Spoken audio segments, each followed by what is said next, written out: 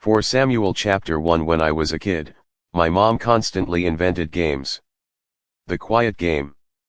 The who can make their cookie last longer game. A perennial favorite, the marshmallow game involved eating marshmallows while wearing puffy Goodwill jackets indoors, to avoid turning on the heat. The flashlight game was what we played when the electricity went out. We never walked anywhere, we raced. The floor was nearly always lava. The primary purpose of pillows was building forts. Our longest lasting game was called I Have a Secret, because my mom said that everyone should always have at least one. Some days she guessed mine. Some days she didn't. We played every week, right up until I was 15, and one of her secrets landed her in the hospital. The next thing I knew, she was gone. Your move, princess. A gravelly voice dragged me back to the present. I don't have all day. Not a princess, I retorted, sliding one of my knights into place. Your move, old man. Harry scowled at me. I didn't know how old he was, really, and I had no idea how he'd come to be homeless and living in the park where we played chess each morning. I did know that he was a formidable opponent. You, he grumbled, eyeing the board, are a horrible person. 3 moves later, I had him. Checkmate. You know what that means, Harry. He gave me a dirty look. I have to let you buy me breakfast. Those were the terms of our long-standing bet. When I won, he couldn't turn down the free meal. To my credit, I only gloated a little. It's good to be queen. I made it to school on time, but barely. I had a habit of cutting things close. I walked the same tightrope with my grades. How little effort could I put in and still get an A? I wasn't lazy. I was practical. Picking up an extra shift was worth trading a 98 for a 92. I was in the middle of drafting an English paper in Spanish class when I was called to the office. Girls like me were supposed to be invisible.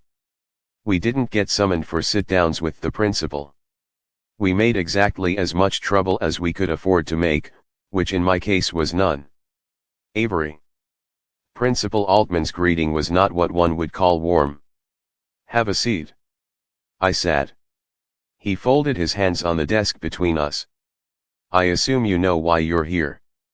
Unless this was about the weekly poker game I'd been running in the parking lot to finance Harry's breakfasts and sometimes my own, I had no idea what I'd done to draw the administration's attention. Sorry, I said, trying to sound sufficiently meek, but I don't. Principal Altman let me sit with my response for a moment, then presented me with a stapled packet of paper. This is the physics test you took yesterday. Okay, I said. That wasn't the response he was looking for, but it was all I had. For once, I'd actually studied. I couldn't imagine I'd done badly enough to merit intervention. Mr. Yates graded the tests, Avery. Yours was the only perfect score. Great, I said, in a deliberate effort to keep myself from saying okay again. Not great, young lady. Mr. Yates intentionally creates exams that challenge the abilities of his students. In 20 years, he's never given a perfect score. Do you see the problem? I couldn't quite bite back my instinctive reply. A teacher who designs tests most of his students can't pass. Mr. Altman narrowed his eyes. You're a good student, Avery. Quite good, given your circumstances. But you don't exactly have a history of setting the curve. That was fair, so why did I feel like he'd gut-punched me? I am not without sympathy for your situation, Principal Altman continued, but I need you to be straight with me here. He locked his eyes onto mine. Were you aware that Mr. Yates keeps copies of all his exams on the cloud? He thought I'd cheated. He was sitting there, staring me down, and I'd never felt less seen. I'd like to help you, Avery.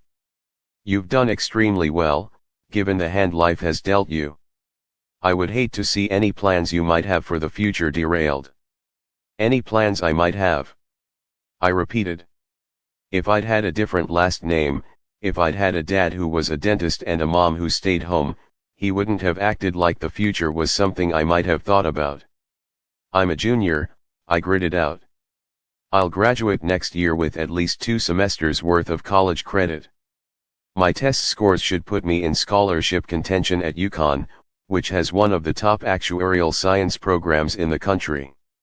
Mr. Altman frowned. Actuarial science. Statistical risk assessment.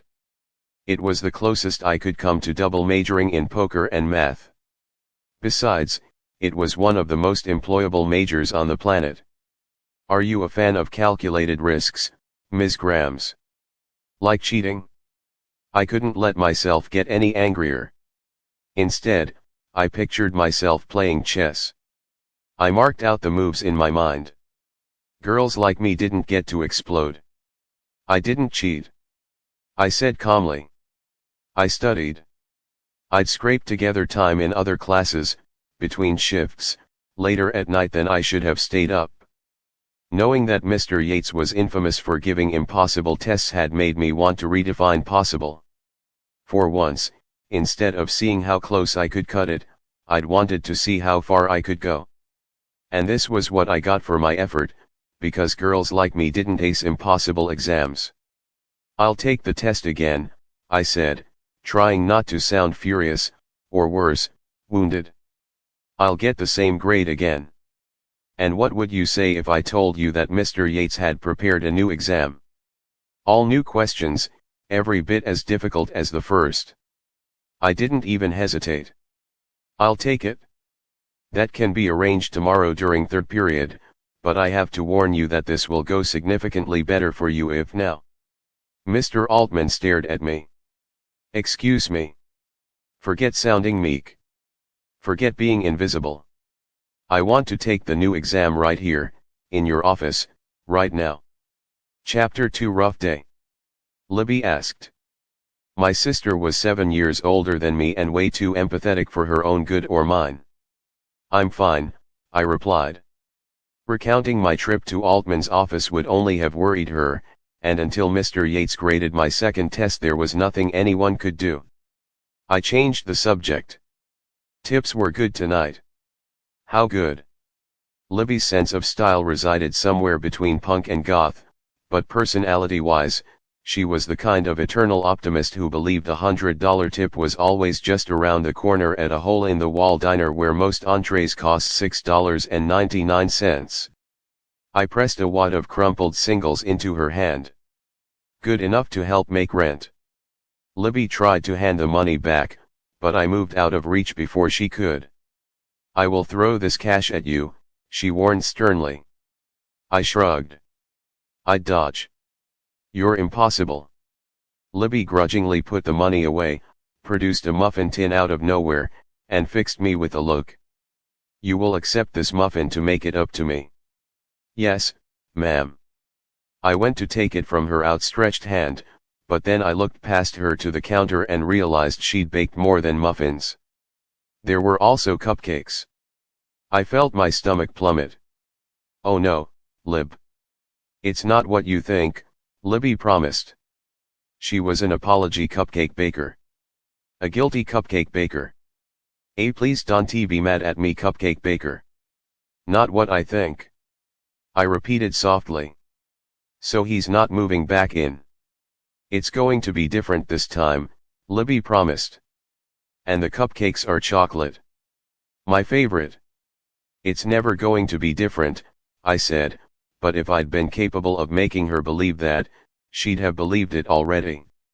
Right on cue, Libby's on again, off again boyfriend who had a fondness for punching walls and extolling his own virtues for not punching Libby strolled in. He snagged a cupcake off the counter and let his gaze rake over me. Hey, jailbait. Drake, Libby said. I'm kidding. Drake smiled. You know I'm kidding, Libby mine. You and your sister just need to learn how to take a joke. 1 minute in, and he was already making us the problem? This is not healthy, I told Libby. He hadn't wanted her to take me in and he'd never stopped punishing her for it. This is not your apartment, Drake shot back. Avery's my sister, Libby insisted. Half-sister, Drake corrected, and then he smiled again. Joking. He wasn't, but he also wasn't wrong. Libby and I shared an absent father, but had different moms. We'd only seen each other once or twice a year growing up. No one had expected her to take custody of me 2 years earlier. She was young. She was barely scraping by. But she was Libby. Loving people was what she did. If Drake's staying here, I told her quietly, then I'm not. Libby picked up a cupcake and cradled it in her hands. I'm doing the best I can, Avery. She was a people pleaser. Drake liked putting her in the middle. He used me to hurt her. I couldn't just wait around for the day he stopped punching walls. If you need me, I told Libby, I'll be living in my car. Chapter 3 My ancient Pontiac was a piece of junk, but at least the heater worked. Mostly. I parked at the diner, around the back, where no one would see me. Libby texted, but I couldn't bring myself to text back, so I ended up just staring at my phone instead. The screen was cracked. My data plan was practically non-existent, so I couldn't go online, but I did have unlimited texts. Besides Libby, there was exactly one person in my life worth texting. I kept my message to Max short and sweet, you know who is back. There was no immediate response. Max's parents were big on phone-free time and confiscated hers frequently. They were also infamous for intermittently monitoring her messages, which was why I hadn't named Drake and wouldn't type a word about where I was spending the night. Neither the Liu family nor my social worker needed to know that I wasn't where I was supposed to be. Setting my phone down, I glanced at my backpack in the passenger seat, but decided that the rest of my homework could wait for morning. I laid my seat back and closed my eyes but couldn't sleep, so I reached into the glove box and retrieved the only thing of value that my mother had left me, a stack of postcards. Dozens of them. Dozens of places we'd planned to go together. Hawaii, New Zealand, Machu Picchu. Staring at each of the pictures in turn, I imagined myself anywhere but here. Tokyo, Bali, Greece. I wasn't sure how long I'd been lost in thought when my phone beeped.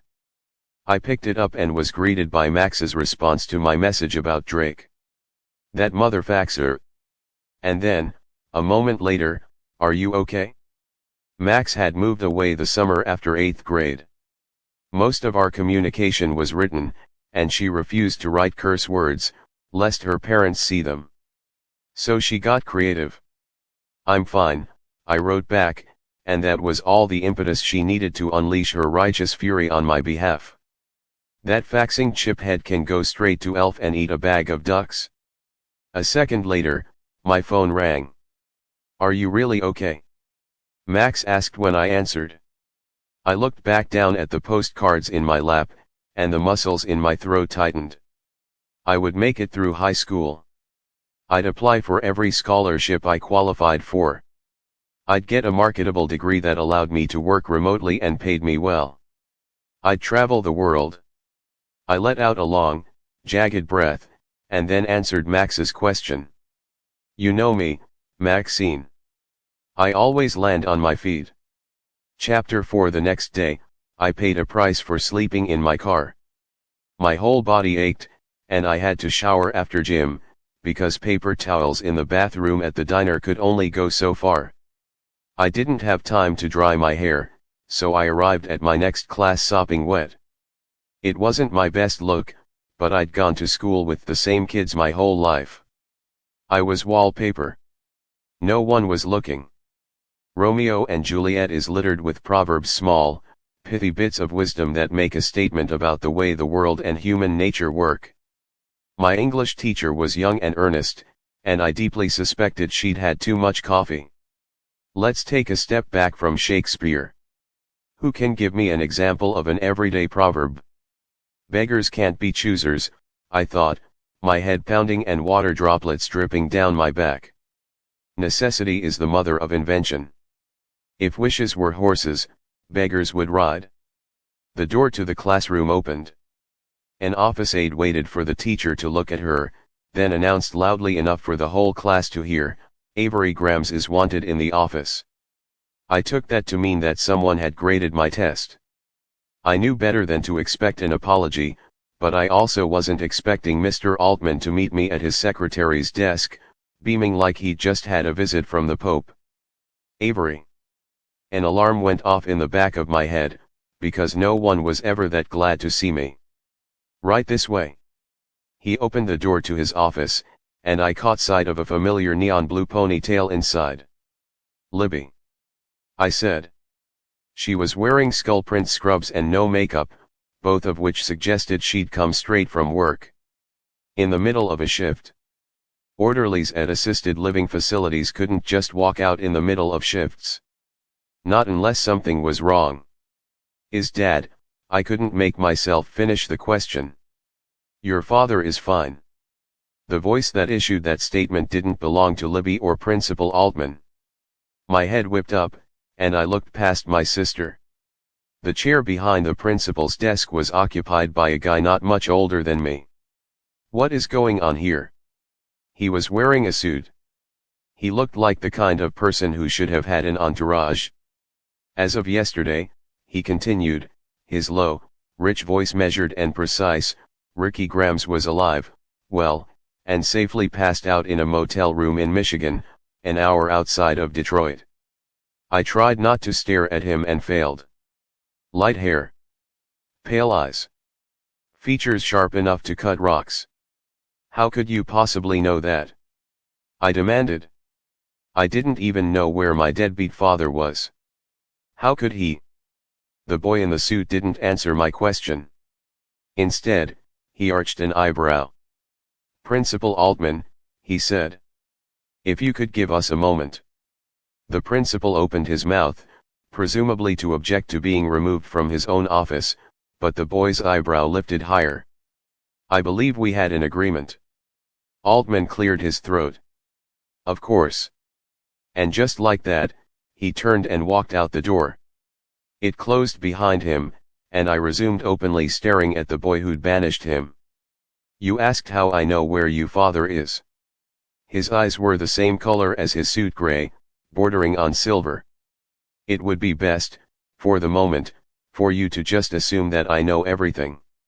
His voice would have been pleasant to listen to if it weren't for the words. "A guy who thinks he knows everything," I muttered. "That's new."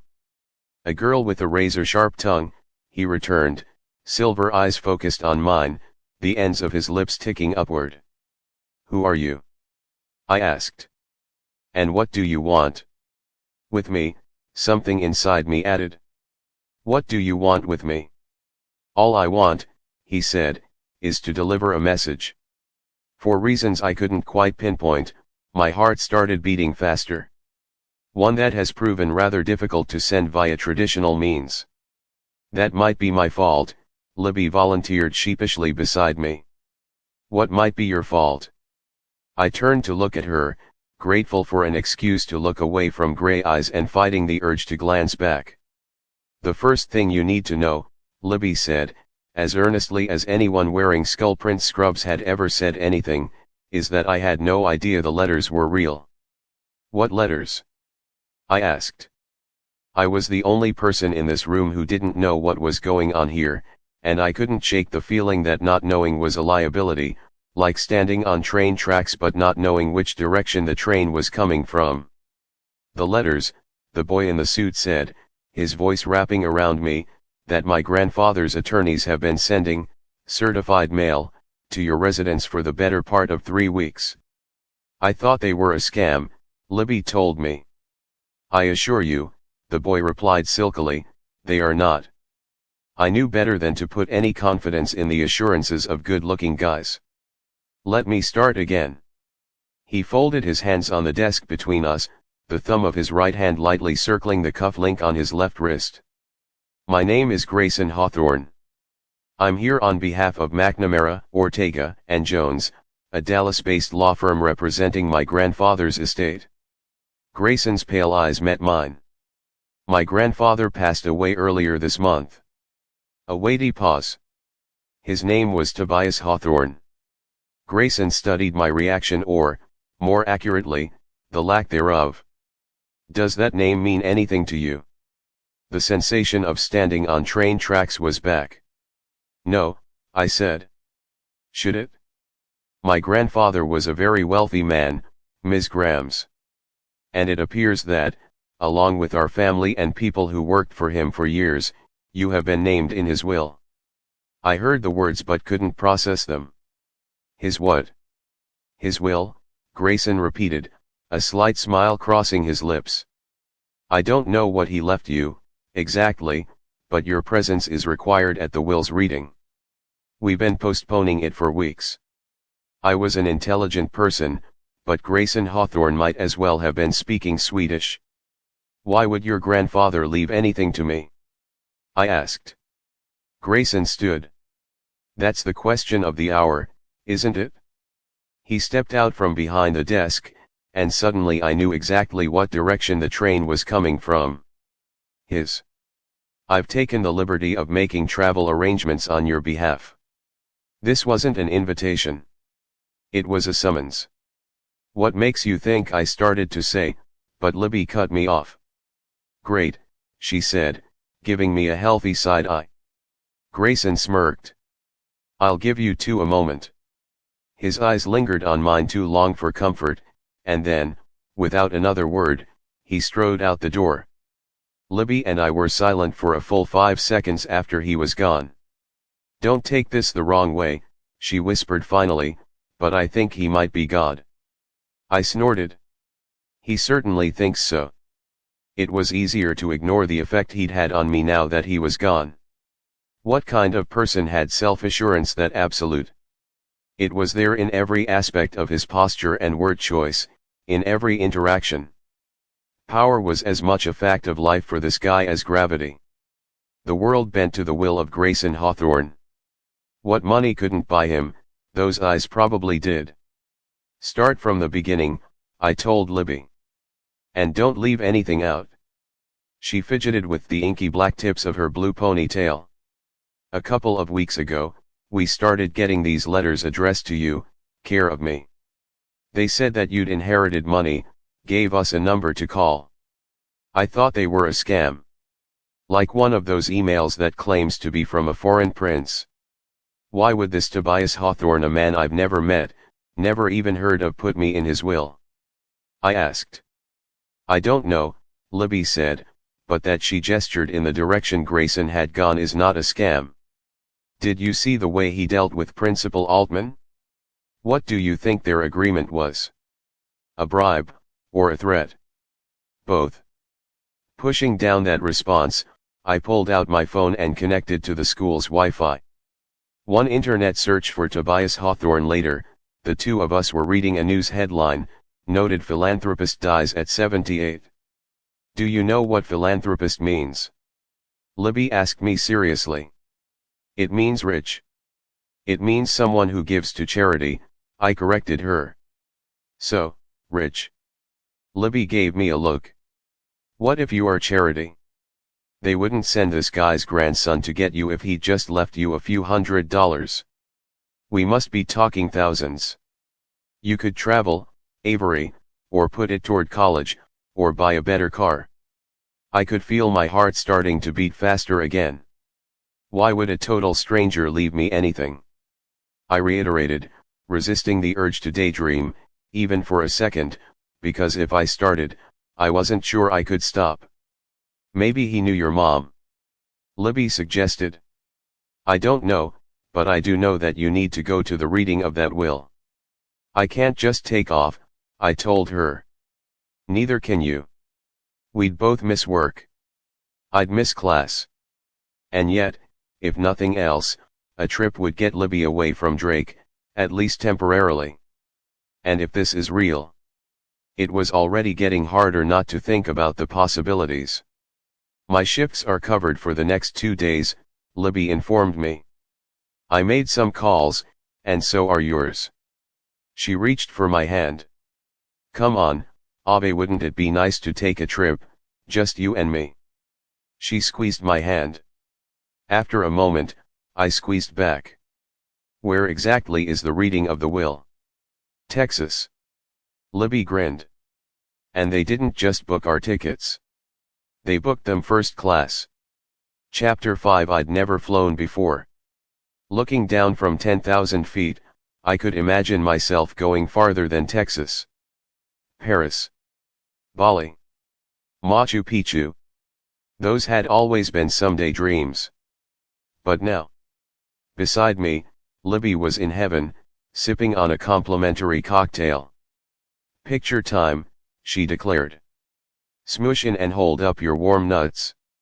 On the other side of the aisle, a lady shot Libby a disapproving look.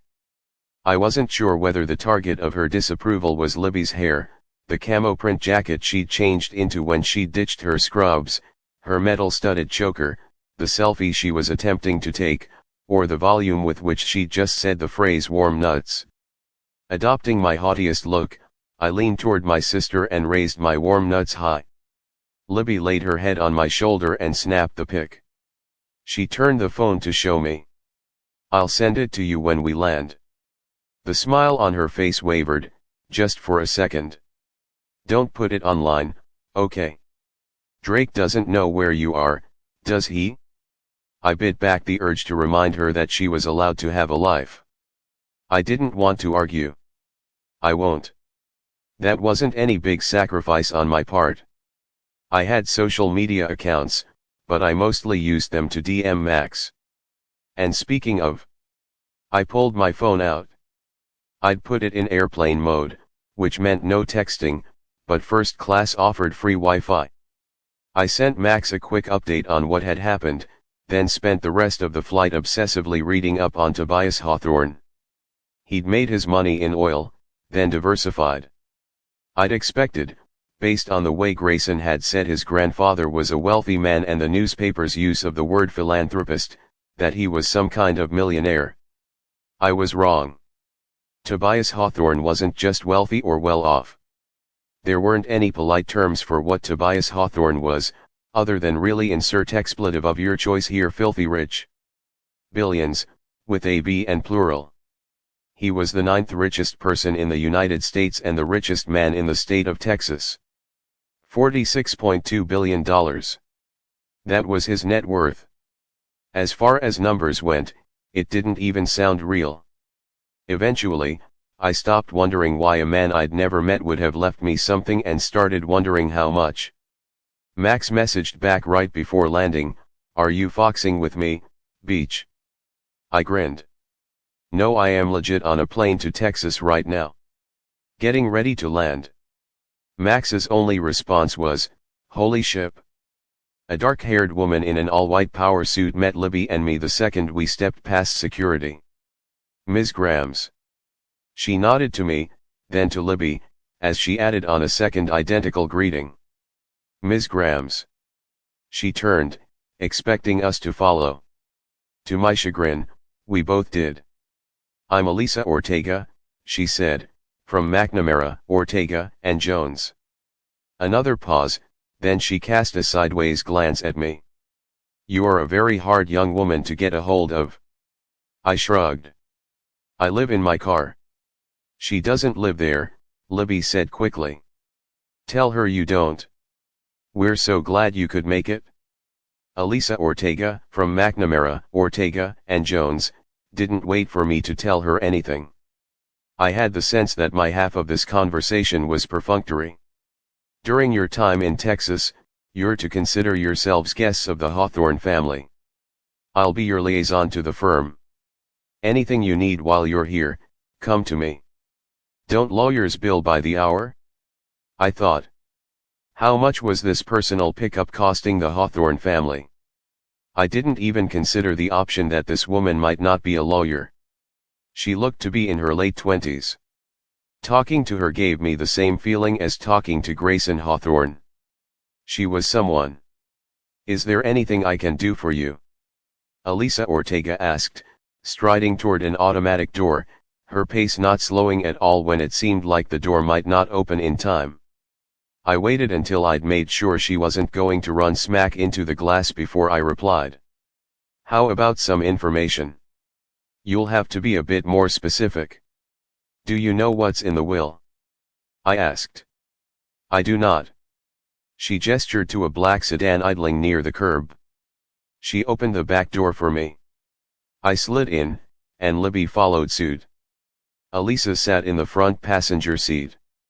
The driver's seat was already occupied. I tried to see the driver but couldn't make out much of his face. You'll find out what's in the will soon enough, Elisa said, the words as crisp and neat as that dare the devil to ruin it white suit. We all will. The reading is scheduled for shortly after your arrival at Hawthorne House. Not the Hawthorne's house. Just Hawthorne House, like it was some kind of English manor, complete with a name. Is that where we'll be staying? Libby asked. Hawthorne House. Our return tickets had been booked for tomorrow. We'd packed for an overnight. You'll have your pick of bedrooms, Elisa assured us. Mr. Hawthorne bought the land the house is built on more than 50 years ago and spent every one of those years adding on to the architectural marvel he built there. I've lost track of the total number of bedrooms, but it's upward of 30. Hawthorne House is quite something. That was the most information we'd gotten out of her yet. I pressed my luck. I'm guessing Mr. Hawthorne was quite something, too. Good guess, Elisa said. She glanced back at me. Mr. Hawthorne was fond of good guessers? An eerie feeling washed over me then, almost like a premonition. Is that why he chose me? How well did you know him? Libby asked beside me. My father has been Tobias Hawthorne's attorney since before I was born. Elisa Ortega wasn't power talking now. Her voice was soft. I spent a lot of time at Hawthorne House growing up. He wasn't just a client to her, I thought. Do you have any idea why I'm here? I asked. Why he'd leave me anything at all? Are you the world-saving type? Elisa asked, like that was a perfectly ordinary question. No. I guessed. Ever had your life ruined by someone with the last name Hawthorne? Elisa continued. I stared at her, then managed to answer more confidently this time. No, Elisa smiled, but it didn't quite reach her eyes. Lucky you. Chapter 6. Hawthorne House sat on a hill. Massive. Sprawling. It looked like a castle more suited to royalty than ranch country. There were a half-dozen cars parked out front and one beat-up motorcycle that looked like it should be dismantled and sold for parts. Elisa eyed the bike. Looks like Nash made it home. Nash? Libby asked. The oldest Hawthorne grandson, Elisa replied, tearing her gaze from the motorcycle and staring up at the castle. There are 4 of them total. 4 grandsons. I couldn't keep my mind from going back to the one Hawthorne I'd already met. Grayson. The perfectly tailored suit. The silvery gray eyes. The arrogance in the way he'd told me to assume he knew everything. Elisa gave me a knowing look. Take it from someone who's both been there and done that. Never lose your heart to a Hawthorne. Don't worry, I told her, as annoyed with her assumption as I was with the fact that she'd been able to see any trace of my thoughts on my face. I keep mine under lock and key. The foyer was bigger than some houses, easily 1,000 square feet, like the person who had built it was afraid that the entryway might have to double as a place to host balls. Stone archways lined the foyer on either side, and the room stretched up 2 stories to an ornate ceiling, elaborately carved from wood. Even just looking up took my breath away. You've arrived. A familiar voice drew my attention back down to earth. And right on time. I trust there were no problems with your flight. Grayson Hawthorne was wearing a different suit now. This one was black and so were his shirt and his tie. You. Elisa greeted him with a steely-eyed look. I take it I'm not forgiven for interfering? Grayson asked. You're 19, Elisa retorted. Would it kill you to act like it? It might. Grayson flashed his teeth in a smile. And you're welcome. It took me a second to realize that by interfering, Grayson meant coming to fetch me. Ladies, he said, may I take your coats? I'll keep mine, I replied, feeling contrary and like an extra layer between me and the rest of the world couldn't hurt. And yours? Grayson asked Libby smoothly. Still agog at the foyer, Libby shed her coat and handed it to him. Grayson walked underneath one of the stone arches. On the other side, there was a corridor. Small square panels lined the wall. Grayson laid a hand on one panel and pushed. He turned his hand 90 degrees, pushed in the next panel, and then, in a motion too fast for me to decode, hit at least 2 others. I heard a pop, and a door appeared, separating itself from the rest of the wall as it swung open. What the? I started to say. Grayson reached in and pulled out a hanger. Coat closet. That wasn't an explanation. It was a label, like this was any old coat closet in any old house. Elisa took that as her cue to leave us in Grayson's capable hands, and I tried to summon up a response that wasn't just standing there with my mouth open like a fish.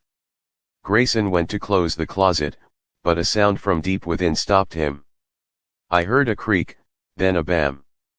There was a shuffling sound back behind the coats, and then a figure in shadow pushed through them and stepped out into the light. A boy, maybe my age, maybe a little younger. He was wearing a suit, but that was where the similarities with Grayson ended. This boy's suit was rumpled, like he'd taken a nap in it or 20. The jacket wasn't buttoned. The tie lying around his neck wasn't tied. He was tall but had a baby face and a mop of dark, curly hair. His eyes were light brown and so was his skin. Am I late? He asked Grayson. One might suggest that you direct that query toward your watch. Is Jameson here yet? The dark-haired boy amended his question. Grayson stiffened. No, the other boy grinned. Then I'm not late. He looked past Grayson, to Libby, and me. And these must be our guests. How rude of Grayson not to introduce us. A muscle in Grayson's jaw twitched. Avery Grams, he said formally, and her sister, Libby. Ladies, this is my brother, Alexander. For a moment, it seemed like Grayson might leave it there, but then came the eyebrow arch. Xander is the baby of the family. I'm the handsome one, Xander corrected. I know what you're thinking. This serious bugger beside me can really fill out an Armani suit. But, I ask you, can he jolt the universe on and up to 10 with his smile, like a young Mary Tyler Moore incarnate in the body of a multiracial James Dean? Xander seemed to have only one mode of speaking, fast. No, he answered his own question. No, he cannot. He finally stopped talking long enough for someone else to speak. It's nice to meet you, Libby managed. Spend a lot of time in coat closets? I asked. Xander dusted his hands off on his pants. Secret passage, he said, then attempted to dust off his pant legs with his hands. This place is full of them. Chapter 7. My fingers itched to pull out my phone and start taking pictures, but I resisted. Libby had no such compunctions. Mademoiselle, Xander sidestepped to block one of Libby's shots. May I ask, what are your feelings on roller coasters? I thought Libby's eyes might actually pop out of her head. This place has a roller coaster. Xander grinned. Not exactly. The next thing I knew, the baby of the Hawthorne family, who was 6'3" if he was an inch, was pulling my sister toward the back of the foyer. I was dumbfounded. How can a house not exactly have a roller coaster? Beside me, Grayson snorted. I caught him looking at me and narrowed my eyes. What? Nothing, Grayson said, the tilt of his lips suggesting otherwise. It's just, you have a very expressive face. No, I didn't. Libby was always saying that I was hard to read. My poker face had single-handedly been funding Harry's breakfasts for months. I wasn't expressive. There was nothing remarkable about my face. I apologize for Xander, Grayson commented. He tends not to buy into such antiquated notions as thinking before one speaks and sitting still for more than 3 consecutive seconds. He looked down. He's the best of us, even on his worst days. Ms. Ortega said there were 4 of you. I couldn't help myself. I wanted to know more about this family. About him. 4 grandsons, I mean. I have 3 brothers, Grayson told me. Same mother, different fathers. Our Aunt Zara doesn't have any children. He looked past me. And on the topic of my relations, I feel as though I should issue a second apology, in advance. Gray, darling. A woman swept up to us in a swirl of fabric and motion. Once her flowy shirt had settled around her, I tried to peg her age. Older than 30, younger than 50. Beyond that, I couldn't tell. They're ready for us in the great room, she told Grayson. Or they will be shortly. Where's your brother? Specificity, mother. The woman rolled her eyes. Don't you mother me, Grayson Hawthorne. She turned to me.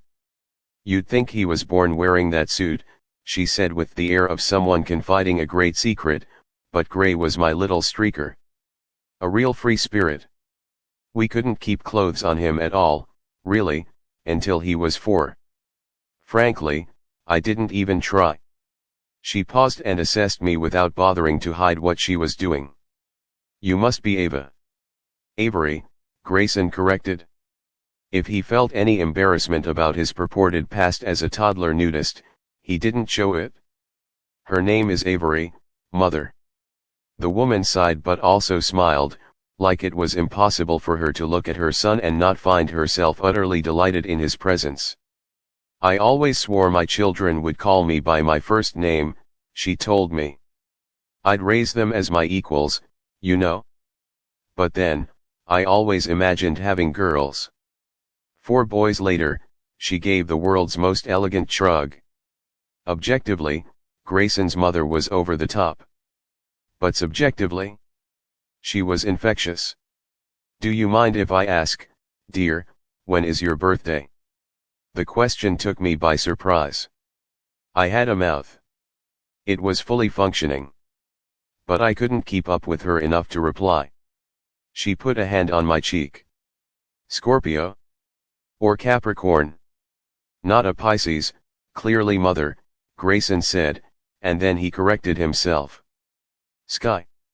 It took me a moment to realize that must be her first name, and that he'd used it to humor her in an attempt to get her to stop astrologically cross-examining me. Grayson's a good boy, Sky told me. Too good. Then she winked at me. We'll talk. I doubt Ms. Graham's plans to stay long enough for a fireside chat or a tarot reading. A second woman, Sky's age, or a little older, inserted herself into our conversation. If Sky was flowy fabric and oversharing, this woman was pencil skirts and pearls. I'm Zara Hawthorne Caligaris. She eyed me, the expression on her face as austere as her name.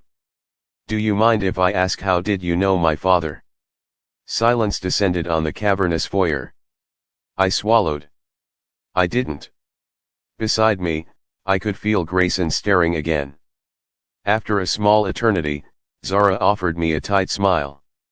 Well, we appreciate your presence. It's been a trying time these past few weeks, as I'm sure you can imagine. These past few weeks, I filled in, when no one could get a hold of me. Zara. A man with slicked back hair interrupted us, slipping an arm around her waist. Mr. Ortega would like a word. The man, who I took to be Zara's husband, didn't spare so much as a glance for me. Sky made up for it and then some. My sister has words with people, she commented. I have conversations. Lovely conversations. Quite frankly, that's how I ended up with 4 sons. Wonderful, intimate conversations with 4 fascinating men. I will pay you to stop right there, Grayson said, a pained expression on his face. Sky patted her son's cheek. Bribe. Threaten. Buy out. You couldn't be more Hawthorne, darling, if you tried. She gave me a knowing smile. That's why we call him the heir apparent. There was something in Sky's voice, Something about Grayson's expression when his mother said the phrase heir apparent, that made me think I had greatly underestimated just how much the Hawthorne family wanted that will read. They don't know what's in the will, either. I suddenly felt like I'd stepped into an arena, utterly unaware of the rules of the game. Now, Sky said, looping one arm around me and one around Grayson, why don't we make our way to the great room? Chapter 8. The great room was 2/3 the size of the foyer. An enormous stone fireplace stood at the front. There were gargoyles carved into the sides of the fireplace. Literal gargoyles. Grayson deposited Libby and me into wing-back chairs and then excused himself to the front of the room, where 3 older gentlemen in suits stood, talking to Zara and her husband. The lawyers, I realized. After another few minutes, Elisa joined them, and I took stock of the other occupants of the room. A white couple, older, in their 60s at least. A black man, 40s, with a military bearing, who stood with his back to a wall and maintained a clear line of sight to both exits. Xander, with what was clearly another Hawthorne brother by his side. This one was older, mid-20s. He needed a haircut and had paired his suit with cowboy boots that, like the motorcycle outside, had seen better days. Nash, I thought, recalling the name that Elisa had provided. Finally, an ancient woman joined the fray. Nash offered her an arm, but she took Xander's instead. He led her straight to Libby and me. This is Nan, he told us. The woman. The legend. Get on with you. She swatted his arm. I'm this rascal's great-grandmother. Nan settled, with no small difficulty, into the open seat beside me. Older than dirt and twice as mean. She's a softie, Xander assured me cheerfully. And I'm her favorite. You are not my favorite, Nan grumbled. I'm everyone's favorite. Xander grinned. Far too much like that incorrigible grandfather of yours, Nan grunted. She closed her eyes, and I saw her hands shake slightly. Awful man. There was a tenderness there. Was Mr. Hawthorne your son? Libby asked gently. She worked with the elderly, and she was a good listener. Nan welcomed the opportunity to snort again. Son-in-law. He was also her favorite, Xander clarified. There was something poignant in the way he said it. This wasn't a funeral. They must have laid the man to rest weeks earlier, but I knew grief, could feel it, could practically smell it. Are you all right, Ave? Libby asked beside me. I thought back to Grayson telling me how expressive my face was. Better to think about Grayson Hawthorne than funerals and grieving. I'm fine, I told Libby. But I wasn't. Even after 2 years, missing my mom could hit me like a tsunami. I'm going to step outside, I said, forcing a smile. I just need some air. Zara's husband stopped me on my way out. Where are you going? We're about to start. He locked a hand over my elbow. I wrenched my arm out of his grasp. I didn't care who these people were. No one got to lay hands on me. I was told there are 4 Hawthorne grandsons, I said, my voice steely. By my count, you're still down by 1. I'll be back in a minute. You won't even notice I'm gone. I ended up in the backyard instead of the front, if you could even call it a yard. The grounds were immaculately kept. There was a fountain. A statue garden. A greenhouse. And stretching into the distance, as far as I could see, land. Some of it was treed. Some was open. But it was easy enough, standing there and looking out, to imagine that a person who walked off to the horizon might never make their way back. If yes is no and once is never, then how many sides does a triangle have? The question came from above me. I looked up and saw a boy sitting on the edge of a balcony overhead, balanced precariously on a wrought iron railing. Drunk. You're going to fall, I told him. He smirked. An interesting proposition. That wasn't a proposition, I said. He offered me a lazy grin. There's no shame in propositioning a Hawthorne.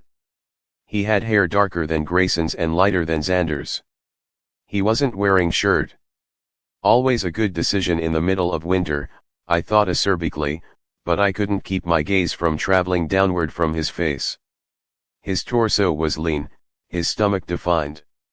He had a long, thin scar that ran from collarbone to hip. "You must be Mystery Girl," he said.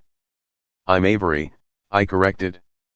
I'd come out here to get away from the Hawthorns and their grief.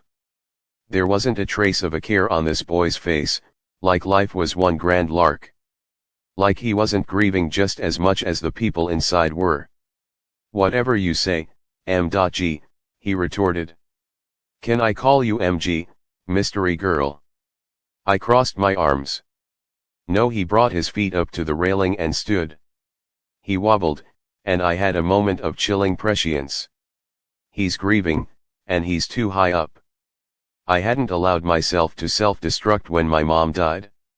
That didn't mean I hadn't felt the call. He shifted his weight to one foot and held the other out. "Don't." Before I could say anything else, the boy twisted and grabbed the railing with his hands, holding himself vertical, feet in the air. I could see the muscles in his back tensing, rippling over his shoulder blades, as he lowered himself, and dropped. He landed right beside me. "You shouldn't be out here, M.G. I wasn't the shirtless one who just jumped off a balcony. Neither should you." I wondered if he could tell how fast my heart was beating. I wondered if his was racing at all. If I do what I should know more often than I say what I shouldn't, his lips twisted, then what does that make me? Jameson Hawthorne, I thought. Up close, I could make out the color of his eyes, a dark, fathomless green. "What," he repeated intently, "does that make me?" I stopped looking at his eyes. And his abs. And his haphazardly gelled hair. "Drunk," I said, and then, because I could sense an annoying comeback coming, I added two more words. "And two." "What?" Jameson Hawthorne said. "The answer to your first riddle," I told him. "If yes is no and once is never, then the number of sides a triangle has, is, 2. I drew out my reply, not bothering to explain how I'd arrived at my answer. "Touché, M.G." Jameson ambled past me, brushing his bare arm lightly over mine as he did. Touché. Chapter 9. I stayed out back a few minutes longer. Nothing about this day felt real. And tomorrow, I'd go back to Connecticut, a little richer, hopefully, and with a story to tell, and I'd probably never see any of the Hawthorns again. I'd never have a view like this again. By the time I returned to the great room, Jameson Hawthorne had miraculously managed to find a shirt and a suit jacket. He smiled in my direction and gave a little salute. Beside him, Grayson stiffened, his jaw muscles tensing. "Now that everyone is here," one of the lawyers said, "let's get started." The three lawyers stood in triangle formation. The one who'd spoken shared Elisa's dark hair, brown skin, and self-assured expression. I assumed he was the Ortega in McNamara, Ortega, and Jones. The other two, presumably Jones and McNamara, stood to either side. Since when does it take 4 lawyers to read a will? I thought. "You are here," Mr. Ortega said, projecting his voice to the corners of the room, "to hear the last will and testament of Tobias Tattersall Hawthorne. Per Mr. Hawthorne's instructions, my colleagues will now distribute letters he has left for each of you." The other men began to make the rounds of the room, handing out envelopes one by one. "You may open these letters when the reading is concluded." I was handed an envelope. My full name was written in calligraphy on the front. Beside me, Libby looked up at the lawyer, but he passed over her and went on delivering envelopes to the other occupants of the room. Mr. Hawthorne stipulated that all of the following individuals must be physically present for the reading of this will: Sky Hawthorne, Zara Hawthorne Caligaris, Nash Hawthorne, Grayson Hawthorne, Jameson Hawthorne, Alexander Hawthorne, and Ms. Avery Kylie Grams of Newcastle, Connecticut. I felt about as conspicuous as I would have if I'd looked down and discovered that I wasn't wearing clothes. Since you are all here, Mr. Ortega continued, we may begin. Beside me, Libby slipped her hand into mine. I, Tobias Tattersall Hawthorne, Mr. Ortega Reed, being of sound body and mind, decree that my worldly possessions, including all monetary and physical assets, be disposed of as follows.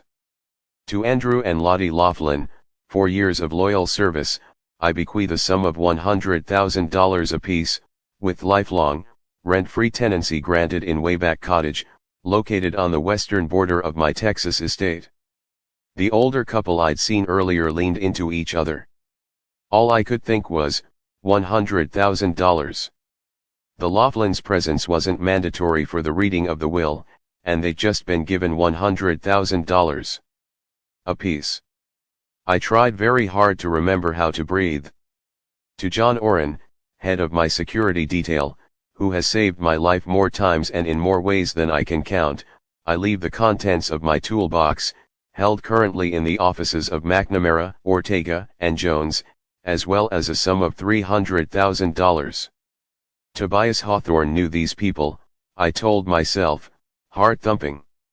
They worked for him. They mattered to him. I'm nothing.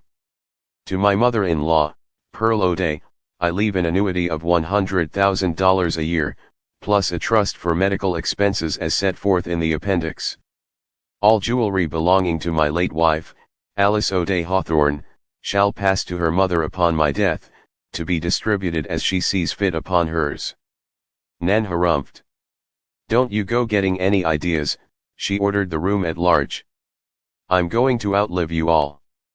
Mr. Ortega smiled, but then that smile faltered. 2, he paused and then tried again. To my daughters, Zara Hawthorne Caligaris and Sky Hawthorne, I leave the funds necessary to pay off all debts accrued as of the date and time of my death. Mr. Ortega paused again, his lips pushing themselves together.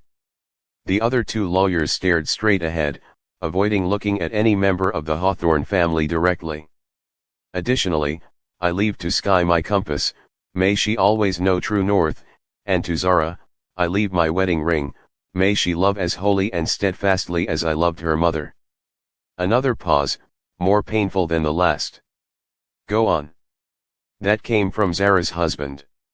To each of my daughters, Mr. Ortega read slowly, beyond that already stated, I leave a one-time inheritance of $50,000. $50,000. I'd no sooner thought those words than Zara's husband echoed them out loud, irate. Tobias Hawthorne left his daughters less than he left his security detail. Suddenly, Sky's reference to Grayson as the heir apparent took on a whole new meaning. You did this. Zara turned towards Sky. She didn't raise her voice, but it was deadly all the same. Me. Sky said, indignant.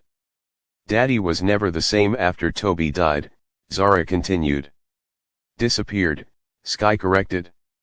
God, listen to you. Zara lost her hold on her tone. You got in his head, didn't you, Sky? Batted your eyelashes and convinced him to bypass us and leave everything to your sons. Sky's voice was crisp. The word you're looking for is sons. The word she's looking for is bastards. Nash Hawthorne had the thickest Texas accent of anyone in the room. Not like we haven't heard it before. If I'd had a son, Zara's voice caught. But you didn't. Sky let that sink in. Did you, Zara? Enough. Zara's husband stepped in. We will sort this out. I'm afraid there's nothing to be sorted. Mr. Ortega re-entered the fray.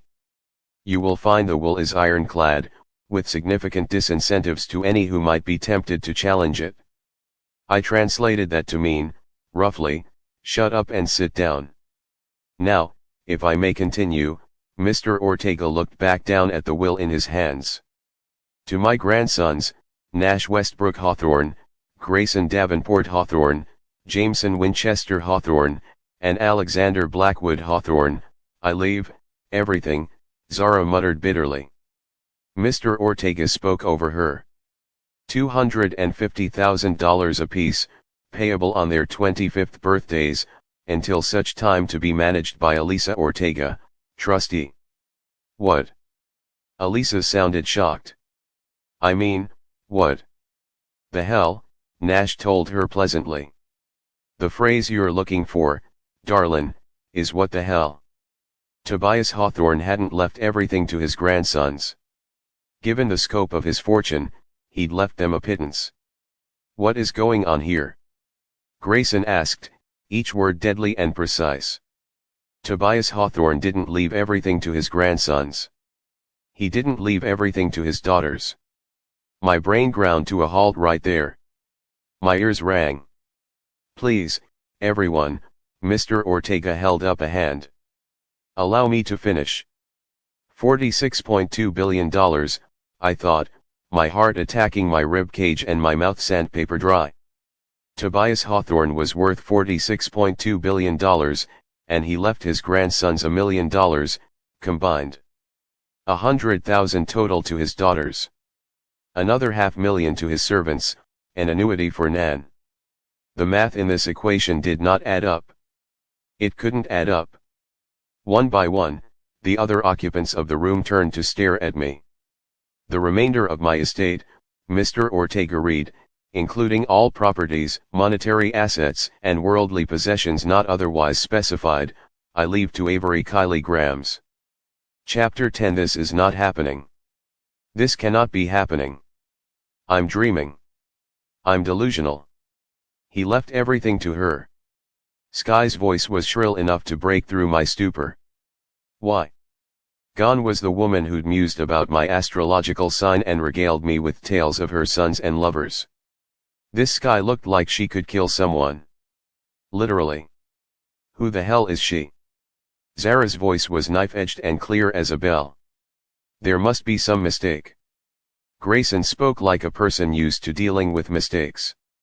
Bribe, threaten, buy out, I thought.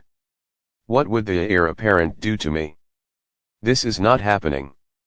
I felt that with every beat of my heart, every breath in, every breath out. This cannot be happening. He's right. My words came out in a whisper, lost to voices being raised all around me. I tried again, louder. Grayson's right. Head started turning in my direction. There must be some mistake. My voice was hoarse. I felt like I'd just jumped out of a plane. Like I was skydiving and waiting for my chute to open. This is not real. It can't be. Avery. Libby nudged me in the ribs, clearly telegraphing that I should shut up and stop talking about mistakes. But there was no way. There had to have been some kind of mix-up. A man I'd never met hadn't just left me a multi-billion-dollar fortune. Things like that didn't happen, period. You see. Sky latched onto what I'd said. Even Ava agrees this is ridiculous. This time, I was pretty sure she'd gotten my name wrong on purpose. The remainder of my estate, including all properties, monetary assets, and worldly possessions not otherwise specified, I leave to Avery Kiley Grams. Sky Hawthorne knew my name now. They all did. I assure you, there is no mistake. Mr. Ortega met my gaze, then turned his attention to the others. And I assure the rest of you, Tobias Hawthorne's last will and testament is utterly unbreakable. Since the majority of the remaining details concern only Avery, we'll cease with the dramatics. But let me make one thing very clear, per the terms of the will, any heir who challenges Avery's inheritance will forfeit their share of the estate entirely. Avery's inheritance. I felt dizzy, almost nauseous. It was like someone had snapped their fingers and rewritten the laws of physics, like the coefficient of gravity had changed, and my body was ill-suited to coping. The world was spinning off its axis. No will is that ironclad, Zara's husband said, his voice acidic. Not when there's this kind of money at stake. Spoken, Nash Hawthorne interjected, like someone who didn't really know the old man. Traps upon traps, Jameson murmured. And riddles upon riddles. I could feel his dark green eyes on mine. "I think you should leave," Grayson told me curtly. "Not a request. An order." Technically, Elisa Ortega sounded like she'd just swallowed arsenic. It's her house. Clearly, she really hadn't known what was in the will. She'd been kept in the dark, just like the family. How could Tobias Hawthorne blindside them like this? What kind of person does that to their own flesh and blood? "I don't understand," I said out loud, dizzy and numb, because none of this made any kind of sense. "My daughter is correct." Mr. Ortega kept his tone neutral. "You own it all, Ms. Grams. Not just the fortune, but all of Mr. Hawthorne's properties, including Hawthorne House. Per the terms of your inheritance, which I will gladly go over with you, the current occupants have been granted tenancy unless and until they give you cause for removal." He let those words hang in the air. "Under no circumstances," he continued gravely, his words rife with warning, "can those tenants attempt to remove you." The room was suddenly silent and still. "They're going to kill me. Someone in this room is actually going to kill me." The man I'd pegged as former military strode to stand between me and Tobias Hawthorne's family. He said nothing, crossing his arms over his chest, keeping me behind him and the rest of them in his sight. "Oren." Zara sounded shocked. "You work for this family?" "I worked for Mr. Hawthorne." John Oren paused and held up a piece of paper. It took me a moment to realize that it was his letter.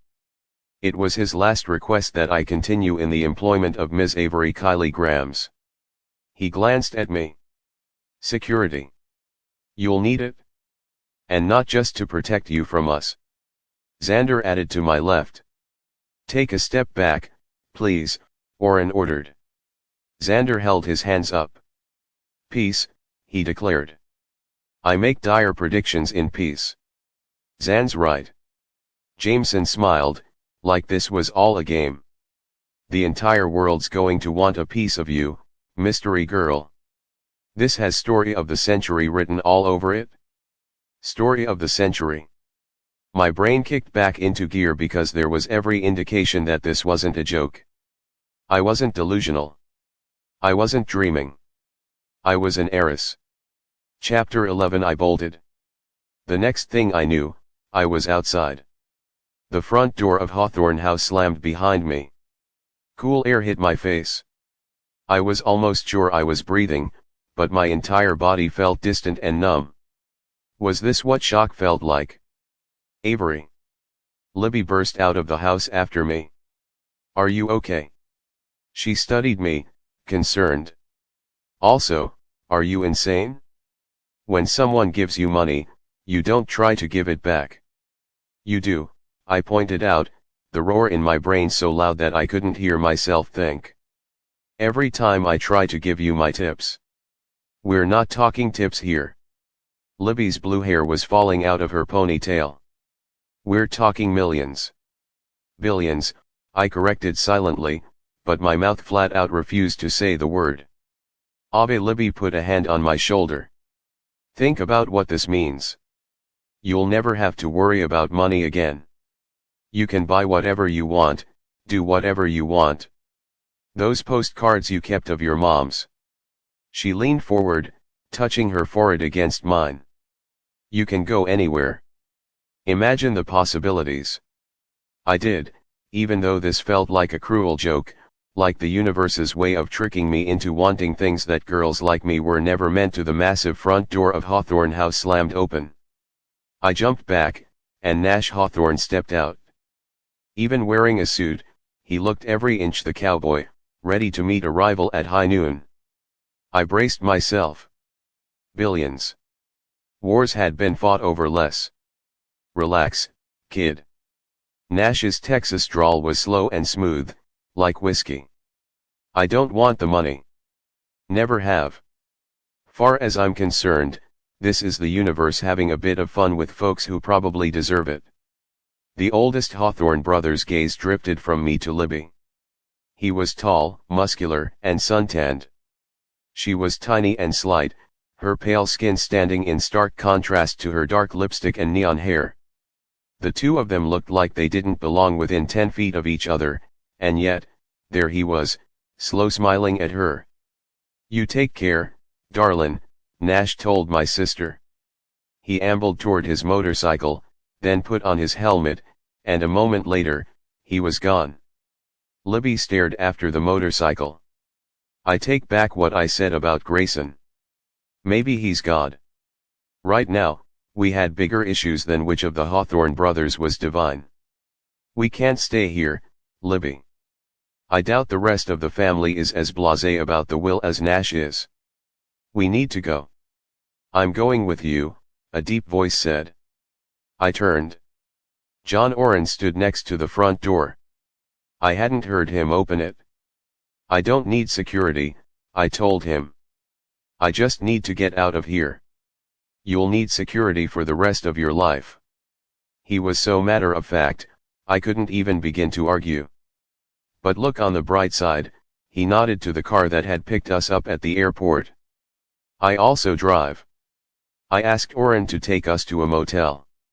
Instead, he drove us to the fanciest hotel I'd ever seen, and he must have taken the scenic route, because Elisa Ortega was waiting for us in the lobby.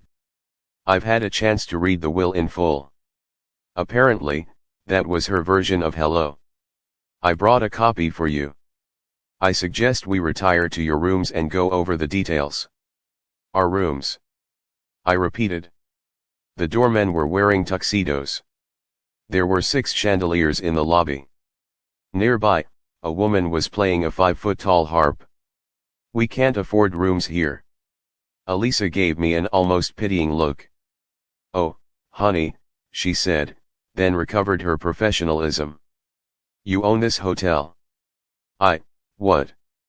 Libby and I were getting who let the rabble in, looks from other patrons just standing in the lobby. I could not possibly own this hotel. Besides which, Elisa continued, the will is now in probate. It may be some time before the money and properties are out of escrow, but in the meantime, McNamara, Ortega, and Jones will be picking up the tab for anything you need. Libby frowned, crinkling her brow. Is that a thing that law firms do? You have probably gathered that Mr. Hawthorne was one of our most important clients, Elisa said delicately. It would be more precise to say that he was our only client. And now, I said, the truth sinking in, that client is me. It took me almost an hour to read and reread and re-reread the will. Tobias Hawthorne had put only one condition on my inheritance.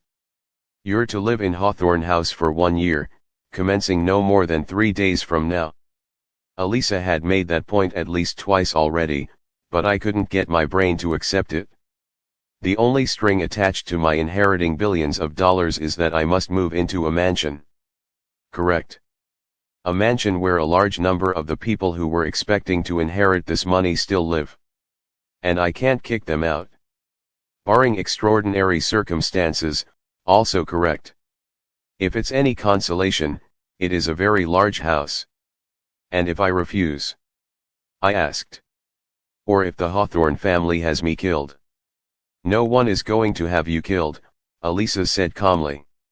I know you grew up around these people and everything, Libby told Elisa, trying to be diplomatic, but they are totally, 100% going to go all Lizzie Borden on my sister. Really would prefer not to be axe murdered, I emphasized. Risk assessment, low, Oren rumbled. At least insofar as axes are concerned. It took me a second to figure out that he was joking. This is serious. Believe me, he returned, I know. But I also know the Hawthorne family. The boys would never harm a woman, and the women will come for you in the courtroom, no axes involved. Besides, Elisa added, in the state of Texas, if an heir dies while a will is in probate, the inheritance doesn't revert to the original estate, it becomes part of the heir's estate. I have an estate? I thought dully. And if I refuse to move in with them? I asked again, a giant ball in my throat. She's not going to refuse. Libby shot laser eyes in my direction. If you fail to move into Hawthorne House in 3 days' time, Elisa told me, your portion of the estate will be dispersed to charity. Not to Tobias Hawthorne's family. I asked. No, Elisa's neutral mask slipped slightly. She'd known the Hawthornes for years. She might work for me now, but she couldn't be happy about that. Could she? Your father wrote the will, right? I said, trying to wrap my head around the insane situation I was in. In consultation with the other partners at the firm, Elisa confirmed. Did he tell you? I tried to find a better way to phrase what I wanted to ask, then gave up. Did he tell you why? Why had Tobias Hawthorne disinherited his family? Why leave everything to me? I don't think my father knows why, Elisa said. She peered at me, the neutral mask slipping once more. Do you? Chapter 12 Mother faxing elf, Max breathed. Go tram, mother faxing elf. She lowered her voice to a whisper and let out an actual expletive. It was past midnight for me, and 2 hours earlier for her. I half expected Mrs. Liu to sweep in and snatch the phone away, but nothing happened. How? Max demanded. Why? I looked down at the letter in my lap. Tobias Hawthorne had left me an explanation, but in the hours since the will was read, I hadn't been able to bring myself to open the envelope. I was alone, sitting in the dark on the balcony of the penthouse suite of a hotel that I owned, wearing a plush, floor-length robe that probably cost more than my car, and I was frozen. Maybe, Max said thoughtfully, you were switched at birth. Max watched a lot of television and had what could probably have been classified as a book addiction. Maybe your mother saved his life, years ago. Maybe he owes his entire fortune to your great-great-grandfather. Maybe you were selected via an advanced computer algorithm that is poised to develop artificial intelligence any day. Maxine. I snorted. Somehow, that was enough to allow me to say the exact words I'd been trying not to think. Maybe my father isn't really my father. That was the most rational explanation, wasn't it? Maybe Tobias Hawthorne hadn't disinherited his family for a stranger. Maybe I was family. I have a secret. I pictured my mom in my mind. How many times had I heard her say those exact words? You okay? Max asked on the other end of the line. I looked down at the envelope, at my name in calligraphy on the front. I swallowed. Tobias Hawthorne left me a letter. And you haven't opened it yet? Max said. Avery, for fuck's sakes, Maxine. Even over the phone, I could hear Max's mom in the background. Fox, mama. I said fox. As in for the sake of foxes and their furry little tails. There was a brief pause and then, Avery? I have to go. My stomach muscles tightened. Talk soon. Very soon, Max promised. And in the meantime, open the letter. She hung up. I hung up. I put my thumb underneath the lip of the envelope, but a knock at the door saved me from following through. Back in the suite, I found Orrin positioned at the door. Who is it? I asked him. Grayson Hawthorne, Orrin replied. I stared at the door, and Orrin elaborated. If my men considered him a threat, he never would have made it to our floor. I trust Grayson. But if you don't want to see him, no, I said. What am I doing? It was late, and I doubted American royalty took kindly to being dethroned. But there was something about the way Grayson had looked at me, from the first time we'd met. Open the door, I told Orrin. He did, and then he stepped back. Aren't you going to invite me in? Grayson wasn't the heir anymore, but you wouldn't have known it from his tone. You shouldn't be here, I told him, pulling my robe tighter around me. I've spent the past hour telling myself much the same thing, and yet, here I am. His eyes were pools of gray, his hair unkempt, like I wasn't the only one who hadn't been able to sleep. He'd lost everything today. Grayson, I said. I don't know how you did this. He cut me off, his voice dangerous and soft. I don't know what hold you had over my grandfather, or what kind of con you're running here. I'm talking right now, Ms. Grams. He placed his hand flat on the door. I'd been wrong about his eyes. They weren't pools. They were ice. I haven't a clue how you pulled this off, but I will find out. I see you now. I know what you are and what you're capable of, and there is nothing I wouldn't do to protect my family. Whatever game you're playing here, no matter how long this con, I will find the truth, and God help you when I do. Oren stepped into my peripheral vision, but I didn't wait for him to act. I pushed the door forward, hard enough to send Grayson back, then slammed it closed. Heart pounding, I waited for him to knock again, to shout through the door. Nothing. Slowly, my head bowed, my eyes drawn like magnet to metal by the envelope in my hands. With one last glance at Oren, I retreated to my bedroom. Open the letter. This time, I did it, removing a card from the envelope. The body of the message was only 2 words long. I stared at the page, reading the salutation, the message, and the signature, over and over again. Dearest Avery, I'm sorry. TTH. Chapter 13. Sorry? Sorry for what? The question was still ringing in my mind the next morning. For once in my life, I'd slept late. I found Oren and Elisa in our suite's kitchen talking softly. Too softly for me to hear. Avery. Oren noticed me first. I wondered if he'd told Elisa about Grayson. There are some security protocols I'd like to go over with you. Like not opening doors to Grayson Hawthorne? You're a target now, Elisa told me crisply. Given that she'd been so insistent that the Hawthorns weren't a threat, I had to ask, a target for what? Paparazzi, of course. The firm is keeping a lid on the story for the time being, but that won't last, and there are other concerns. Kidnapping. Oren didn't put any particular emphasis on that word. Stalking. People will make threats, they always do. You're young, and you're female, and that will make it worse. With your sister's permission, I'll arrange a detail for her as well, as soon as she gets back. Kidnapping. Stalking. Threats.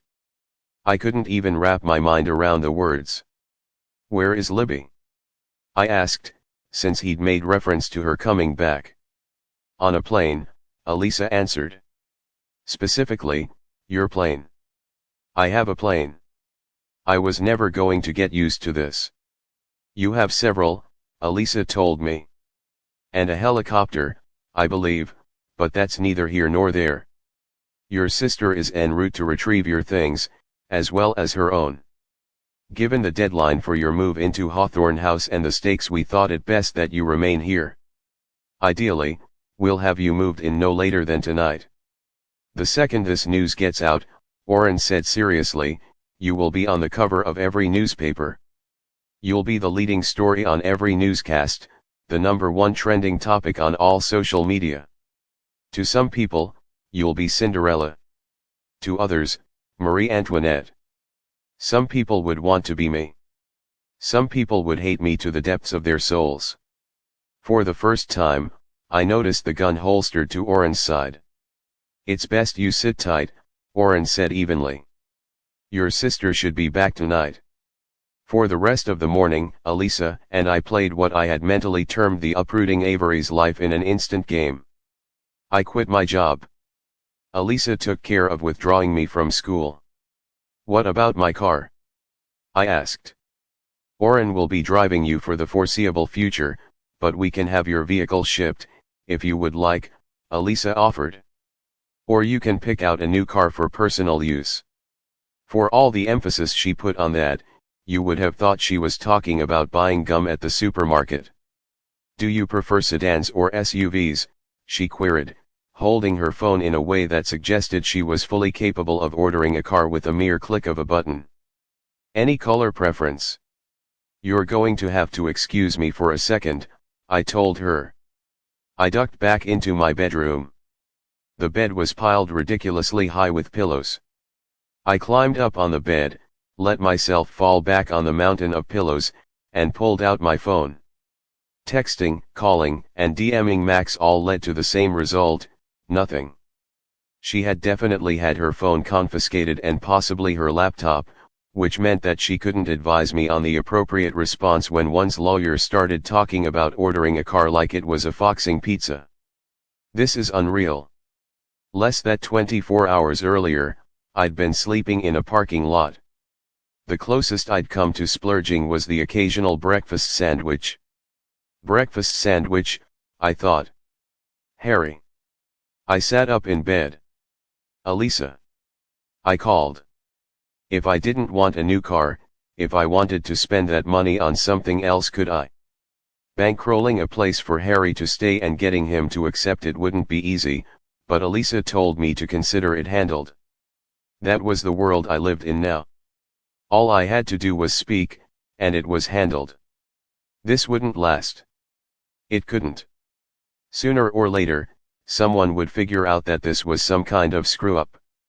So I might as well enjoy it while it lasts. That was the number one thought on my mind when we went to pick up Libby.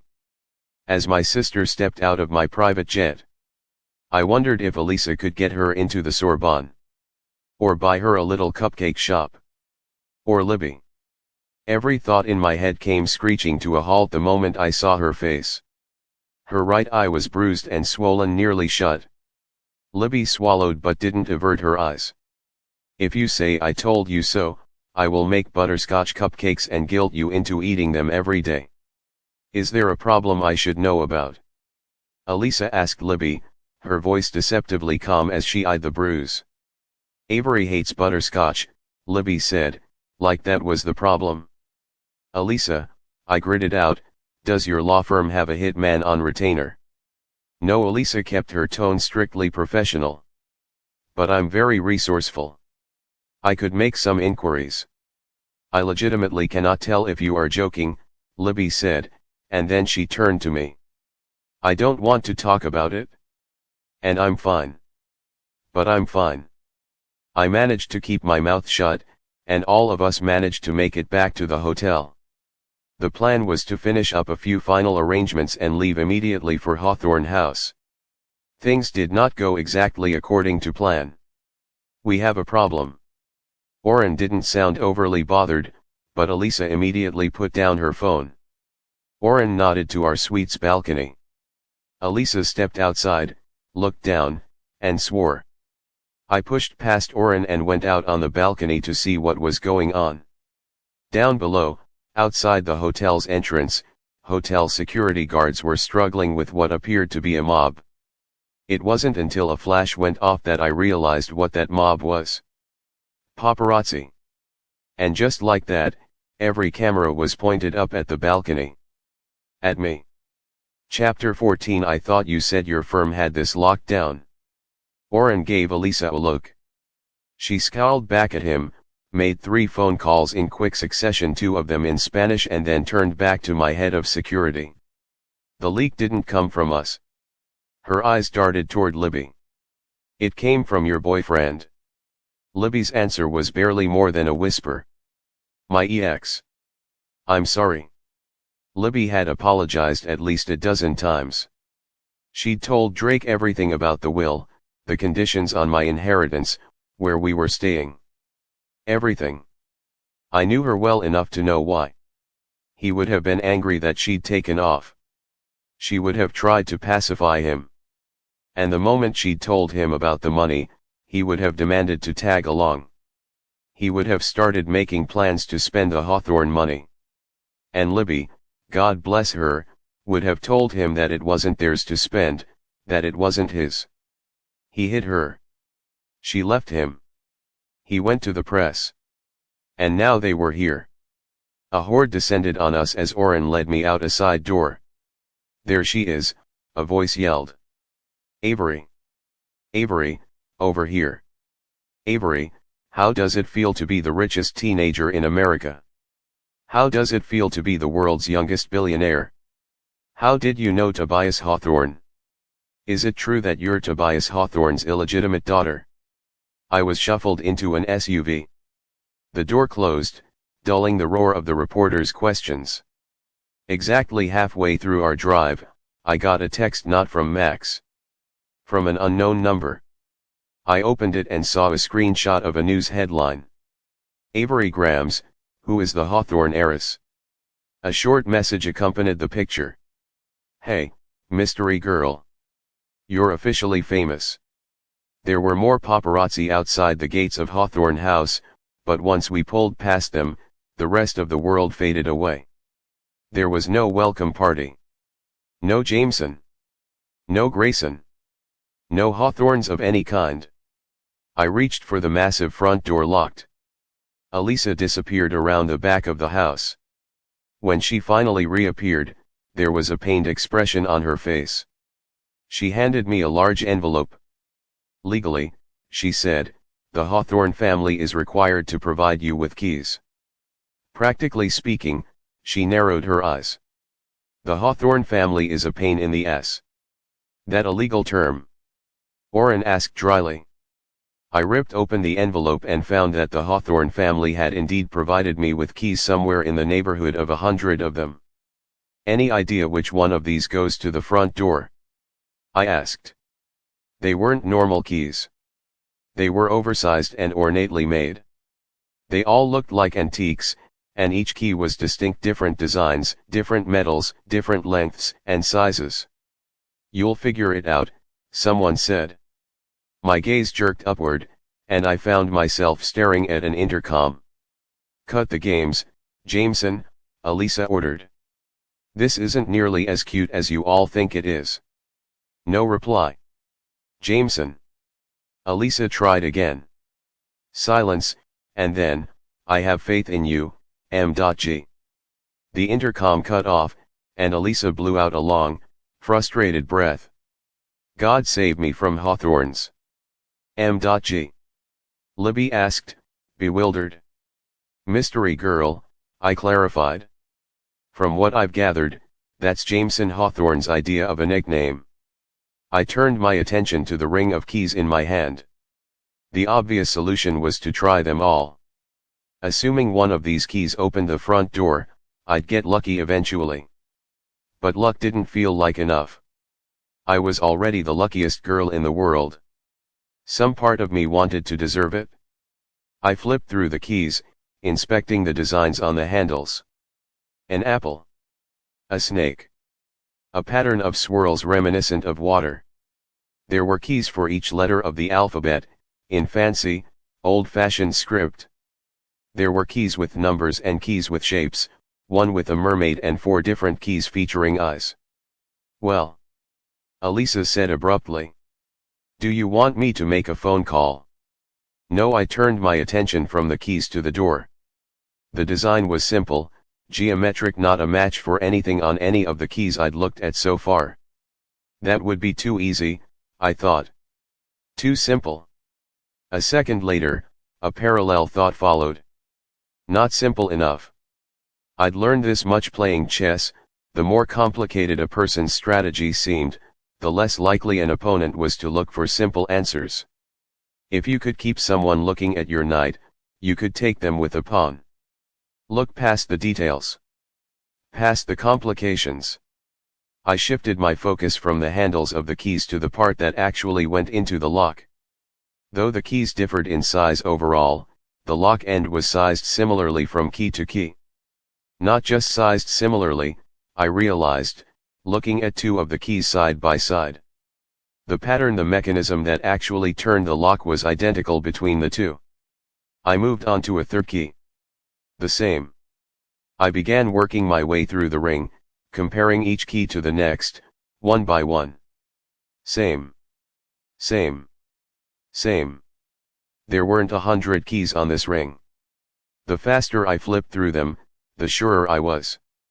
There were 2 dozens of copies of the wrong key, dressed up to look different from each other, and then this one. I finally hit a key with a different pattern from the others. The intercom crackled, but if Jameson was still on the other side, he didn't say a word. I moved to put the key in the lock, and adrenaline jolted through my veins when it turned. Eureka! How did you know which key to use? Libby asked me. The answer came from the intercom. Sometimes, Jameson Hawthorne said, sounding strangely contemplative, things that appear very different on the surface are actually exactly the same at their core. Chapter 15. Welcome home, Avery. Elisa stepped into the foyer and spun to face me. I stopped breathing, just for an instant, as I crossed the threshold. It was like stepping into Buckingham Palace or Hogwarts and being told that it was yours. Down that corridor, Elisa said, we have the theater, the music room, conservatory, solarium. I didn't even know what half of those rooms were. You've seen the great room, of course, Elisa continued. The formal dining is farther down, then the kitchen, the chef's kitchen. There's a chef. I blurted out. There are sushi, Italian, Taiwanese, vegetarian, and pastry chefs on retainer. The voice that said those words was male. I turned to see the older couple from the Wills reading standing by the entry to the great room. The Laughlins, I remembered. But my wife handles the cooking day-to-day, Mr. Laughlin continued gruffly. Mr. Hawthorne was a very private man. Mrs. Laughlin eyed me. He made do with my cooking most days because he didn't like having any more outsiders poking around in the house than necessary. There was no doubt in my mind that she was saying house with a capital H, and even less that she considered me an outsider. There are dozens of staff on retainer, Elisa explained. They all receive a full-time wage but work on call. If something needs doing, there's someone to do it, Mr. Laughlin said plainly, and I see that it's done in the most discreet fashion possible.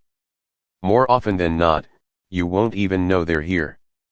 But I will, Orrin stated. Movement on and off the estate is strictly tracked, and no one makes it past the gates without a deep background check.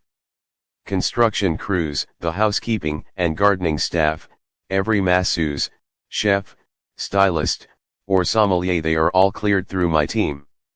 Sommelier, stylist, chef, masseuse. My brain worked backward through that list. It was dizzying.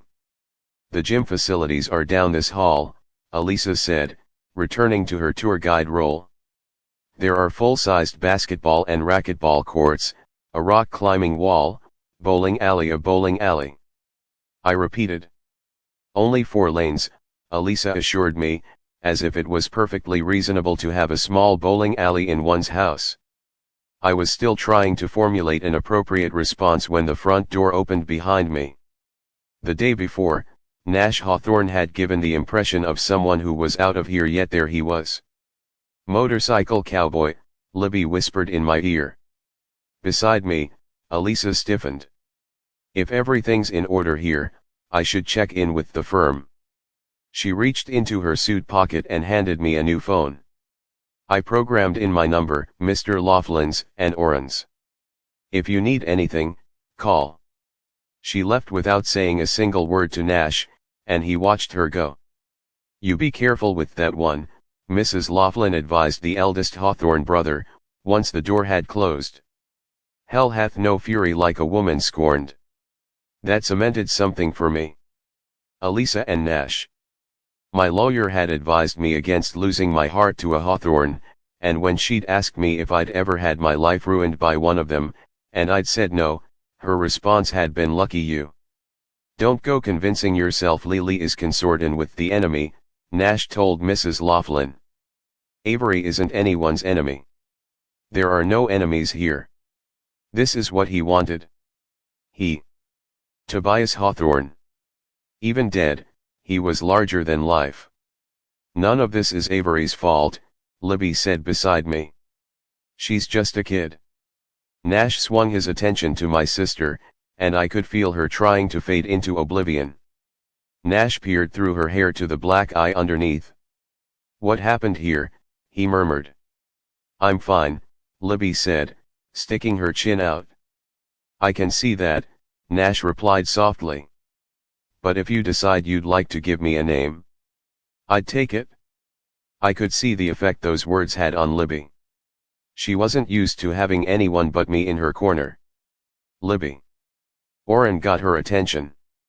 If you've got a moment, I'd like to introduce you to Hector, who will be running point on your detail. Avery, I can personally guarantee that Nash will not axe murder you or allow you to be axe murdered by anyone else while I'm gone. That got a snort from Nash, and I glared at Oren. He didn't have to advertise how little I trusted them. As Libby followed Oren into the bowels of the house, I became keenly aware of the way that the oldest Hawthorne brother watched her go. Leave her alone, I told Nash. You're protective, Nash commented, and you seem like you'd fight dirty, and if there's one thing I respect, it's those particular traits in combination. There was a crash, then a thud in the distance. That, Nash said meditatively, would be the reason I came back and am not living a pleasantly nomadic existence as we speak. Another thud. Nash rolled his eyes. This should be fun. He began striding toward a nearby hall. He looked back over his shoulder. You might as well tag along, kid. You know what they say about baptisms and fire. Chapter 16. Nash had long legs, so a lazy amble on his part required me to jog to keep up. I looked in each room as we passed, but they were all a blur of art and architecture and natural light. At the end of a long hall, Nash threw open a door. I prepared myself to see evidence of a brawl. Instead, I saw Grayson and Jameson standing on opposite sides of a library that took my breath away. The room was circular. Shelves stretched up 15 or 20 feet overhead, and every single one was lined completely with hardcover books. The shelves were made of a deep, rich wood. Spread across the room, 4 wrought iron staircases spiraled toward the upper shelves, like the points on a compass. In the library's center, there was a massive tree stump, easily 10 feet across. Even from a distance, I could see the rings marking the tree's age. It took me a moment to realize that it was meant to be used as a desk. I could stay here forever, I thought. I could stay in this room forever and never leave. So, Nash said beside me, casually eyeing his brothers. Whose ass do I need to kick first?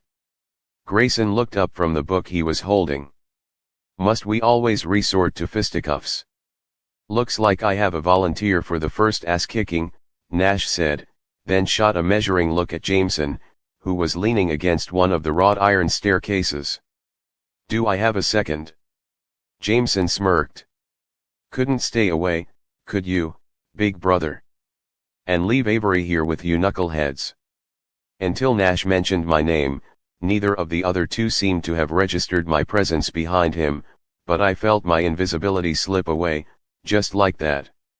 I wouldn't worry too much about Ms. Grams, Grayson said, silver eyes sharp. She's clearly capable of taking care of herself. Translation: I'm a soulless, gold-digging con artist, and he sees straight through me. Don't pay any attention to Gray, Jameson told me lazily. None of us do. Jamie, Nash said. Zip it. Jameson ignored him. Grayson is in training for the insufferable Olympics, and we really think he can go all the way if he can just jam that stick a little farther up his asterisk, I thought, channeling Max enough. Nash grunted. What did I miss? Xander bounded through the doorway. He was wearing a private school uniform, complete with a blazer that he shed in one liquid motion. You haven't missed anything at all, Grayson told him. And Ms. Grams was just leaving. He flicked his gaze toward me. I'm sure you want to get settled. I was the billionaire now, and he was still giving orders. Wait a second. Xander frowned suddenly, taking in the state of the room. Were you guys brawling in here without me? I still saw no visible signs of a fight or destruction, but obviously, Xander had picked up on something I hadn't. This is what I get for being the one who doesn't skip school, he said mournfully. At the mention of school, Nash looked from Xander to Jameson. No uniform, he noted. Playing hooky, Jamie. 2 ass-kickings it is. Xander heard the phrase ass-kicking, grinned, bounced to the balls of his feet, and pounced with no warning, tackling Nash to the ground. Just some friendly impromptu wrestling between brothers. Pinned you. Xander declared triumphantly. Nash hooked his ankle around Xander's leg and flipped him, pinning him to the ground. Not today, little brother. Nash grinned, then flashed a much darker look at the other 2 brothers. Not today. They were the 4 of them a unit. They were Hawthorns. I wasn't. I felt that now, in a physical way. They shared a bond that was impervious to outsiders. I should go, I said. I didn't belong here, and if I stayed, all I would do was stare. You shouldn't be here at all, Grayson replied tersely. Stuff a sock in it, Gray, Nash said. What's done is done, and you know as well as I do that if the old man did it, there's no undoing it. Nash swiveled his head toward Jameson. And as for you, self-destructive tendencies aren't nearly as adorable as you think they are. Avery solved the keys, Jameson said casually. Faster than any of us. For the first time since I'd walked into the room, all 4 brothers fell into an extended silence. What is going on here? I wondered. The moment felt tense, electric, borderline unbearable, and then you gave her the keys. Grayson broke the silence. I was still holding the key ring in my hand. It suddenly felt very heavy. Jameson wasn't supposed to give me these. We were legally obligated to hand over a key. Grayson interrupted Jameson and started stalking slowly toward him, snapping the book in his hand closed. We were legally obligated to give her a key, Jameson, not the keys. I'd assumed that I was being messed with. At best, I'd thought it was a test. But from the way they were talking, it seemed more like a tradition. An invitation. A rite of passage. I was curious how she'd do. Jameson arched an eyebrow. Do you want to hear her time? No, Nash boomed. I wasn't sure if he was answering Jameson's question or telling Grayson to stop advancing on their brother. Can I get up now? Xander interjected, still pinned beneath Nash and seemingly in a better humor than the other 3 combined. Nope, Nash replied. I told you she was special, Jameson murmured as Grayson continued closing in on him. And I told you to stay away from her. Grayson stopped, just out of Jameson's reach. So I see that you 2 are talking again. Xander commented jollily. Excellent. Not excellent, I thought, unable to draw my eyes away from the storm brewing just feet away. Jameson was taller, Grayson broader through the shoulders. The smirk on the former's face was matched by steel on the latter's. Welcome to Hawthorne House, mystery girl. Jameson's welcome seemed to be more for Grayson's benefit than for mine. Whatever this fight was about, it wasn't just a difference of opinion on recent events. It wasn't just about me. Stop calling me mystery girl. I'd barely spoken since the moment the library door had swung inward, but I was getting sick of playing spectator. My name is Avery. I'd also be willing to call you Eris, Jameson offered. He stepped forward into a beam of light shining down from a skylight above. He was toe-to-toe with Grayson now. What do you think, Gray? Got a nickname preference for our new landlord? Landlord. Jameson was rubbing it in, like he could handle being disinherited if it meant that the heir apparent had lost everything, too. I'm trying to protect you, Grayson said lowly. I think we both know, Jameson replied, that the only person you've ever protected is yourself. Grayson went completely, deathly still. Xander. Nash stood, pulling the youngest brother to his feet. Why don't you show Avery to her wing? That was either Nash's attempt to prevent a line from being crossed or an indication that one already had been. Come on. Xander bumped his shoulder lightly against mine. We'll stop for cookies on the way. If that statement was meant to dissipate the tension in the room, it didn't work, but it did draw Grayson's attention away from Jameson for the moment. "No cookies." Grayson's voice was strangled, like his throat was closing down around the words, like Jameson's last shot had cut off his air completely. "Fine," Xander replied cheerily. "You drive a hard bargain, Grayson Hawthorne. No cookies." Xander winked at me. "We'll stop for scones." Chapter 17. The first scone is what I like to call the practice scone. Xander stuffed an entire scone in his mouth, handed one to me, then swallowed and continued lecturing. "It is not until the third, nay, fourth scone that you develop any kind of scone-eating expertise."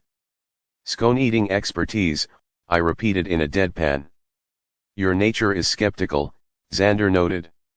"That will serve you well in these halls, but if there is one universal truth in the human experience, it is that a finely honed scone-eating palate does not just develop overnight." Out of the corner of my eye, I caught sight of Oren and wondered how long he had been tailing us. "Why are we standing here talking about scones?" I asked Xander. Oren had insisted that the Hawthorne brothers weren't a physical threat, but still. At the very least, Xander should have been trying to make my life miserable. "Aren't you supposed to hate me?" I asked. "I do hate you," Xander replied, happily devouring his third scone. "If you notice, I have kept the blueberry confections for myself and gave you," he shuddered, "the lemon-flavored scones. Such is the depth of my loathing for you personally and on principle. This isn't a joke." I felt like I'd fallen into Wonderland and then fallen again, rabbit hole after rabbit hole, in a vicious cycle. "Traps upon traps," I could hear Jameson saying. "And riddles upon riddles. Why would I hate you, Avery?" Xander asked finally. There were layers of emotion in his tone that hadn't been there before. "You aren't the one who did this. Tobias Hawthorne had. Maybe you're blameless." Xander shrugged. "Maybe you're the evil genius that Gray seems to think you are, but at the end of the day, even if you thought that you'd manipulated our grandfather into this, I guarantee that he'd be the one manipulating you." I thought of the letter that Tobias Hawthorne had left me, 2 words, no explanation. "Your grandfather was a piece of work," I told Xander. He picked up a 4th scone. "I agree. In his honor, I eat this scone." He did just that. "Want me to show you to your rooms now?" "There's got to be a catch here." Xander Hawthorne had to be more than he appeared. "Just point me in the right direction," I told him. About that, the youngest Hawthorne brother made a face. "There's a chance that Hawthorne House is just a tiny bit hard to navigate. Imagine, if you will, that a labyrinth had a baby with Where's Waldo, only Waldo is your rooms." I attempted to translate that ridiculous sentence. "Hawthorne House has an unconventional layout." Xander did away with a 5th and final scone. "Has anyone ever told you that you have a way with words? Hawthorne House is the largest privately owned residential home in the state of Texas." Xander led me up a staircase. "I could give you a number for square footage, but it would only be an estimate. The thing that truly separates Hawthorne House from other obscenely large, castle-like structures isn't so much its size as its nature. My grandfather added at least one new room or wing every year.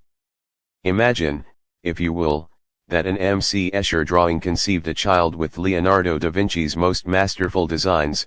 "Stop," I ordered. "New rule, you're no longer allowed to use any terminology for baby making when describing this house or its occupants, including yourself."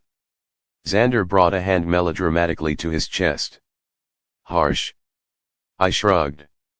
"My house, my rules." He gawked at me. I couldn't believe I'd said it, either, but there was something about Xander Hawthorne that made me feel like I didn't have to apologize for my own existence. "Too soon?" I asked. "I'm a Hawthorne." Xander gave me his most dignified look. "It's never too soon to start trash talking." He resumed playing the tour guide. "Now, as I was saying, the East Wing is actually the Northeast Wing, located on the 2nd floor. If you get lost, just look for the old man. Xander nodded toward a portrait on the wall. This was his wing, these last few months. I'd seen pictures of Tobias Hawthorne online, but once I looked at the portrait, I couldn't look away. He had silver gray hair and a face more weather-worn than I'd realized. His eyes were Grayson's, almost exactly, his build Jameson's, his chin Nash's. If I hadn't seen Xander in motion, I might not have recognized a resemblance between him and the old man at all, but it was there in the way Tobias Hawthorne's features pulled together, not the eyes or nose or mouth, but something about the shape in between. I never even met him. I tore my eyes from the portrait and looked at Xander. I'd remember if I had. Are you sure? Xander asked me. I found myself looking back at the portrait. Had I ever met the billionaire? Had our paths crossed, even for a moment? My mind was blank, except for one phrase, looping through over and over again. I'm sorry. Chapter 18. Xander left me to explore my wing. My wing. I felt ridiculous even thinking the words. In my mansion. The first 4 doors led to suites, each of them sized to make a king bed look tiny. The closets could have doubled as bedrooms. And the bathrooms. Showers with built-in seats and a minimum of 3 different showriads apiece. Gargantuan bathtubs that came with control panels. Televisions inlaid in every mirror. Dazed, I made my way to the 5th and final door on my hall. Not a bedroom, I realized when I opened it. An office. Enormous leather chairs, 6 of them sat in a horseshoe shape, facing a balcony. Glass display shelves lined the walls. Evenly spaced on the shelves were items that looked like they belonged in a museum: geodes, antique weaponry, statues of onyx and stone. Opposite the balcony, at the back of the room, was a desk. As I got closer, I saw a large bronze compass built into its surface. I trailed my fingers over the compass. It turned northwest and a compartment in the desk popped open. This wing was where Tobias Hawthorne spent his last few months, I thought. Suddenly, I didn't just want to look in the open compartment, I wanted to rifle through every drawer in Tobias Hawthorne's desk. There had to be something, somewhere, that could tell me what he was thinking, why I was here, why he'd pushed his family aside for me. Had I done something to impress him? Did he see something in me? Or Mom? I got a closer look at the opened compartment. Inside, there were deep grooves, carved in the shape of the letter T. I ran my fingers across the grooves. Nothing happened. I tested the rest of the drawers. Locked. Behind the desk, there were shelves filled with plagues and trophies. I walked toward them.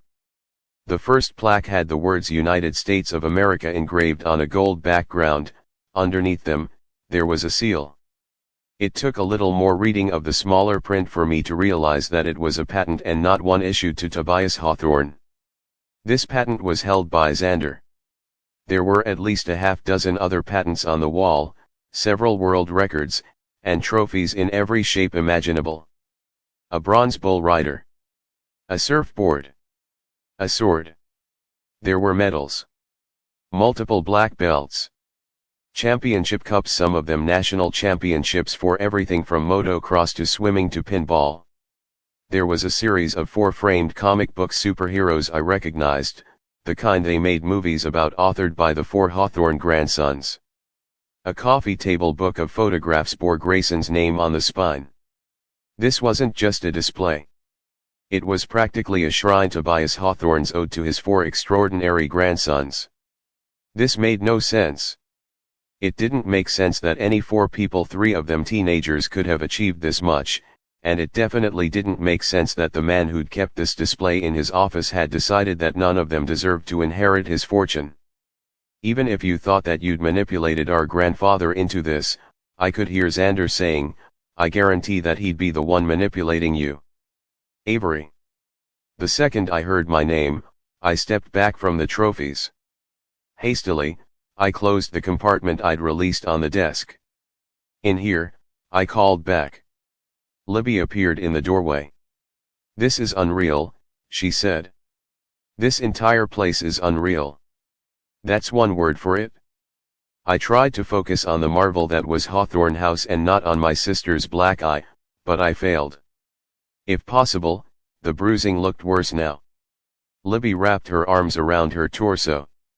"I'm fine," she said when she noticed my stare. "It doesn't even hurt that much. Please tell me you're done with him." The words escaped before I could stop them. Libby needed support right now, not judgment. But I couldn't help thinking that Drake had been her ex before.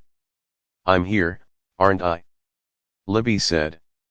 "I chose you." I wanted her to choose herself, and I said as much. Libby let her hair fall into her face and turned toward the balcony. She was silent for a full minute before she spoke again. "My mom used to hit me. Only when she was really stressed, you know. She was a single mom, and things were hard. I could understand that. I tried to make everything easier. I could picture her as a kid, getting hit and trying to make it up to the person who hit her. Libby, Drake loved me, Avery. I know he did, and I tried so hard to understand." She was hugging herself harder now. The black polish on her nails looked fresh. "Perfect. But you were right. My heart broke a little. I didn't want to be." Libby stood there for a few more seconds, then walked over to the balcony and tested the door. I followed, and the two of us stepped out into the night air. Down below, there was a swimming pool. It must have been heated, because someone was swimming laps. Grayson. My body recognized him before my mind did. His arms beat against the water in a brutally efficient butterfly stroke. And his back muscles. "I have to tell you something," Libby said beside me. That let me tear my eyes away from the pool and the swimmer. "About Drake?" I asked. "No, I heard something." Libby swallowed. "When Oren introduced me to my security detail, I overheard Zara's husband talking. They're running a DNA test. On you." I had no idea where Zara and her husband had gotten a sample of my DNA, but I wasn't entirely surprised. I'd thought it myself. The simplest explanation for including a total stranger in your will was that she wasn't a total stranger. The simplest explanation was that I was a Hawthorne. I had no business watching Grayson at all. "If Tobias Hawthorne was your father," Libby managed, "then our dad my dad isn't. And if we don't share a dad, and we barely even saw each other growing up, don't you dare say we're not sisters," I told her. "Would you still want me here?" Libby asked me, her fingers rubbing at her choker. "If we're not, I want you here," I promised. No matter what. Chapter 19. That night, I took the longest shower of my life. The hot water supply was endless.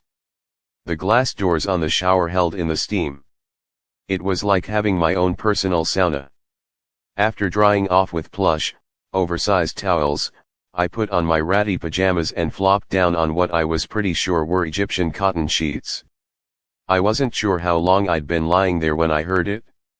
A voice. "Pull the candlestick." I was on my feet in an instant, whirling to put my back to the wall. On instinct, I grabbed the keys I'd left on the nightstand, in case I needed a weapon. My eyes scanned the room for the person who'd spoken, and came up empty. "Pull the candlestick on the fireplace, Eris. Unless you want me stuck back here." Annoyance replaced my initial fight or flight response. I narrowed my eyes at the stone fireplace at the back of my room. Sure enough, there was a candelabra on the mantel. "Pretty sure this qualifies as stalking," I told the fireplace, or, more accurately, the boy on the other side of it. Still, I couldn't not pull the candlestick. Who could resist something like that? I wrapped my hand around the base of the candelabra. I was met with resistance, and another suggestion came from behind the fireplace. "Don't just pull forward. Angle it down." I did as I was instructed. The candelabra rotated, and then I heard a click, and the back of the fireplace separated from its floor, just by an inch. A moment later, I saw fingertips in the gap, and I watched as the back of the fireplace was lifted up and disappeared behind the mantel. Now at the back of the fireplace there was an opening. Jameson Hawthorne stepped through. He straightened, then returned the candle to its upright position, and the entry he'd just used was slowly covered once more. Secret passage, he explained unnecessarily. The house is full of them. Am I supposed to find that comforting? I asked him. Or terrifying? You tell me, mystery girl. Are you comforted or terrified? He let me sit with that for a moment. Or is it possible that you're intrigued? The first time I'd met Jameson Hawthorne, he was drunk. This time, I didn't smell alcohol on his breath, but I wondered how much he'd slept since the reading of the will. His hair was behaving itself, but there was something wild in his glinting green eyes. You're not asking about the keys? Jameson offered me a crooked little smile. I expected you to ask about the keys. I held them up. This was your doing. Not a question, and he didn't treat it like one. It's a little bit of a family tradition. I'm not family. He tilted his head to one side. Do you believe that? I thought about Tobias Hawthorne, about the DNA test that Zara's husband was already running. I don't know. It would be a shame, Jameson commented, if we were related. He spared another smile for me, slow and sharp-edged. Don't you think? What was it with me and Hawthorne boys? Stop thinking about his smile. Stop looking at his lips. Just stop. I think that you already have more family than you can deal with. I crossed my arms. I also think you're a lot less smooth than you think are. You want something. I'd always been good at math. I'd always been logical. He was here, in my room, flirting for a reason. Everyone is going to want something from you soon, Eris. Jameson smiled. The question is, how many of us want something you're willing to give? Even just the sound of his voice, the way he phrased things, I could feel myself wanting to lean toward him. This was ridiculous. Stop calling me Eris, I shot back. And if you turn answering my question into some kind of riddle, I'm calling security. That's the thing, mystery girl. I don't think I'm turning anything into a riddle. I don't think I have to. You are a riddle, a puzzle, a game my grandfather's last. He was looking at me so intently now, I didn't dare look away. Why do you think this house has so many secret passages? Why are there so many keys that don't work in any of the locks? Every desk my grandfather ever bought has secret compartments. There's an organ in the theater, and if you play a specific sequence of notes, it unlocks a hidden drawer. Every Saturday morning, from the time I was a kid until the night my grandfather died, he sat my brothers and me down and gave us a riddle, a puzzle, an impossible challenge, something to solve. And then he died. And then, Jameson took a step toward me. There was you. Me Grayson thinks you're some master manipulator. My aunt is convinced you must have Hawthorne blood. But I think you're the old man's final riddle, one last puzzle to be solved. He took another step, bringing the two of us that much closer. He chose you for a reason, Avery. You're special, and I think he wanted me to figure out why. I'm not a puzzle. I could feel my heart beating in my neck. He was close enough now to see my pulse. Sure you are, Jameson replied. We all are. Don't tell me that some part of you hasn't been trying to figure us out. Grayson. Me. Maybe even Xander. Is this all just a game to you? I put my hand out to stop him from advancing farther. He took one last step, forcing my palm to his chest. Everything's a game, Avery Grams. The only thing we get to decide in this life is if we play to win. He reached up to brush the hair from my face, and I jerked back. Get out, I said lowly. Use the normal door this time. My entire life, no one had touched me as gently as he had a moment before. You're angry, Jameson said. I told you if you want something, ask. Don't come in here talking about how I'm special. Don't touch my face. You are special. Jameson kept his hands to himself, but the heady expression in his eyes never shifted. And what I want is to figure out why. Why you, Avery? He took a step back, giving me space. Don't tell me you don't want to know, too. I did. Of course I did. I'm going to leave this here. Jameson held up an envelope. He laid it carefully on the mantel. Read it, and then tell me this isn't a game to be won. Tell me this isn't a riddle. Jameson reached for the candelabra, and as the fireplace passage opened once more, he offered a targeted, parting shot. He left you the fortune, Avery, and all he left us is you. Chapter 20. Long after Jameson had disappeared into darkness and the fireplace door had closed, I stood there, staring. Was this the only secret passage into my room?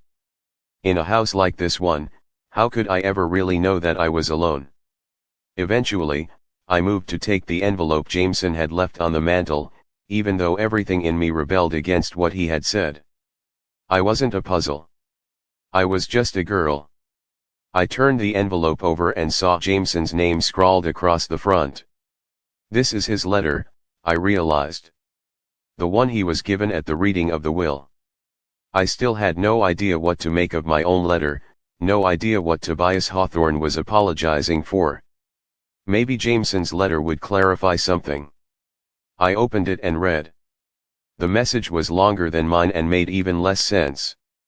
Jameson, better the devil you know than the one you don't, or is it? Power corrupts. Absolute power corrupts absolutely. All that glitters is not gold. Nothing is certain but death and taxes. There but for the grace of God go I don't judge. Tobias Tattersall Hawthorne. By the next morning, I'd memorized Jameson's letter. It sounded like it had been written by someone who hadn't slept in days, manic, rattling off one platitude after another. But the longer the words marinated in the back of my brain, the more I began to consider the possibility that Jameson might be right. There's something there, in the letters. In Jameson's. In mine. An answer, or at least a clue. Rolling out of my massive bed, I went to unplug my phones, plural, from their chargers and discovered that my old phone had powered down. With some hefty pushes on the power button and a little bit of luck, I managed to cajole it back on. I didn't know how I could even begin to explain the past 24 hours to Max, but I needed to talk to someone. I needed a reality check. What I got was more than 100 missed calls and texts. Suddenly, the reason Elisa had given me a new phone was clear. People I hadn't spoken to in years were messaging me. People who had spent their lives ignoring me clamored for my attention. Co-workers. Classmates. Even teachers. I had no idea how half of them had gotten my number. I grabbed my new phone, went online, and discovered that my email and social media accounts were even worse. I had thousands of messages, most of them from strangers. To some people, "You'll be Cinderella." To others, "Marie Antoinette." My stomach muscles tightened. I set both phones down and stood up, my hand going over my mouth. I should have seen this coming. It shouldn't have been a shock to my system at all. But I wasn't ready. How could a person be ready for this? Avery. A voice called into my room, female and not Libby. Elisa. I double-checked before opening my bedroom door. "You missed breakfast," came the reply. Brisk, businesslike, definitely Elisa. I opened the door. "Mrs. Laughlin wasn't sure what you like, so she made a bit of everything," Elisa told me. A woman I didn't recognize, early 20s, maybe, followed her into the room carrying a tray. She deposited it on my nightstand, cut a narrowed-eyed glance my way, then left without a word. "I thought the staff only came in as needed," I said, turning to Elisa once the door was closed. Elisa blew out a long breath. "The staff," she said, "is very, very loyal and extremely concerned right now. That Elisa nodded to the door was one of the newer hires. She's one of Nash's. I narrowed my eyes. What do you mean, she's one of Nash's? Elisa's composure never faltered. Nash is a bit of a nomad. He leaves. He wanders. He finds some hole-in-thule place to bartend for a while, and then, like a moth to the flame, he comes back usually with one or two hopeless souls in tow. As I'm sure you can imagine, there's plenty of work to be had at Hawthorne House, and Mr. Hawthorne had a habit of putting Nash's lost souls to work. And the girl who was just in here? I asked. She's been here about a year. Elisa's tone gave nothing away. She'd die for Nash. Most of them would.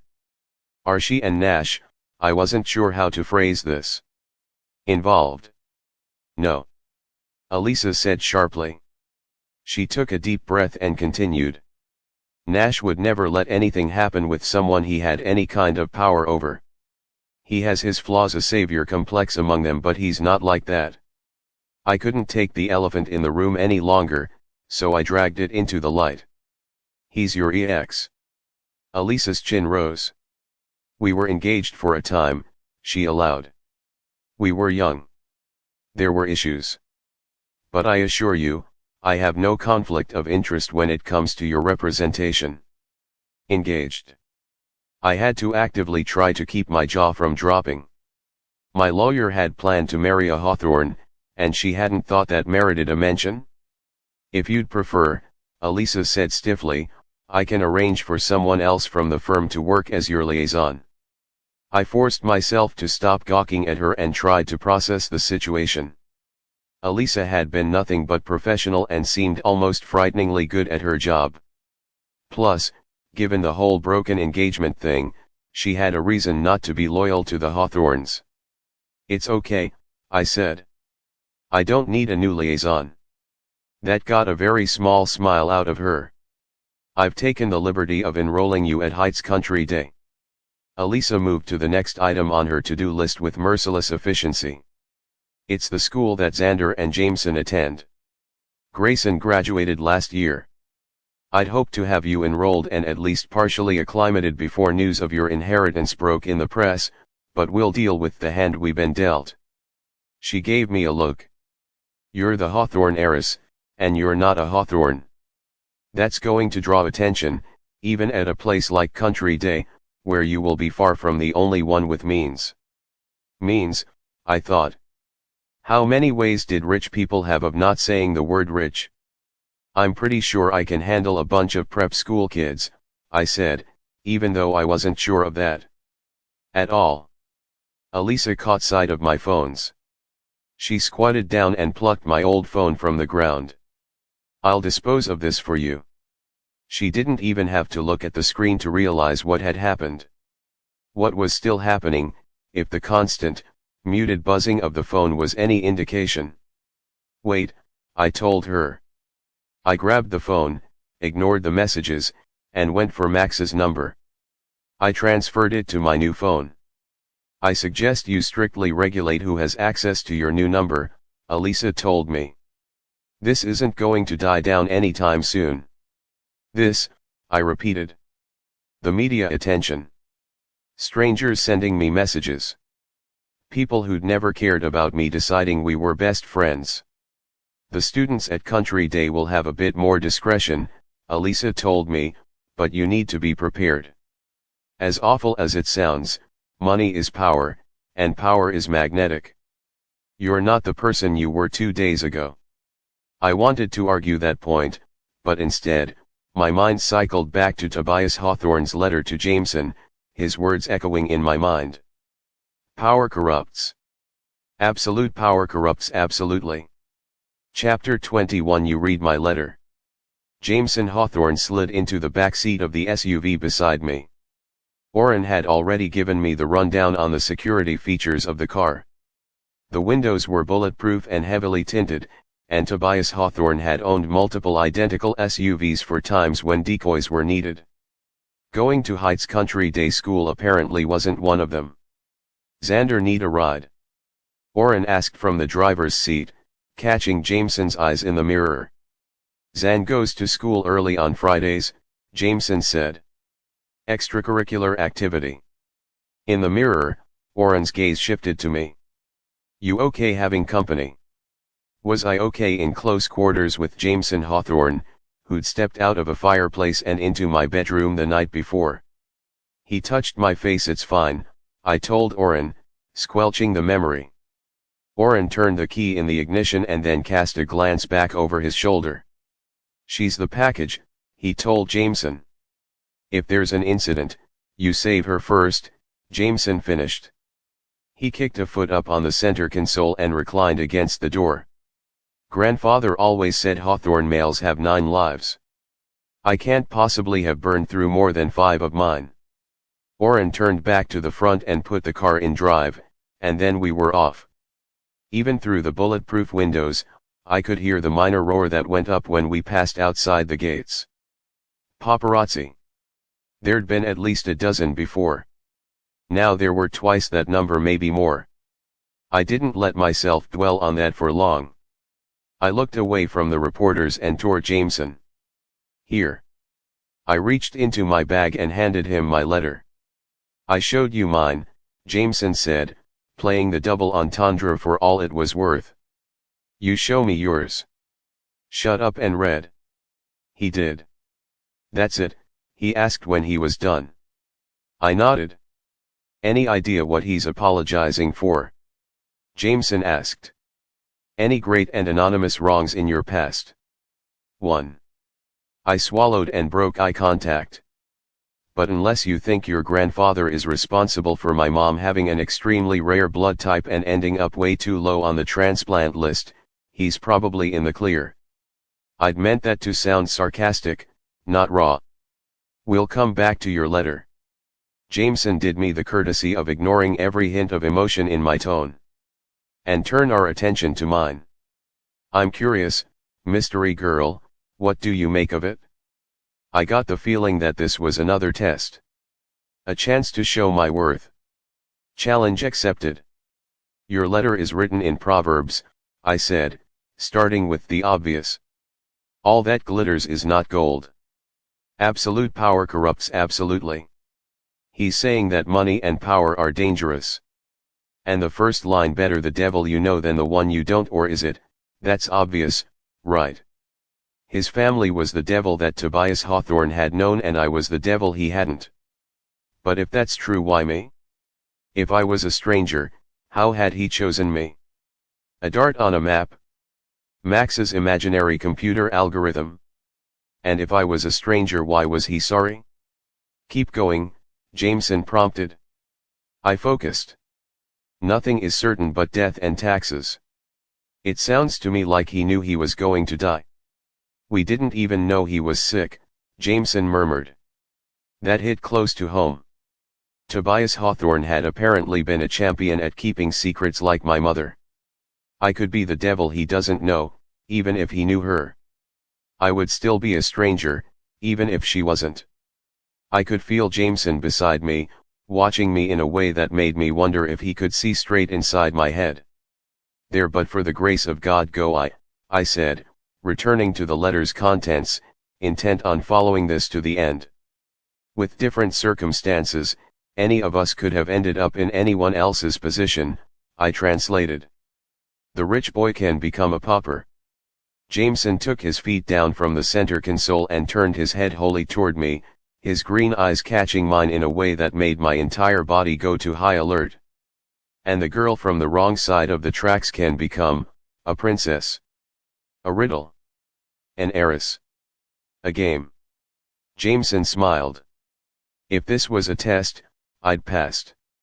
On the surface, he told me, it appears that the letter outlines what we already know. My grandfather died and left everything to the devil he didn't know, thereby reversing the fortune of many. Why? Because power corrupts. Absolute power corrupts absolutely. I couldn't have looked away from him if I'd tried. And what about you, heiress? Jameson continued. Are you incorruptible? Is that why he left the fortune in your hands? The expression playing at the corners of his lips wasn't a smile. I wasn't sure what it was, Exactly, other than magnetic. I know my grandfather. Jameson stared at me intently. There's more here. A play on words. A code. A hidden message. Something. He handed my letter back. I took it and looked down. Your grandfather signed my letter with initials. I offered up one last observation. And yours with his full name. And what, Jameson said lightly, do we make of that? We. How had a Hawthorne and I become a we? I should have been wary. Even with Oren's assurances and Elisa's I should have been keeping my distance. But there was something about this family. Something about these boys. Almost there. Oren spoke from the front seat. If he'd been following our conversation, he gave no sign of it. The Country Day administration has been briefed on the situation. I signed off on the school's security years ago, when the boys enrolled. You should be fine here, Avery, but do not, under any circumstances, leave the campus. Our car pulled past a guarded gate. I won't be far. I turned my mind from the letters Jameson's and mine to what awaited me outside this car. This is a high school? I thought, taking in the sight outside my window. It looked more like a college or a museum, like something out of a catalog where all the students were beautiful and smiling. Suddenly, the uniform I'd been given felt like it didn't belong on my body. I was a kid playing dress up, pretending that wearing a kitchen pot on her head could turn her into an astronaut, that smudging lipstick all over her face made her a star. To the rest of the world, I was a sudden celebrity. I was a fascination and a target. But here? How could people who'd grown up with this kind of money see a girl like me as anything but a fraud? I hate to puzzle and run, mystery girl. Jameson's hand was already on the door handle as the SUV pulled to a stop. But the last thing you need on your first day at this school is for anyone to see you getting cozy with me. Chapter 22. Jameson was gone in a blink. He disappeared into a crowd of burgundy blazers and shiny hair, and I was left still buckled into my seat, unable to move. It's just a school, Oren told me. They're just kids. Rich kids. Kids whose baseline for normal was probably just being the child of a brain surgeon or hotshot lawyer. When they thought college, they were probably talking about Harvard or Yale. And there I was, wearing a pleated plaid skirt and a burgundy blazer, complete with a navy crest embossed with Latin words I didn't know how to read. I grabbed my new phone and sent a message to Max. This is Avery. New number. Call me. Glancing at the front seat again, I forced my hand to the door. It wasn't Oren's job to coddle me. It was his job to protect me, and not from the stares I fully expected the moment I stepped out of this car. Do I meet you back here at the end of the day? I asked. I'll be here. I waited a beat, in case Oren had any other instructions, and then I opened the door. Thanks for the ride. Nobody was staring at me. Nobody was whispering. In fact, as I walked toward the twin archways marking the entrance to the main building, I got the distinct feeling that the lack of response was deliberate. Not staring. Not talking. Just the lightest of glances, every few steps. Whenever I looked at anyone, they looked away. I told myself that they were probably trying not to make a big deal of my arrival, that this was what discretion looked like, but it still felt like I'd wandered into a ballroom where everyone else was dancing a complicated waltz, twisting, spinning around me like I wasn't even there. As I closed the distance to the archways, a girl with long black hair bucked the trend of ignoring me like a thoroughbred shaking off an inferior rider. She watched me intently, and one by one, the girls around her did the same. When I reached them, the black-haired girl stepped away from the group toward me.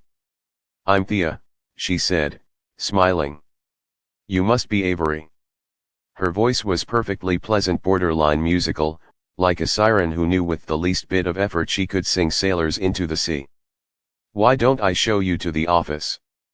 The headmaster is Dr. McGowan. She's got a PhD from Princeton. She'll keep you in her office for at least a half hour, talking about opportunities and traditions. If she offers you coffee, take it her own personal roast, to die for.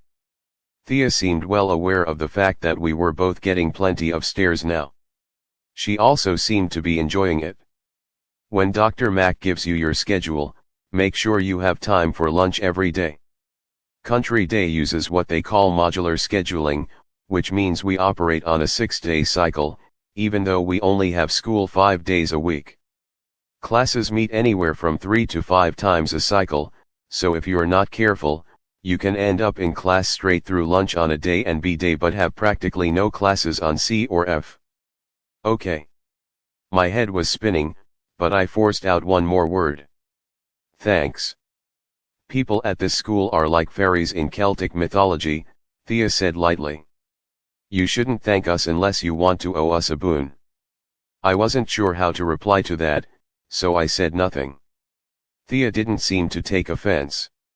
As she led me down a long hallway with old class portraits lining the walls, she filled the silence. We're not so bad, really. Most of us anyway. As long as you're with me, you'll be fine. That rankled. I'll be fine regardless, I told her. Clearly, Thea said emphatically. That was a reference to the money. It had to be. Didn't it? Thea's dark eyes roved over mine. It must be hard, she said, studying my response with an intensity that her smile did absolutely nothing to hide, living in that house with those boys. It's fine, I said. Oh, honey. Thea shook her head. If there's one thing the Hawthorne family isn't, it's fine. They were a twisted, broken mess before you got here, and they'll be a twisted, broken mess once you're gone. Gone. Where exactly did Thea think I was going? We'd reached the end of the hallway now and the door to the headmaster's office. It opened, and 4 boys poured out in single file. All 4 of them were bleeding. All 4 were smiling. Xander was the 4th. He saw me and then he saw who I was with. Thea, he said. She gave him a too sweet smile, then lifted a hand to his face, or more specifically, to his bloodied lip. Xander. Looks like you lost. There are no losers in Robot Battle Deathmatch Fight Club, Xander said stoically. There are only winners and people whose robots sort of explode. I thought about Tobias Hawthorne's office, about the patents I'd seen on the walls. What kind of genius was Xander Hawthorne? And was he missing an eyebrow? Thea proceeded as if that was exactly nothing to remark upon. I was just showing Avery to the office and giving her some insider tips on surviving Country Day. Charming. Xander declared. Avery, did the ever-delightful Thea Caligaris happen to mention that her uncle is married to my aunt? Zara's last name was Hawthorne Caligaris. I hear Zara and your uncle are looking for ways to challenge the will. Xander gave every appearance of talking to Thea, but I got the distinct feeling that he was really issuing a warning to me. Don't trust Thea. Thea gave an elegant little shrug, undaunted. I wouldn't know. Chapter 23. I've slotted you into American Studies and Philosophy of Mindfulness.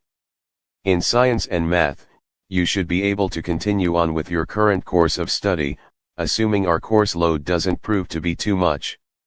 Dr. McGowan took a sip of her coffee. I did the same. It was just as good as Thea had promised it would be, and that made me wonder how much truth there was to the rest of what she'd said. It must be hard living in that house with those boys. They were a twisted, broken mess before you got here, and they'll be a twisted, broken mess once you're gone. Now, Dr. Mack, as she'd insisted on being called, continued, in terms of electives, I would suggest making meaning, which focuses on the study of how meaning is conveyed through the arts and includes a strong component of civic engagement with local museums, artists, theater productions, the ballet company, the opera, and so on. Given the support the Hawthorne Foundation has traditionally provided to these endeavors, I believe you will find the course useful. The Hawthorne Foundation? I managed just barely to avoid repeating the words. Now, For the rest of your schedule, I will need you to tell me a bit about your plans for the future. What are you passionate about, Avery? It was on the tip of my tongue to tell her what I'd told Principal Altman. I was a girl with a plan, but that plan had always been driven by practicalities. I'd picked a college major that would get me a solid job. The practical thing to do now was stay the course. This school had to have more resources than my old one. They could help me game standardized tests, maximize the college credit I received in high school, put me in the perfect position to finish college in 3 years instead of 4. If I played my cards right, even if Zara and her husband somehow ended up undoing what Tobias Hawthorne had done, I could come out ahead. But Dr. Mack hadn't just asked about my plans. She'd asked what I was passionate about, and even if the Hawthorne family did manage to successfully challenge the will, I'd probably still get a payout. How many millions of dollars might they be willing to pay me just to go away? Worse came to worst, I could probably sell my story for more than enough to pay for college. Travel, I blurted out. I've always wanted to travel. Why? Dr. Mack peered at me. What is it that attracts you to other places? The art? The history? The peoples and their cultures? Or are you drawn to the marvels of the natural world? Do you want to see mountains and cliffs, oceans and giant sequoia trees, the rainforest? Yes, I said fiercely. I could feel tears stinging in my eyes, and I wasn't entirely sure why. To all of it? Yes. Dr. Mack reached out and took my hand. I'll get you a list of electives to look at, she said softly. I understand that study abroad won't be an option for the next year, due to your rather unique circumstances, but we have some marvelous programs you might consider thereafter. You might even entertain the idea of delaying graduation a bit. If someone had told me a week earlier that there was anything that could tempt me to stay in high school even a minute longer than necessary, I would have thought they were delusional. But this wasn't a normal school. Nothing about my life was normal anymore. Chapter 24. Max called me back around noon. At Heights Country Day, modular scheduling meant that there were gaps in my schedule during which I wasn't expected to be anywhere in particular. I could wander the halls. I could spend time in a dance studio, a darkroom, or one of the gymnasiums. When, precisely, I ate lunch was up to me. So when Max called and I ducked into an empty classroom, no one stopped me, and no one cared. This place is heaven, I told Max. Actual heaven? The mansion? Max asked. The school, I breathed. You should see my schedule. And the classes. Avery, Max said sternly. It is my understanding that you have inherited roughly $1 bazillion, and you want to talk about your new school. There was so much I wanted to talk to her about. I had to think to remember what she knew and what she didn't. Jameson Hawthorne showed me the letter his grandfather left him, and it's this insane, twisty puzzle riddle thing. Jameson's convinced that's what I am, a puzzle to be solved. I am currently looking at a picture of Jameson Hawthorne, Max announced. I heard a flush in the background and realized she must have been in the bathroom at a school that wasn't as lax about student free time as this one. Gotta say, he's faxable. It took me a second to catch on. Max. I'm just saying, he looks like he knows his way around a fax machine. He's probably really great at dialing the numbers. I bet he's even faxed long distance. I have no idea what you're even talking about anymore, I told her. I could practically hear her grinning. Neither do I. And I'm going to stop now because we don't have much time. My parents are freaking out about all of this. Now is not the time for me to be skipping class. Your parents are freaking out. I frowned. Why? Avery, do you know how many calls I've gotten? A reporter showed up at our house. My mom's threatening to lock down my social media, my email, everything. I'd never thought of my friendship with Max as particularly public, but it definitely wasn't a secret, either. Reporters want to interview you, I said, trying to wrap my mind around it. About me? Have you seen the news? Max asked me. I swallowed. No, there was a pause. Maybe, don't. That piece of advice spoke volumes. This is a lot, Abe. Are you okay? I blew a hair out of my face. I'm fine. I've been assured by my lawyer and my head of security that a murder attempt is highly unlikely. You have a bodyguard, Max said, awed. Son of a beach, your life is cool now. I have a staff, servants who hate me, by the way. The house is like nothing I've ever seen. And the family. These boys, Max. They have patents and world records, and I'm looking at pictures of all of them now, Max said. Come to mama, you delicious mustards. Mustards? I echoed. Bastions, she tried. I let out a snort of laughter. I hadn't realized how badly I'd needed this until she was there. I'm sorry, Abe. I have to go. Text me, but watch what I say, I filled in. And in the meantime, buy yourself something nice. Like what? I asked. I'll make you a list, she promised. Love you, Beach. Love you, too, Max. I kept the phone up to my ear for a second or two after she was gone. I wish you were here. Eventually, I managed to find the cafeteria. There were maybe 24 people eating. One of them was Thea. She nudged a chair out from her table with her foot. She's Zara's niece, I reminded myself. And Zara wants me gone. Still, I'm sorry if I came on a little strong this morning. Thea glanced at the other girls at her table, all of whom were just as impossibly polished and beautiful as she was. It's just that, in your position, I'd want to know.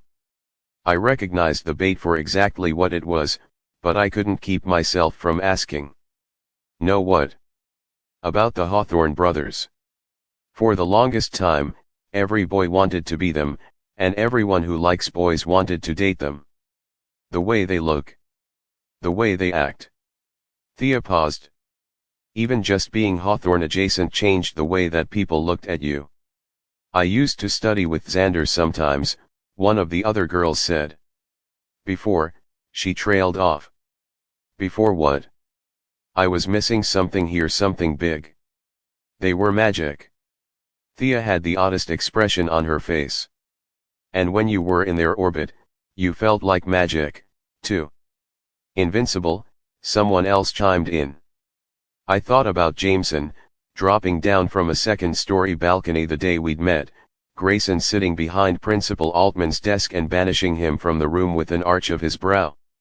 And then there was Xander, 6'3", grinning, bleeding, and talking about robots exploding. They aren't what you think they are, Thea told me. I wouldn't want to live in a house with the Hawthornes. Was this an attempt to get under my skin? If I left Hawthorne House, if I moved out, I'd lose my inheritance. Did she know that? Had her uncle put her up to this?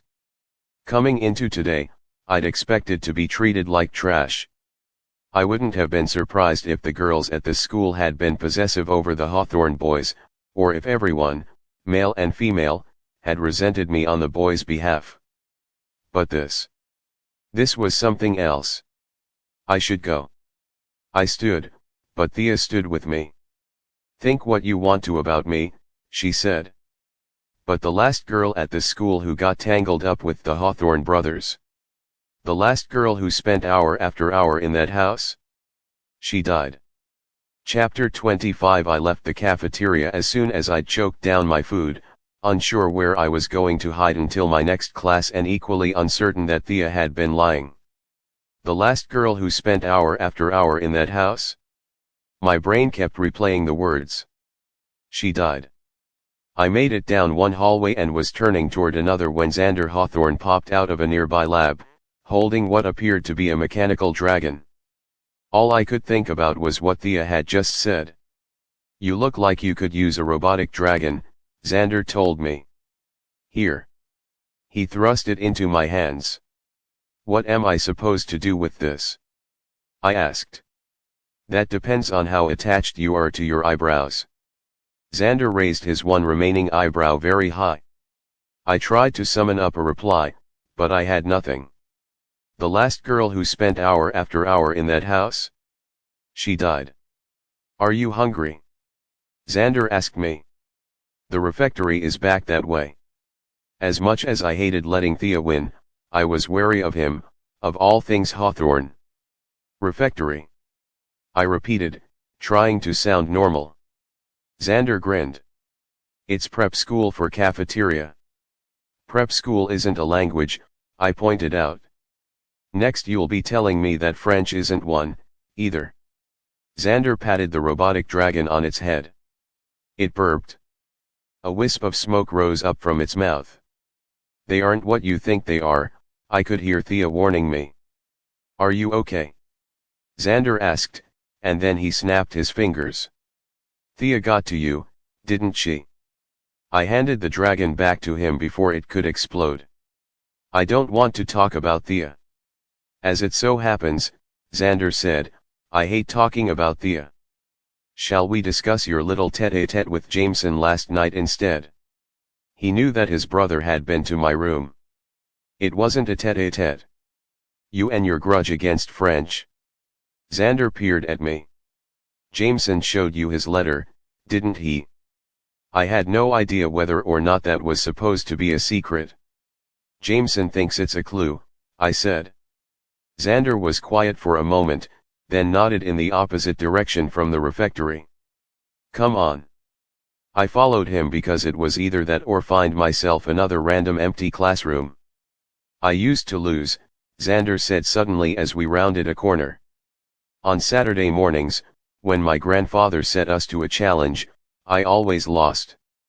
I had no idea why he was telling me this. I was the youngest. The least competitive. The most apt to be distracted by scones or complex machinery. "But," I prompted. I could hear in his tone that there was one. "But," Xander replied, "while my brothers were trying to take one another down in the race to the finish line, I was generously sharing my scones with the old man. He was awfully chatty, full of stories and facts and contradictions. Would you like to hear one?" "A contradiction?" I asked. "A fact." Xander wiggled his eyebrow. "He didn't have a middle name." "What?" I said.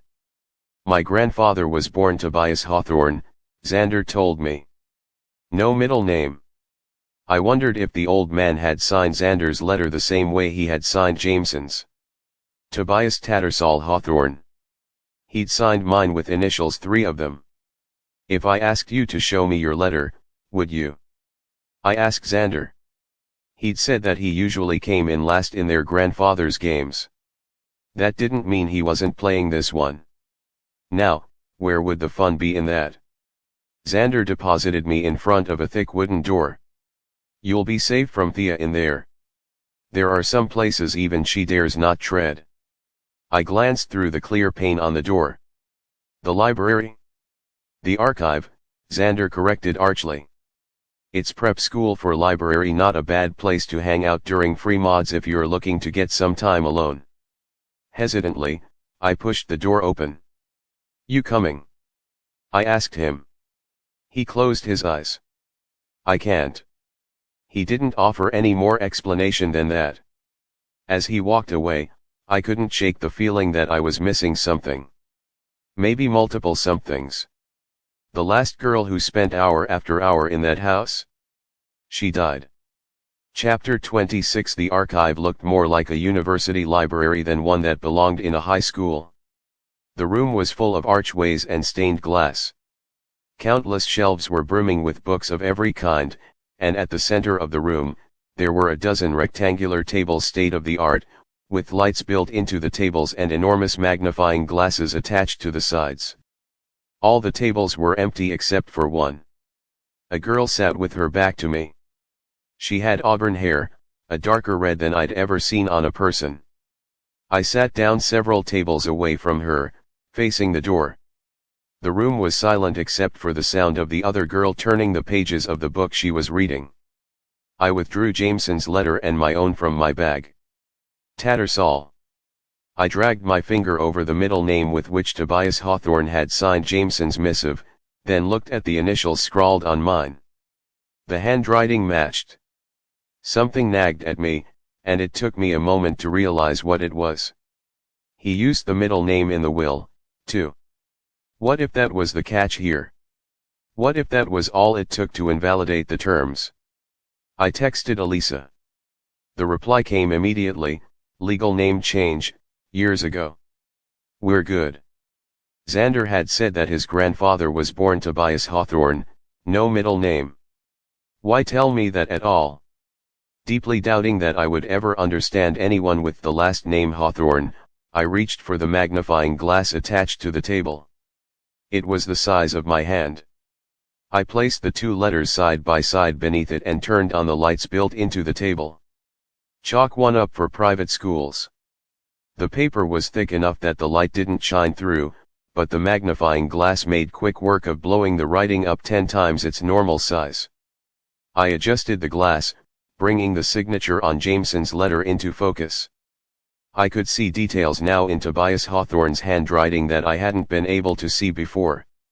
A slight hook on his R's. Asymmetry on his capital T's. And there, in his middle name, was a noticeable space, twice that between any two other letters. Magnified, that space made the name appear as two words. Tattersall. Tatters, all. As in, he left them all in tatters. I wondered out loud. It was a leap, but it didn't feel like much of one, not when Jameson had been so sure that there was more to this letter than met the eyes. Not when Xander had made it a point to tell me about his grandfather's lack of a middle name. If Tobias Hawthorne had legally changed his name to add in Tattersall, that strongly suggested he'd chosen the name himself. To what end? I looked up, suddenly remembering that I wasn't alone in this room, but the girl with the dark red hair was gone. I shot off another text to Elisa. When did TH change his name? Did the name change correspond to the moment he'd decided to leave his family in the billionaire version of Tatters, to leave everything to me? A text came through a moment later, but it wasn't from Elisa. It was from Jameson. I had no idea how he'd even gotten the number for this new phone or my last. I see it now, mystery girl. Do you? I looked around, feeling like he might be watching me from the wings, but by all indications, I was alone. The middle name? I typed back. No, I waited, and a second text came through a full minute later. The sign off. My gaze went to the end of Jameson's letter. Right before the signature, there were two words, don't judge. Don't judge the Hawthorne patriarch for dying without ever telling his family he was sick. Don't judge the games he was playing from beyond the grave. Don't judge the way he had pulled the rug out from underneath his daughters and grandsons. I looked back at Jameson's text, then to the letter, and read it again from the beginning. Better the devil you know than the one you don't, or is it? Power corrupts. Absolute power corrupts absolutely. All that glitters is not gold. Nothing is certain but death and taxes. There but for the grace of God go I. I imagined being Jameson, getting this letter wanting answers and being given platitudes instead. Proverbs. My brain supplied the alternate term, and my eyes darted back down to the sign-off. Jameson had thought we were looking for a wordplay or a code. Every line in this letter, barring the proper names, was a proverb or a slight variation thereon. Every line except one. Don't judge. I'd missed most of my old English teacher's lecture on proverbs, but there was only one I could think of that started with those two words. Does "don't judge a book by its cover" mean anything to you? I asked Jameson. His reply was immediate. Very good, Eris. Then, a moment later, it sure as hell does. Chapter 27. We could be making something out of nothing, I said hours later. Jameson and I stood in the Hawthorne House library, looking up at the shelves circling the room, filled with books from 18-foot ceiling to floor. Hawthorne-born or Hawthorne-made, there's always something to be played. Jameson spoke with a sing-song rhythm, like a child skipping rope. But when he brought his gaze down from the shelves to me, there was nothing childlike in his expression. Everything is something in Hawthorne House. Everything, I thought. And everyone. Do you know how many times in my life one of my grandfather's puzzles has sent me to this room? Jameson turned slowly in a circle. He's probably rolling in his grave that it took me this long to see it. What do you think we're looking for? I asked. What do you think we're looking for, Eris? Jameson had a way of making everything sound like it was either a challenge or an invitation. Or both. Focus, I told myself. I was here because I wanted answers at least as much as the boy beside me did. If the clue is a book by its cover, I said, turning the riddle over in my mind, then I'd guess that we're looking for either a book or a cover, or maybe a mismatch between the two. A book that doesn't match its cover. Jameson's expression gave no hint of what he thought of that suggestion. I could be wrong. Jameson's lips twisted, not quite a smile, not quite a smirk. Everyone is a little wrong sometimes, Eris. An invitation and a challenge. I had no intention of being a little wrong, not with him. The sooner my body remembered that, the better. I physically turned away from Jameson to do a 360, slowly taking in the scope of the room. Just looking up at the shelves felt like standing at the edge of the Grand Canyon. We were completely encircled by books, going up 2 stories. There must be thousands of books in here. Given how big the library was, given how high the shelves went up, if we were looking for a book mismatched to its cover sleeve. This could take hours, I said. Jameson smiled with teeth this time. Don't be ridiculous, Eris. It could take days. We worked in silence. Neither one of us left for dinner. A thrill ran through my body each time I realized that I was holding a first edition. Every once in a while, I'd flip a book open to find it signed. Stephen King. J.K. Rowling. Toni Morrison. Eventually, I managed to stop, pausing in awe at what I held in my hands. I lost track of time, lost track of everything except the rhythm of pulling books off shelves and covers off books, replacing the cover, replacing the book. I could hear Jameson working. I could feel him in the room, as we moved through our respective shelves, closer and closer to each other. He'd taken the upper level. I was working down below. Finally, I glanced up to see him right on top of me. What if we're wasting our time? I asked. My question echoed through the room. Time is money, Eris. You have plenty to waste. Stop calling me that. I have to call you something, and you didn't seem to appreciate Mystery Girl or the abbreviation thereof. It was on the tip of my tongue to point out that I didn't call him anything. I hadn't said his name once since entering this room. But somehow, instead of offering that retort, I looked up at him, and a different question came out of my mouth instead. What did you mean in the car today, when you said that the last thing I needed was for anyone to see us together? I could hear him taking books off shelves and covers off books and replacing them both again and again before I got a response. You spent the day at the fine institution that is Heights Country Day, he said. What do you think I meant? He always had to be the one asking questions, always had to turn everything around. Don't tell me, Jameson murmured up above, that you didn't hear any whispers. I froze, thinking about what I had heard. I met a girl. I made myself continue working my way through the shelf, book off, cover on, book reshelved. Thea. Jameson snorted. Thea isn't a girl. She's a whirlwind wrapped in a hurricane wrapped in steel, and every girl in that school follows her lead, which means I'm persona non grata and have been for a year. He paused. What did Thea say to you? Jameson's attempt to sound casual might have fooled me if I'd been looking at his face, but without the expression to sell it, I heard a telltale note underneath. He cares. Suddenly, I wished I hadn't brought Thea up. Sowing discord was probably her goal. Avery. Jameson's use of my given name confirmed for me that he didn't just want a response, he needed one. Thea kept talking about this house, I said carefully. About what it must be like for me to live here. That was true or true enough. About all of you. Is it still a lie, Jameson asked loftily, if you're masking what matters, but what you're saying is technically true. He wanted the truth. Thea said there was a girl and that she died. I spoke like I was ripping off a bandage, too fast to second guess what I was saying. Overhead, the rhythm of Jameson's work slowed. I counted 5 seconds of utter silence before he spoke. Her name was Emily. I knew, though I couldn't pinpoint how, that he wouldn't have said it if I'd been able to see his face. Her name was Emily, he repeated. And she wasn't just a girl. A breath caught in my throat.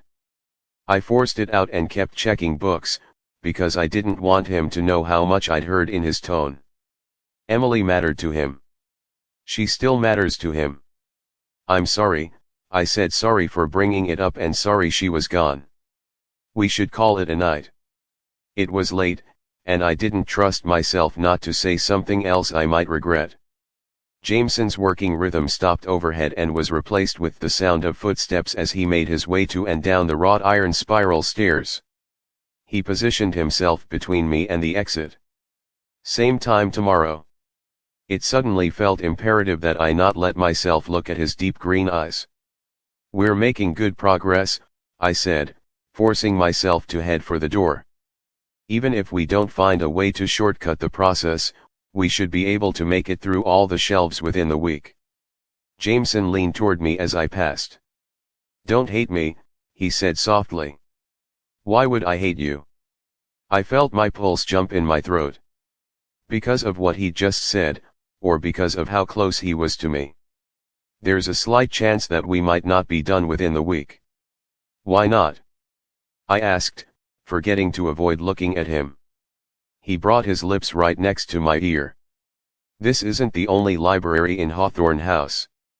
Chapter 28. How many libraries did this place have?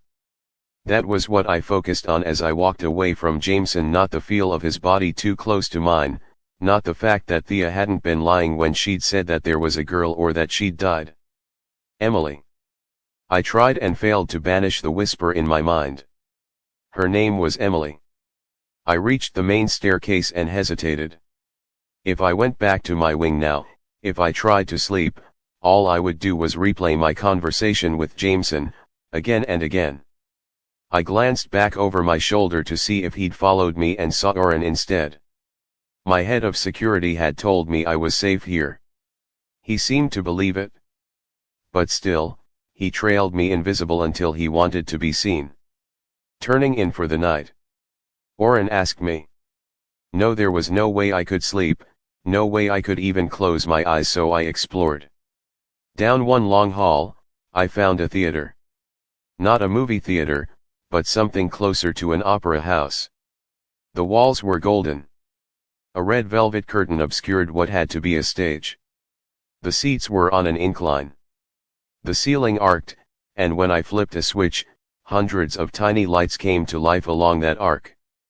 I remembered Dr. Mack telling me about the Hawthorne Foundation's support of the arts. The next room over was filled with musical instruments, dozens of them. I bent to look at a violin with an S carved to one side of the strings, its mirror image on the other. That's a Stradivarius. Those words were issued like a threat. I turned to see Grayson standing in the doorway. I wondered if he'd been following us and for how long. He stared at me, his pupils black and fathomless, the irises around them ice gray. You should be careful, Ms. Grams. I'm not going to break anything, I said, stepping back from the violin. You should be careful, Grayson reiterated, his voice soft but deadly, with Jameson. The last thing my brother needs is you and whatever this is. I glanced at Oren, but his face was impassive, like he couldn't hear anything that passed between us. It's not his job to eavesdrop. It's his job to protect me and he doesn't see Grayson as a threat. This being me. I shot back. Or the terms of your grandfather's will. I wasn't the one who'd upended their lives. But I was here, and Tobias Hawthorne wasn't. Logically, I knew that my best option was to avoid confrontation, avoid him altogether. This was a big house. Standing this close to Grayson, it didn't feel nearly big enough. My mother hasn't left her room in days. Grayson stared at and into me. Xander nearly blew himself up today. Jameson is one bad idea away from ruining his life, and none of us can leave the estate without being hounded by the press. The property damage they've caused alone, say nothing. Turn away. Don't engage. Do you think this is easy for me? I asked instead. Do you think I want to be stalked by the paparazzi? You want the money. Grayson Hawthorne looked down at me from on high. How could you not, growing up the way you did? That was just dripping with condescension. Like you don't want the money. I retorted. Growing up the way you did? Maybe I haven't had everything handed to me my entire life, but you have no idea, Grayson said lowly, how ill-prepared you are. A girl like you. You don't know me. A rush of fury surged through my veins as I cut him off. I will, Grayson promised. I'll know everything about you soon enough. Every bone in my body said that he was a person who kept his promises. My access to funds might be somewhat limited currently, but the Hawthorne name still means something. There will always be people tripping over themselves to do favors for any one of us. He didn't move, didn't blink, wasn't physically aggressive in any way, but he bled power, and he knew it. Whatever you're hiding, I'll find it. Every last secret. Within days, I'll have a detailed dossier on every person in your life. Your sister. Your father. Your mother. Don't talk about my mother. My chest was tight. Breathing was a challenge. Stay away from my family, Ms. Grams. Grayson pushed past me. I'd been dismissed. Or what? I called after him, and then, possessed by something I couldn't quite name, I continued.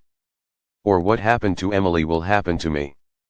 Grayson jerked to a halt, every muscle in his body taut. Don't you say her name. His posture was angry, but his voice sounded like it was about to crumble. Like I'd gutted him. Not just Jameson. My mouth went dry. Emily didn't just matter to Jameson. I felt a hand on my shoulder. Oren. His expression was gentle, but clearly, he wanted me to leave it alone. You won't last a month in this house.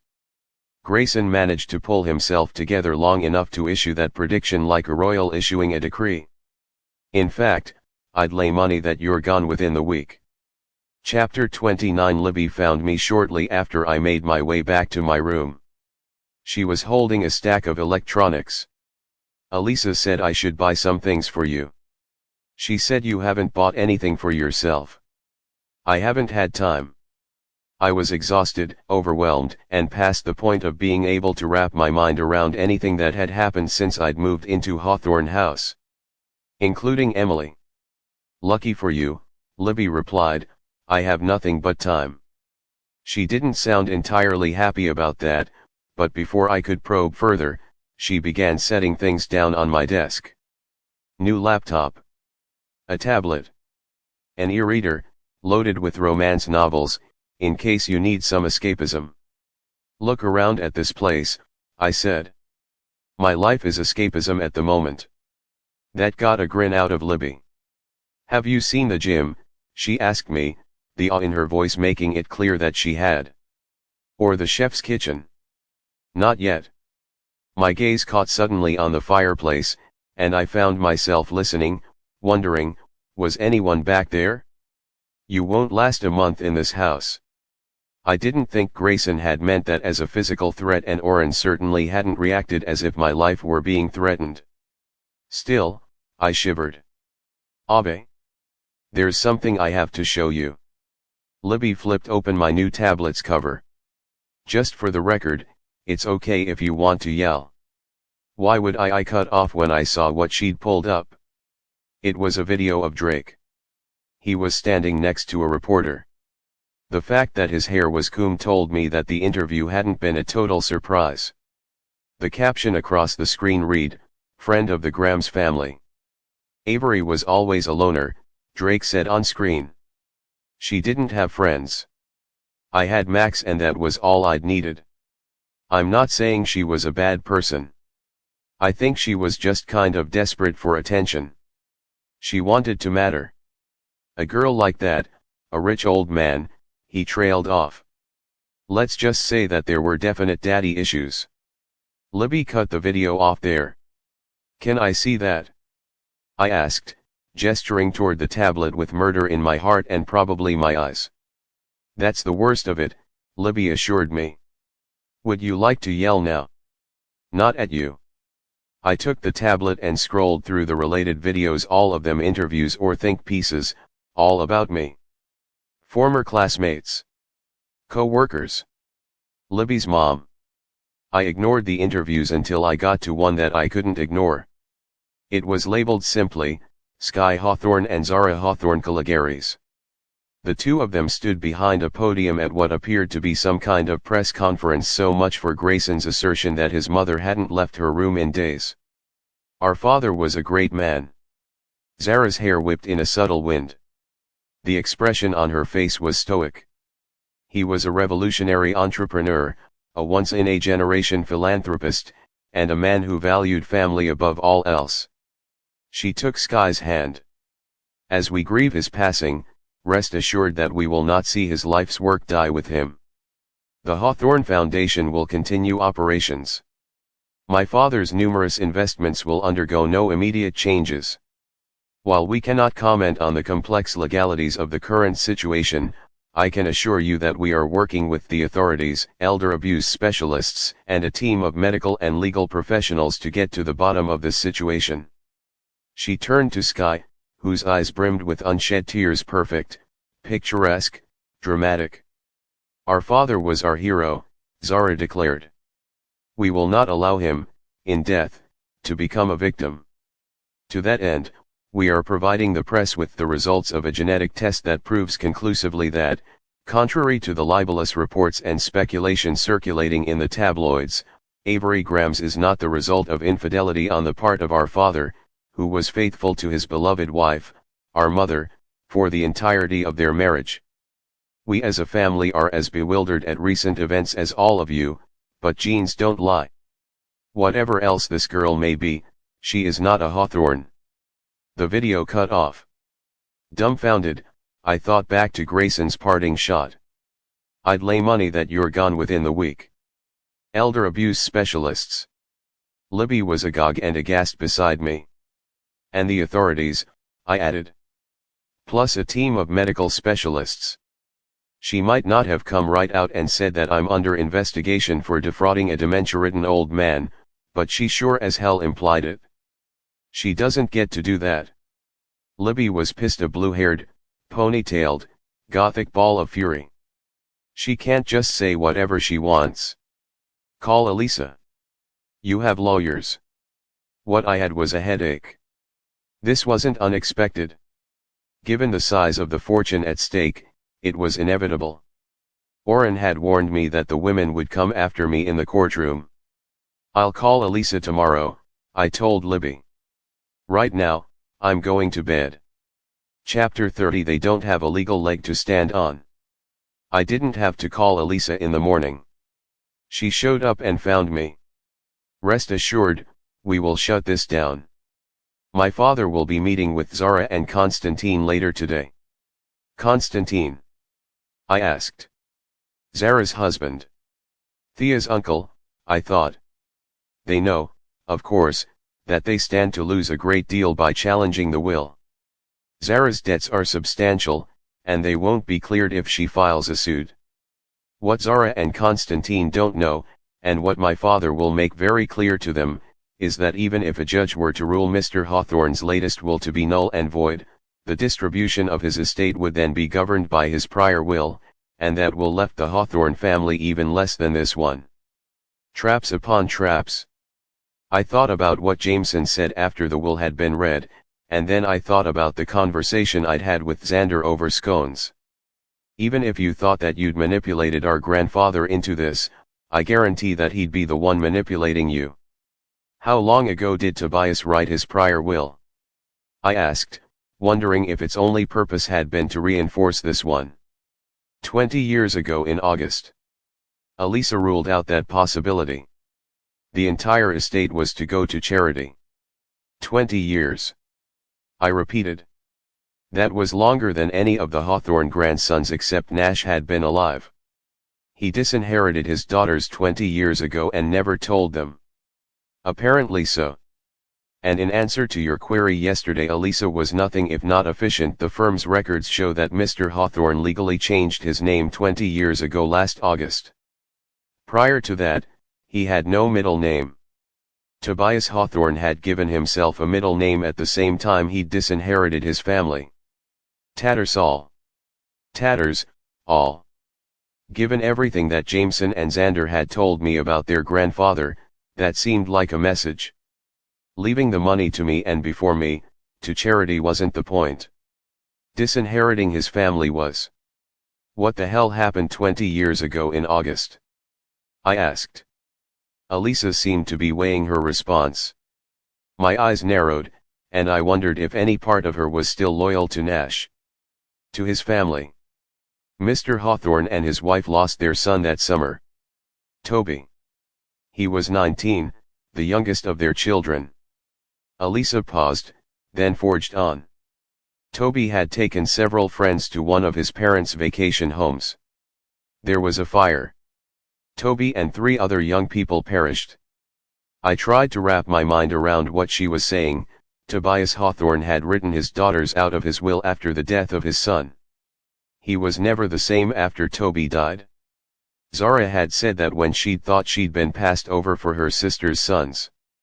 I searched my mind for Sky's reply. Disappeared, Sky had insisted, and Zara had lost it? Why would Sky say that Toby disappeared? Elisa was caught off guard by my question. Clearly, she didn't remember the exchange at the reading of the will. Between the fire and a storm that night, Elisa said, once she'd recovered, Toby's remains were never definitively found. My brain worked overtime trying to integrate this information. Couldn't Zara and Sky have their lawyer argue that the old will was invalid, too? I asked. Written under duress, or he was mad with grief, or something like that. Mr. Hawthorne signed a document reaffirming his will yearly, Elisa told me. He never changed it, until you. Until me. My entire body tingled, just thinking about it. How long ago was that? I asked. Last year. What could have happened to make Tobias Hawthorne decide that instead of leaving his entire fortune to charity, he was going to leave it to me? Maybe he knew my mother. Maybe he knew she died. Maybe he was sorry. Now, if your curiosity has been sated, Elisa said, I would like to return to more pressing issues. I believe my father can get a handle on Zara and Constantine. Our biggest remaining PR issue is, Elisa steeled herself. Your sister. Libby. That hadn't been what I was expecting. It's to everyone's benefit if she lies low. How could she possibly lie low? I asked. This was the biggest story on the planet. For the immediate future, I've advised her to stay on the estate, Elisa said, and I thought about Libby's comment that she had nothing but time. Eventually, she can think about charity work, if she would like, but for the time being, we need to be able to control the narrative, and your sister has a way of drawing attention. I wasn't sure if that was a reference to Libby's fashion choices or her black eye. Anger bubbled up inside me. My sister can wear whatever she wants, I said flatly. She can do whatever she wants. If Texas high society and the tabloids don't like it, that's too damn bad. This is a delicate situation, Elisa replied calmly. Especially with the press.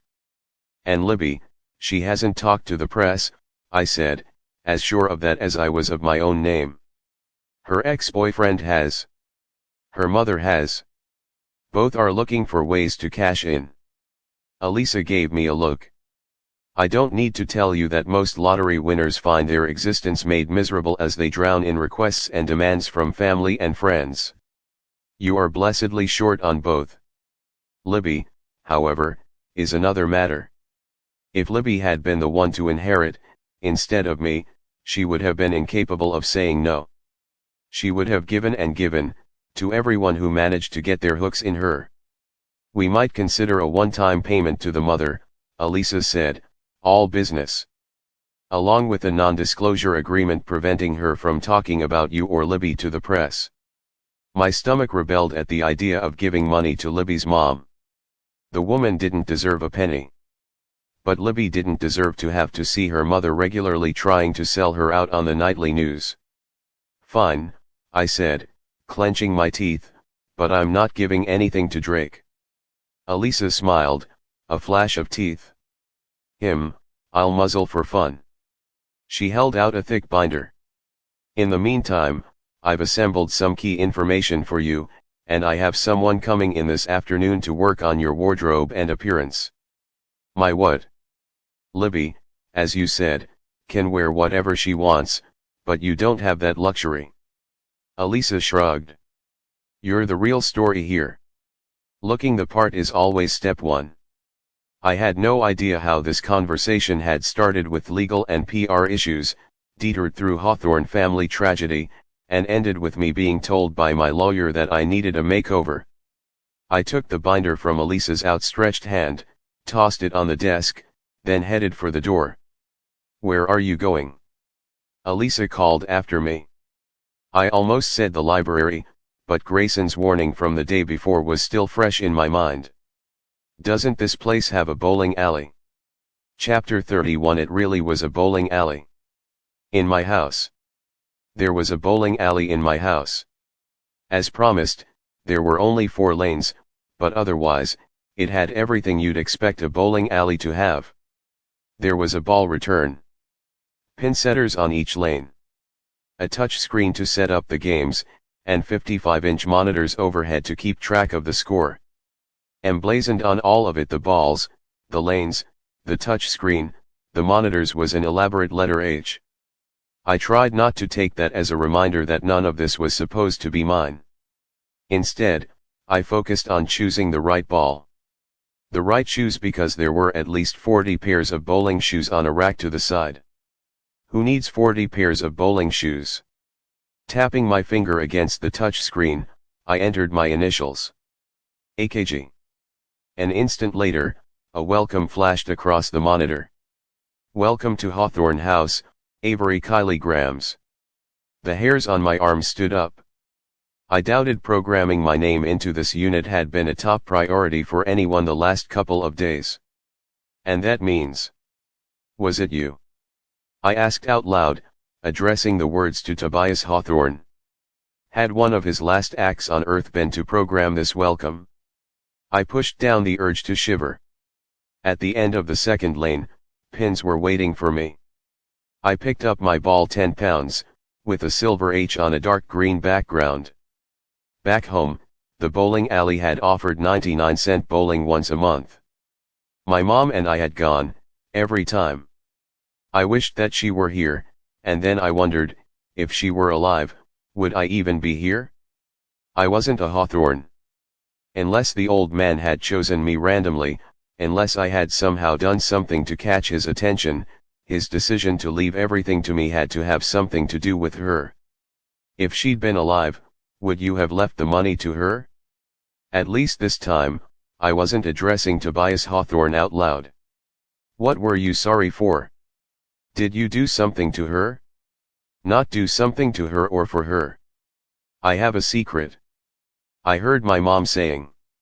I threw the ball harder than I should have and hit only 2 pins. If my mom had been here, she would have mocked me. I concentrated then and bowled. 5 games later, I was covered in sweat, and my arms were aching. I felt good enough to venture back out into the house and go hunting for the gym. Athletic complex might have been a more accurate term. I stepped out onto the basketball court. The room jutted out in an L shape, with 2 weight benches and a half dozen workout machines in the smaller part of the L. There was a door on the back wall. As long as I'm playing Dorothy in Oz. I opened it and found myself looking up. A rock climbing wall stretched out 2 stories overhead. A figure grappled with a near vertical section on the wall, at least 20 feet up, with no harness. Jameson. He must have sensed me somehow. Ever climbed one of these before? He called down. Again, I thought of Grayson's warning, but this time, I told myself that I didn't give a damn about what Grayson Hawthorne had to say to me. I walked over to the climbing wall, planted my feet at the base, and did a quick survey of the available hand and footholds. First time, I called back to Jameson, reaching for one of them. But I'm a quick learner. I made it until my feet were about 6 feet off the ground before the wall jutted out at an angle designed to make things difficult. I braced one leg against a foothold and the other against the wall and stretched my right arm for a handhold a fraction of an inch too far away. I missed. From the ledge above me, a hand snaked down and grabbed mine. Jameson smirked as I dangled midair. "You can drop," he told me, "or I can try to swing you up." "Do it." I bit back the words. Orrin was nowhere to be seen, and the last thing I needed to do, alone with a Hawthorne, was go higher. Instead, I let go of his arm and braced for impact. After I landed, I stood, watching Jameson work his way back up the wall, muscles tensing against his thin white t-shirt. This is a bad idea, I told myself, my heart thumping. Jameson Winchester Hawthorne is a very bad idea. I hadn't even realized I remembered his middle name until it popped into my head, a last name, just like his first. Stop looking at him. Stop thinking about him. The next year is going to be complicated enough without complications. Feeling suddenly like I was being watched, I turned to the door and found Grayson staring straight at me. His light eyes were narrowed and focused. "You don't scare me, Grayson Hawthorne." I forced myself to turn away from him, swallowed, and called up to Jameson. "I'll see you in the library." Chapter 32. The library was empty when I stepped through the door at 9:15, but it didn't stay empty for long. Jameson arrived at 9:30, and Grayson let himself in at 9:31. "What are we doing today?" Grayson asked his brother. "We." Jameson shot back. Grayson meticulously cuffed his sleeves. He'd changed after his workout, donning a stiff-collared shirt like armor. Can't an older brother spend time with his younger brother and an interloper of dubious intentions without getting the third degree? "He doesn't trust me with you," I translated. "I'm such a delicate flower." Jameson's tone was light, but his eyes told a different story. "In need of protection and constant supervision." Grayson was undaunted by sarcasm. "So it would seem." He smiled, the expression razor sharp. "What are we doing today?" he repeated. I had no idea what it was about his voice that made him so impossible to ignore. "Eris and I," Jameson replied pointedly, "are following a hunch, doubtlessly wasting sinful amounts of time on what I'm sure you would consider to be nonsensical flapdoodle." Grayson frowned.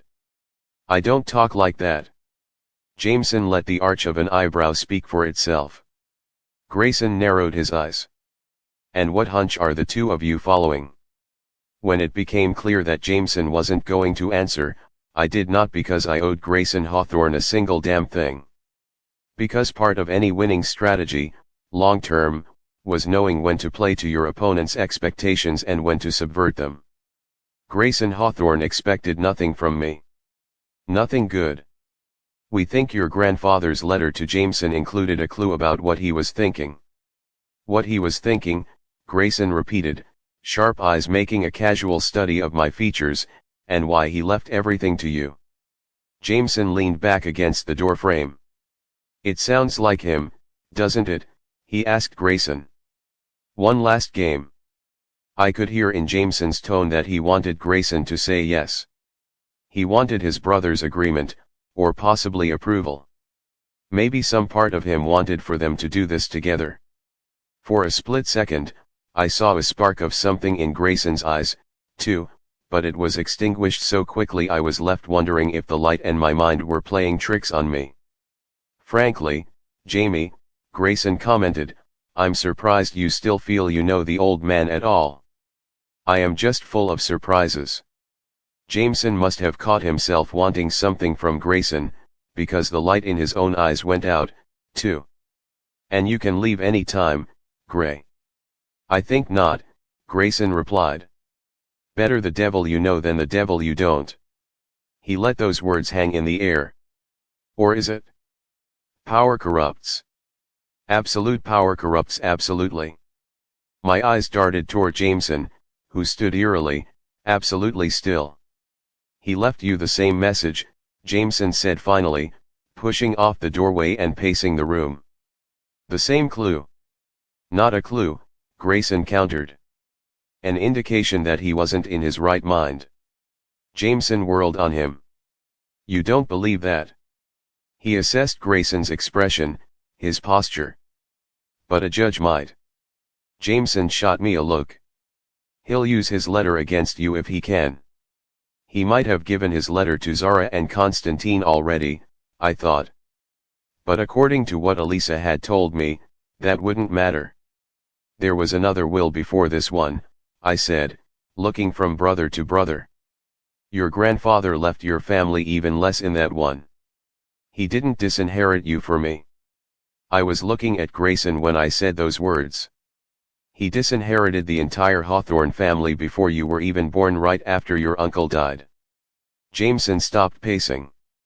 You're lying. His entire body was tense. Grayson held my gaze. She's not. If I'd been guessing how this would go, I would have guessed that Jameson would believe me and that Grayson would be the skeptic. Regardless, both of them were staring at me now. Grayson broke eye contact first. You may as well tell me what you think that God-forsaken letter means, Jamie. And why, Jameson said through gritted teeth, would I give away the game like that? They were used to competing with each other, to pushing to the finish line. I couldn't shake the feeling that I didn't belong here between them at all. You do realize, Jamie, that I am capable of staying here with the two of you in this room indefinitely. Grayson said. As soon as I see what you're up to, you know I'll reason it out. I was raised to play, same as you. Jameson stared hard at his brother, then smiled. It's up to the interloper of dubious intentions. His smile turned to a smirk. He expects me to send Grayson packing. I probably should have, but it was entirely possible that we were wasting our time here, and I had no particular objection to wasting Grayson Hawthorne's. He can stay. You could have cut the tension in the room with a knife. All right, Eris. Jameson flashed me another wild smile. As you wish. Chapter 33. I'd known that things would go faster with an extra set of hands, but I hadn't anticipated what it would feel like to be shut in a room with two Hawthornes, particularly these two. As we worked, Grayson behind me and Jameson above, I wondered if they'd always been like oil and water, if Grayson had always taken himself too seriously, if Jameson had always made a game of taking nothing seriously at all. I wondered if the two of them had grown up slotted into the roles of heir and spare once Nash had made it clear he would abdicate the Hawthorne throne. I wondered if they'd gotten along before Emily. There's nothing here. Grayson punctuated that statement by placing a book back on the shelf a little too hard. Coincidentally, Jameson commented up above, you also don't have to be here. If she's here, I'm here. Avery doesn't bite. For once, Jameson referred to me by my actual name. Frankly, now that the issue of relatedness has been settled in the negative, I'd be game if she did. I choked on my own spit and seriously considered throttling him. He was baiting Grayson and using me to do it. Jamie. Grayson sounded almost too calm. "Shut up and keep looking." I did exactly that. Book off, cover on, book reshelved. The hours ticked by. Grayson and I worked our way toward each other.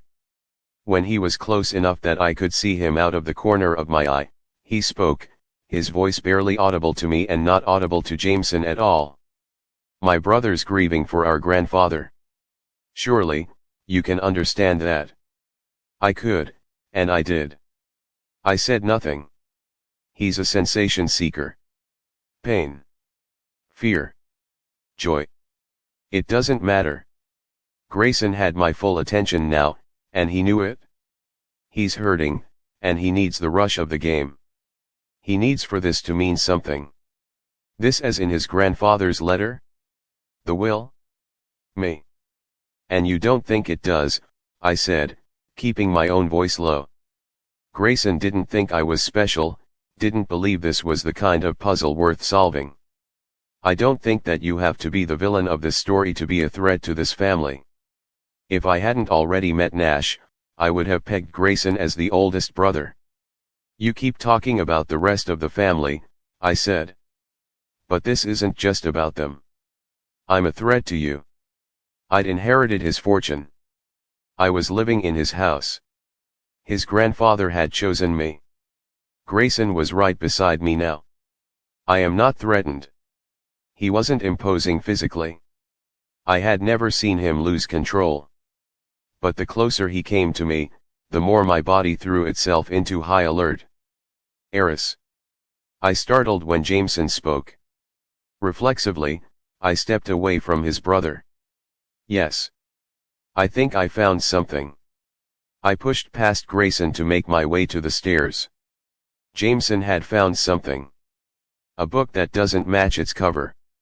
That was an assumption on my part, but the instant I hit the second story and saw the smile on Jameson Hawthorne's lips, I knew that I was right. He held up a hardcover book. I read the title. Sail Away. And on the inside, Jameson was a showman at heart. He removed the cover with a flourish and tossed me the book. The Tragical History of Dr. Faustus. "Faust," I said. "The devil you know," Jameson replied. "Or the devil you don't." It could have been a coincidence.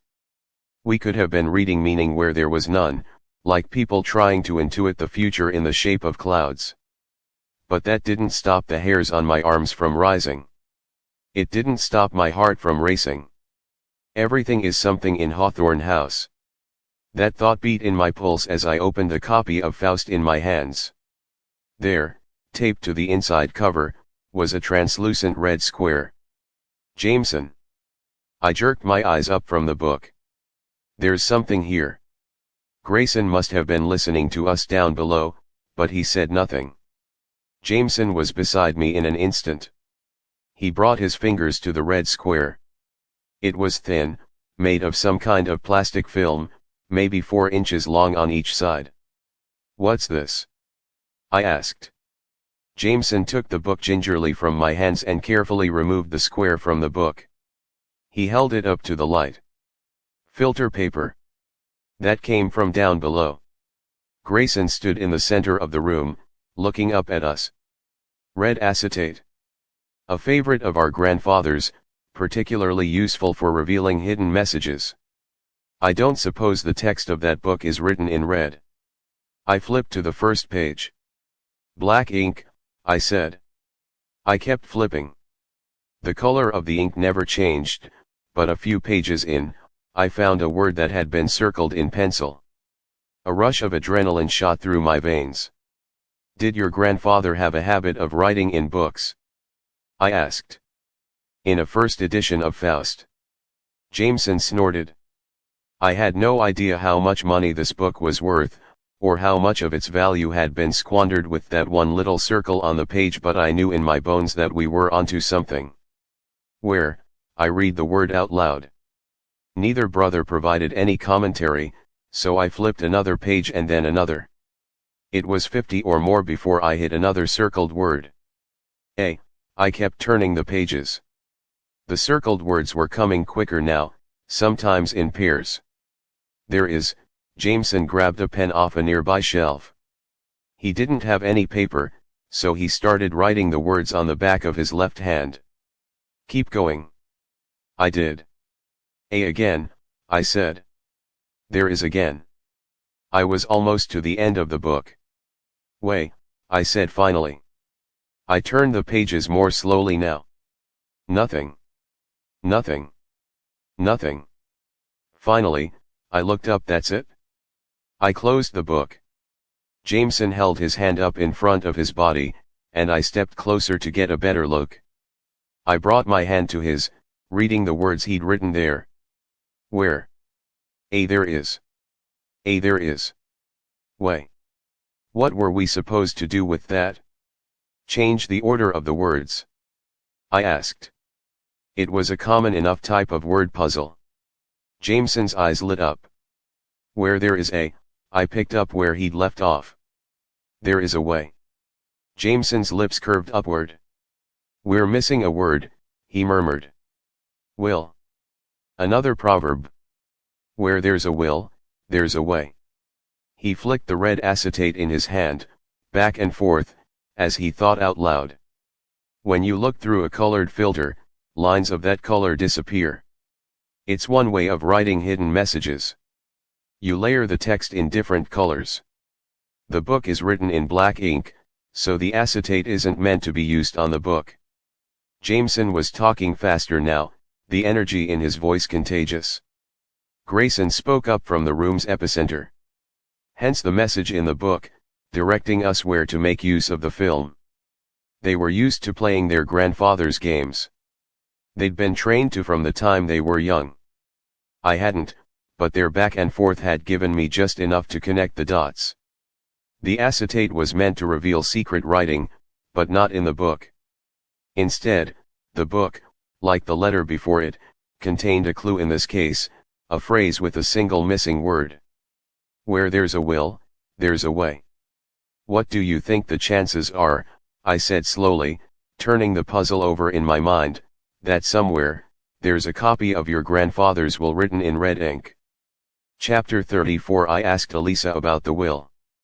I half expected her to look at me like I'd lost my marbles, but the second I said the word red, her expression shifted.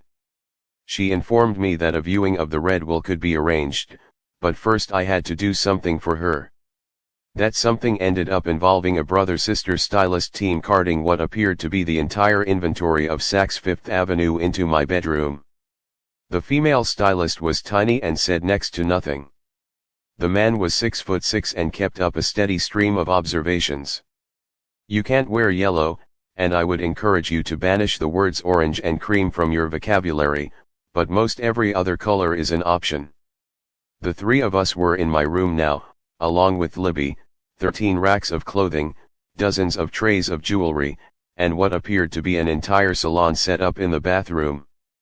Brights, pastels, earth tones in moderation. You gravitate toward solids. I looked down at my current outfit, a gray t-shirt and my second most comfortable pair of jeans. I like simple. Simple is a lie, the woman murmured. But a beautiful one sometimes.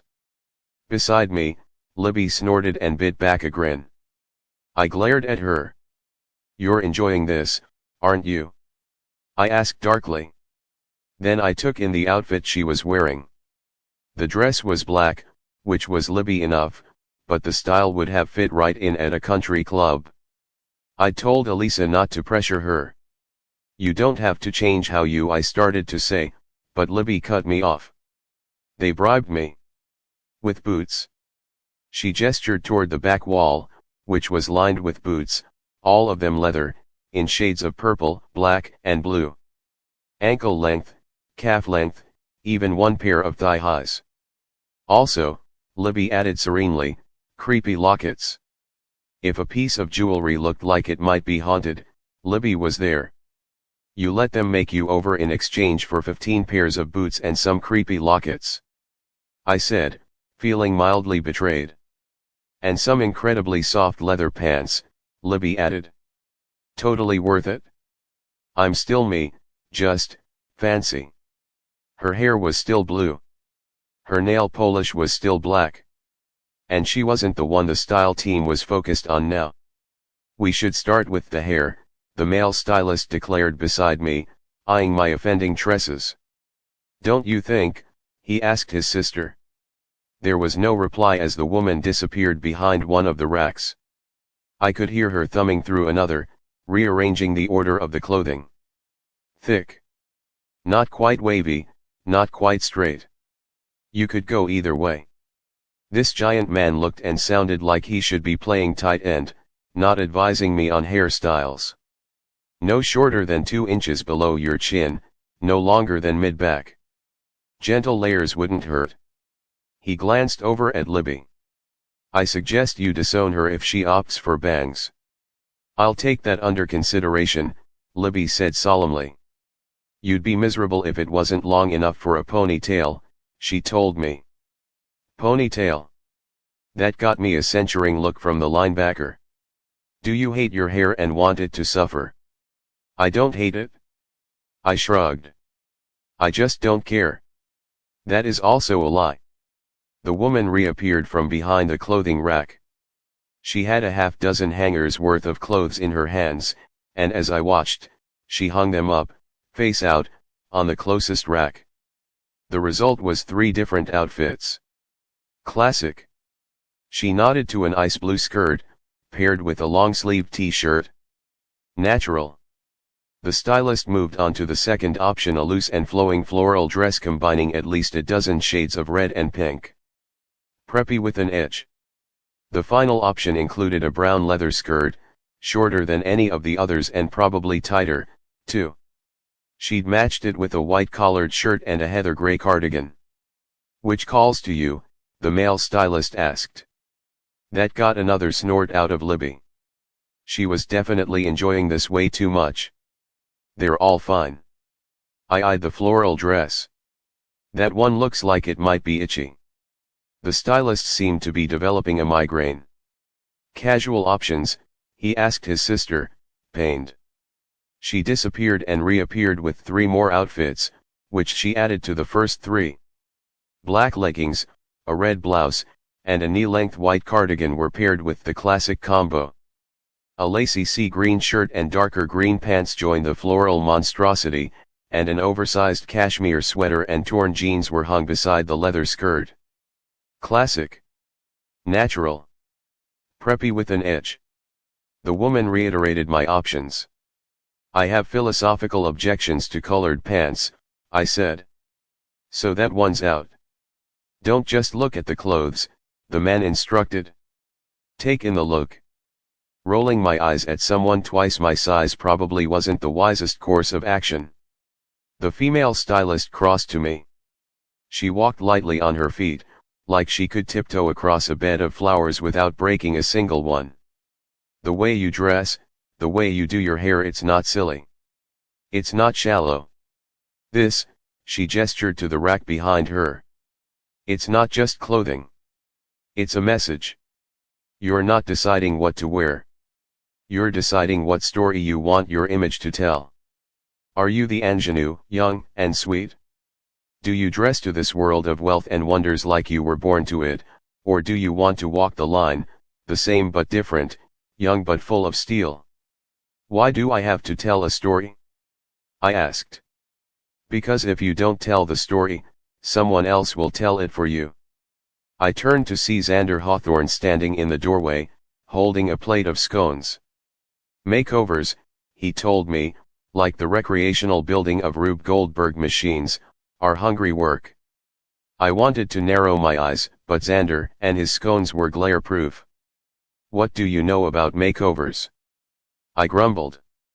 "If I were a guy, there'd be 2 racks of clothing in this room, maximum. And if I were white," Xander returned loftily, "people wouldn't look at me like I'm half a Hawthorne."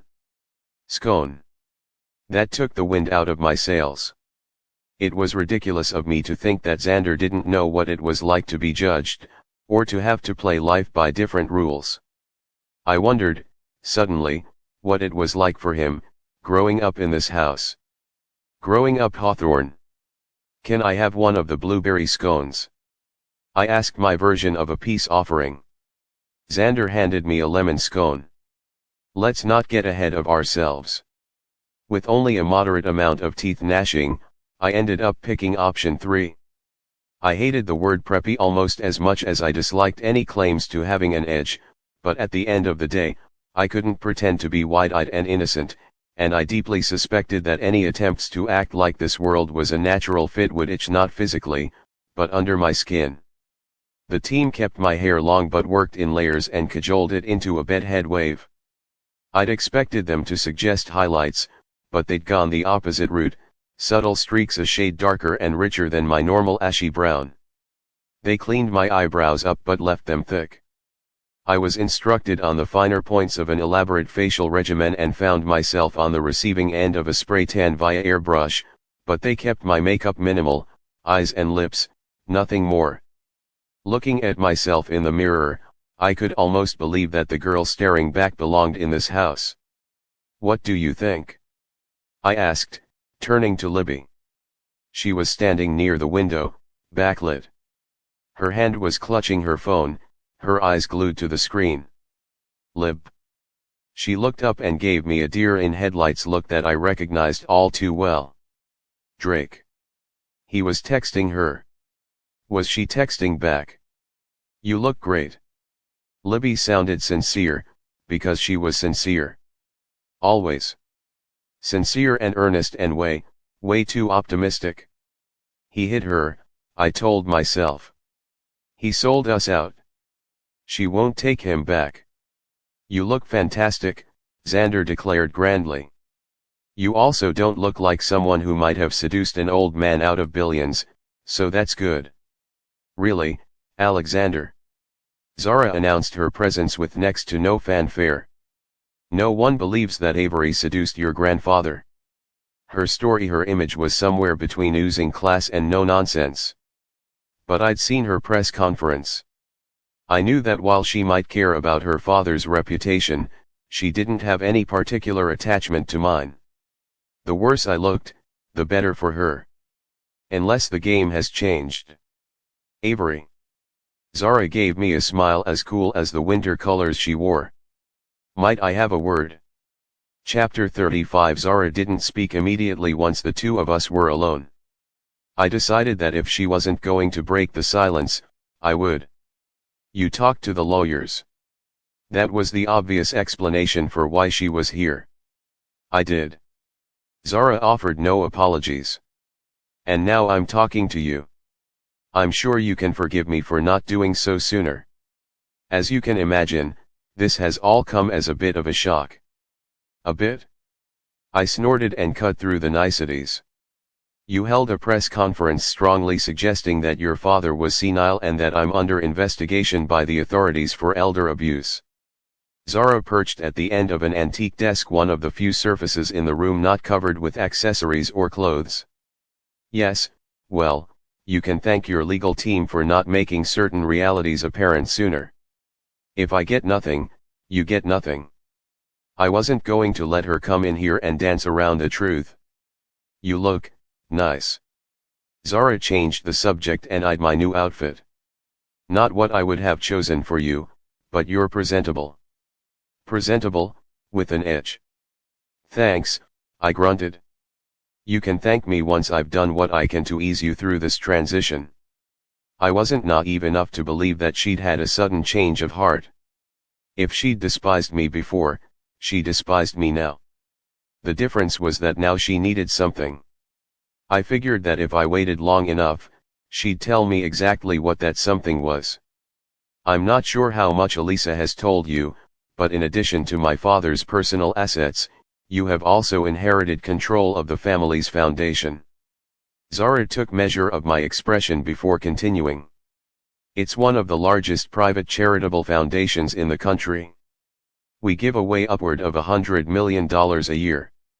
$100 million. I was never going to get used to this. Numbers like that were never going to seem real. "Every year?"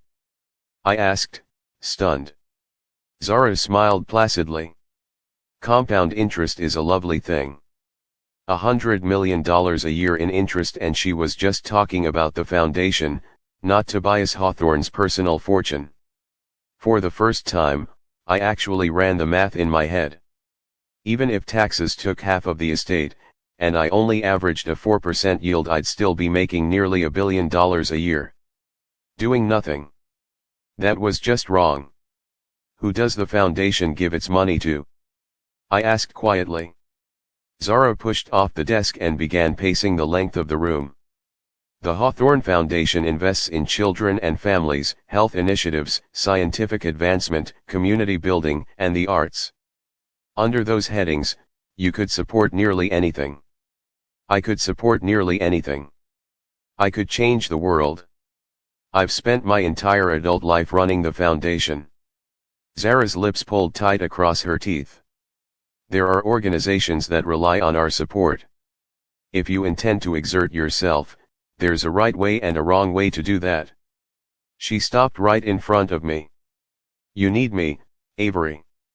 As much as I'd like to wash my hands of all of this, I've worked too long and too hard to see that work undone. I listened to what she was saying and what she wasn't. Does the foundation pay you? I asked. I ticked off the seconds until her reply. I draw a salary commensurate with the skills I bring. As satisfying as it would have been to tell her that her services would no longer be needed, I wasn't that impulsive, and I wasn't cruel. I want to be involved, I told her. And not just for show. I want to make decisions. Homelessness. Poverty. Domestic violence. Access to preventative care. What could I do with $100 million a year? You're young enough, Zara said, her voice almost wistful, to believe that money solves all ills. Spoken like a person so rich she can't imagine the weight of problems money can solve. If you're serious about taking a role at the foundation, Zara sounded like she was enjoying saying that about as much as she would have enjoyed dumpster diving or a root canal. I can teach you what you need to know. Monday. After school. At the foundation. She issued each part of that order as its own separate sentence. The door opened before I could ask where exactly the foundation was. Oren took up position beside me. The women will come after you in the courtroom, he told me. But now Zara knew that she couldn't come after me legally. And my head of security didn't want me in this room with her alone. Chapter 36. The next day, Sunday, Oren drove me to Ortega, McNamara, and Jones to see the Red Will. Avery. Elisa met Oren and me in the firm's lobby.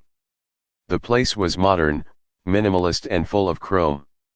The building looked big enough to host 100 lawyers, but as Elisa walked us past a receptionist and security guard to an elevator bank, I didn't see another soul.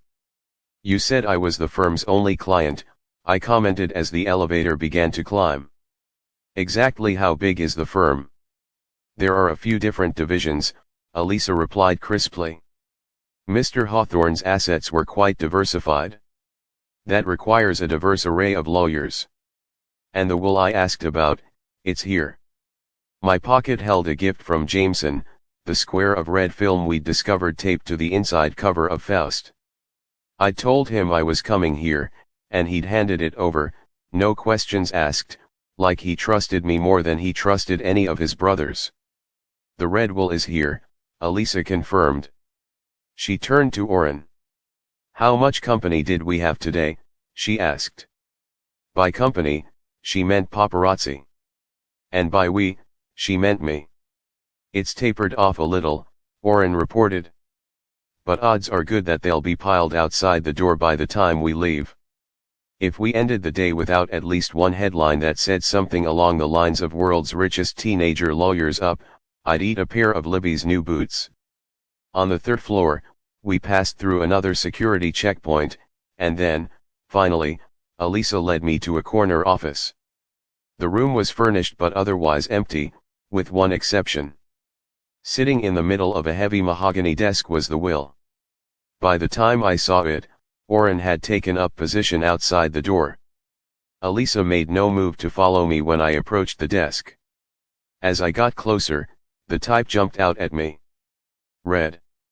My father was instructed to keep this copy here and show it to you or the boys if one of you came looking, Elisa said.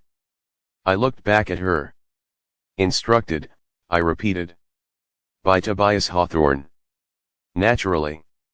Did you tell Nash? I asked. A cool mask settled over her face. I don't tell Nash anything anymore. She gave me her most austere look. If that's all, I'll leave you to it. Elisa never even asked what it was. I waited until I heard the door close behind her before I went to sit at the desk. I retrieved the film from my pocket. Where there's a will, I murmured, laying the square flat on the will's first page. There's a way. I moved the red acetate over the paper, and the words beneath it disappeared. Red text. Red film. It worked exactly as Jameson and Grayson had described. If the entire will was written in red, all this was going to do was make everything disappear. But if, layered underneath the red text, there was another color, then anything written in that color would remain visible. I made it past Tobias Hawthorne's initial bequests to the Laughlands, to Orrin, to his mother-in-law. Nothing. I got to the bit about Zara and Sky, and as I schemed the red film over the words, they disappeared. I glanced down at the next sentence. To my grandsons, Nash Westbrook Hawthorne, Grayson Davenport Hawthorne, Jameson Winchester Hawthorne, and Alexander Blackwood Hawthorne. As I ran the film over the page, the words disappeared but not all of them. 4 remained. Westbrook, Davenport, Winchester, Blackwood. For the first time, I thought about the fact that all 4 of Sky's sons bore her last name, their grandfather's last name. Hawthorne. Each of the boys' middle names was also a surname. Their father's last names. I wondered. As my brain wrapped itself around that, I made my way through the rest of the document. Part of me expected to see something when I hit my own name, but it disappeared, just like the rest of the text, everything except for the Hawthorne grandsons' middle names. Westbrook, Winchester, Davenport, Blackwood. I said them out loud, committed them to memory. And then I texted Jameson and wondered if he would text Grayson. Chapter 37. Whoa there, kid. Where's the fire? I was back at Hawthorne House and headed to meet Jameson when another Hawthorne brother stopped me in my tracks. Nash. Avery just came from reading a special copy of the will, Elisa said behind me. So much for her not telling her ex anything anymore. A special copy of the will. Nash slid his gaze to me. Would I be correct in assuming this has something to do with the gobbledygook in my letter from the old man? Your letter, I repeated, my brain whirring. It shouldn't have come as a surprise. Tobias Hawthorne had left Grayson and Jameson with identical clues. Nash, too, and probably Xander. Don't worry, Nash drawled. I'm sitting this one out. I told you, I don't want the money. The money is not at stake here, Elisa said firmly. The will is ironclad, Nash finished for her. I believe I've heard that a time or two. Elisa's eyes narrowed. You never were very good at listening. Listen doesn't always mean agree, Lily. Nash's use of the nickname, his amiable smile and equally amiable tone sucked every ounce of oxygen out of the room. I should go. Elisa turned, whip-fast, to me. If you need anything, call, I finished, wondering just how high my eyebrows had risen at their exchange. When Elisa closed the front door behind her, she slammed it. You gonna tell me where you're headed in such a hurry? Nash asked me again, once she was gone. Jameson asked me to meet him in the solarium. Nash cocked an eyebrow at me. Got any idea where the solarium is? I realized belatedly that I didn't. I don't even know what a solarium is, I admitted. Solariums are overrated. Nash shrugged and gave me an assessing look. Tell me, kid, what do you usually do on your birthday? That came out of nowhere.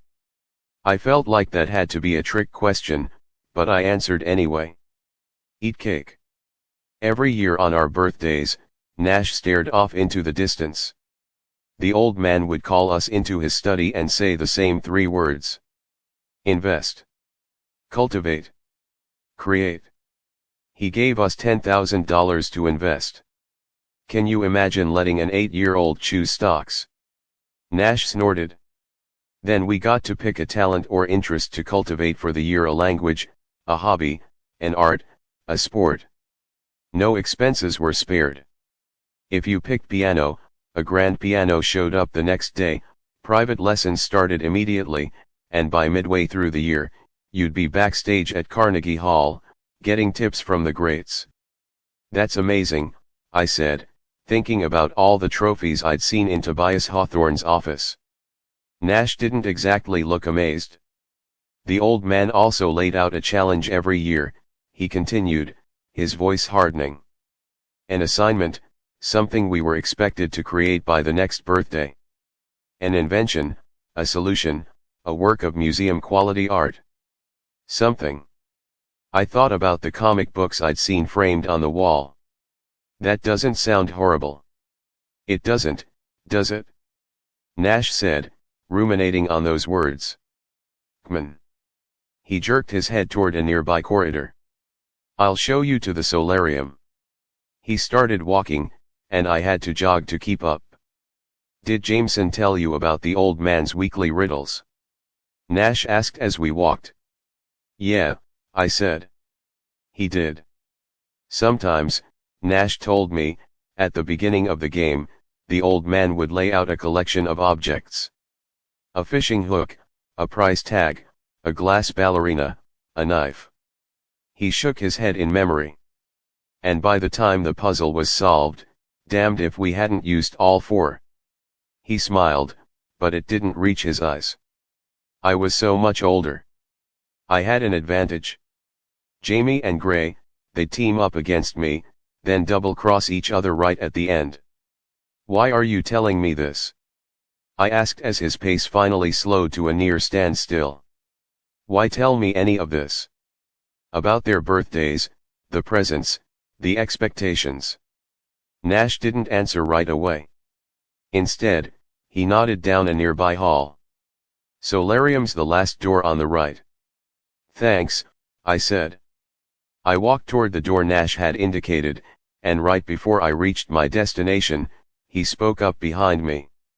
You might think you're playing the game, darlin', but that's not how Jamie sees it. Nash's voice was gentle enough, but for the words. We aren't normal. This place isn't normal, and you're not a player, kid. You're the glass ballerina or the knife. Chapter 38. The solarium was an enormous room with a domed glass ceiling and glass walls. Jameson stood in the center, bathed in light and staring up at the dome overhead. Like the first time I'd met him, he was shirtless. Also like the first time I'd met him, he was drunk. Grayson was nowhere to be seen. What's the occasion? I asked, nodding to a nearby bottle of bourbon. Westbrook, Davenport, Winchester, Blackwood. Jameson rattled the names off, one by one. Tell me, Eris, what do you make of that? They're all last names, I said cautiously. I paused and then decided why the hell not. Your fathers. Sky doesn't talk about our fathers, Jameson replied, his voice a little hoarse. As far as she's concerned, it's an Athena Zeus type of situation. We're hers and hers alone. I bit my lip. She told me that she had 4 lovely conversations, with 4 lovely men, Jameson finished. But lovely enough for her to ever see them again? To tell us the first thing about them. His voice was harder now. She's never so much as answered a question about our damned middle names, and that he picked the bourbon up off the ground and took a swig is why I'm drinking. He set the bottle back down, then closed his eyes, standing in the sun a moment longer, his arms spread wide. For the second time, I noticed the scar that ran the length of his torso. Noticed each breath he took. Shall we go? His eyes opened. His arms dropped. Go where? I asked, so physically aware of his presence it almost hurt. Come now, Eris, Jameson said, stepping toward me. You're better than that. I swallowed and answered my own question. We're going to see your mother. He took me through the coat closet in the foyer. This time, I paid close attention to the sequence of panels on the wall that released the door. Following Jameson to the back of the closet, pushing past the coats that hung there, I willed my eyes to adjust to the dark so that I could see what he did next. He touched something. Pulled it. I couldn't make out what. The next thing I knew, I heard the sound of gears turning, and the back wall of the closet slid sideways. If the closet was dark, what lay beyond was even darker. Step where I step, mystery girl. And watch your head. Jameson used his cell phone to light the way. I got the distinct feeling that was for my benefit. He knew the twists and turns of these hidden hallways. We walked in silence for 5 minutes before he stopped and peeked through what I could only assume was a peephole. Coast is clear. Jameson didn't specify what it was clear of. Do you trust me? I was standing in a phone-lit passageway, close enough to feel his body's heat on mine. Absolutely not. Good. He reached out, grabbed my hand, and pulled me close. Hold on. My arms curved around him, and the ground beneath our feet began to move. The wall beside us was rotating, and we were rotating with it, my body pressed flat against his. Jameson Winchester Hawthorne's. The motion stopped, and I stepped back. We were here for a reason, and that reason had exactly nothing to do with the way my body fit against his. They were a twisted, broken mess before you got here, and they'll be a twisted, broken mess once you're gone. The reminder echoed in my head as we stepped out into a long hallway with plush red carpet and gold moldings on the walls. Jameson strode toward a door at the end of the hall. He lifted his hand to knock. I stopped him. You don't need me for this, I said. You didn't need me for the will, either. Elisa had instructions to let you see it if you asked. I need you. Jameson knew exactly what he was doing, the way he was looking at me, the tilt of his lips. I don't know why yet, but I do. Nash's warning rang in my head. I'm the knife. I swallowed. The fishing hook, the glass ballerina, whatever. That almost took Jameson by surprise. You've been talking to one of my brothers. He paused. Not Grayson. His eyes roved over mine. Xander. His gaze flicked down to my lips and up again. Nash, he said, certain of it? Is he wrong? I asked. I thought about Tobias Hawthorne's grandsons going to see him on their birthdays. They'd been expected to be extraordinary. They'd been expected to win. Am I just a means to an end, worth keeping around until you know how I fit into the puzzle? You are the puzzle, mystery girl. Jameson believed that. You could tap out, he told me, decide you can live without answers, or you could get them with me. An invitation. A challenge. I told myself that I was doing this because I needed to know, not because of him. Let's get some answers, I said. When Jameson knocked on the door, it swung inward. Mom, he called, and then he amended the salutation. Sky. The answer came, like the tinkling of bells. In here, darling. Here, it became quickly apparent, was the bathroom in Sky's suite. Got a second? Jameson stopped right outside the double doors to the bathroom. Thousands of them. Sky seemed to relish the reply. Millions. Come in. Jameson stayed outside the doors. Are you decent? I like to think so, his mother called back. At least a good 50% of the time.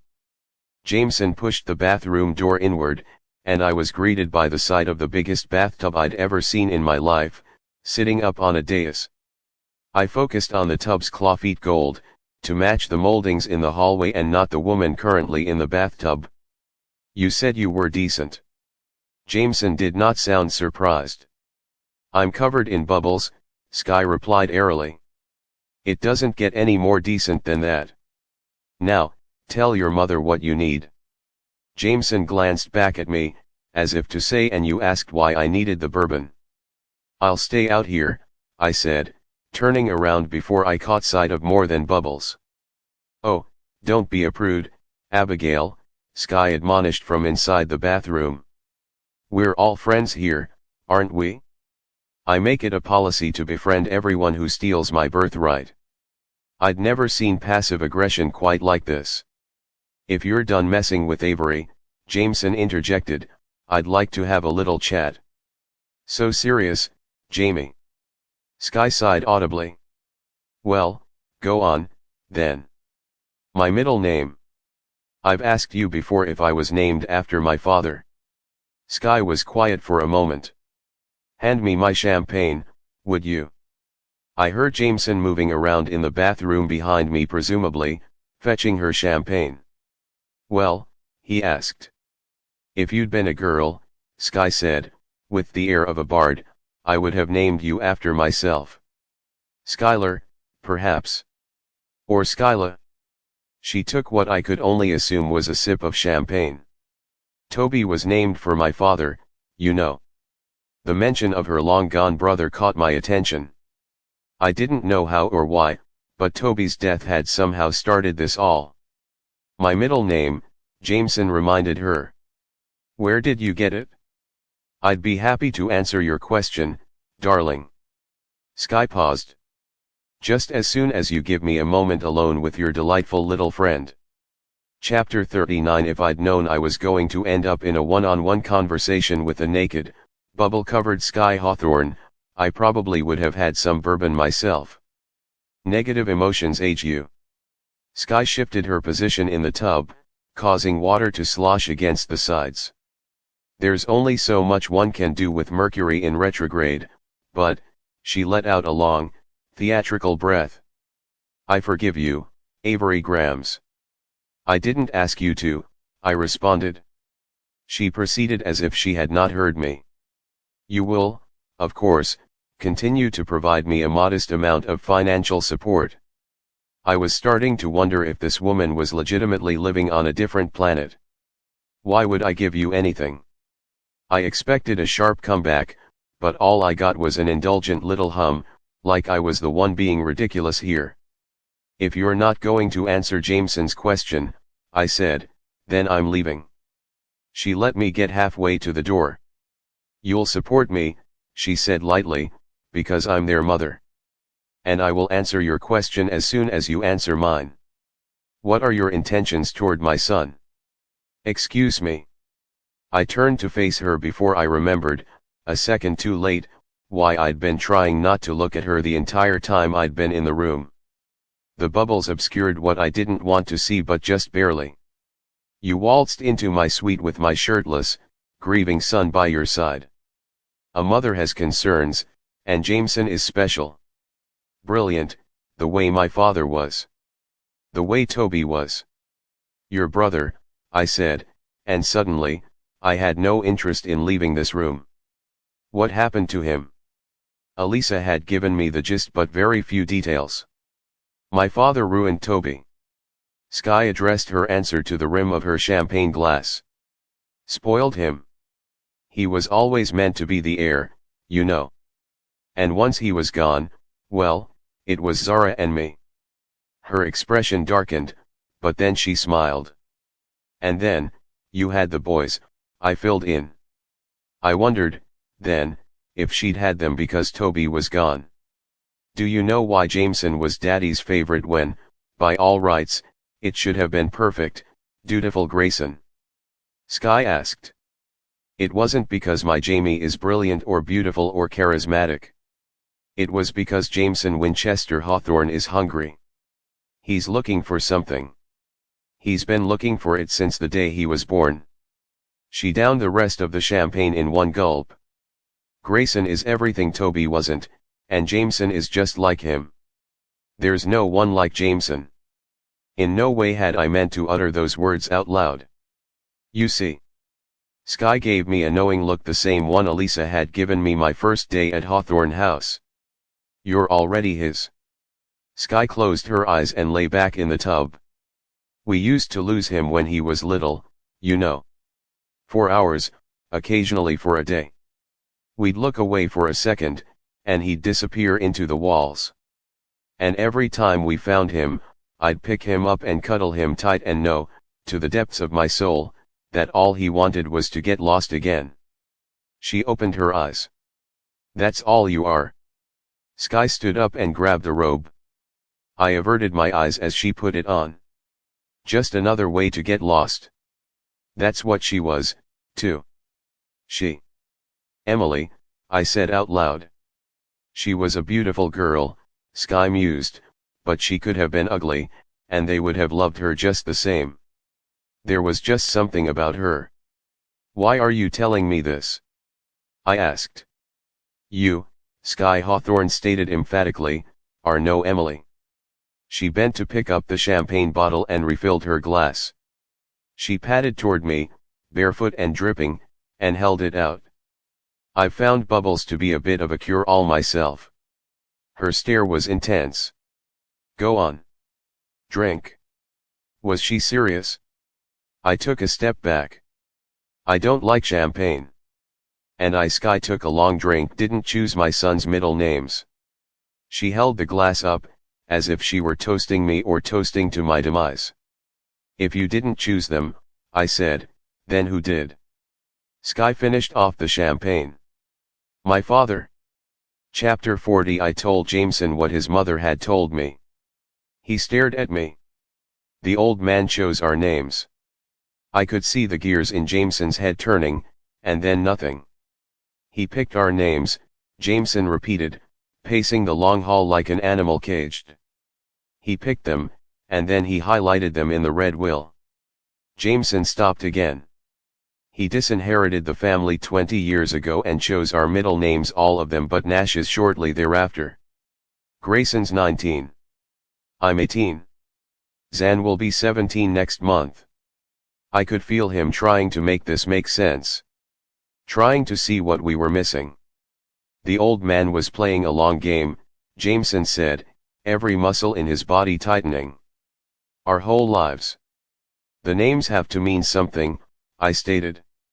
He might have known who our fathers were. Jameson considered that possibility. Even if Sky thought she'd kept it a secret, there were no secrets from him. I heard an undertone in Jameson's voice when he said those words, something deep and cutting and awful.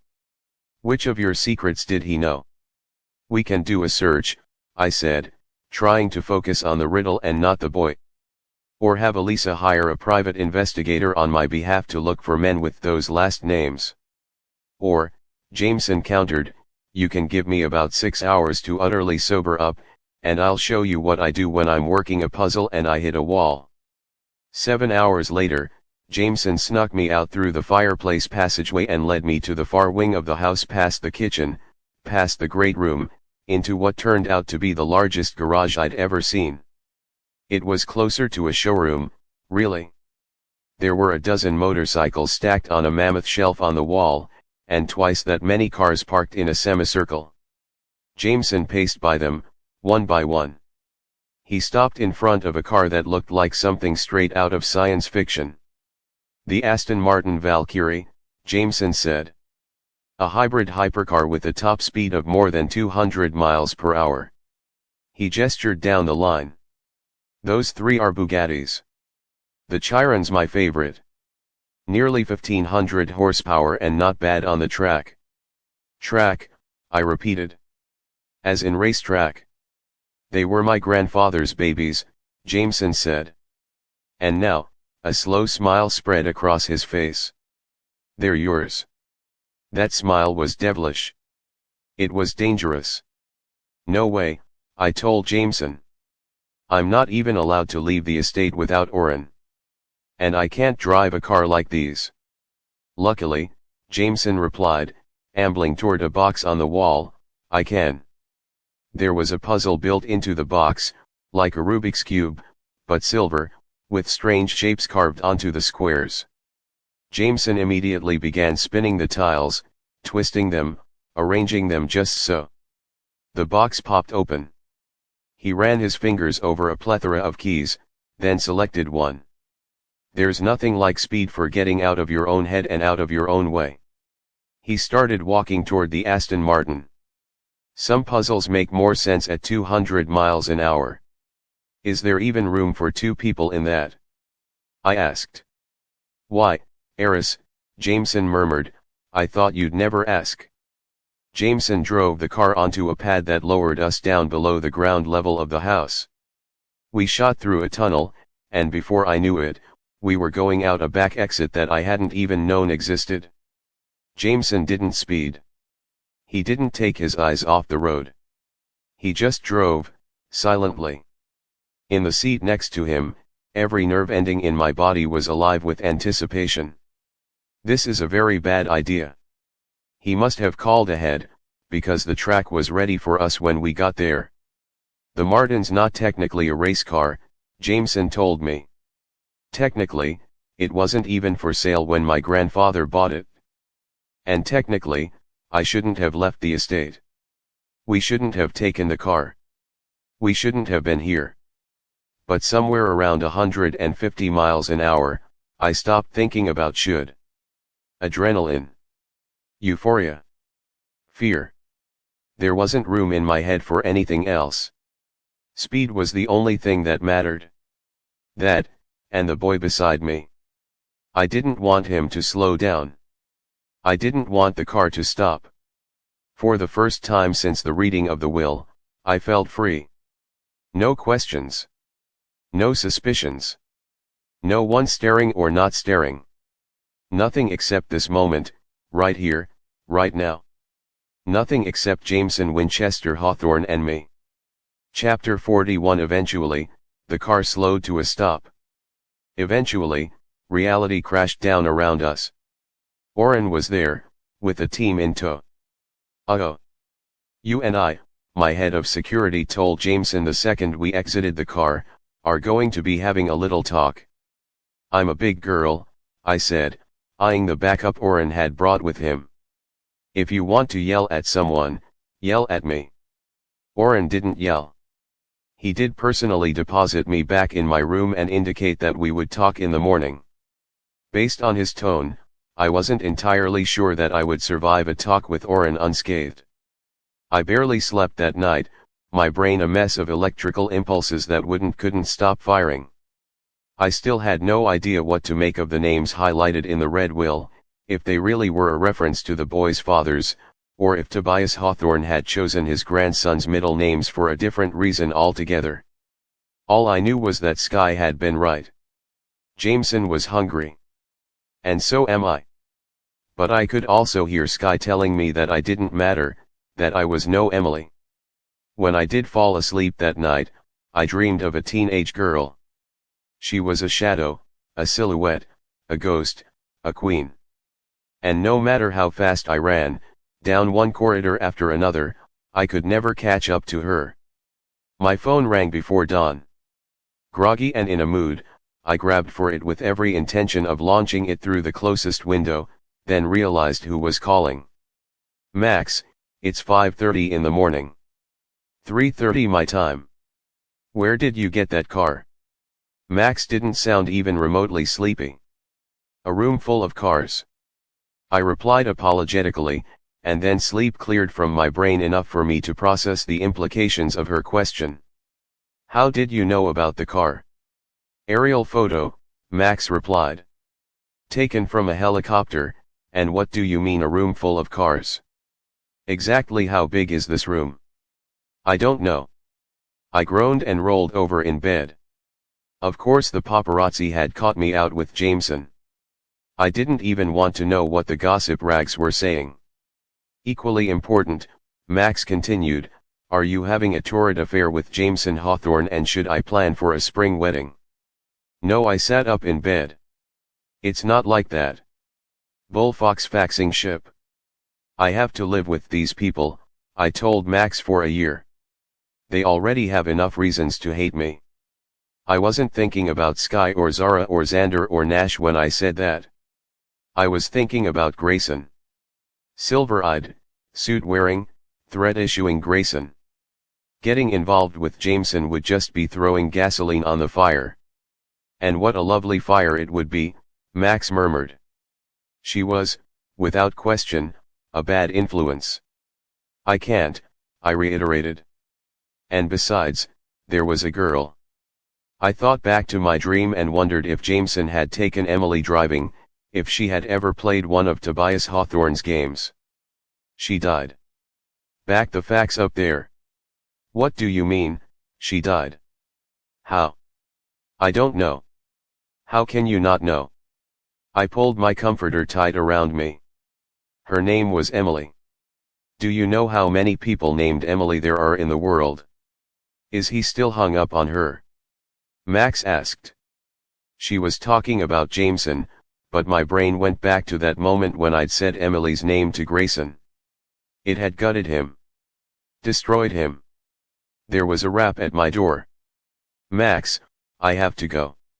Oren spent more than an hour going over security protocols with me. He indicated that he would be happy to do the same thing, every morning at dawn, until it stuck. Point taken, I told him. I'll be good. No, you won't. He gave me a look. But I'll be better. My second day and the start of my first full week at private school shaped up much like the week before. People did their best not to stare at me. Jameson avoided me. I avoided Thea. I wondered what gossip Jameson thought we would provoke if we were seen together, wondered if there had been whispers when Emily died. I wondered how she'd died. You're not a player. Nash's words of caution came back to me, again and again, every time I caught sight of Jameson in the halls. You're the glass ballerina or the knife. I heard that you have a need for speed. Xander pounced on me outside the physics lab. He was clearly in high spirits. God bless the paparazzi, am I right? I also heard that you had a very special chat with my mother. I wasn't sure if he was pumping me for information or commiserating. Your mother is something else, I said. Sky is a complicated woman. Xander nodded sagely. But she taught me how to read tarot and moisturize my cuticles, so who am I to complain? Sky wasn't the one who'd forged them, pushed them, set them to challenges, expected the impossible. She wasn't the one who'd made them magic. Your brothers all got the same letter from your grandfather, I told Xander, examining his reaction. Did they now? I narrowed my eyes slightly. I know that you got it, too. Maybe I did, Xander admitted cheerily. But hypothetically, if I had, and if I hypothetically were playing this game and wanted, just this once and just hypothetically to win, he shrugged. I'd want to do it my way. Does your way involve robots and scones? What doesn't? Grinning, Xander nudged me into the lab. Like everything at Country Day, it looked like $1 million figuratively. Probably more than $1 million, literally. Curved lab tables circled the room. Floor-to-ceiling windows had replaced 3 of the 4 walls. There was colored writing on the windows, calculations in different handwritings, like scratch paper was just so passé. Each lab table came complete with a large monitor and a digital whiteboard. And that wasn't even touching on the size of the microscopes. I felt like I'd just walked into NASA. There were only 2 free seats. One was next to Thea. The other was as far away from Thea as you could get, next to the girl I'd seen in the archive. Her dark red hair was pulled into a loose ponytail at the nape of her neck. Her coloring was stop and stare, striking hair that red, skin that pale, but her eyes were downcast. Thea met my gaze and gestured imperiously toward the seat next to her. I glanced back toward the red-haired girl. What's her story? I asked Xander. No one was talking to her. No one was looking at her. She was one of the most beautiful people I'd ever seen, and she might as well have been invisible. Wallpaper. Her story, Xander sighed, involves star-crossed love, fake dating, heartbreak, tragedy, twisted familial relationships, penance, and a hero for the ages. I gave him a look. Are you serious? You should know by now, Xander replied lightly, I'm not the serious Hawthorne. He plopped down in the seat next to Thea, leaving me to make my way toward the red-haired girl. She proved to be a decent lab partner, quiet, focused, and able to calculate almost anything in her head. The entire time we worked in tandem, she didn't say a single word to me. I'm Avery, I said, once we'd finished and it became clear that she still wasn't going to introduce herself. Rebecca. Her voice was soft. Laughlin. She saw the shift in my expression when she said her last name and confirmed what I was thinking. My grandparents work at Hawthorne House. Her grandparents ran Hawthorne House, and neither one of them had seemed overly enthused about the prospect of working for me. I wondered if that was why I'd gotten the silent treatment from Rebecca. She's not talking to anyone else, either. Has someone shown you how to turn in assignments on your tablet? Rebecca asked beside me. The question was tentative, like she fully expected to be slapped down. I tried to wrap my mind around the fact that someone that beautiful could be tentative about anything. Everything. No, I said. Could you? Rebecca demonstrated, uploading her results with a few clicks on the touch screen. A moment later, her tablet returned to its main screen. She had a photo as her wallpaper. In it, Rebecca looked off to the side, while another, amber-haired girl laughed directly into the camera. They both had wreaths of flowers on their heads, and they had the same eyes.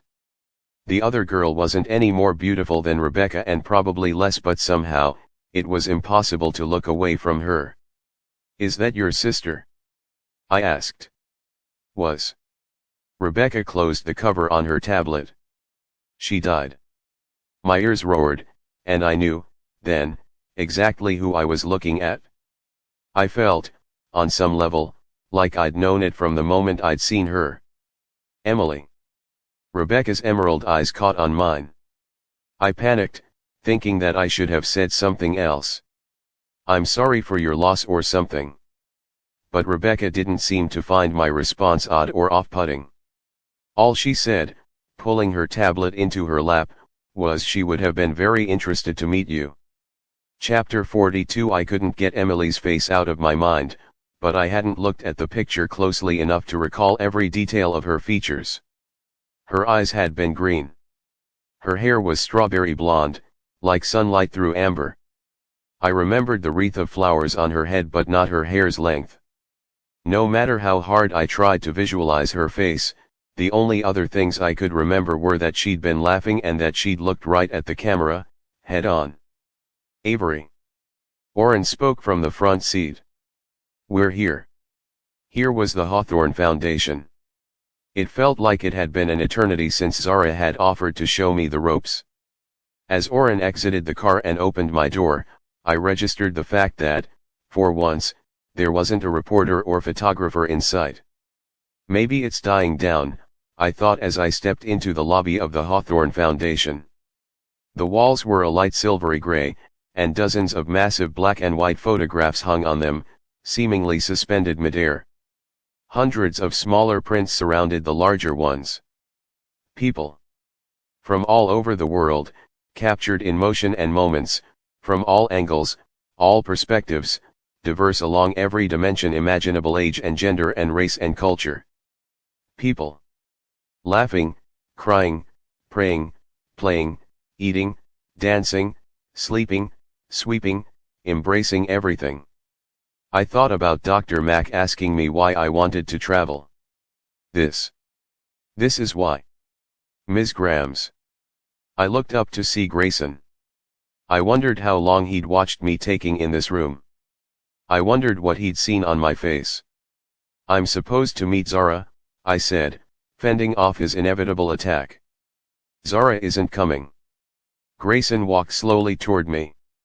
She's convinced that you are in need of guidance. There was something about the way he said that word that slid past every defense mechanism I had and straight under my skin. For some reason, My aunt seems to believe that guidance would be best received coming from me. He looked exactly as he had the day I'd met him, down to the color of his Armani suit. It was the same light, liquid gray as his eyes, the same color as this room. Suddenly, I remembered the coffee table book I'd seen in Tobias Hawthorne's study, a book of photographs, with Grayson's name on the side. "You took these?" I breathed, staring at the photos all around me. It was a guess, but I'd always been a good guesser. "My grandfather believed that you have to see the world to change it." Grayson looked at me, then caught himself staring. "He always said that I was the one with the eye. Invest. Create. Cultivate." Nash's explanation of their childhood came back to me, and I wondered how old Grayson was the first time he held a camera, how old he was when he started traveling the world, seeing it, capturing it on film. I wouldn't have pegged him as the artist. Irritated that I'd been tricked into thinking about him at all, I narrowed my eyes. "Your aunt must not have noticed your tendency to make threats. I'm betting she also didn't know about the background check on my dead mother. Otherwise, there is no way she could have come to the conclusion that I'd prefer working with you." Grayson's lips twitched. "Zara doesn't miss much. And as for the background checks," he disappeared behind the front desk and reappeared holding 2 folders. I glared at him, and he arched a brow. "Would you prefer I kept the results of my searches from you?" He held out 1 folder, and I took it. He'd had no right to do this, to pry into my life or my mom's. But as I looked down at the folder in my hand, I heard my mother's voice, clear as a bell, in my head. "I have a secret." I flipped open the folder. Employment records, death certificate, credit report, no criminal background, a photograph. I pressed my lips together, trying desperately to stop looking at it. She was young in the picture, and she was holding me. I forced my eyes to Grayson's, ready to unleash on him, but he calmly handed me the second folder. I wondered what he'd found out about me, if there was anything in this folder that could possibly explain what his grandfather had seen in me. I opened it. Inside, there was a single sheet of paper, and it was blank. "That's a list of every purchase you've made since inheriting. Things have been purchased for you, but," Grayson dipped his eyes toward the page. "Nothing. Is that what passes for an apology where you're from?" I asked him. I'd surprised him. I wasn't acting like a gold digger. "I won't apologize for being protective. This family has suffered enough, Ms. Grams. If I were choosing between you and any one of them, I would choose them, always and every time." However, his eyes made their way back to mine. "I may have misjudged you." There was something intense in those words, in the expression on his face, like the boy who'd learned to see the world saw me. "You're wrong." I flipped the folder closed, turning away from him. "I did try to spend some money. A big chunk. I asked Elisa to find a way to get it to a friend of mine." "What kind of friend?" Grayson asked. His expression shifted. "A boyfriend." "No," I answered. What did he care if I had a boyfriend? "A guy I play chess with in the park." "He lives there." "In the park." "Homeless." Grayson was looking at me differently now, like in all his travels, he'd never encountered anything quite like this. "Like me." After a second or two, he snapped out of it. "My aunt is right. You're in desperate need of an education." He started walking, and I had no choice except to follow, but I refused to stay in his wake, like a duckling toddling after its mother. He stopped at a conference room and held the door open for me. I brushed past him, and even that split second of contact made me feel like I was going 200 miles an hour. Absolutely not. That was what I would have told Max if she were on the phone. What was wrong with me? Grayson had spent most of our acquaintance threatening me. Hating me. He let the conference room door close behind him, then continued walking to the back wall. It was lined with maps, first a world map, then each continent, then broken down by countries, all the way down to states and towns. Look at them, he instructed, nodding toward the maps, because that is what's at stake here. Everything. Not a single person. Giving money to individuals does little. It does a lot, I said quietly, for those people. With the resources you have now, you can no longer afford to concern yourself with the individual. Grayson spoke like this was a lesson he'd had beaten into him. By whom? His grandfather? You, Ms. Grams, he continued, are responsible for the world. I felt those words like a lit match, a spark, a flame. Grayson turned to the wall of maps. I deferred college for a year to learn the ropes at the foundation. My grandfather assigned me to make a study of modes of charitable giving, with an eye to improving ours. I was to make my pitch in the coming months. Grayson stared hard at the map that hung even with his eyes. Now I suppose that I will be making my pitch to you. He seemed to be measuring the pace of his words. The foundation conservatorship has its own paperwork. When you turn 21, it's yours, just like everything else. That hurt him, more than any of the terms of the will. I thought about Skye referring to him as the heir apparent, even though she insisted that Jameson had been Tobias Hawthorne's favorite. Grayson had spent his gap year dedicated to the foundation. His photographs hung in the lobby. But his grandfather chose me.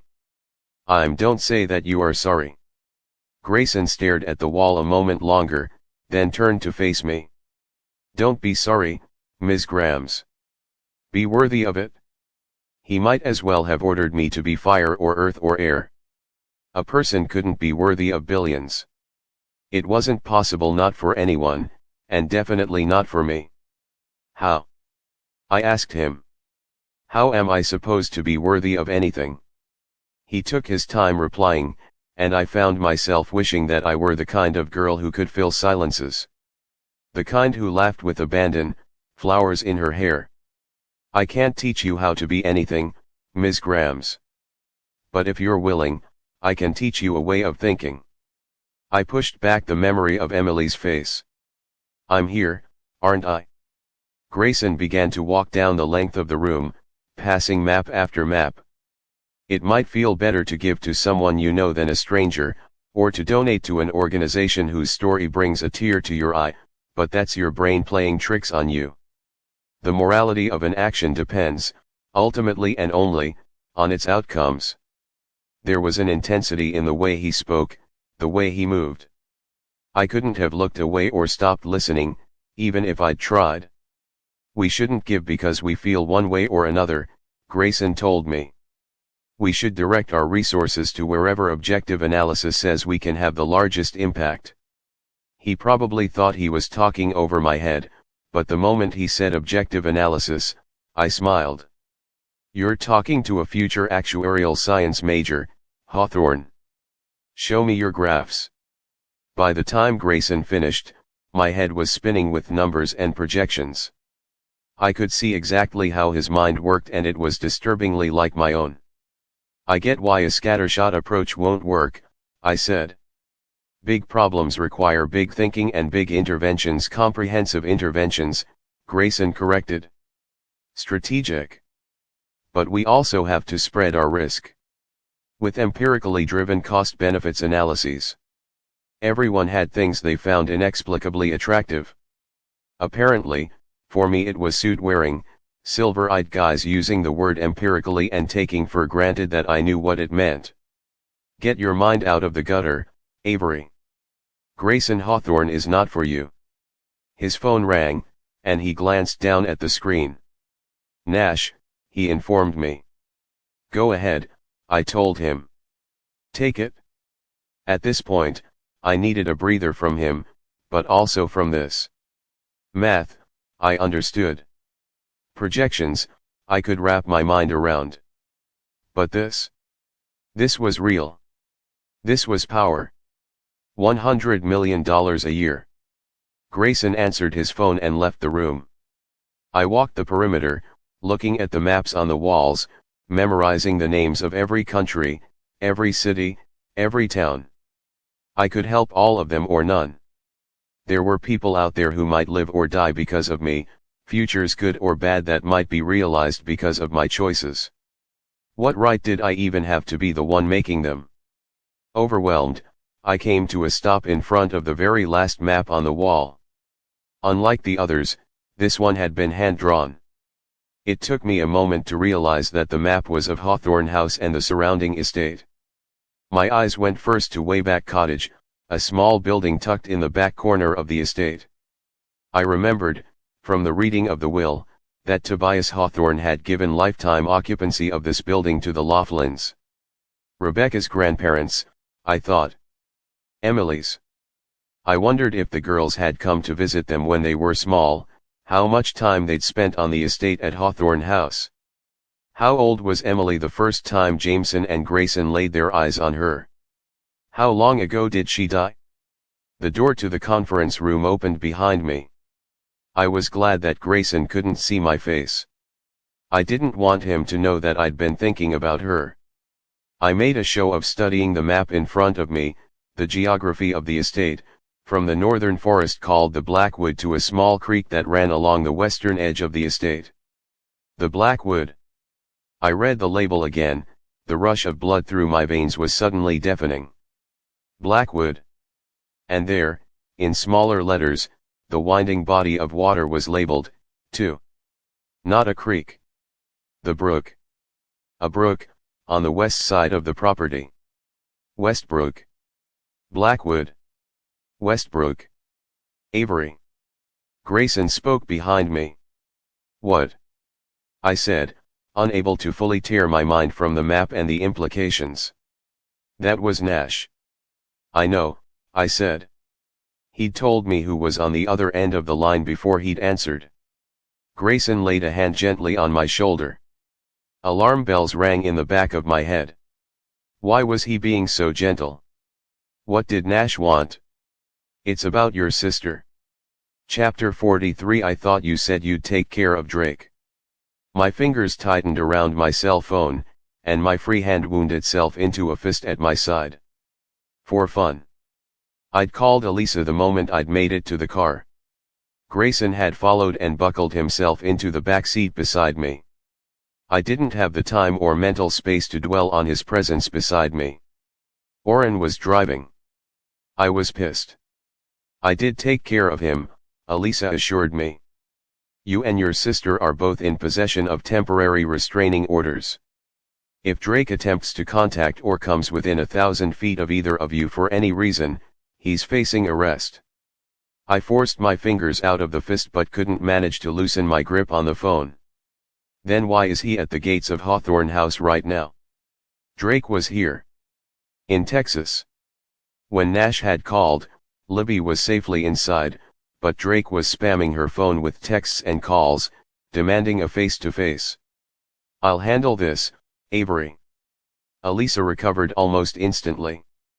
The firm has some contacts on the local police force who know how to be discreet. Right now, being discreet wasn't my priority. My priority was Libby. Does my sister know about this restraining order? She signed the paperwork. That was a hedge if I'd ever heard one. I'll handle it, Avery. You just lie low. She hung up, and I let the hand holding my phone drop into my lap. Can you drive any faster? I asked Oren. Libby had her own security detail. Drake wouldn't get a chance to hurt her physically. Nash is with your sister. Grayson spoke for the first time since we'd entered the car. If the gentleman so much as tries to lay a finger on her, I assure you, my brother would take pleasure in removing that finger. I wasn't sure if Grayson was referring to separating said finger from Libby's body or from Drake's. Drake isn't a gentleman, I told Grayson. And I'm not just worried about him getting violent. I was worried about him being sweet, worried that, instead of losing his temper, he'd be so kind and tender that she'd start to question the fading bruise wringing her eye. If it would make you feel better, I can have him removed from the property, Oren offered. But that might cause a bit of a scene for the press. The press? My brain clicked into gear. There weren't any paparazzi at the foundation. I'd noted that when we'd arrived. They're back at the house. The wall around the estate could keep the press off the property, but there was nothing stopping them from congregating, legally, on a public street. If I were a betting man, Orrin commented, I would guess that Drake placed a few calls to reporters to ensure an audience. There was nothing discreet about the scene that greeted us when Orrin pulled up to the drive, past a verifiable horde of press. Up ahead, I could see Drake's form outside the wrought iron gates. There were two other men standing near him. Even from a distance, I could make out their police uniforms. And so could the paparazzi.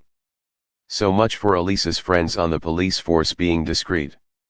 I gritted my teeth and thought about the way Drake would guilt Libby if there was footage of him being dragged down the drive. Stop the car, I snapped. Orrin stopped, then turned around in his seat to face me. I would advise you to stay in this vehicle. That wasn't advice. That was an order. I reached for the door handle. Avery. Orrin's tone stopped me dead in my tracks. If you're getting out, I'm getting out first. Remembering our little one-on-one that morning, I decided not to test him.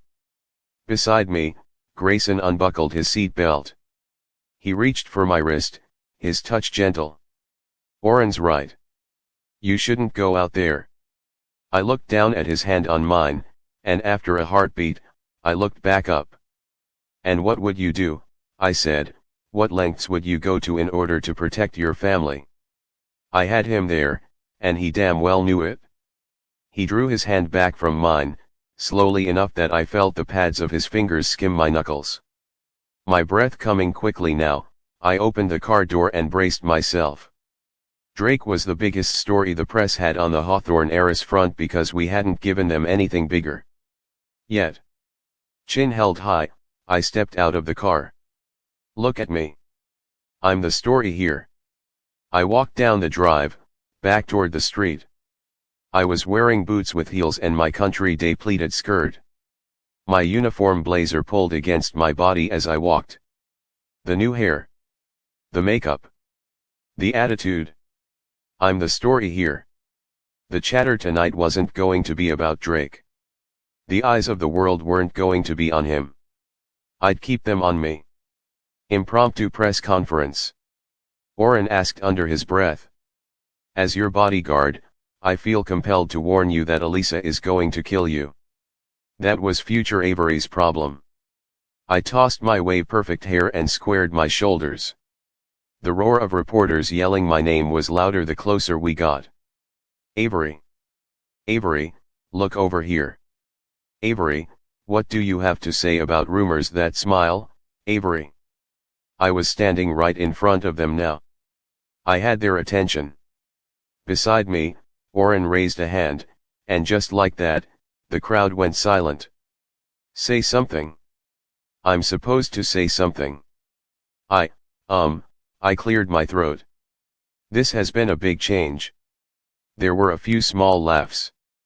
I can do this. The instant I thought those words, the universe made me pay for them. A fight broke out behind me, between Drake and the cops.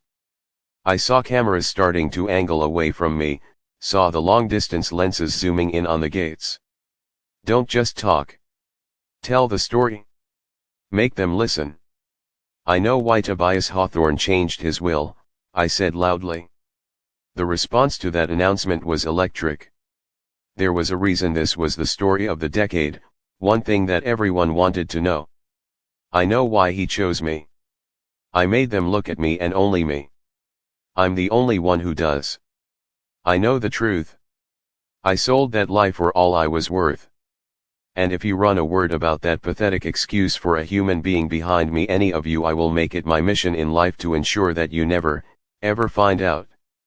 Chapter 44. I didn't process the magnitude of what I'd done until I was safely inside Hawthorne House.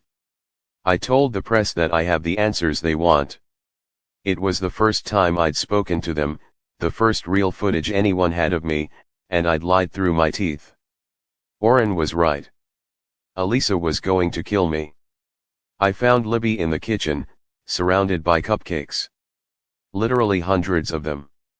If she'd been an apology baker back home, the addition of an industrial-grade kitchen with triple ovens had basically taken her nuclear. Libby. I approached her cautiously. Do you think I should go for red velvet or salted caramel next? Libby was holding an icing bag with both hands. Blue hair had escaped her ponytail and was matted to her face. She wouldn't meet my eyes. She's been at it for hours, Nash told me. He stood leaning back against a stainless steel refrigerator, his thumbs hooked through the belt loops of his well-worn jeans. Her phone's been going off for just as long. Don't talk about me like I'm not here. Libby looked up from the cupcakes she was icing to narrow her eyes at Nash. Yes, ma'am. Nash smiled, wide and slow. I wondered how long he'd been with her, why he'd been with her. Drake is gone, I told Libby, hoping Nash would take that as his cue that he wasn't needed here. I took care of it. I'm supposed to take care of you. Libby shoved her hair out of her face. Stop looking at me like that, Avery. I'm not going to break. Course not, darlin', Nash said, from his spot leaning against the fridge. You, Libby looked at him, a spark of annoyance lighting up her eyes. You shut up. I'd never heard Libby tell someone to shut up in her life, but at least she didn't sound fragile or hurt or in any danger of texting Drake back. I thought about Elisa saying that Nash Hawthorne had a savior complex. Shutting up now.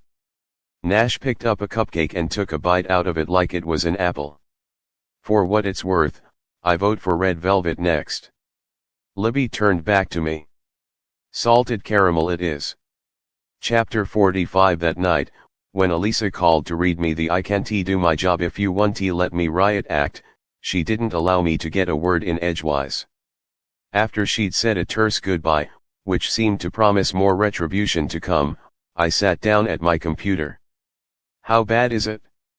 I said out loud. The answer, it turned out, was leading story on every news site: bad. Hawthorne heiress keeping secrets. What does Avery Grams know? I barely recognized myself in the pictures the paparazzi had taken. The girl in the photos was pretty and full of righteous fury. She looked as arrogant and dangerous as a Hawthorne. I didn't feel like that girl. I fully expected to get a text from Max, demanding to know what was going on, but even when I messaged her, she didn't message back. I went to close my laptop but then stopped, because I remembered telling Max that the reason I had no idea what had happened to Emily was that Emily was such a common name.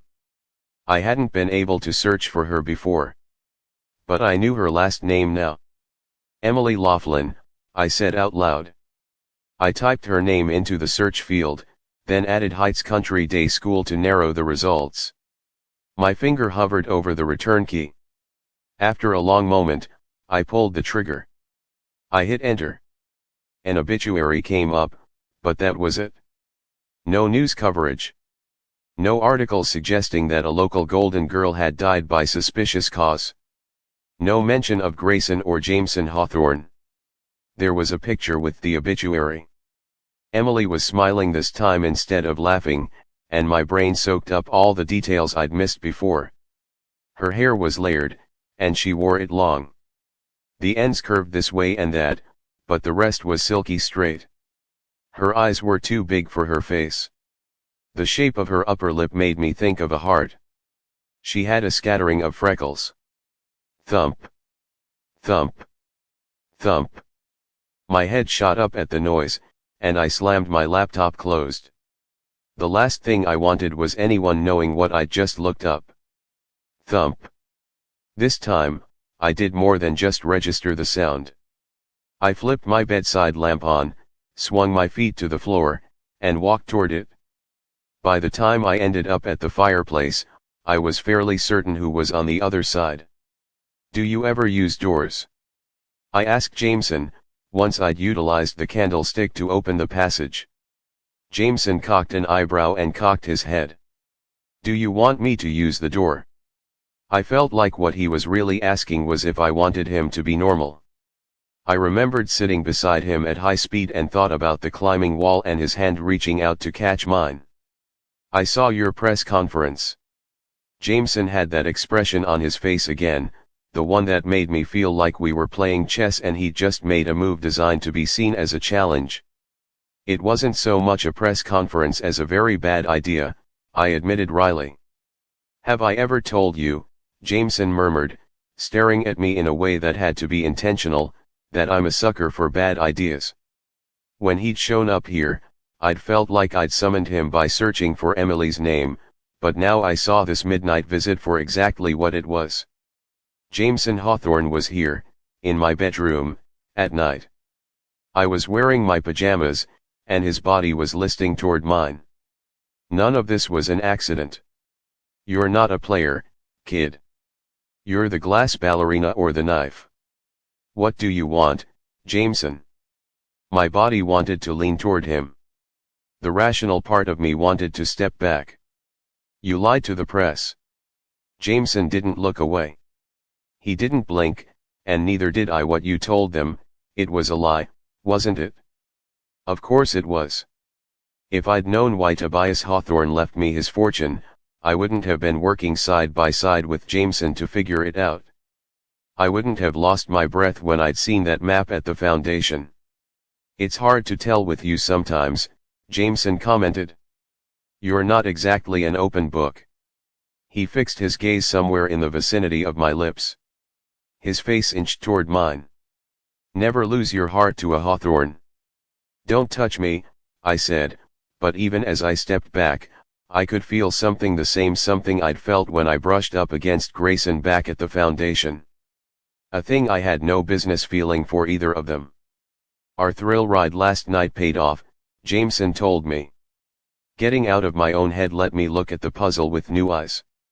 Ask me what I figured out about our middle names. I don't have to, I told him. I solved it, too. Blackwood. Westbrook. Davenport. Winchester. They're not just names. They're places, or at least, the first two are. The Blackwood. The Westbrook. I let myself focus on the puzzle and not the fact that this room was lit only by lamplight and we were standing too close.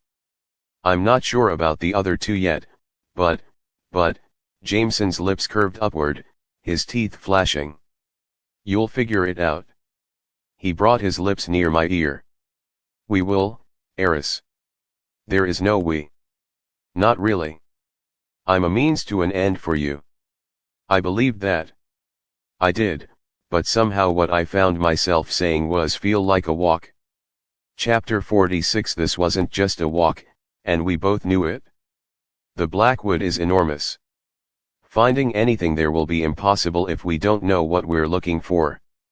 Jameson matched his stride, slow and steady, to mine. The brook is easier. It runs most of the length of the property, but if I know my grandfather, we're not looking for something in the water. We're looking for something on or under the bridge. What bridge? I asked. I caught sight of movement out of the corner of my eye. Orrin. He stayed in the shadows, but he was there.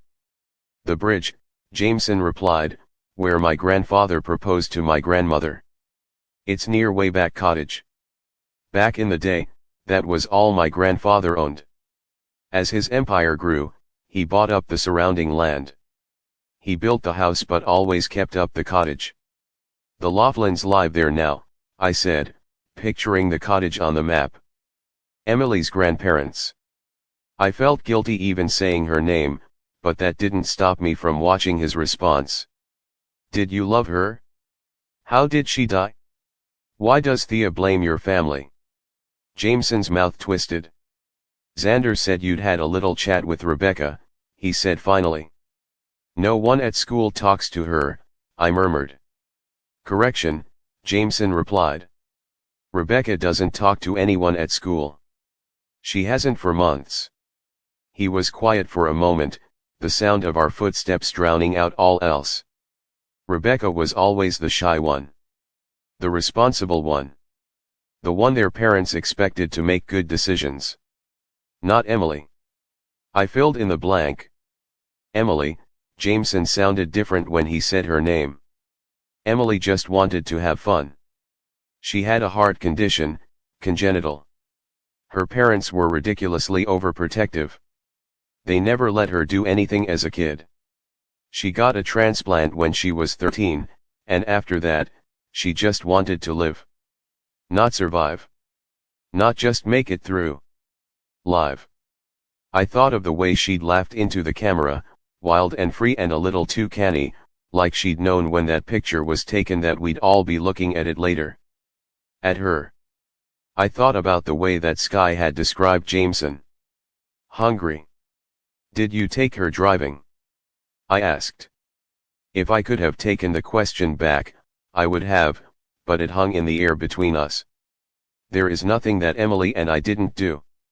Jameson spoke like the words had been ripped out of him. We were the same, he told me, and then he corrected himself. I thought that we were the same. I thought about Grayson, telling me that Jameson was a sensation seeker. Fear. Pain. Joy. Which of those had Emily been for him? What happened to her? I asked. My internet search hadn't yielded any answers. Thea had made it sound like the Hawthorns were somehow to blame, like Emily had died because she spent time at Hawthorne House. Did she live at the cottage? Jameson ignored my second question and answered the first. Grayson happened to her. I'd known, from the moment I'd said Emily's name in Grayson's presence, that she had mattered to him. But Jameson seemed pretty clear on the fact that he'd been the one involved with her. There is nothing that Emily and I didn't do. What do you mean, Grayson happened to her? I asked Jameson.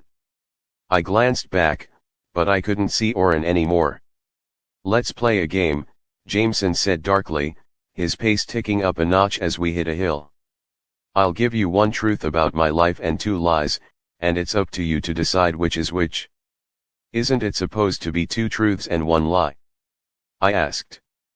I may not have gone to many parties back home, but I hadn't grown up under a rock. What fun is it, Jameson returned, playing by other people's rules. He was looking at me like he expected me to understand that. Understand him. Fact the first, he rattled off. I knew what was in my grandfather's will long before you showed up here. Fact the second, I'm the one who sent Grayson to fetch you. We reached the top of the hill, and I could see a building in the distance. A cottage, and between us and it, a bridge. Fact the third, Jameson said, standing statue still for the span of a heartbeat.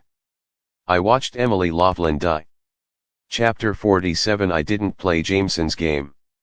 I didn't guess which of the things he'd just said was true, but there was no mistaking the way his throat had tightened when he'd said those last words. I watched Emily Laughlin die. That didn't tell me what had happened to her. It didn't explain why he'd told me that Grayson had happened to her. Shall we turn our attention to the bridge, Eris?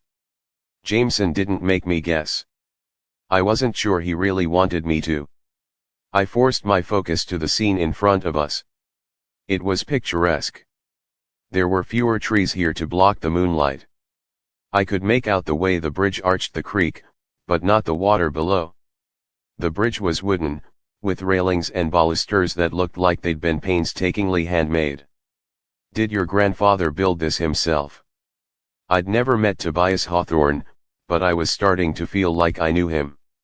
He was everywhere in this puzzle, in the house, in the boys. I don't know if he built it. Jameson flashed a Cheshire cat grin, his teeth glinting in the moonlight. But if we're right about this, he almost certainly built something into it. Jameson excelled at pretending that I'd never asked him about Emily, pretending he hadn't just told me that he'd watched her die. Pretending that what happened after midnight stayed in the dark. He walked the length of the bridge. Behind him, I did the same. It was old and a little creaky but solid as a rock. When Jameson reached the end, he backtracked, his hands stretched out to the sides, fingertips lightly trailing the railings. Any idea what we're looking for? I asked him. I'll know it when I see it. He might as well have said when I see it, I'll let you know. He'd said that he and Emily were alike, and I couldn't shake the feeling that he wouldn't have expected her to be a passive participant. He wouldn't have treated her as just another part of the game, laid out in the beginning to be useful by the end. I'm a person. I'm capable. I'm here. I'm playing. I took my phone from the pocket of my coat and turned on its flashlight. I made my way back over the bridge, shining the beam on the railing, looking for indentations or a carving something. My eyes tracked the nails in the wood, counting them out, mentally measuring the distance between every one.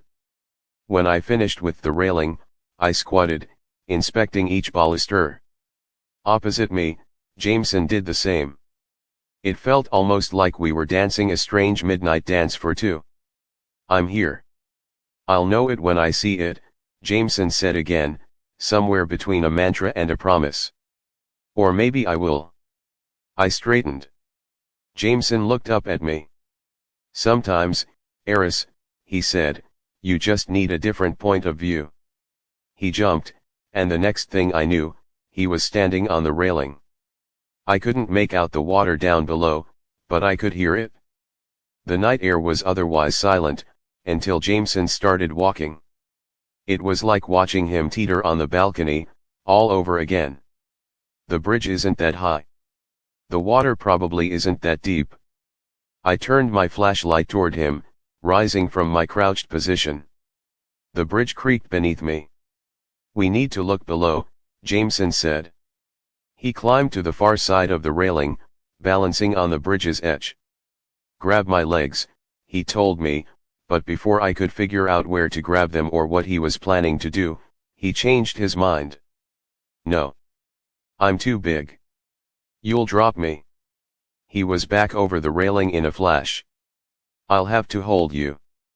There were a lot of firsts I'd never gotten around to after my mother's death. First dates. First kisses. First times. But this particular first, being dangled off a bridge by a boy who'd just confessed to watching his last girlfriend die, wasn't exactly on the to-do list. If she was with you, why did you say that Grayson happened to her? Don't drop your phone, Jameson told me. And I won't drop you. His hands were braced against my hips. I was face down, my legs between the balusters, my torso hanging off the bridge's edge. If he let go, I was in trouble. The dangling game, I could almost hear my mom declaring. Jameson adjusted his weight, serving as an anchor for mine.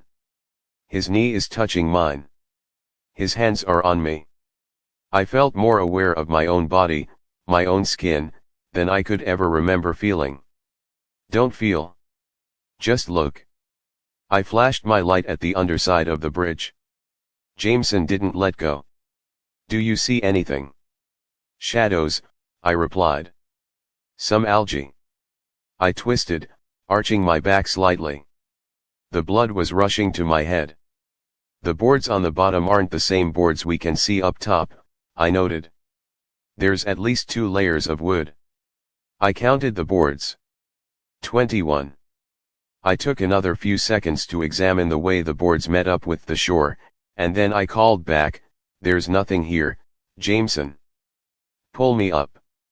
There were 21 boards beneath the bridge and, based on the count I'd just completed, 21 on the surface. Everything added up. Nothing was amiss. Jameson paced, but I thought better standing still. Or I would have thought better standing still if I hadn't been watching him pace. He had a way of moving unspeakable energy, uncanny grace. It's getting late, I said, averting my gaze. It was always late, Jameson told me. If you were going to turn into a pumpkin, it would have happened by now, Cinderella. Another day, another nickname. I didn't want to read into that. I wasn't even sure what to read into that. We have school tomorrow, I reminded him. Maybe we do. Jameson hit the end of the bridge, turned, and walked back. Maybe we don't. You can play by the rules or you can make them. I know which I prefer, Eris. Which Emily preferred. I couldn't keep myself from going there. I tried to focus on the moment, the puzzle at hand. The bridge creaked. Jameson kept pacing. I cleared my mind. And the bridge creaked again. Wait. I cocked my head to the side. Stop. Shockingly, Jameson did as I'd commanded. Back up. Slowly. I waited, and I listened, and then I heard the creak again. It's the same board. Jameson arrived at that conclusion at the same time I did. Every time. He squatted down to get a better look at it. I knelt, too. The board didn't look different from any of the others. I ran my fingers over it, feeling for something I wasn't sure what. Beside me, Jameson was doing the same. He brushed against me. I tried not to feel anything and expected him to pull back, but instead, his fingers slid between mine, weaving our hands together, flat on the board. He pressed down. I did the same. The board creaked. I leaned into it, and Jameson began rotating our hands, slowly, from one side of the board to the other. It moves. My eyes darted up toward him. Just a little. A little isn't enough. He pulled his fingers slowly back from mine, feather-light and warm. We're looking for a latch, something keeping the board from rotating all the way around. Eventually, we found it, small knots in the wood where the board met up with the balusters. Jameson took the one on the left. I took the one on the right. Moving in synchrony, we pressed. There was a popping sound. When we met back in the middle and tested the board once more, it moved more freely. Together, we rotated it until the bottom of the board faced upward. I shined my flashlight on the wood. Jameson did the same with his. Carved into the surface of the wood was a symbol. Infinity, Jameson said, tracing his thumb over the carving. I tilted my head to the side and took a more pragmatic view. Or 8. Chapter 48. Morning came way too early. Somehow, I dragged myself out of bed and got dressed. I debated if I could get away with skipping hair and makeup, but remembered what Xander had said about telling the story so no one else tells it for you. After what I'd pulled with the press the day before, I couldn't afford to show weakness. As I finished donning what I mentally called my battle face, there was a knock at my door. I answered it and saw the maid who Elisa had told me was one of Nash's.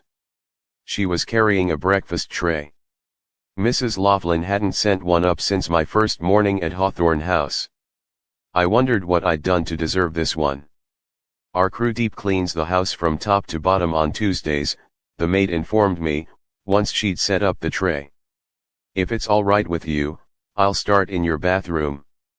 Just let me hang up my towel, I said, and the woman stared at me like I'd announced an intention to do naked yoga right there in front of her. You can leave your towel on the floor. We'll be laundering them anyway. That just felt wrong. I'm Avery. I introduced myself, even though she almost certainly knew my name. What's your name? Melly. She didn't volunteer more than that. Thank you, Melly. She stared at me blankly. For your help. I thought about the fact that Tobias Hawthorne had kept outsiders out of Hawthorne House as much as possible. And still, there was an entire crew in to clean on Tuesdays. I shouldn't have found that surprising. It should have been more surprising that the entire crew wasn't here cleaning every day. And yet, I went across the hall to Libby's room because I knew she would get exactly how surreal and uncomfortable this felt. I knocked lightly, in case she was still sleeping, and the door drifted inward, just far enough for me to catch sight of a chair and ottoman and the man currently occupying them. Nash Hawthorne's long legs were stretched out on the ottoman, his boots still on. A cowboy hat covered his face. He was sleeping. In my sister's room. Nash Hawthorne was sleeping in my sister's room. I made an involuntary sound and stepped back. Nash stirred, then saw me. Hat in hand, he slipped out of the chair and joined me in the hallway. What are you doing in Libby's room? I asked him. He hadn't been in her bed, But still. What the hell was the oldest Hawthorne brother doing keeping vigil over my sister? She's going through something, Nash said, like that was news to me. Like I hadn't been the one to handle Drake the day before. Libby isn't one of your projects, I told him. I had no idea how much time they'd spent together these past few days. In the kitchen, she'd seemed to find him irritating. Libby doesn't get irritated. She's a gothic beam of sunshine. My projects. Nash repeated, eyes narrowing. What exactly has Lily been telling you? His continual use of a nickname for my lawyer only served to remind me that they had been engaged. He's Elisa's ex. He's saved who knows how many members of the staff. And he spent the night in my sister's room. This could not possibly end well. But before I could say that, Melly stepped out of my room. She couldn't be done with the bathroom yet, so she must have heard us. Heard Nash. Mornin', he told her. Good morning, she said with a smile, and then she looked at me, looked at Libby's room, looked at the open door and stopped smiling. Chapter 49. Oren met me at the car with a cup of coffee. He didn't say a word about my little adventure with Jameson the night before, and I didn't ask how much he'd observed. As he opened the car door, Oren leaned toward me. Don't say I didn't warn you. I had no idea what he was talking about, until I realized that Elisa was sitting in the front seat. You're looking sedate this morning, she commented. I took sedate to mean moderately less rash and therefore less likely to evoke a tabloid scandal. I wondered how she would have described the scene I'd stumbled across in Libby's room. This is so not good. I hope you don't have plans for this weekend, Avery, Elisa said as Oren put the car in drive. Or the next weekend. Neither Jameson nor Xander had joined us, which meant that I had absolutely no buffer, and clearly, Elisa was royally pissed. My lawyer can't ground me, can she? I thought. I was hoping to keep you out of the limelight a bit longer, Elisa continued pointedly, but since that plan has gone by the wayside, you'll be attending a Pink Ribbon fundraiser this Saturday night and a game next Sunday. A game. I repeated. NFL, she said curtly. You own the team. My hope is that scheduling some high-profile social outings will provide enough grist for the gossip mill that we can delay setting up your first sit-down interview until after we've gotten you some real media training. I was still trying to absorb the NFL bombshell when the words media training put a knot of dread in my throat. Do I have to? Yes, Elisa told me. Yes to the gala this weekend, yes to the game next weekend, yes to the media training. I didn't say another word in complaint. I'd stoked this fire and protected Libby knowing that, sooner or later, I'd have to pay the piper. I got so many stares when we arrived at school that I found myself questioning whether I'd dreamed my last 2 days at Heights Country Day. This was what I'd expected, back on day one. Just like then, Thea was the first to make a move toward me. You did a thing, she said in a tone that highly suggested what I'd done was both naughty and delicious. Inexplicably, my mind went to Jameson, to the moment on the bridge when his fingers had woven their way between mine. Do you really know why Tobias Hawthorne left you everything? Thea asked, her eyes alight. The whole school's talking about it? The whole school can talk about whatever they want. You don't like me much, Thea noted. That's okay. I'm a hyper-competitive, bisexual perfectionist who likes to win and looks like this. I'm no stranger to being hated. I rolled my eyes. I don't hate you. I didn't know her well enough to hate her yet. That's good, Thea replied with a self-satisfied smile, because we're going to be spending a lot more time with each other. My parents are going out of town. They seem to believe that, left to my own devices, I might do something ill-advised, so I'll be staying with my uncle, and I understand that he and Zara have taken up residence at Hawthorne House. I guess they're not quite ready to cede the family homestead to a stranger. Zara had been playing nice, or at least nicer. But I'd had no idea that she'd moved in. Then again, Hawthorne House was so gargantuan that an entire professional baseball team could be living there and I might have no idea. For all I knew, I might own a professional baseball team. Why would you want to stay at Hawthorne House? I asked Thea. She was the one who'd warned me away. Contrary to popular belief, I don't always do what I want. Thea tossed her dark hair over her shoulder. And besides, Emily was my best friend. After everything that happened last year, when it comes to the charms of Hawthorne Brothers, I'm immune. Chapter 50. When I finally got a hold of Max, she wasn't feeling chatty. I could tell that something was wrong, but not what. She didn't have a single fake expletive to share on the topic of Thea moving in, and she cut our back and forth short without any commentary whatsoever on the Hawthorne brothers' physiques. I asked if everything was okay. She said that she had to go. Xander, in contrast, was more than willing to discuss the Thea development. If Thea's here, he told me that afternoon, lowering his voice like the walls of Hawthorne House might have ears, she's up to something. She as in Thea? I asked pointedly. Or your aunt? Zara had thrown me together with Grayson at the foundation, and now she was moving Thea into the house. I recognized someone stacking the board, even if I couldn't see the play underneath. You're right, Xander said. I seriously doubt Thea volunteered to spend time with our family. It is possible that she fervently wishes for vultures to dine upon my entrails. I said. Thea's issues with the Hawthorne brothers had seemed to revolve around Emily, and that meant, I had assumed, around Jameson and Grayson. What did you do? It is a story, Xander said with a sigh, involving star-crossed love, fake dating, tragedy, penance, and possibly vultures. I thought back to asking Xander about Rebecca Laughlin. He hadn't said anything to indicate she was Emily's sister. He'd murmured almost exactly what he'd just said about Thea. Xander didn't let me ruminate for long. Instead, he dragged me off to what he declared to be his fourth favorite room in the house. If you're going to be going head-to-head with Thea, he told me, you need to be prepared. I'm not going head-to-head with anyone, I said firmly. It is adorable that you believe that. Xander stopped where one corridor met another. He reached up, all 6'3" of him, to touch a molding that ran up the corner. He must have hit some kind of release, because the next thing I knew, he was pulling the molding toward us, revealing a gap behind it. He stuck his hand into the gap behind the molding, and a moment later, a portion of the wall swung out toward us like a door. I was never going to get used to this. Welcome to my lair.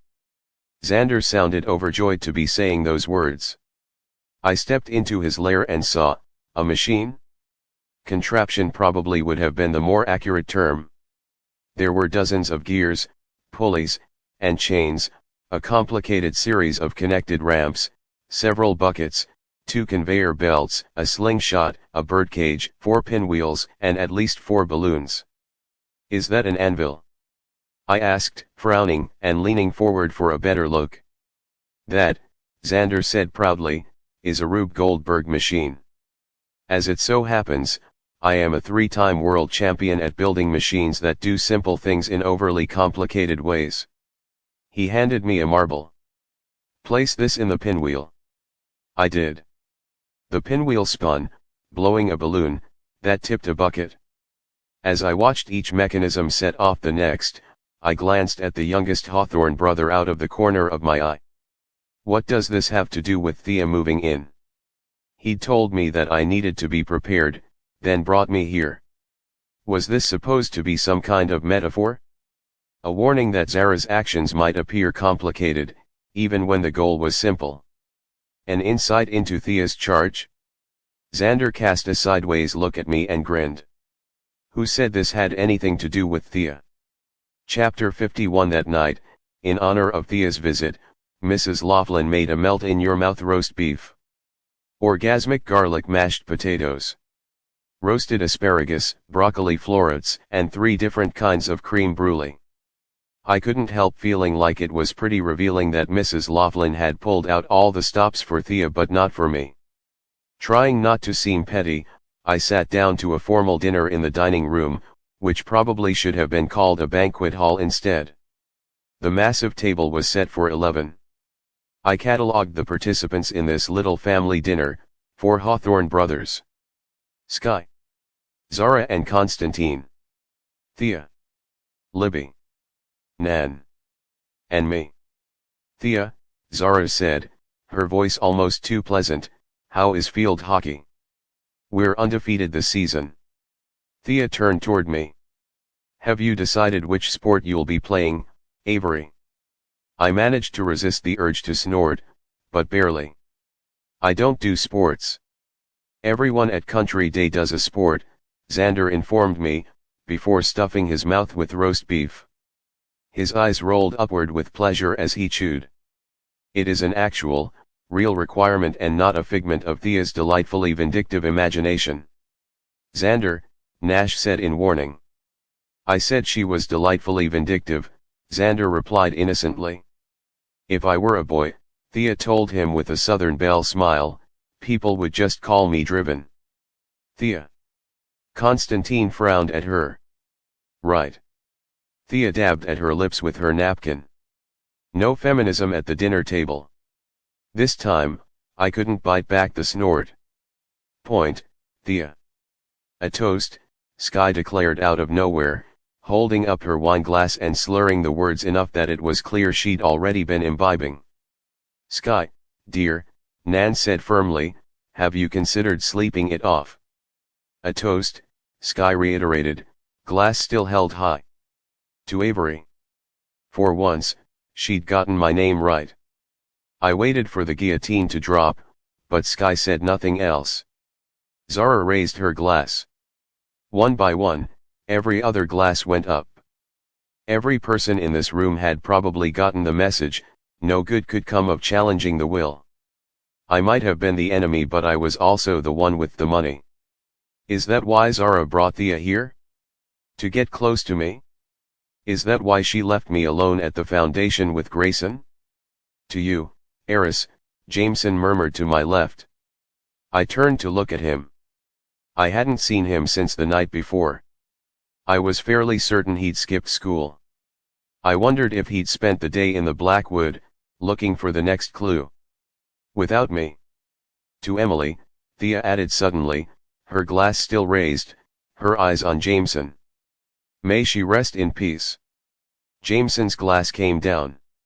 His chair was pushed roughly back from the table. Farther down, Grayson's fingers tightened around the stem of his own glass, his knuckles going white. Theodora, Constantine hissed. Thea took a drink and adopted the world's most innocent expression. What? Everything in me wanted to follow Jameson, but I waited a few minutes before excusing myself. Like that would keep any of them from knowing exactly where I was going. In the foyer, I pressed my hand flat against the wall panels, hitting the sequence designed to reveal the coat closet door. I needed my coat if I was going to venture off into the Blackwood. I was sure that was where Jameson had gone. As my hand hooked around the hanger, a voice spoke from behind me. I'm not going to ask you what Jameson is up to. What you're up to. I turned to face Grayson. You're not going to ask me, I repeated, taking in the set of his jaw and those canny silver eyes, because you already know. I was there last night. At the bridge. There were edges in Grayson's tone, not rough, but sharp. This morning, I went to see the Red Will. I still have the decoder, I pointed out, trying not to read anything into the fact that he'd seen his brother and me at the bridge and didn't sound happy about it. Grayson shrugged, his shoulders pulling against the confines of his suit. Red acetate is easy enough to come by. If he'd seen the Red Will, he knew that their middle names were clues. I wondered if his mind had gone immediately to their fathers. I wondered if that hurt him, the way it hurt Jameson. You were there last night, I said, echoing back what he'd told me. At the bridge. How much had he seen? How much did he know? What had he thought when Jameson and I had touched? Westbrook, Davenport, Winchester, Blackwood. Grayson took a step toward me. They're last names, but they are also locations. I found the clue on the bridge after you and my brother had gone. He'd followed us there. He'd found what we'd found. What do you want, Grayson? If you were smart, he warned softly, you'd stay away from Jameson. From the game. He looked down. From me. Emotion slashed across his features, but he masked it before I could tell what, exactly, he was feeling. Thea's right, he said sharply, turning away from me, walking away from me. This family, we destroy everything we touch. Chapter 52. I knew from the map roughly where the Blackwood was. I found Jameson on the outskirts, standing eerily still, like he couldn't move. Without warning, he broke that stillness, punching furiously at a nearby tree, hard and fast, the bark tearing at his hands. Thea brought up Emily. This is what even the mention of her name does to him. Jameson. I was almost to him now. He jerked his head toward me, and I stopped, overwhelmed with the feeling that I shouldn't have been there, that I had no right to witness any of the Hawthorne boys hurting that much. The only thing I could think to do was try to make what I'd just seen matter less. Broken any fingers lately? I asked lightly. The pretending it doesn't matter game. Jameson was ready and willing to play. He held his hands up, grunting as he bent them at the knuckles. Still intact. I dragged my eyes from him and took in our surroundings. The perimeter was so densely wooded that if the trees hadn't already shed their leaves, no light would have been able to make it to the forest floor. What are we looking for? I asked. Maybe he didn't consider me a real partner in this hunt. Maybe there was no real we, but he answered. Your guess is as good as mine, Eris. All around us, bare branches stretched up overhead, skeletal and crooked. You skipped school today to do something, I pointed out. You have a guess? Jameson smiled like he couldn't feel the blood welling up on his hands. 4 middle names. 4 locations. 4 clues, carvings, most likely. Symbols, if the clue on the bridge was infinity, numbers, if it was an 8. I wondered what, if anything, he'd done to clear his mind between last night and entering the Blackwood. Climbing. Racing. Jumping. Disappearing into the walls. Do you know how many trees 4 acres can hold, Eris? Jameson asked jauntily. 200, in a healthy forest. And in the Blackwood? I prompted, taking first one step toward him, then another. At least twice that. It was like the library all over again. Like the keys. There had to be a shortcut, a trick we weren't seeing. Here. Jameson bent down, then placed a roll of glow-in-the-dark duct tape in my hand, letting his fingers brush mine as he did. I've been marking off trees as I checked them. I concentrated on his words, not his touch. Mostly. There has got to be a better way, I said, turning the duct tape over in my hands, my eyes finding their way to his once more. Jameson's lips twisted into a lazy, devil-may-care smirk. Got any suggestions, mystery girl? 2 days later, Jameson and I were still doing things the hard way, and we still hadn't found anything. I could see him becoming more and more single-minded. Jameson Winchester Hawthorne would push until he hit a wall. I wasn't sure what he would do to break through it this time, but every once in a while, I caught him looking at me in a way that made me think he had some ideas. That was how he was looking at me now. We aren't the only ones searching for the next clue, he said as dusk began to give way to darkness. I saw Grayson with a map of the woods. Thea's tailing me, I said, ripping off a piece of tape, hyper-aware of the silence all around us. The only way I can shake her is when she sees an opportunity to mess with Xander. Jameson brushed gently past me and marked off the next tree over. Thea holds a grudge, and when she and Xander broke up, it was ugly. They dated. I slid past Jameson and searched the next tree, running my fingers over the bark. Thea is practically your cousin. Konstantin is Zara's second husband. The marriage is recent, and Xander's always been a fan of loopholes. Nothing with the Hawthorne brothers was ever simple, including what Jameson and I were doing now. Since we'd worked our way to the center of the forest, the trees were spread farther apart. Up ahead, I could see a large open space, the only place in the Blackwood where grass was able to grow on the forest floor. My back to Jameson, I moved to a new tree and began running my hands over the bark. Almost immediately, my fingers hit a groove. Jameson. It wasn't pitch dark yet, but there was little enough light in the woods that I couldn't entirely make out what I'd found until Jameson appeared beside me, shining an extra light. I ran my fingers slowly over the letters carved into the tree. Tobias Hawthorne too. Unlike the first symbol we'd found, these letters weren't smooth. The carving hadn't been done with an even hand. The name looked like it had been carved by a child. The I's at the end are a Roman numeral, Jameson said, his voice going electric. Tobias Hawthorne II. Toby, I thought, and then I heard a crack. A deafening echo followed, and the world exploded. Bark flying. My body thrown backward. Get down. Jameson yelled. I barely heard him. My brain couldn't process what I was hearing, what had just happened. I'm bleeding. Pain. Jameson grabbed me and pulled me toward the ground. The next thing I knew, his body was over mine and the sound of a second gunshot rang out. Gun. Someone's shooting at us. There was a stabbing pain in my chest. I've been shot. I heard footsteps beating against the forest floor, and then Oren yelled, "Stay down." Weapon drawn, my bodyguard put himself between us and the shooter. A small eternity passed. Oren took off running in the direction the shots had come from, but I knew, with a prescience I couldn't explain, that the shooter was gone. Are you okay, Avery? Oren doubled back. Jameson, is she okay?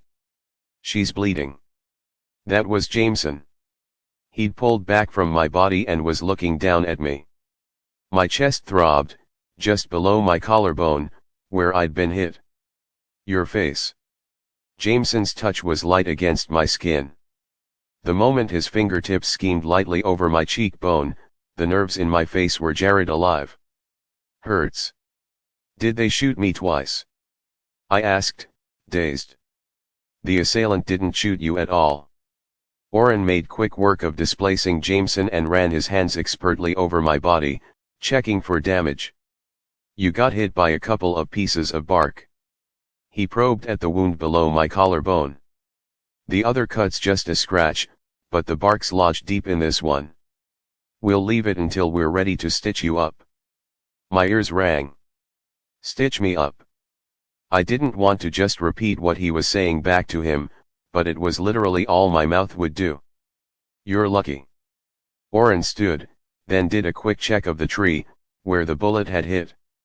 A couple of inches to the right, and we'd be looking at removing a bullet, not bark. My bodyguard stalked past the place where the tree had been hit to another tree behind us.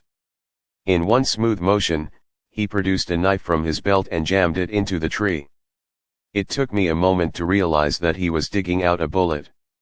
Whoever fired this is long gone now, he said, wrapping the bullet in what appeared to be some kind of handkerchief. But we might be able to trace this. This, as in a bullet. Someone had just tried to shoot us. Me. My brain was finally catching up now. They weren't aiming for Jameson. What just happened here? For once, Jameson didn't sound like he was playing. He sounded like his heart was beating as rapidly and viciously as mine. What happened, Oren replied, glancing back into the distance, is that someone saw the two of you out here, decided you were easy targets, and pulled their trigger. Twice. Chapter 53. Someone shot at me. I felt, numb wasn't the right word. My mouth was too dry. My heart was beating too fast. I hurt, but it felt like I was hurting from a distance. Shock. I need a team in the northeast quadrant. Oren was on the phone. I tried to focus on what he was saying but couldn't seem to focus on anything, not even my arm. We have a shooter. Gone now, almost certainly, but we'll sweep the woods just in case. Bring a med kit. Oren hung up, then turned his attention back to Jameson and me. Follow me. We'll stay where we have cover until the support team gets here. He led us back toward the south end of the forest, where the trees were denser. It didn't take the team long to arrive. They came in ATVs, 2 of them. 2 men, 2 vehicles. As soon as they pulled up, Oren rattled off coordinates, where we'd been when we were shot, the direction the bullets had come from, the trajectory. The men didn't say anything in response. They drew their weapons. Oren climbed into the 4-seat ATV and waited for Jameson and me to do the same. You headed back to the house? One of the men asked. Oren met his subordinate's eyes. The cottage. Halfway to Wayback Cottage, my brain started working again. My chest hurt. I'd been given a compress to hold on the wound, but Oren hadn't treated it yet. His first priority had been getting us to safer ground. He's taking us to Wayback Cottage. Not Hawthorne House. The cottage was closer, but I couldn't shake the feeling that what Oren had really been saying to his men was that he didn't trust the people at the house. So much for the way he'd assured me repeatedly that I was safe. That the Hawthorne family wasn't a threat. The entire estate, including the Blackwood, was walled in. No one was allowed past the gate without a thorough background check. Oren doesn't think we're dealing with an outside threat. I let that sink in, a heaviness in my stomach as I processed the limited number of suspects. The Hawthornes and the staff. Going to Wayback Cottage felt like a risk. I hadn't interacted with the Laughlins much, but they hadn't ever given me the impression that they were glad I was here. Exactly how loyal are they to the Hawthorne family? I thought about Elisa saying that Nash's people would die for him. Would they kill for him, too? Mrs. Laughlin was at home when we arrived at Wayback. She's not the shooter, I thought. She couldn't have made it back here in time. Could she? The older woman took one look at Oren, Jameson, and me and ushered us inside. If a bleeding person being stitched up at her kitchen table was an unusual occurrence, she gave no sign of it. I wasn't sure if the way she was taking this in stride was comforting or suspicious. I'll put on some tea, she said.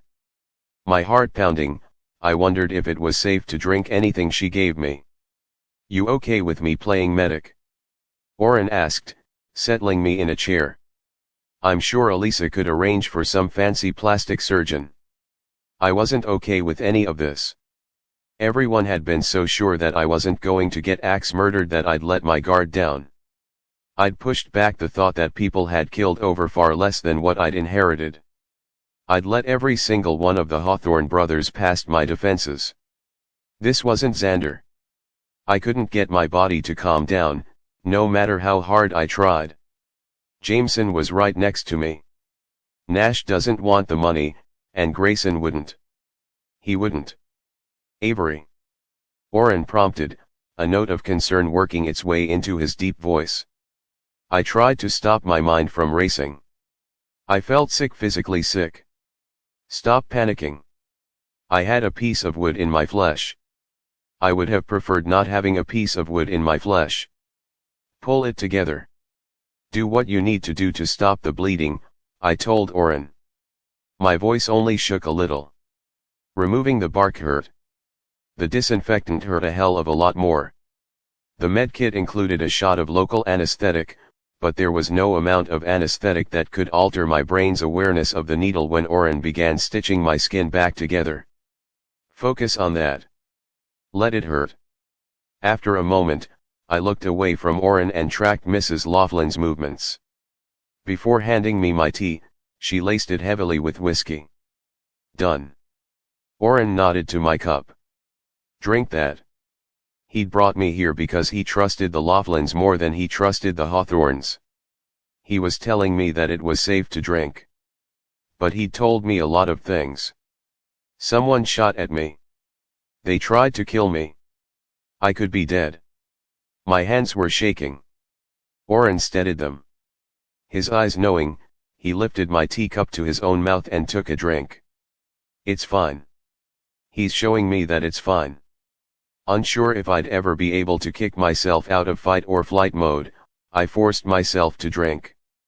The tea was hot. The whiskey was strong. It burned all the way down. Mrs. Laughlin gave me an almost maternal look, then scowled at Oren. Mr. Laughlin will want to know what happened, she said, as if she herself were not at all curious about why I was bleeding at her kitchen table. And someone needs to clean up the poor girl's face. She gave me a sympathetic look and clucked her tongue. Before, I'd been an outsider. Now she was hovering like a mother hen. All it took was a few bullets. Where is Mr. Laughlin? Oren asked, his tone conversational, but I heard the question and the implication underneath. He's not here. Is he a good shot? Would he? As if summoned, Mr. Laughlin walked through the front door and let it slam behind him. There was mud on his boots. From the woods? Something's happened, Mrs. Laughlin told her husband calmly. Mr. Laughlin looked at Oren, Jameson, and me in that order, the same order in which his wife had taken in our presence, and then poured himself a glass of whiskey. Security protocols, he asked Oren gruffly. Oren gave a brisk nod. In full force. He turned back to his wife. Where's Rebecca? He asked. Jameson looked up from his own cup of tea. Rebecca's here. She's a good girl, Mr. Laughlin grunted. Comes to visit, the way she should. So where is she? I thought. Mrs. Laughlin rested a hand on my shoulder. There's a bathroom through there, dear, she told me quietly, if you want to clean up. Chapter 54. The door Mrs. Laughlin had sent me through didn't lead directly to a bathroom. It led to a bedroom that held 2 twin beds and little else. The walls were painted a light purple, the twin comforters were quilted from squares of fabric in lavender and violet. The bathroom door was slightly ajar. I walked toward it, so painfully aware of my surroundings that I felt like I could have heard a pin drop a mile away. There's no one here. I'm safe. It's okay. I'm okay. Inside the bathroom, I checked behind the shower curtain. There's no one here, I told myself again. I'm okay. I managed to get my cell phone out of my pocket and called Max. I needed her to answer. I needed not to be alone with this. What I got was voicemail. I called 7 times, and she didn't pick up. Maybe she couldn't. Or maybe she doesn't want to. That hit me almost as hard as looking in the mirror and seeing my blood-streaked, dirt-smeared face. I stared at myself. I could hear the echo of gunfire. Stop. I needed to wash my hands, my face, the streaks of blood on my chest. Turn on the water, I told myself sternly. Pick up the washcloth. I willed my body to move. I couldn't. Hands reached past me to turn on the faucet. I should have jumped. I should have panicked. But somehow, my body relaxed into the person behind me. It's okay, Eris, Jameson murmured. I've got you. I hadn't heard Jameson come in. I wasn't entirely sure how long I'd been standing there, frozen. Jameson reached for a pale purple washcloth and held it under the water. I'm fine, I insisted, as much to myself as to him. Jameson lifted the washcloth to my face. You're a horrible liar. He ran the cloth over my cheek, working his way down toward the scratch. A breath caught in my throat. He rinsed the washcloth, blood and dirt coloring the sink, as he lifted the cloth back to my skin. Again. And again. He washed my face, took my hands in his and held them under the water, his fingers working the dirt from mine. My skin responded to his touch. For the first time, no part of me said to pull away. He was so gentle. He wasn't acting like this was just a game to him, like I was just a game. He picked the washcloth back up and ran it down my neck to my shoulder, over my collarbone and across. The water was warm. I leaned into his touch. This is a bad idea. I knew that. I'd always known that, but I let myself concentrate on the feel of Jameson Hawthorne's touch, the stroke of the cloth. I'm okay, I said, and I could almost believe that. You're better than okay. I closed my eyes. He'd been there with me in the forest. I could feel his body over mine. Protecting me. I needed this. I needed something. I opened my eyes, looked at him. Focused on him. I thought about going 200 miles an hour, about the climbing wall, about the moment I'd first seen him up on that balcony. Was being a sensation seeker so bad? Was wanting to feel something other than awful really so wrong? Everyone is a little wrong sometimes, Eris. Something gave inside of me, and I pushed him gently back against the bathroom wall. I need this. His deep green eyes met mine. He needs it, too. Yes. I asked him hoarsely. Yes, Eris. My lips closed over his. He kissed me back, gentle at first, then not gently at all. Maybe it was the after-effects of shock, but as I drove my hands into his hair, as he grabbed my ponytail and angled my face upward, I could see 1,000 versions of him in my mind, balanced on the balcony's railing. Shirtless and sunlit in the solarium. Smiling. Smirking. Our hands touching on the bridge. His body protecting mine in the black wood. Trailing a washcloth down my neck, kissing him felt like fire.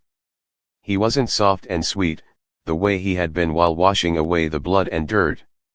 I didn't need soft or sweet. This was exactly what I needed. Maybe I could be what he needed, too. Maybe this didn't have to be a bad idea. Maybe the complications were worth it. He pulled back from the kiss, his lips only an inch away from mine. I always knew you were special. I felt his breath on my face. I felt every last one of those words. I'd never thought of myself as special. I'd been invisible for so long. Wallpaper.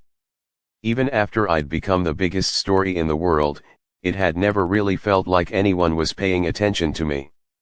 The real me. We're so close now, Jameson murmured. I can feel it.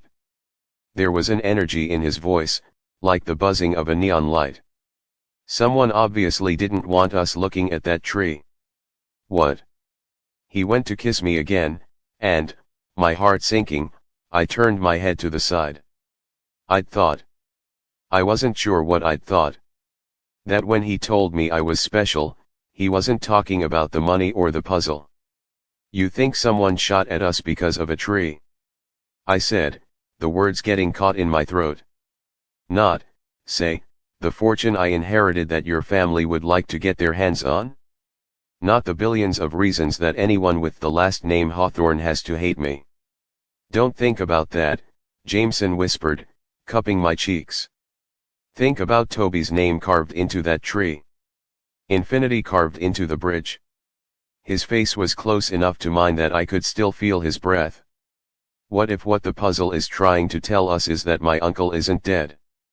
Was that what he'd been thinking when someone was shooting at us?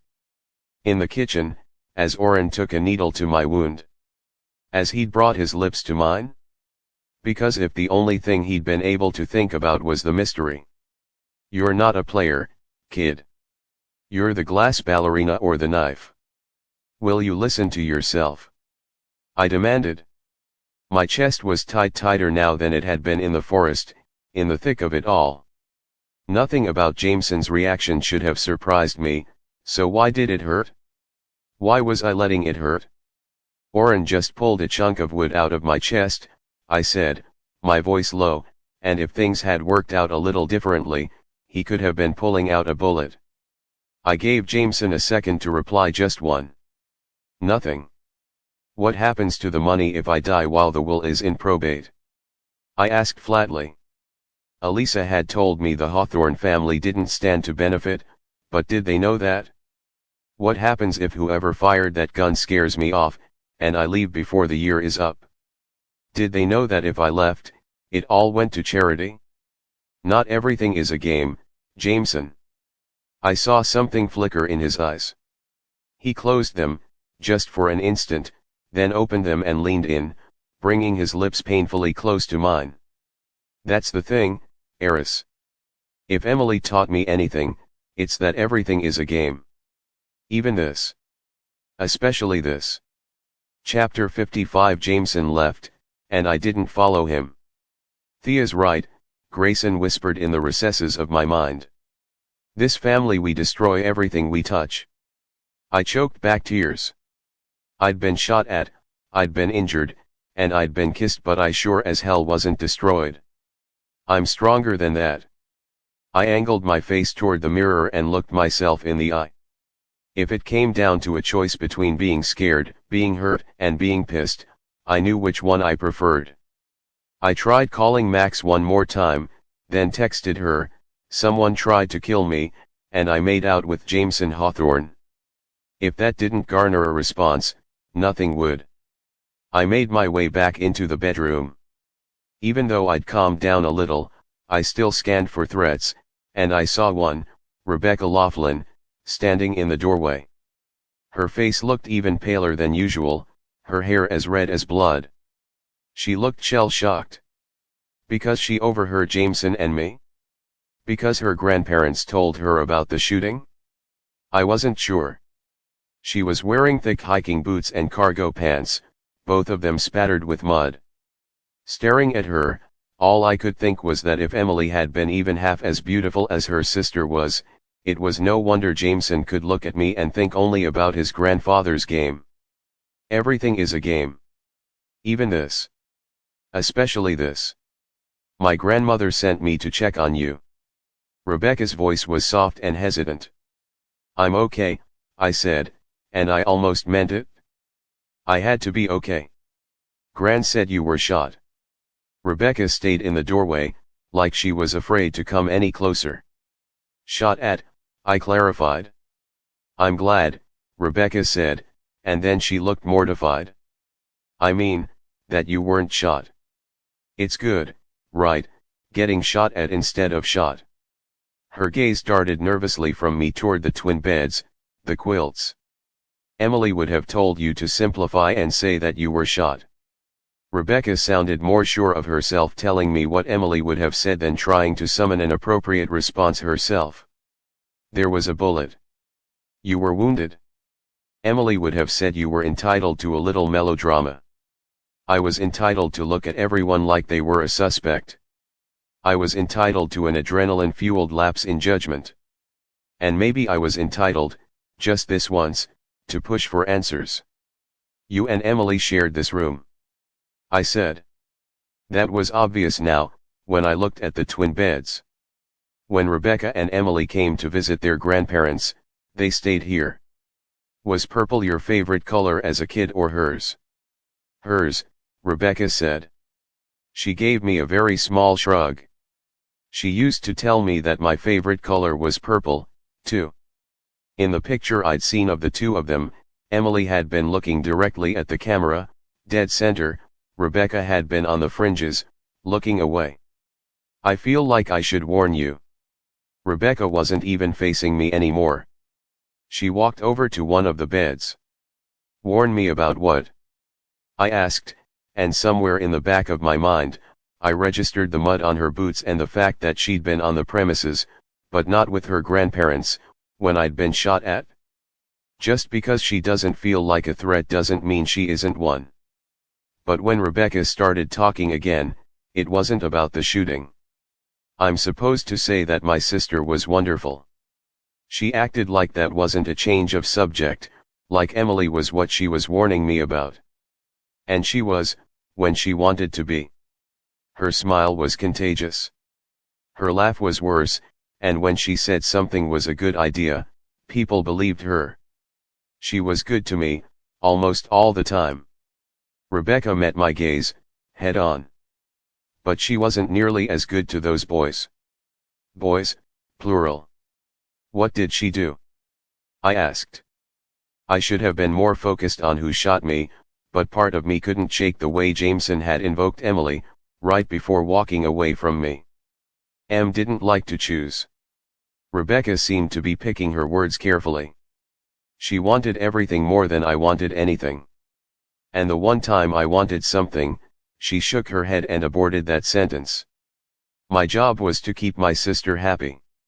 It's something my parents used to tell me when we were little, that Emily was sick, and I wasn't, so I should do what I could to make her smile. And the boys? I asked. They made her smile. I read into what Rebecca was saying what she'd been saying. Em didn't like to choose. She dated both of them. I tried to get a handle on that. Did they know? Not at first, Rebecca whispered, like some part of her thought Emily might hear us talking. What happened when Grayson and Jameson found out she was dating both of them? You're only asking that because you didn't know Emily, Rebecca said. She didn't want to choose, and neither one of them wanted to let her go. She turned it into a competition. A little game. And then she died. How did Emily die? I asked, because I might never get another opening like this one, not with Rebecca, not with the boys. Rebecca was looking at me, but I got the general sense that she wasn't seeing me. That she was somewhere else. Grayson told me that it was her heart, she whispered. Grayson. I couldn't think beyond that. It wasn't until Rebecca had left that I had realized she'd never gotten around to telling me what, specifically, she ought to have been warning me about. Chapter 56. It was another 3 hours before Orrin and his team cleared me to go back to Hawthorne House. I rode back in the ATV with 3 bodyguards. Orrin was the only one who spoke. Due in part to Hawthorne House's extensive network of security cameras, my team was able to track and verify locations and alibis for all members of the Hawthorne family, as well as Ms. Thea Caligaris. They have alibis. Grayson has an alibi. I felt a rush of relief, but a moment later, my chest tightened. What about Constantine? I asked. Technically, he wasn't a Hawthorne. Clear, Orrin told me. He did not personally wield that gun. Personally. Reading between those lines shook me. But he might have hired someone. Any of them might have, I realized. I could hear Grayson telling me that there would always be people tripping over themselves to do favors for his family. I know a forensic investigator, Orrin said evenly. He works alongside an equally skilled hacker. They'll take a deep dive into everyone's finances and cell phone records. In the meantime, my team is going to focus on the staff. I swallowed. I hadn't even met most of the staff. I didn't know exactly how many of them there were, or who might have had opportunity or motive. The entire staff. I asked Orrin. Including the Laughlins. They'd been kind to me after I'd emerged from washing up, but right now I couldn't afford to trust my gut or Orrin's. They're clear, Orrin told me. Mr. Laughlin was at the house during the shooting, and security footage confirms Mrs. Laughlin was at the cottage. What about Rebecca? I asked. She'd left the estate right after talking to me. I could see Orrin wanting to say that Rebecca wasn't a threat, but he didn't. No stone will be left unturned, he promised. But I do know that the Laughlin girls never learned to shoot. Mr. Laughlin wasn't even allowed to keep a gun at the cottage when they were present. Who else was on the premises today? I asked. Pool maintenance, a sound technician working on upgrades in the theater, a massage therapist, and one of the cleaning staff. I committed that list to memory, then my mouth went dry. Which cleaning staff? Melissa Vincent. The name meant nothing to me until it did. Melly. Orrin's eyes narrowed. You know her? I thought of the moment she'd seen Nash outside Libby's room. Something I should know. Orrin asked, and it wasn't really a question. I told him what Elisa had said about Melly and Nash, what I'd seen in Libby's room, what Melly had seen. And then we pulled up to Hawthorne House, and I saw Elisa. She's the only person I've let past the gates, Orrin assured me. Frankly, she's the only one I intend to let past those gates for the foreseeable future. I probably should have found that more comforting than I did. How is she? Elisa asked Orrin as soon as we exited the SUV. Pissed, I answered, before Orrin could reply on my behalf. Sore. A little terrified. Seeing her and seeing Orrin standing next to her broke the dam, and an accusation burst out of me. You both told me I would be fine. You swore that I was not in danger. You acted like I was being ridiculous when I mentioned murder. Technically, my lawyer replied, you specified X murder. And technically, she continued through gritted teeth, it is possible that there was an oversight, legally speaking. What kind of oversight? You told me that if I died, the Hawthorns wouldn't get a penny. And I stand by that conclusion, Elisa said emphatically. However, she clearly found any admission of fault distasteful. I also told you that if you died while the will was in probate, your inheritance would pass through to your estate. And typically, it would. Typically, I repeated. If there was one thing I'd learned in the past week, it was that there was nothing typical about Tobias Hawthorne or his heirs. However, Elisa continued, her voice tight, in the state of Texas, it is possible for the deceased to add a stipulation to the will that requires heirs to survive him by a certain amount of time in order to inherit. I'd read the will multiple times. Pretty sure I'd remember if there was something in there about how long I had to avoid dying to inherit. The only stipulation was that you must live in Hawthorne House for 1 year, Elisa finished. Which, I will admit, would be quite the difficult stipulation to fulfill if you were dead. That was her oversight. The fact that I couldn't live in Hawthorne House if I wasn't alive? So if I die, I swallowed, wetting my tongue. The money goes to charity. Possibly. But it's also possible that your heirs could challenge that interpretation on the basis of Mr. Hawthorne's intent. I don't have heirs, I said. I don't even have a will. You don't need a will to have heirs. Elisa glanced at Orrin. Has her sister been cleared? Libby. I was incredulous. Had they met my sister? The sister's clear, Orrin told Elisa. She was with Nash during the shooting. He might as well have detonated a bomb for how well that went over. Eventually, Elisa gathered her composure and turned back to me. You won't legally be able to sign a will until you turn 18. Ditto for the paperwork regarding the foundation conservatorship. And that is the other oversight here. Originally, I was focused only on the will, but if you are unable or unwilling to fulfill your role as conservator, the conservatorship passes. She paused heavily. To the boys. If I died, the foundation, all the money, all the power, all that potential went to Tobias Hawthorne's grandsons. $100 million a year to give away. You could buy a lot of favors for money like that. Who knows about the terms of the foundation's conservatorship? Orrin asked, deadly serious. Zara and Constantine, certainly, Elisa said immediately. Grayson, I added hoarsely, my wounds throbbing. I knew him well enough to know that he would have demanded to see the conservatorship papers himself. He wouldn't hurt me. I wanted to believe that. All he does is warn me away. How soon can you have documents drawn up leaving control of the foundation to Avery's sister in the event of her death? Orrin demanded. If this was about control of the foundation, that would protect me, or else it would put Libby in danger, too. Is anyone going to ask me what I want to do? I asked. I can have the documents drawn up tomorrow, Elisa told Orrin, ignoring me. But Avery can't legally sign them until she's 18, and even then, it's unclear if she's authorized to make that kind of decision prior to assuming full control of the foundation at the age of 21. Until then, I had a target on my forehead. What would it take to evoke the protection clause in the will? Orrin changed tactics. There are circumstances under which Avery could remove the Hawthorns as tenants, correct? We'd need evidence, Elisa replied. Something that ties a specific individual or individuals to acts of harassment, intimidation, or violence, and even then, Avery can only kick out the perpetrator, not the whole family.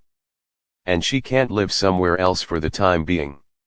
No, Orrin didn't like that, but he didn't waste time on unnecessary commentary. You'll go nowhere without me, Orrin told me, steel in his voice. Not on the estate, not in the house. Nowhere, you understand? I was always close by. Now I get to play visible deterrent. Beside me, Elisa narrowed her eyes at Orrin. What do you know that I don't?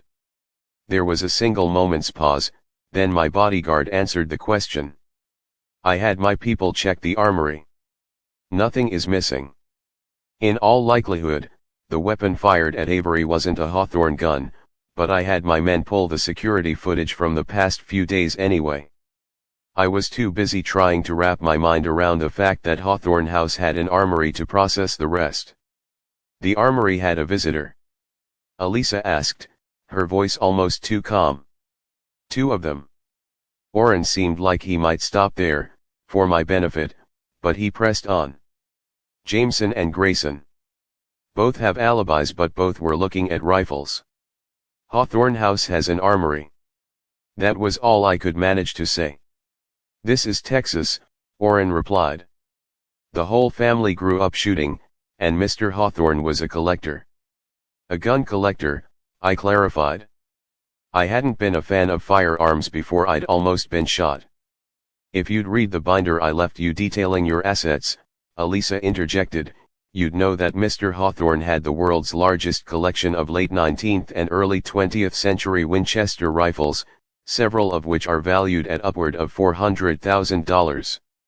The idea that anyone would pay that much for a rifle was mind-boggling, but I barely batted an eye at the price tag, because I was too busy thinking that there was a reason Jameson and Grayson had both made visits to the armory to look at rifles, one that had nothing to do with shooting me. Jameson's middle name was Winchester. Chapter 57. Even though it was the dead of night, I made Orrin take me to the armory. Following him through twisting hallway after hallway, all I could think was that someone could hide forever in this house. And that wasn't counting the secret passages. Eventually, Orrin came to a stop in a long corridor. This is it. He stood in front of an ornate gold mirror. As I watched, he ran his hand along the side of the frame. I heard a click, and then the mirror swung out into the hallway, like a door. Behind it, there was steel. Orrin stepped up, and I saw a line of red go down over his face. Facial recognition, he informed me. It's really only meant as a backup security measure. The best way to keep intruders from breaking into a safe is to make sure they don't even know it's there. Hence, the mirror. He pushed the door inward. The entire armory is lined with reinforced steel. He stepped through, and I followed. When I'd heard the word armory, I'd pictured something out of a movie, copious amounts of black and Rambo-style cartridges on the walls. What I got looked more like a country club. The walls were lined with cabinets of a deep cherry-colored wood. There was an intricately carved table in the center of the room, complete with a marble top. This is the armory, I said. There was a rug on the floor. A plush, expensive rug that looked like it belonged in a dining room. Not what you were expecting. Orrin closed the door behind us. It clicked into place, and then he flipped 3 additional deadbolts in quick succession. There are safe rooms scattered throughout the house. This doubles as a tornado shelter, too. I'll show you the locations of the others later, just in case. In case someone tries to kill me. Rather than dwelling on that, I focused on the reason I'd come here. Where are the Winchesters? I asked. There are at least 30 Winchester rifles in the collection. Orrin nodded toward a wall of display cases. Any particular reason you wanted to see them? A day earlier, I might have kept this secret, but Jameson hadn't told me that he'd looked for, possibly found a clue corresponding to his own middle name. I didn't owe him any secrecy now. I'm looking for something, I told Oren. A message from Tobias Hawthorne, a clue. A carving, most likely of a number or symbol. The etching on the tree in the blackwood had been neither. Midkiss, Jameson had seemed convinced that Toby's name was the next clue, but I wasn't so sure. The writing hadn't been a match for the carving at the bridge. It had been uneven, childlike. What if Toby had carved it himself, as a kid? What if the real clue was still out there in the woods? I can't go back. Not until we know who the shooter is. Oren could clear a room and tell me it was safe. He couldn't clear a whole forest. Pushing back against the echo of gunshots and everything that had come after, I opened one of the cabinets. Any thoughts on where your former employer might have hidden a message? I asked Oren, my focus intense. Which gun? Which part of the gun? Mr. Hawthorne rarely took me into his confidence, Oren told me. I didn't always know how his mind worked, but I respected him, and that respect was mutual. Oren removed a cloth from a drawer and unfolded it, spreading it across the table's marble top. Then he walked over to the cabinet I'd opened and lifted out one of the rifles. None of them are loaded, he said intently. But you treat them like they are. Always. He laid the gun down on the cloth and then ran his fingers lightly over the barrel. This was one of his favorites. He was one hell of a shot. I got the sense that there was a story there, one he'd probably never tell me. Oren stepped back, and I took that as my cue to approach. Everything in me wanted to shrink back from the rifle. The bullets that had been fired at me were too fresh in my own memory. My wounds still throbbed, but I made myself examine each part of the weapon, looking for something, anything, that might be a clue. Finally, I turned back to Oren. Where do you load the bullets? I found what I was looking for on the fourth gun. To load a bullet into a Winchester rifle, you cocked a lever away from the stock. On the underside of that lever, on the fourth gun I looked at, were 3 letters, O-N-E. The way it had been etched into the metal made the letters look like initials, but I read it as number, to go with the one we'd found on the bridge. Not infinity, I thought. 8. And now, 1. 8. 1. Chapter 58. Oren escorted me back to my wing. I thought about knocking on Libby's door, but it was too late, and it wasn't like I could just pop in and say, there's murder afoot, sleep tight. Oren did a sweep of my quarters and then took up position outside my door, feet spread shoulder width apart, hands dangling by his side. He had to sleep sometime, but as the door closed between us, I knew it wouldn't be tonight. I pulled my phone out of my pocket and stared at it. Nothing from Max. She was a night owl and 2 hours behind me time zone, wise. There was no way she was asleep. I DM'd the same message I texted her earlier to every social media account she had. Please respond, I thought desperately. Please, Max. Nothing. I hadn't meant to say that out loud. Trying not to feel utterly alone, I made my way to the bathroom, laid my phone on the counter, and slipped off my clothes. Naked, I looked in the mirror. Except for my face and the bandage over my stitches, my skin looked untouched. I peeled the bandage back. The wound was angry and red, the stitches even and small. I stared at it. Someone, almost certainly someone in the Hawthorne family, wanted me dead. I could be dead right now. I pictured their faces, one by one. Jameson had been there with me when the shots rang out. Nash had claimed from the beginning that he didn't want the money. Xander had been nothing but welcoming. But Grayson. If you were smart, you'd stay away from Jameson. From the game. From me. He'd warned me. He'd told me that their family destroyed everything they touched. When I'd asked Rebecca how Emily had died, it hadn't been Jameson's name she'd mentioned. Grayson told me that it was her heart. I flipped the shower on as hot as it would go and stepped in, turning my chest from the stream and letting the hot water beat against my back. It hurt, but all I wanted was to scrub this entire night off me. What had happened in the Black Wood? What had happened with Jameson? All of it? I broke down. Crying in the shower didn't count. After a minute or two, I got a hold of myself and turned the water off, just in time to hear my phone ringing. Wet and dripping, I lunged for it. Hello. You had better not be lying about the assassination attempt. Or the making out. My body sagged in relief. Max, she must have heard in my tone that I wasn't lying. What the elf, Avery? What the everlasting mothing foxing elf is going on there? I told her all of it, every detail, every moment, everything I'd been trying not to feel. You have to get out of there. For once, Max was deadly serious. What? I said. I shivered and finally managed to grab a towel. Someone tried to kill you, Max said with exaggerated patience, so you need to get out of Murderland. Like, now. I can't leave, I said. I have to live here for a year, or I lose everything. So your life goes back to the way it was a week ago. Is that so bad? Yes, I said incredulously. I was living in my car, Max, with no guarantee of a future. Keyword, living. I pulled the towel tighter around me. Are you saying you would give up billions? Well, my other suggestion involves preemptively whacking the entire Hawthorne family, and I was afraid you'd take that as a euphemism.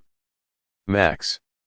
Hey, I'm not the one who made out with Jameson Hawthorne.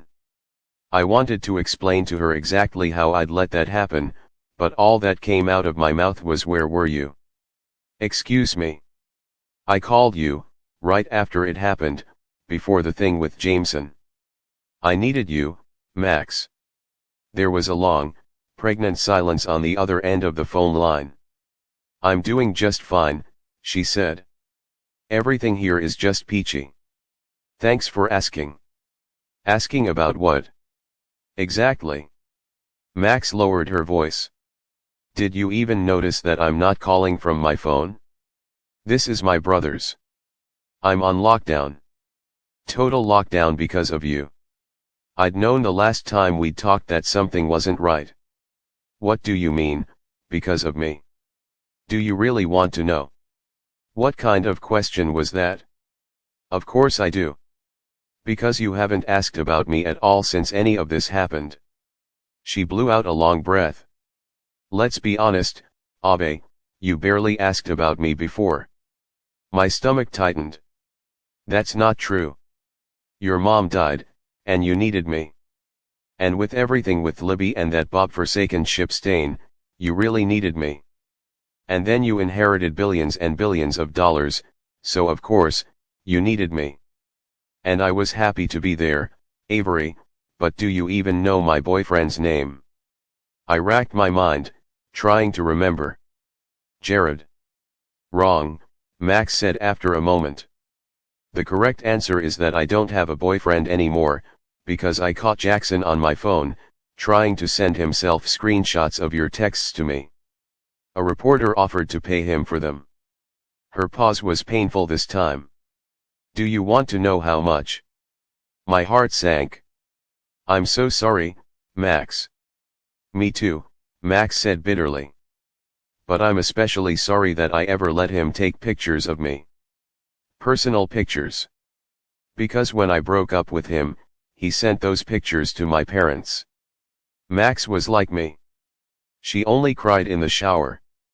But her voice was hitching now. I'm not even allowed to date, Avery.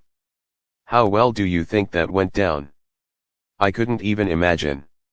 What do you need? I asked her. I need my life back.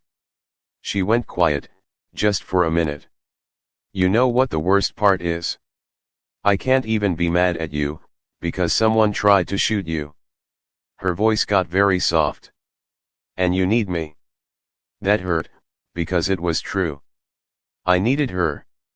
I'd always needed her more than she had needed me, because she was my friend, singular, and I was one of many for her. I'm sorry, Max. She made a dismissive sound. Yeah, well, the next time someone tries to shoot you, you're going to have buy me something really nice to make it up to me. Like Australia. You want me to buy you a trip to Australia? I asked, thinking that could probably be arranged. No, her reply was pert. I want you to buy me Australia. You can afford it? I snorted. I don't think it's for sale. Then I guess that you have no choice but to avoid getting shot at? I'll be careful, I promised. Whoever tried to kill me isn't going to get another chance. Good. Max was quiet for a few seconds. Ave, I have to go. And I don't know when I'm going to be able to borrow another phone. Or get online. Or anything. My fault. I tried to tell myself this wasn't goodbye, not forever. Love you, Max. Love you, too, Beach. After we hung up, I sat there in my towel, feeling like something inside of me had been carved out. Eventually, I made my way back into my bedroom and threw on some pajamas. I was in bed, thinking about everything Max had said, wondering if I was a fundamentally selfish or needy person, when I heard a sound like scratching in the walls. I stopped breathing and listened. There it was again. The passageway. Jameson. I called. He was the only one who'd used this passage into my room, or at least the only one I knew of. Jameson, this isn't funny. There was no response, but when I got up and walked toward the passageway, then stood very still, I could have sworn I heard someone breathing, right on the other side of the wall. I gripped the candlestick, prepared to pull it and face down whoever or whatever stood beyond, but then my common sense and my promise to Max caught up to me, and I opened the door to the hallway instead. Oren. I said. There's something you should know. Oren searched the passageway, then disabled its entrance into my room. He also suggested I spend the night in Libby's room, which didn't have passageway access. It wasn't really a suggestion. My sister was asleep when I knocked. She roused, but barely. I crawled into bed with her, and she didn't ask why. After my conversation with Max, I was fairly certain I didn't want to tell her. Libby's entire life had already been turned upside down because of me. Twice. First when my mom had died, then all of this. She'd already given me everything. She had her own issues to deal with. She didn't need mine. Under the covers, I hugged a pillow tight to my body and rolled toward Libby. I needed to be close to her, even if I couldn't tell her why. Libby's eyes fluttered, and she snuggled up next to me. I willed myself not to think about anything else, not the Blackwood, not the Hawthorns, nothing. I let darkness overcome me, and I slept. I dreamed that I was back at the diner. I was young, 5 or 6, and happy. I place 2 sugar packets vertically on the table and bring their ends together, forming a triangle capable of standing on its own. There, I say. I do the same with the next pair of packets, then set a 5th across them horizontal, connecting the 2 triangles I built. Avery Kylie Grams. My mom appears at the end of the table, smiling. What have I told you about building castles out of sugar? I beam back at her. It's only worth it if you can go 5 stories tall. I woke with a start. I turned over, expecting to see Libby, but her side of the bed was empty. Morning light was streaming in through the windows.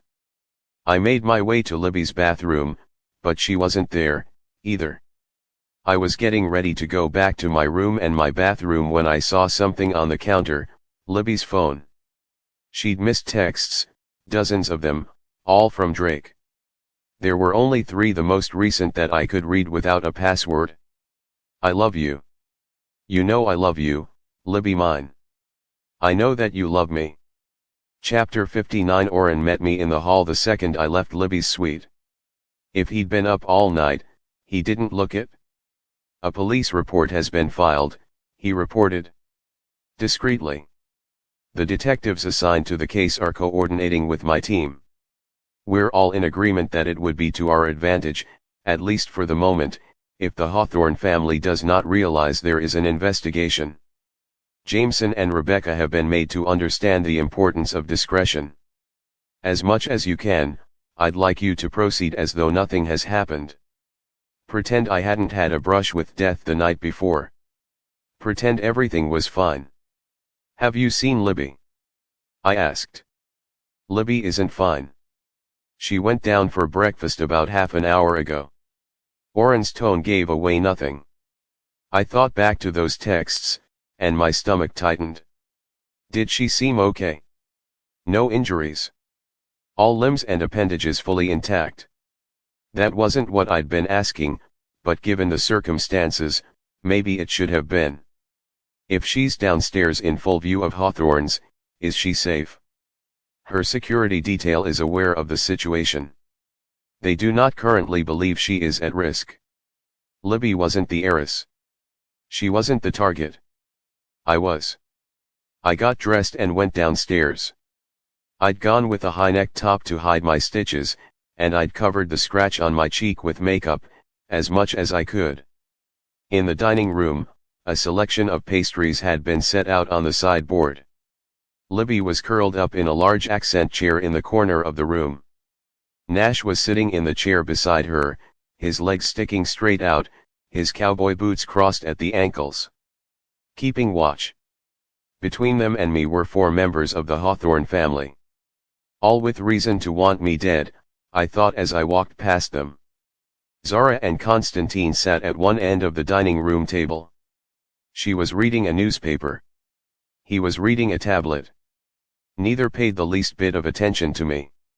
Nan and Xander were at the far end of the table. I felt movement behind me and whirled. "Somebody's jumpy this morning," Thea declared, hooking an arm through mine and leading me toward the sideboard. Orrin followed, like a shadow. "You been a busy girl," Thea murmured, directly into my ear. I knew that she had been watching me, that she'd probably been ordered to stick close and report back. How close was she last night? What does she know? Based on what Orrin had said, Thea hadn't shot me herself, but the timing of her move into Hawthorne House didn't seem like a coincidence. Zara had brought her niece here for a reason. "Don't play the innocent," Thea advised, picking up a croissant and bringing it to her lips. "Rebecca called me." I fought the urge to glance back at Orrin.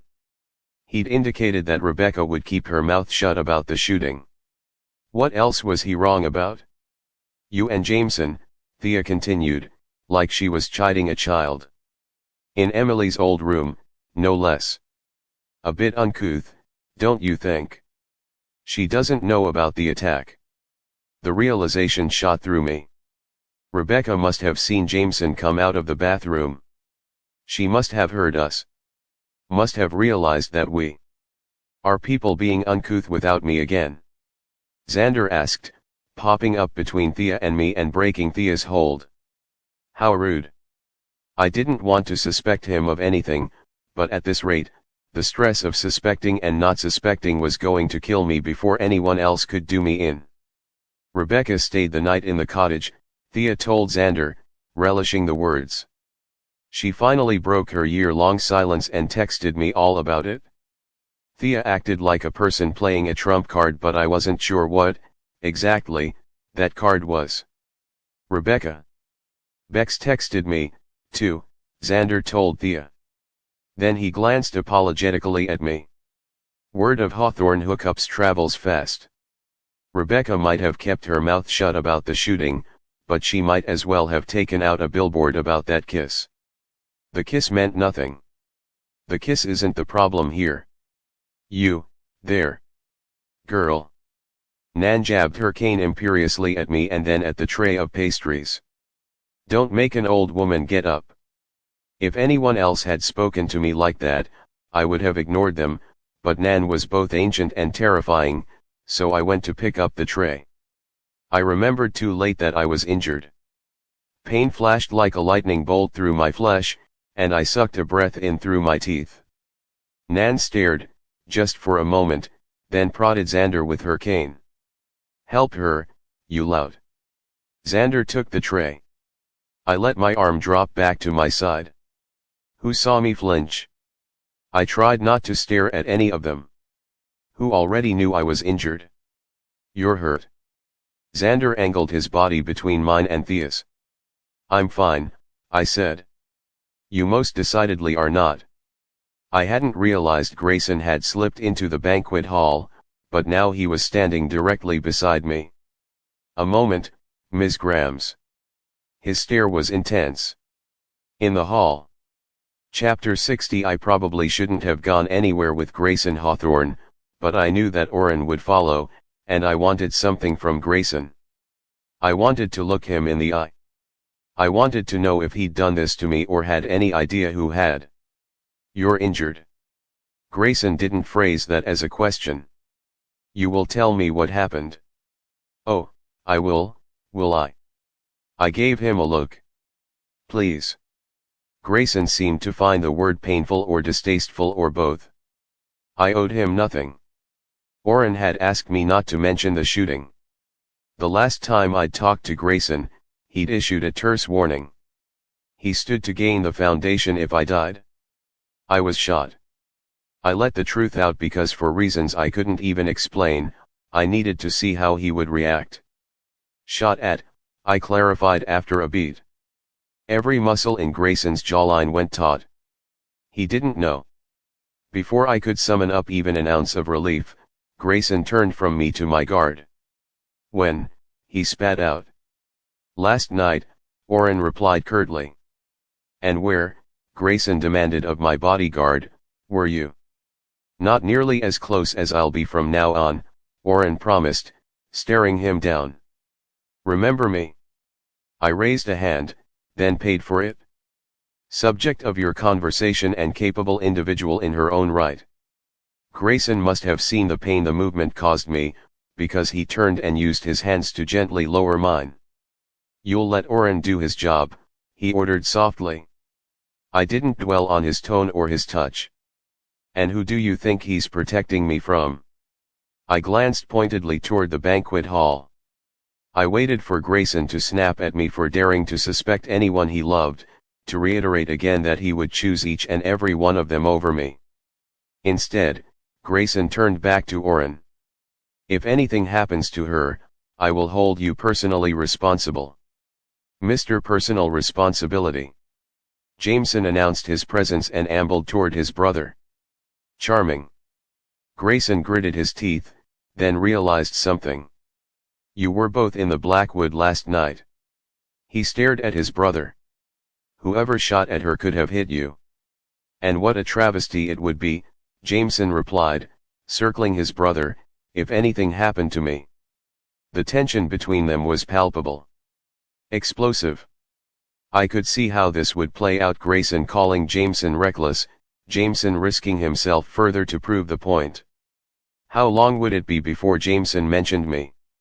The kiss. "Hope I'm not interrupting."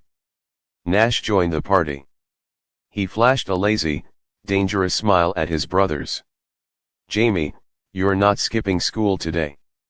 You have 5 minutes to put on your uniform and get in my truck, or there will be a hog-tying in your future." He waited for Jameson to get a move on, then turned. "Gray, our mother has requested an audience." Having dealt with his siblings, the oldest Hawthorne brother shifted his attention to me. "I don't suppose you need a ride to Country Day?" "She does not," Oren replied, arms crossed over his chest. Nash noted both his posture and his tone, but before he could reply, I interjected. "I'm not going to school." That was news to Oren, but he didn't object. Nash, on the other hand, shot me the exact same look he'd given Jameson when he'd made the threat about hog-tying. "Your sister know you're playing hooky on this fine Friday afternoon?" "My sister is none of your concern," I told him, but thinking about Libby brought my mind back to Drake's texts. There were worse things than the idea that Libby might get involved with a Hawthorne. "Assuming Nash doesn't want me dead." Everyone who lives or works in this house is my concern, Nash told me. No matter how many times I leave or how long I'm gone for, people still need looking after. So, he gave me that same lazy grin. Your sister know you're playing hooky? I'll talk to her, I said, trying to see past the cowboy in him to what lay underneath.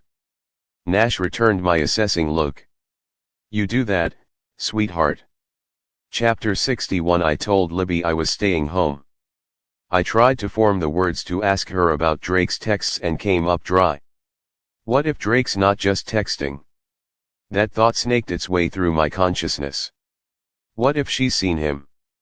What if he talked her into sneaking him onto the estate? I shut down that line of thinking. There was no sneaking onto the estate.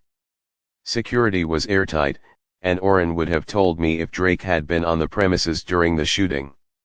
He would have been the top suspect or close to it. If I die, there's at least a chance that everything passes to my closest blood relatives. That's Libby and our father. Are you sick? Libby asked, placing the back of her hand on my forehead. She was wearing her new purple boots and a black dress with long, lacy sleeves. She looked like she was going somewhere. To see Drake? Dread settled in the pit of my stomach. Or with Nash. Mental health day, I managed. Libby accepted that and declared it sister time.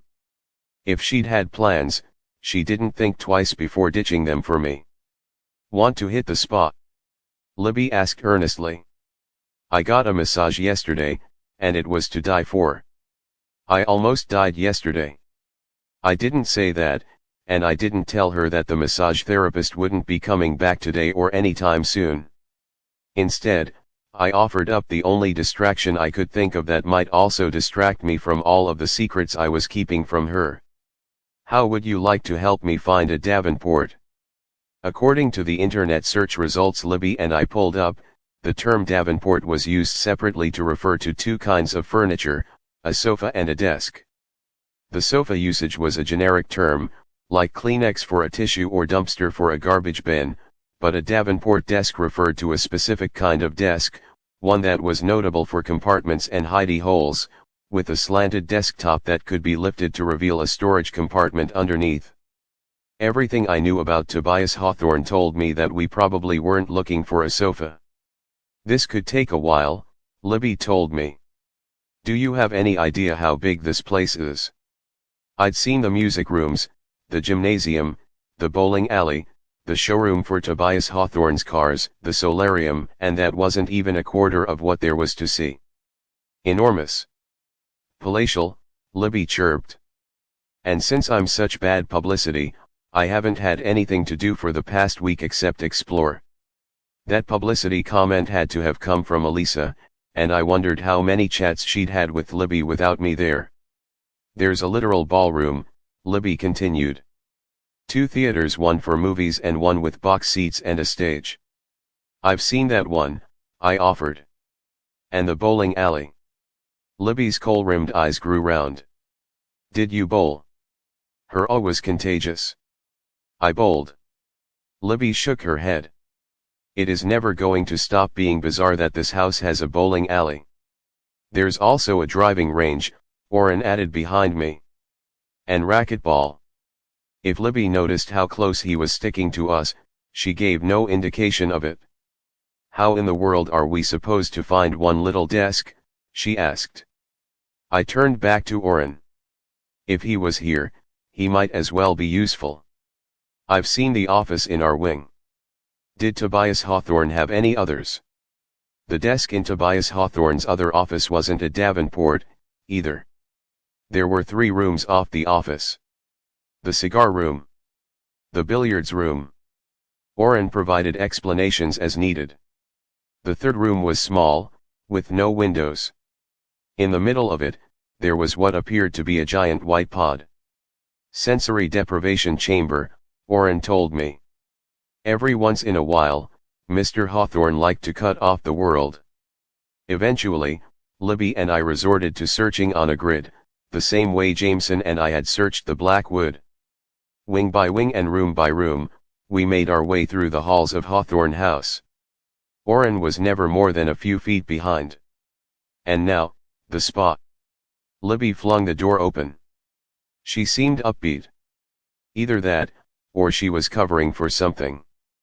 Pushing that thought down, I looked around the spot. We clearly weren't going to find the desk here, but that didn't stop me from taking it all in. The room was L-shaped.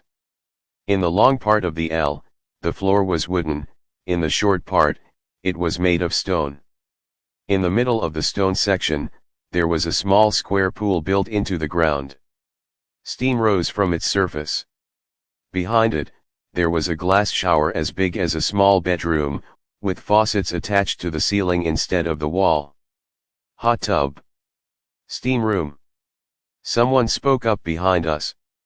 I turned to see Sky Hawthorne. She was wearing a floor-length robe, a black one this time. She strode to the larger section of the room, dropped the robe, and lay down on a gray velvet cot. Massage table, she said, yawning, barely covering herself with a sheet. I ordered a masseuse. Hawthorne House is closed to visitors for the moment, Oren said flatly, completely unimpressed with her display. Well, then. Sky closed her eyes. You'll need to buzz Magnus past the gates. Magnus.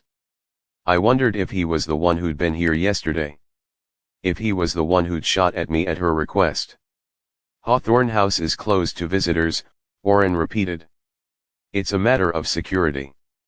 Until further notice, my men have instructions to allow only essential personnel past the gates. Sky yawned like a cat.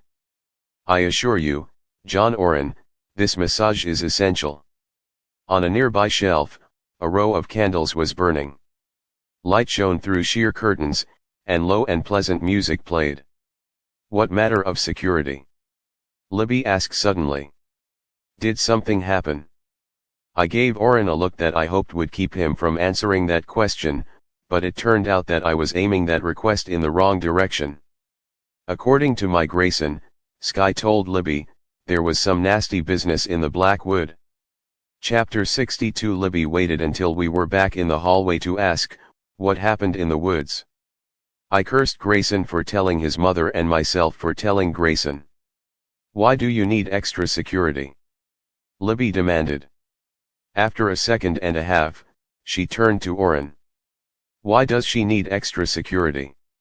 There was an incident yesterday, Oren said, with a bullet and a tree. A bullet. Libby repeated. Like, from a gun. I'm fine, I told her. Libby ignored me. What kind of incident with a bullet and a tree? She asked Oren, her blue ponytail bouncing with righteous indignation. My head of security couldn't or wouldn't obfuscate more than he already had. It's unclear if the shots were meant to scare Avery, or if she was a genuine target. The shooter missed, but she was injured by debris. Libby, I said emphatically, I'm fine. Shots, plural. Libby didn't even seem like she'd heard me. Oren cleared his throat. I'll give you two a moment. He retreated down the hall, still in sight, still close enough to hear but far enough away to pretend he couldn't. Coward. Someone shot at you, and you didn't tell me. Libby didn't get mad often, but when she did, it was epic. Maybe Nash is right. Damn him. I said you pretty much took care of yourself. He said he'd never met a billionaire teenager who didn't need the occasional kick in the pants. Oren and Elisa are taking care of the situation, I told Libby. I didn't want you to worry. Libby lifted her hand to my cheek, her eyes falling on the scratch I'd covered up. And who's taking care of you? I couldn't help thinking about Max saying and you needed me again and again. I looked down. You have enough on your plate right now. What are you talking about? Libby asked. I heard her suck in a quick breath, then exhale. Is this about Drake? She'd said his name. The floodgates were officially open, and there was no holding it back now. He's been texting you. I don't text him back, Libby said defensively. You also haven't blocked him. She didn't have a reply for that. You could have blocked him, I said hoarsely. Or asked Elisa for a new phone. You could report him for violating the restraining order. I didn't ask for a restraining order. Libby seemed to regret those words the second she'd said them. She swallowed. And I don't want a new phone. All my friends have the number for this one. Dad has the number for this one. I stared at her. Dad? I hadn't seen Ricky Grams in 2 years. My caseworker had been in touch with him, but he hadn't so much as placed a phone call to me. He hadn't even come to my mother's funeral. Did Dad call you? I asked Libby. He just wanted to check on us, you know. I knew that he'd probably seen the news. I knew that he didn't have my new number. I knew that he had billions of reasons to want me now, when he'd never cared enough to stick around for either of us before. He wants money, I told Libby, my voice flat. Just like Drake. Just like your mom. Mentioning her mother was a low blow. Who does Oren think shot you? Libby was grappling for calm. I made an attempt at the same. The shots were fired from inside the walls of the estate, I said, repeating what I'd been told. Whoever shot me had access. That's why Oren is tightening security, Libby said, the gears in her head turning behind her coal-lined eyes. Essential personnel only. Her dark lips fixed themselves into a thin line.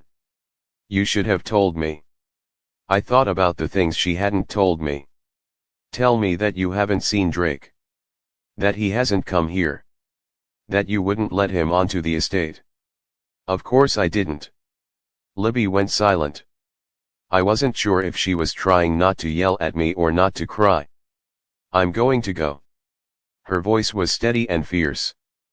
But for the record, little sis, you're a minor, and I'm still your legal guardian. The next time someone tries to shoot you, I damn well want to know.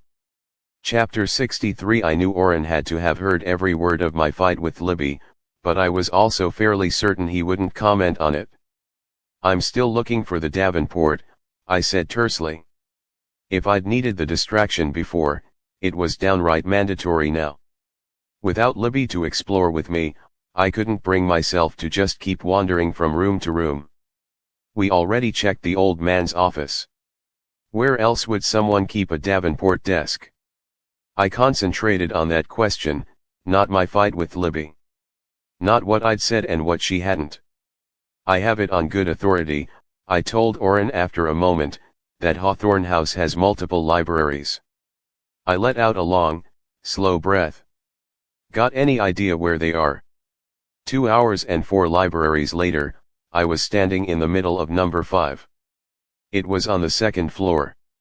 The ceiling was slanted. The walls were lined with built-in shelves, each shelf exactly tall enough for a row of paperback books. The books on the shelves were well worn, and they covered every inch of the walls, except for a large stained glass window on the east side. Light shone through, painting colors on the wood floor. No Davenport. This was starting to feel useless. This trail hadn't been laid for me. Tobias Hawthorne's puzzle hadn't been designed with me in mind. I need Jameson. I cut that thought off at the knees, exited the library, and retreated downstairs. I'd counted at least 5 different staircases in this house. This one spiraled, and as I walked down it, the sound of piano music beckoned from a distance. I followed it, and Oren followed me. I came to the entryway of a large, open room. The far wall was filled with arches. Beneath each arch was a massive window. Every window was open. There were paintings on the walls, and positioned between them was the biggest grand piano I'd ever seen. Nan sat on the piano's bench, her eyes closed. I thought the old woman was playing, until I walked closer and realized that the piano was playing itself. My shoes made a sound against the floor, and her eyes flew open. "I'm sorry," I said. Hush," Nan commanded. Her eyes closed again. The playing continued, building to a crashing crescendo, and then silence. "Did you know that you can listen to concerts on this thing?" Nan opened her eyes and reached for her cane. With no small amount of effort, she stood. Somewhere in the world, a master plays, and with the push of a button, the keys move here. Her eyes lingered on the piano, an almost wistful expression on her face. "Do you play?" I asked. Nan harumphed. "I did when I was young. Got a bit too much attention for it, and my husband broke my fingers, put an end to that." The way she said it, no muss, no fuss, was almost as jarring as the words. "That's horrible," I said fiercely. Nan looked at the piano, then at her gnarled, bird-boned hand. She lifted her chin and stared out the massive windows. "He met with a tragic accident not long after that." It sounded an awful lot like Nan had arranged for that accident. "She killed her husband." "Nan," a voice scolded from the doorway. "You're scaring the kid." Nan sniffed. "She scares that easy, she won't last here." With that, Nan made her way from the room. The oldest Hawthorne brother turned his attention to me. "You tell your sister you're playing delinquent today." The mention of Libby had me flashing back to our argument. "She's talking to Dad. She didn't want a restraining order against Drake. She won't block him." I wondered how much of that Nash already knew. "Libby knows where I am," I told him stiffly. He gave me a look. "This ain't easy for her, kid. You're at the eye of the storm, where things are calm. She's taking the brunt of it, from all sides. I wouldn't call getting shot at calm." "What are your intentions toward my sister?" I asked Nash. He clearly found my line of questioning amusing. "What are your intentions toward Jameson? Was there no one in this house who didn't know about that kiss?" "You were right about your grandfather's game," I told Nash. "He'd tried to warn me. He'd told me exactly why Jameson had been keeping me close. Usually am." Nash hooked his thumbs through his belt loops. "The closer to the end you come, the worse it'll get. The logical thing to do was stop playing. Step back." But I wanted answers, and some part of me, the part that had grown up with a mom who'd turned everything into a challenge, the part who'd played my first game of chess when I was 6 years old, wanted to win. "Any chance you know where your grandfather might have stashed a Davenport desk?" I asked Nash. He snorted. "You don't learn easy, do you, kid?" I shrugged. Nash considered my question, then cocked his head to the side. "You check the libraries. The circular library, the onyx one, the one with the stained glass window, the one with the globes, the maze." I glanced over at my bodyguard. "That's it?" Orrin nodded. Nash cocked his head to the side. "Not quite." Chapter 64. Nash led me up 2 sets of stairs, down 3 hallways, and past a doorway that had been bricked shut. "What's that?" I asked. He slowed momentarily. "That was my uncle's wing. The old man had it walled off when Toby died." "Because that's normal," I thought. "About as normal as disinheriting your whole family for 20 years and never saying a word." Nash picked up the pace again, and finally, we came to a steel door that looked like it belonged on a safe. There was a combination dial, and below it, a 5-pronged lever. Nash casually twirled the dial left, right, left, too quick for me to catch the numbers. There was a loud clicking sound, and then he turned the lever. The steel door opened out into the hall. What kind of library needs that kind of security? My brain was in the process of finishing that thought when Nash stepped through the doorway, and I realized that what lay beyond wasn't a single room. It was a whole other wing. "The old man started construction on this part of the house when I was born," Nash informed me. The hallway around us was papered with dials, keypads, locks, and keys, all affixed to the walls like art. "Hawthorns learn how to wield a lockpick young," Nash told me as we walked down the hall. I looked in a room to my left, and there was a small airplane, not a toy. An actual single-person airplane. "This was your playroom?" I asked, eyeing the doors lining the rest of the hall and wondering what surprises those rooms held. Sky was 17 when I was born. Nash shrugged. She made an attempt at playing parent. Didn't stick. The old man tried to compensate. By building you, this. Kman. Nash led me toward the end of the hall and opened another door. Arcade, he told me, the explanation completely unnecessary. There was a foosball table, a bar, 3 pinball machines, and an entire wall of arcade-style consoles. I walked over to one of the pinball machines, pressed a button, and it surged to life. I glanced back at Nash. "I can wait," he said. I should have stayed focused. He was leading me to the final library and possibly the location of the Davenport and the next clue. But one game wouldn't kill me. I gave a preliminary flip of the flipper, then launched the ball. I didn't come anywhere near the top score, but when the game was over, it prompted me for my initials anyway, and when I entered them, a familiar message flashed across the screen. "Welcome to Hawthorne House, Avery Kylie Grams."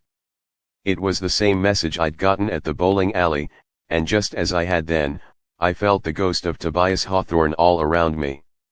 Even if you thought that you'd manipulated our grandfather into this, I guarantee that he'd be the one manipulating you. Nash walked behind the bar. "Refrigerator is full of sugary drinks. What's your poison?" I came closer and saw that he wasn't kidding when he said full. Glass bottles lined every shelf of the fridge, with soda in every imaginable flavor. Cotton candy. I wrinkled my nose. Prickly pear? Bacon and jalapeno. "I was 6 when Gray was born," Nash said, like that was an explanation. "The old man unveiled this room the day my new little brother came home." He twisted the top off a suspiciously green soda and took a swig. "I was 7 for Jamie, 8.5 for Xander." He paused, as if weighing my worth as his audience. "Aunt Zara and her first husband were having trouble conceiving. Sky would leave for a few months, come back pregnant. Wash, rinse, and repeat.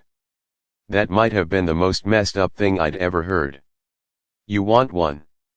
Nash asked, nodding toward the fridge. I wanted to take about 10 of them but settled for cookies and cream.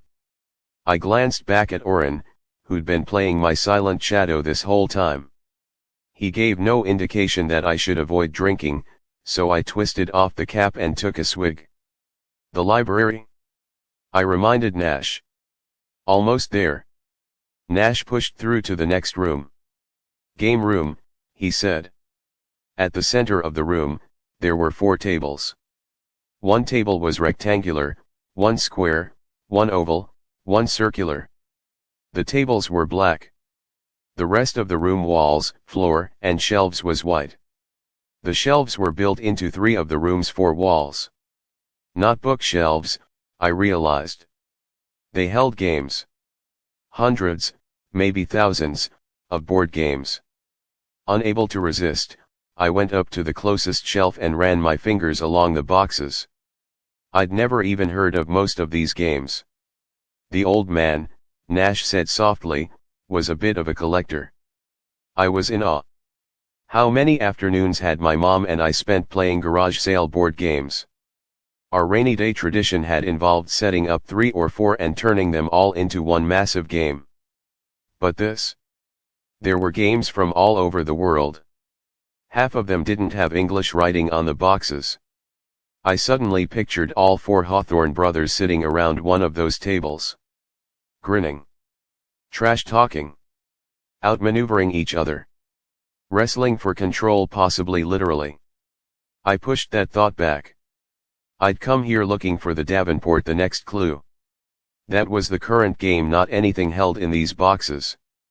"The library?" I asked Nash, tearing my eyes away from the games. He nodded toward the end of the room, the one wall that wasn't covered in board games. There was no door. Instead, there was a fire pole and what appeared to be the bottom of some kind of chute. A slide. "Where's the library?" I asked. Nash came to stand beside the fire pole and tilted his head toward the ceiling. Up there. Chapter 65. Oren went up first, then returned via pole, not slide. Room's clear, he told me. But if you try to climb up, you might pull a stitch. The fact that he'd mentioned my injury in front of Nash told me something. Either Oren wanted to see how he would respond, or he trusted Nash Hawthorne. What injury? Nash asked, taking the bait. Someone shot at Avery, Oren said carefully. You wouldn't happen to know anything about that, would you, Nash? If I did, Nash replied, his voice low and deadly, it would already be handled. Nash. Oren gave him a look that probably meant stay out of it. But from what I'd been able to tell, staying out of it wasn't really a Hawthorne trait. I'll be going now, Nash said casually. I have some questions to ask my people. His people including Melly. I watched Nash saunter off, then turned back to Oren. You knew he would go talk to the staff. I know they'll talk to him, Oren corrected. And besides, you blew the element of surprise this morning. I'd told Grayson. He'd told his mother. Libby knew.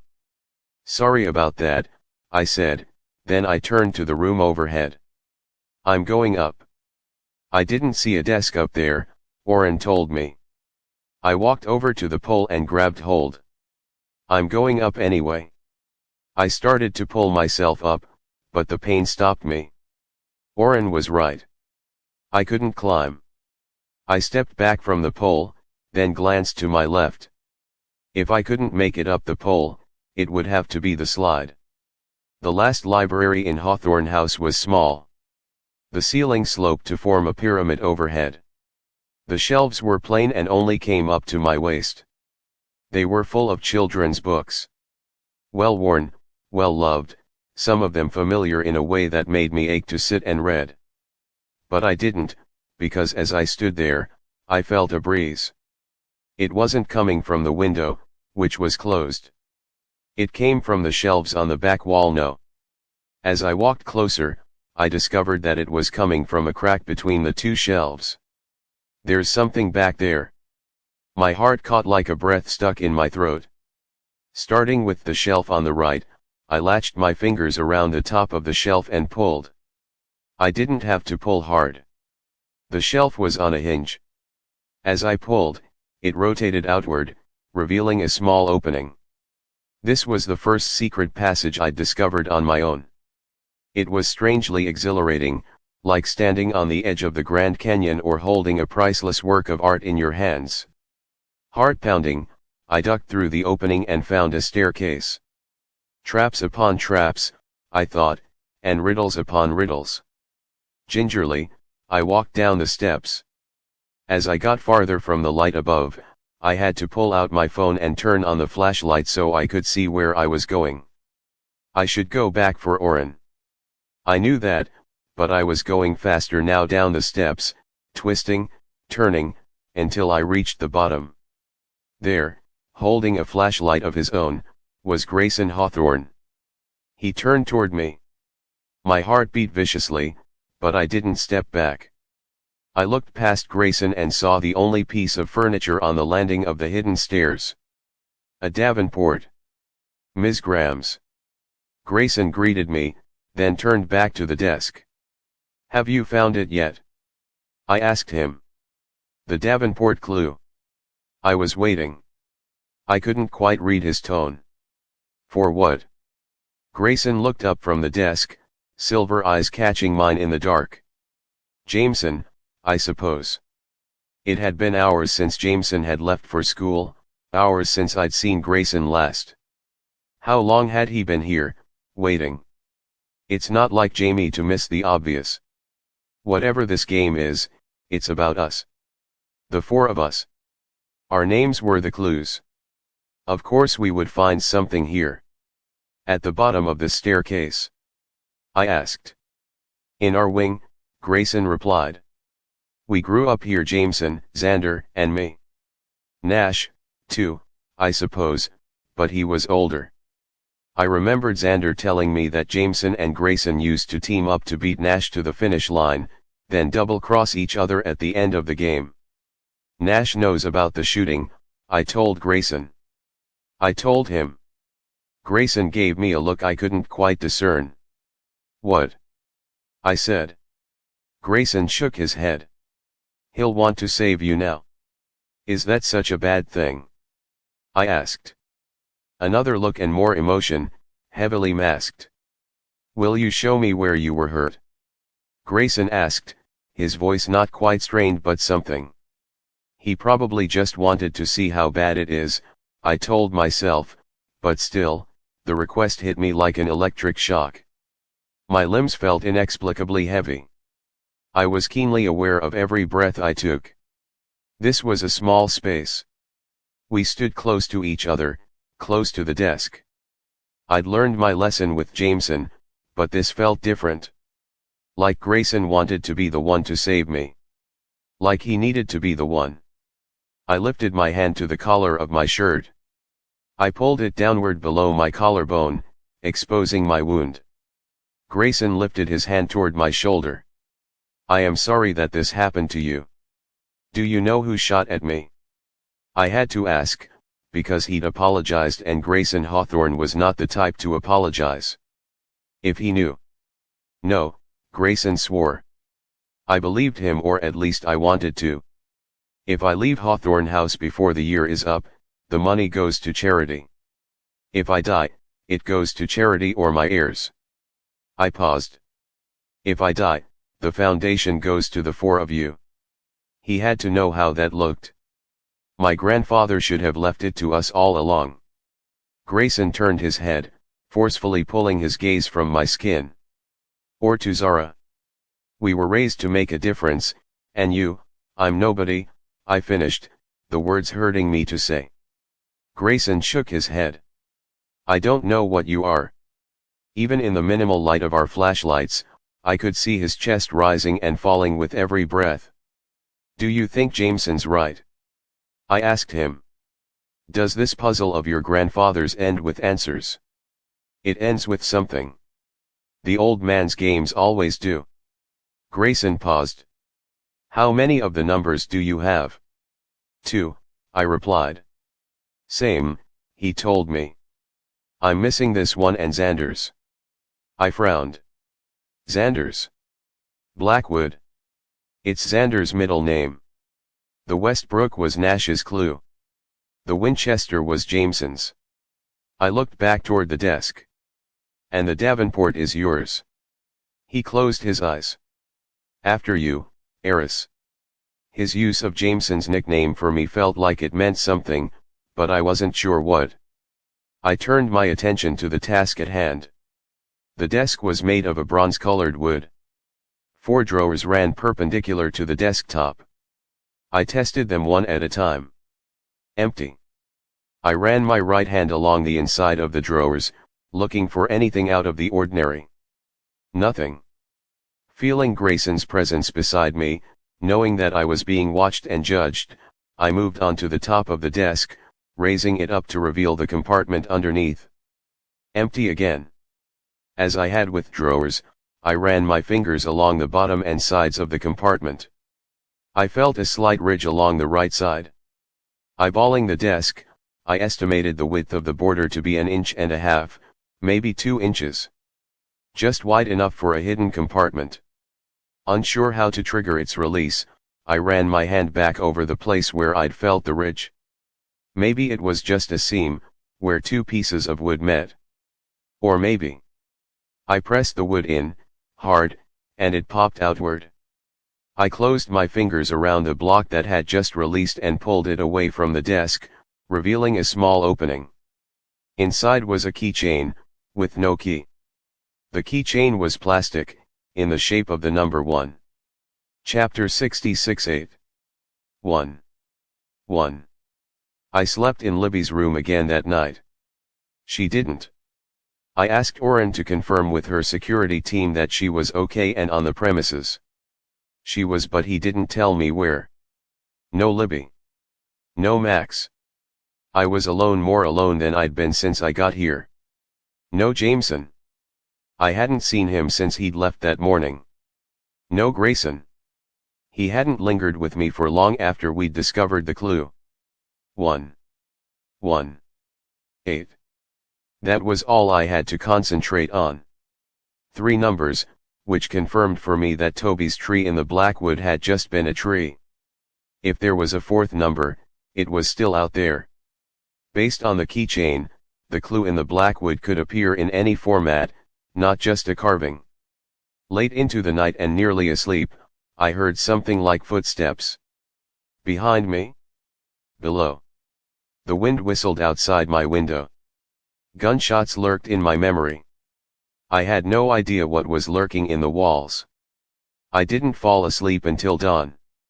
When I did, I dreamed about sleeping. I have a secret, my mom says, cheerfully bouncing onto my bed, jarring me awake. Care to make a guess, my newly 15-year-old daughter? I'm not playing, I grumble, pulling the covers back over my head. I never guess right. I'll give you a hint, my mom wheedles. For your birthday. She pulls the covers back and flops down beside me on my pillow. Her smile is contagious. I finally break and smile back. Fine. Give me a hint. I have a secret, about the day you were born. I woke with a headache to my lawyer throwing open the plantation shutters. Rise and shine, Elisa said, with the force and surety of a person making an argument in court. Go away. Channeling my younger self, I pulled the covers over my head. My apologies, Elisa said, not sounding apologetic in the least. But you really do have to get up now. I don't have to do anything, I muttered. I'm a billionaire. That worked about as well as I expected it to. If you'll recall, Elisa replied pleasantly, in an attempt to do damage control after your impromptu press conference earlier this week, I arranged for your debut in Texas Society to take place this weekend. There is a charity benefit that you will be attending this evening. I barely slept last night. I tried for pity. Someone tried to shoot me. We'll get you some vitamin C and a pain pill. Elisa was without mercy. I'm taking you dress shopping in half an hour. You have media training at 1, hair and makeup at 4. Maybe we should reschedule, I said. Due to someone wanting to kill me. Oren signed off on us leaving the estate. Elisa gave me a look. You have 29 minutes. She eyed my hair. Make sure you're looking your best. I'll meet you at the car. Chapter 67. Oren escorted me to the SUV. Elisa and 2 of his men were waiting inside it, and they weren't the only ones. I know you weren't planning on going shopping without me, Thea said, by way of greeting. Where there are high-fashion boutiques, so there is Thea. I looked toward Oren, hoping he'd kick her out of the car. He didn't. Besides, Thea told me in a haughty little whisper as she buckled her seat belt, we need to talk about Rebecca. The SUV had 3 rows of seats. Oren and a second bodyguard sat in the front. Elisa and the third sat in the back. Thea and I were in the middle. What did you do to Rebecca? Thea waited until she was satisfied that the other occupants of the car weren't listening too closely before she asked the question, low and under her breath. I didn't do anything to Rebecca. I will accept that you didn't fall into the Jameson Hawthorne trap for the purpose of dredging up memories of Jameson and Emily. Thea clearly thought she was being magnanimous. But that's where my generosity ends. Rebecca's painfully beautiful, but the girl cries ugly. I know what she looks like when she's spent all night crying. Whatever her deal is, this isn't just about Jameson. What happened at the cottage? Rebecca knows about the shooting. She was forbidden from telling anyone. I tried to wrap my mind around the implications. Why was she crying? Speaking of Jameson, Thea changed tactics. He is oh so clearly miserable, and I can only assume that I owe that to you. He's miserable? I felt something flicker in my chest, a what if, but quelled it. Why do you hate him so much? I asked Thea. Why don't you? Why are you even here? I narrowed my eyes. Not in this car, I amended, before she could mention high-fashion boutiques, at Hawthorne House. What did Zara and your uncle ask you to come here to do? Why stick so close to me? What did they want? What makes you think they asked me to do anything? It was obvious in Thea's tone and in her manner that she was a person who'd been born with the upper hand and never lost it. There's a first time for everything, I thought, but before I could lay out my case, the car pulled up to the boutique, and the paparazzi circled us in a deafening, claustrophobic crunch.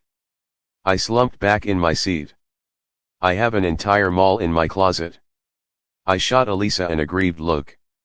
If I just wore something I already have, we wouldn't have to deal with this.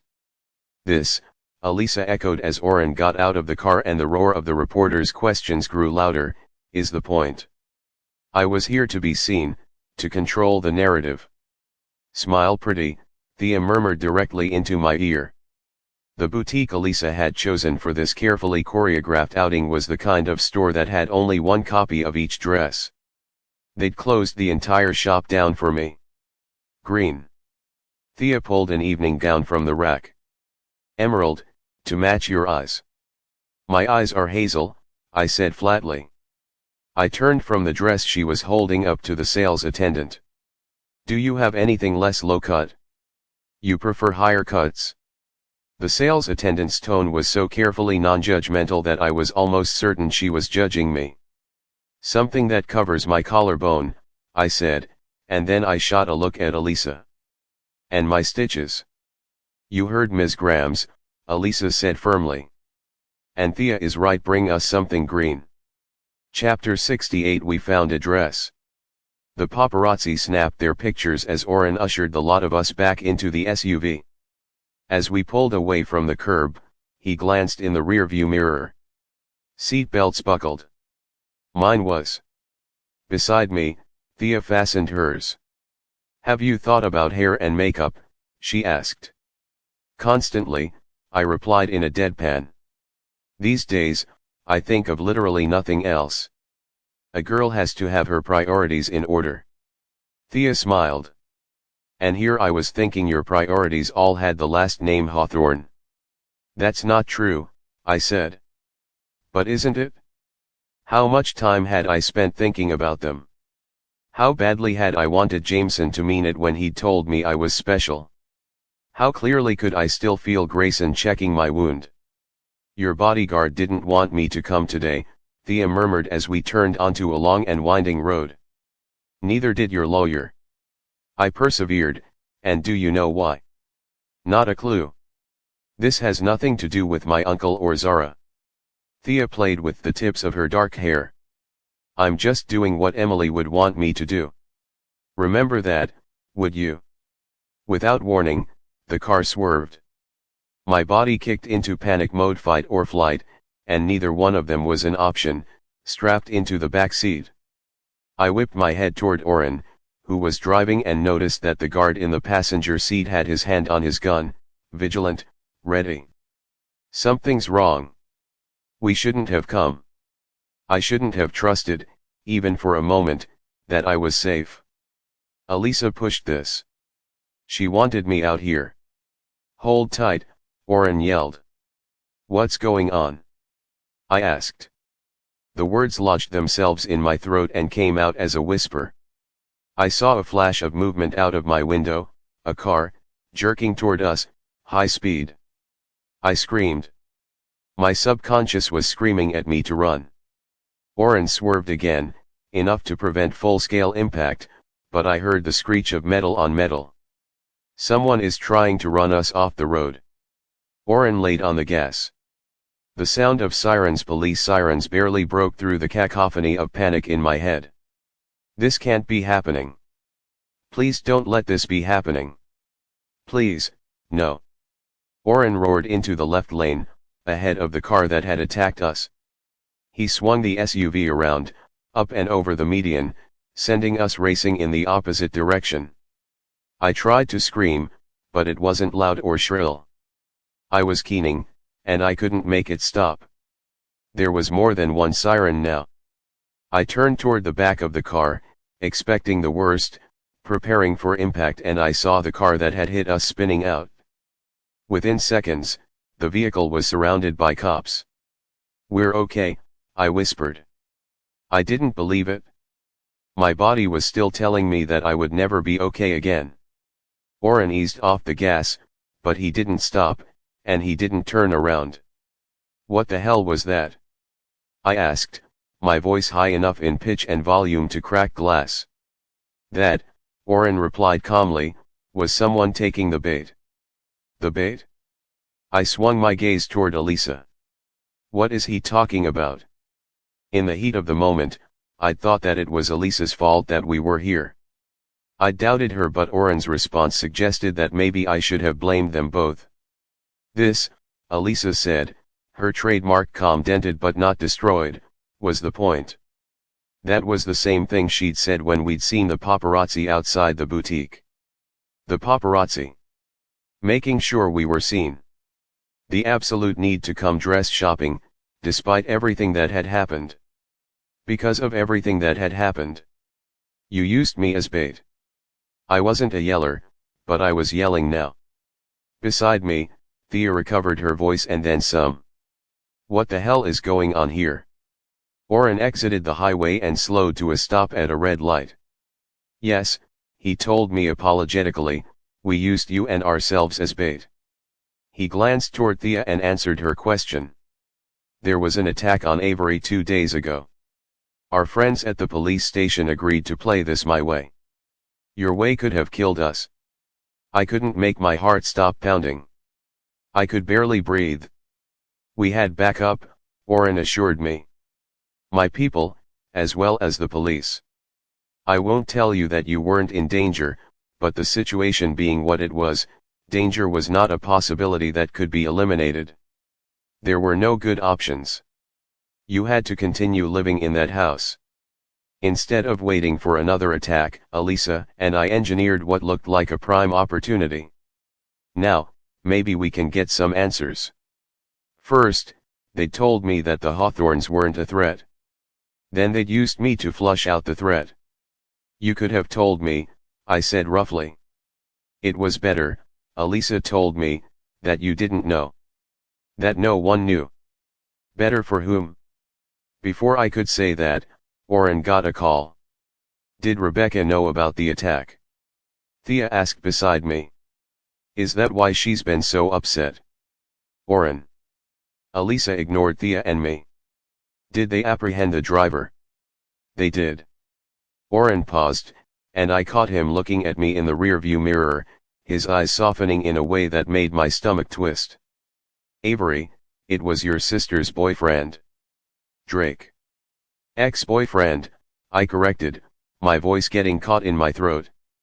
Oren didn't respond to my assertion. "They found a rifle in his trunk that, at least preliminarily, matches the bullets. The police will be wanting to talk to your sister." "What?" I said, my heart still banging mercilessly at my rib cage. "Why?" On some level, I knew the answer to that question, but I couldn't accept it. I wouldn't. If Drake was the shooter, someone would have had to sneak him onto the estate, Elisa said, her voice uncharacteristically gentle. "Not Libby," I thought. "Libby wouldn't, Avery." Elisa put a hand on my shoulder. "If something happens to you even without a will, your sister and your father are your heirs." Chapter 69. These were the facts. Drake had tried to run my car off the road. He had a weapon that was a likely match for the bullets Oren had recovered. He had a felony record. The police took my statement. They asked questions about the shooting. About Drake. About Libby. Eventually, I was escorted back to Hawthorne House. The front door flew open before Elisa and I had even made it to the porch. Nash stormed out of the house, then slowed when he saw us. "You want to tell me why I'm just now getting word that the police hauled Libby out of here?" he asked Elisa. I'd never heard a southern drawl sound quite like that. Elisa lifted her chin. "If she's not under arrest, she had no obligation to go with them. She doesn't know that." Nash boomed. Then he lowered his voice and looked her in the eye. If you'd wanted to protect her, you could have. There were so many layers to that sentence, I couldn't begin to untangle them, not with my brain focused on other things. Libby. The police have Libby. I'm not in the business of protecting every sad story that comes along, Elisa told Nash. I knew she wasn't just talking about Libby, but that didn't matter. She's not a sad story, I gritted out. She's my sister. And, more likely than not, an accessory to attempted murder. Elisa reached out to touch my shoulder. I stepped back. Libby wouldn't hurt me. She wouldn't let anyone hurt me. I believed that, but I couldn't say it. Why couldn't I say it? That bastard's been texting her, Nash said beside me. I've been trying to get her to block him, but she feels so damn guilty for what? Elisa pushed. What does she feel guilty for? If she's got nothing to hide from the police, then why are you so concerned about her talking to them? Nash's eyes flashed. You're really going to stand there and act like we weren't both raised to treat never talk to the authorities without a lawyer present like a commandment? I thought about Libby, alone in a cell. She probably wasn't even in a cell, but I couldn't shake the image. Send someone, I told Elisa shakily. From the firm. She opened her mouth to object, and I cut her off. Do it? I might not hold the purse strings now, but I would someday. She worked for me. Consider it done, Elisa said. And leave me alone, I told her fiercely. She and Oren had kept me in the dark. They'd moved me around like a chess piece on a board. All of you, I said, turning back toward Oren. I needed to be alone. I needed to do everything in my power to keep them from planting even a seed of doubt, because if I couldn't trust Libby, I had no one. Nash cleared his throat. You want to tell her about the media consultant waiting in the sitting room, Lily, or should I? Chapter 70. I agreed to sit down with Elisa's high-priced media consultant. Not because I had any intention of going through with tonight's charity gala, but because it was the one way I knew of to make sure that everyone else left me alone. There are 3 things we're going to work on today, Avery. The consultant, an elegant black woman with a posh British accent, had introduced herself as Landon. I had no idea if that was her first name or her last. After the attack this morning, there will be more interest in your story and your sisters than ever. Libby wouldn't hurt me, I thought desperately. She wouldn't let Drake hurt me. And then, she didn't block his number. The 3 things we will be practicing today are what to say, how to say it, and how to identify things you shouldn't say and demur. Landon was poised, precise, and more stylish than either of my stylists. Now, obviously, there is going to be some interest in the unfortunate incident that took place this morning, but your legal team would prefer you say as little on that front as possible. That front being the second attempt on my life in 3 days. Libby isn't involved. She can't be. Repeat after me, Landon instructed. I'm grateful to be alive, and I'm grateful to be here tonight. I blocked out the thoughts dogging me, as much as I could. I'm grateful to be alive, I repeated stonily, and I'm grateful to be here tonight. Landon gave me a look. How do you think you sound? Pissed. I guessed dourly. Landon offered me a gentle suggestion. Perhaps try sounding less pissed. She waited a moment, and then assessed the way I was sitting. Open up your shoulders. Loosen those muscles. Your posture is the first thing the audience's brain is going to latch onto. If you look like you're trying to fold in on yourself, if you make yourself small, that sends a message. With a roll of my eyes, I tried to sit up a little straighter and let my hands fall to my sides. I'm grateful to be alive, and I'm grateful to be here tonight. No, Landon gave a shake of her head. You want to sound like a real person. I am a real person. Not to the rest of the world. Not yet. Right now you're a spectacle. There was nothing unkind in Landon's tone. Pretend you're back home. You're in your comfort zone. What was my comfort zone? Talking to Max, who was missing in action for the foreseeable future. Crawling into bed with Libby? Think of someone you trust. That hurt in a way that should have hollowed me out but left me feeling like I might throw up instead. I swallowed. I'm grateful to be alive, and I'm grateful to be here tonight. It seems forced, Avery. I ground my teeth. It is forced. Does it have to be? Landon let me marinate in that question for a moment. Is no part of you grateful to have been given this opportunity? To live in this house? To know that no matter what happens, you and the people you love will always be taken care of. Money was security. It was safety. It was knowing that you could screw up without screwing up your life. If Libby did let Drake onto the estate, if he's the one who shot at me, she couldn't have known that's what was going to happen. Aren't you grateful to be alive, after everything that's happened? Did you want to die today? No, I wanted to live. Really live. I'm grateful to be here, I said, feeling the words a little more this time, and I'm grateful to be alive. Better, but this time, let it hurt. Excuse me. Show them that you're vulnerable. I wrinkled my nose at her. Show them that you're just an ordinary girl. Just like them. That's the trick of my trade. How real, how vulnerable, can you seem without letting yourself actually be vulnerable at all? Vulnerable wasn't the story I'd chosen to tell when they'd been designing my wardrobe. I was supposed to have an edge. But sharp-edged girls had feelings, too. I'm grateful to be alive, I said, and I'm grateful to be here tonight. Good. Landon gave a little nod. Now we're going to play a little game. I'm going to ask you questions, and you're going to do the one thing you absolutely must master before I let you out of here to go to the gala tonight. What's that? I asked. You're not going to answer the questions. Landon's expression was intent. Not with words. Not with your face. Not at all unless and until you get a question that you can, in some way, answer with the key message we've already practiced. Gratitude, I said. Etc., etc. I shrugged. Doesn't sound hard. Avery, is it true that your mother had a long-standing sexual liaison with Tobias Hawthorne? She almost got me. I almost spat out the word no. But somehow, I refrained. Did you stage today's attack? What?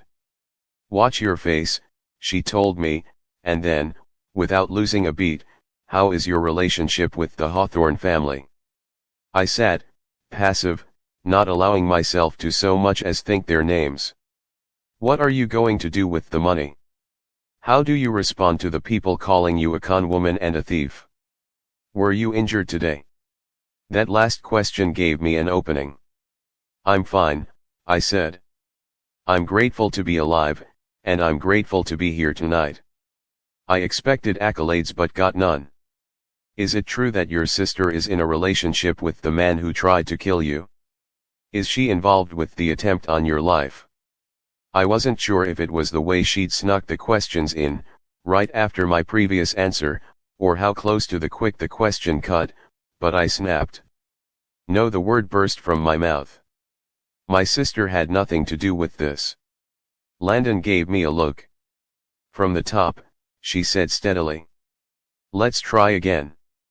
Chapter 71. After my session with Landon, she dropped me off in my bedroom, where my style team awaited. I could have told them that I wasn't going to the gala, but Landon had gotten me thinking, what kind of message would that send? That I was afraid? That I was hiding away or hiding something? That Libby was guilty? She's not. That was what I kept telling myself, over and over again. I was halfway through hair and makeup when Libby let herself into my bedroom. My stomach muscles clenched, my heart jumping into my throat. Her face was streaked with running makeup. She'd been crying. She didn't do anything wrong. She didn't. Libby hesitated for 3 or 4 seconds, then threw herself at me, catching me up in the biggest, tightest hug of my life. I'm sorry. I am so sorry.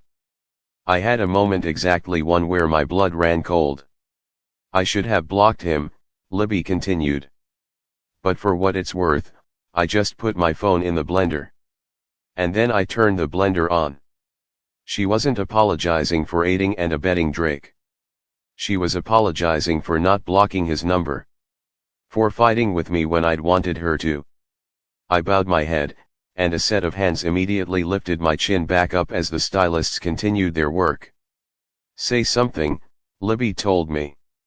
I wanted to tell her that I believed her, but even saying the words felt disloyal, like an acknowledgement that I really hadn't been sure until now. You're going to need a new phone, I said. Libby gave a strangled little laugh. We're also going to need a new blender. She swiped the heel of her right hand across her eyes. No tears, the man making me up barked. That was aimed at me, not Libby, but she straightened, too. You want to look like the picture we were given, correct? The man asked me, aggressively working some mousse through my hair. Sure, I replied. Whatever. If Elisa had given them a picture, that was one less decision for me to make, one less thing to think about. Like the current billion-dollar question, if Drake had shot at me, and Libby hadn't led him onto the estate, who had? An hour later, I stood facing the mirror. The stylists had braided my hair, but it wasn't just a braid. They divided my hair in half and then each half into thirds. Each third had been bisected, and one half was wound around the other, giving the hair a spiraling, rope-like look.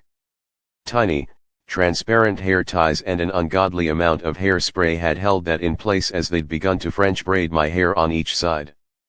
I had no idea what exactly had happened next, other than the fact that it had hurt like hell and required all 4 of my stylist's hands plus one of Libby's, but the final braid wrapped around my head to frame one side of my face.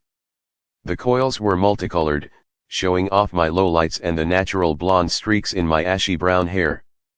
The effect was hypnotizing, like nothing I'd ever seen. The makeup was less dramatic, natural, fresh, understated everywhere but the eyes.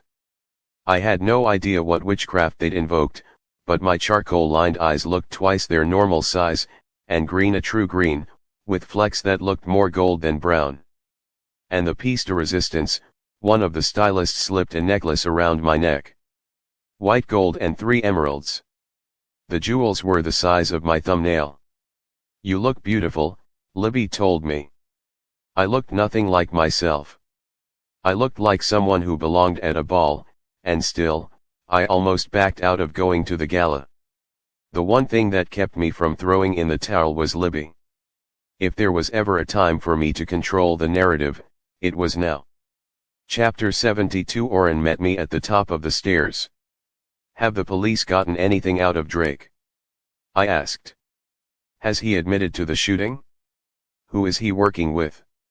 Deep breath, Oren told me. Drake has more than implicated himself, but he's trying to paint Libby as the mastermind. That story doesn't add up. There is no security footage of him entering the estate, and there would be if, as he claims, Libby had let him through the gate. Our best guess at the moment is that he came in through the tunnels. The tunnels? I repeated. They're like the secret passages in the house, except they run under the estate. I know of 2 entrances, and they're both secure. I heard what Oren left unsaid. There are 2 that you know of, but this is Hawthorne House. There could be more.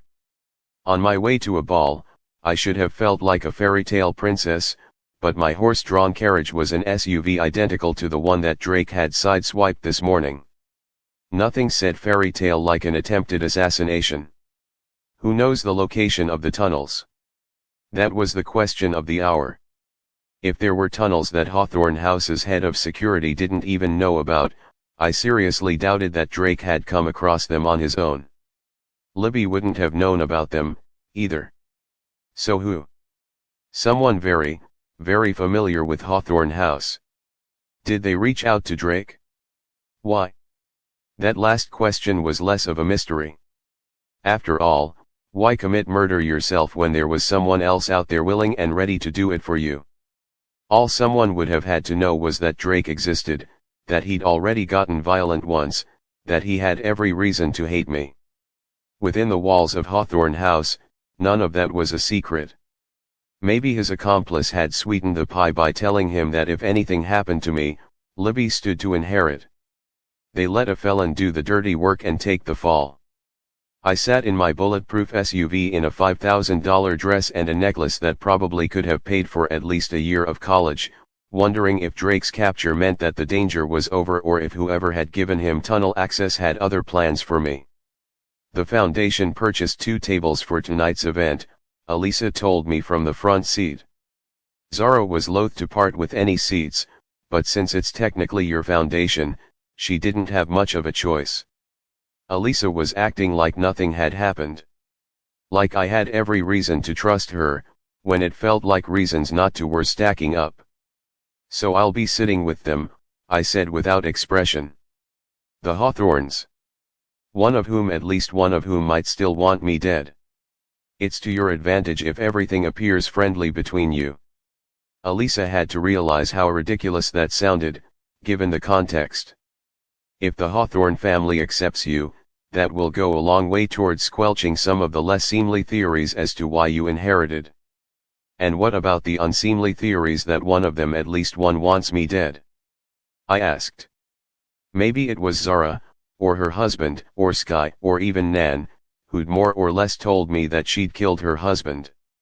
We're still on high alert, Oren assured me. But it would be to our benefit if the Hawthorns didn't realize that.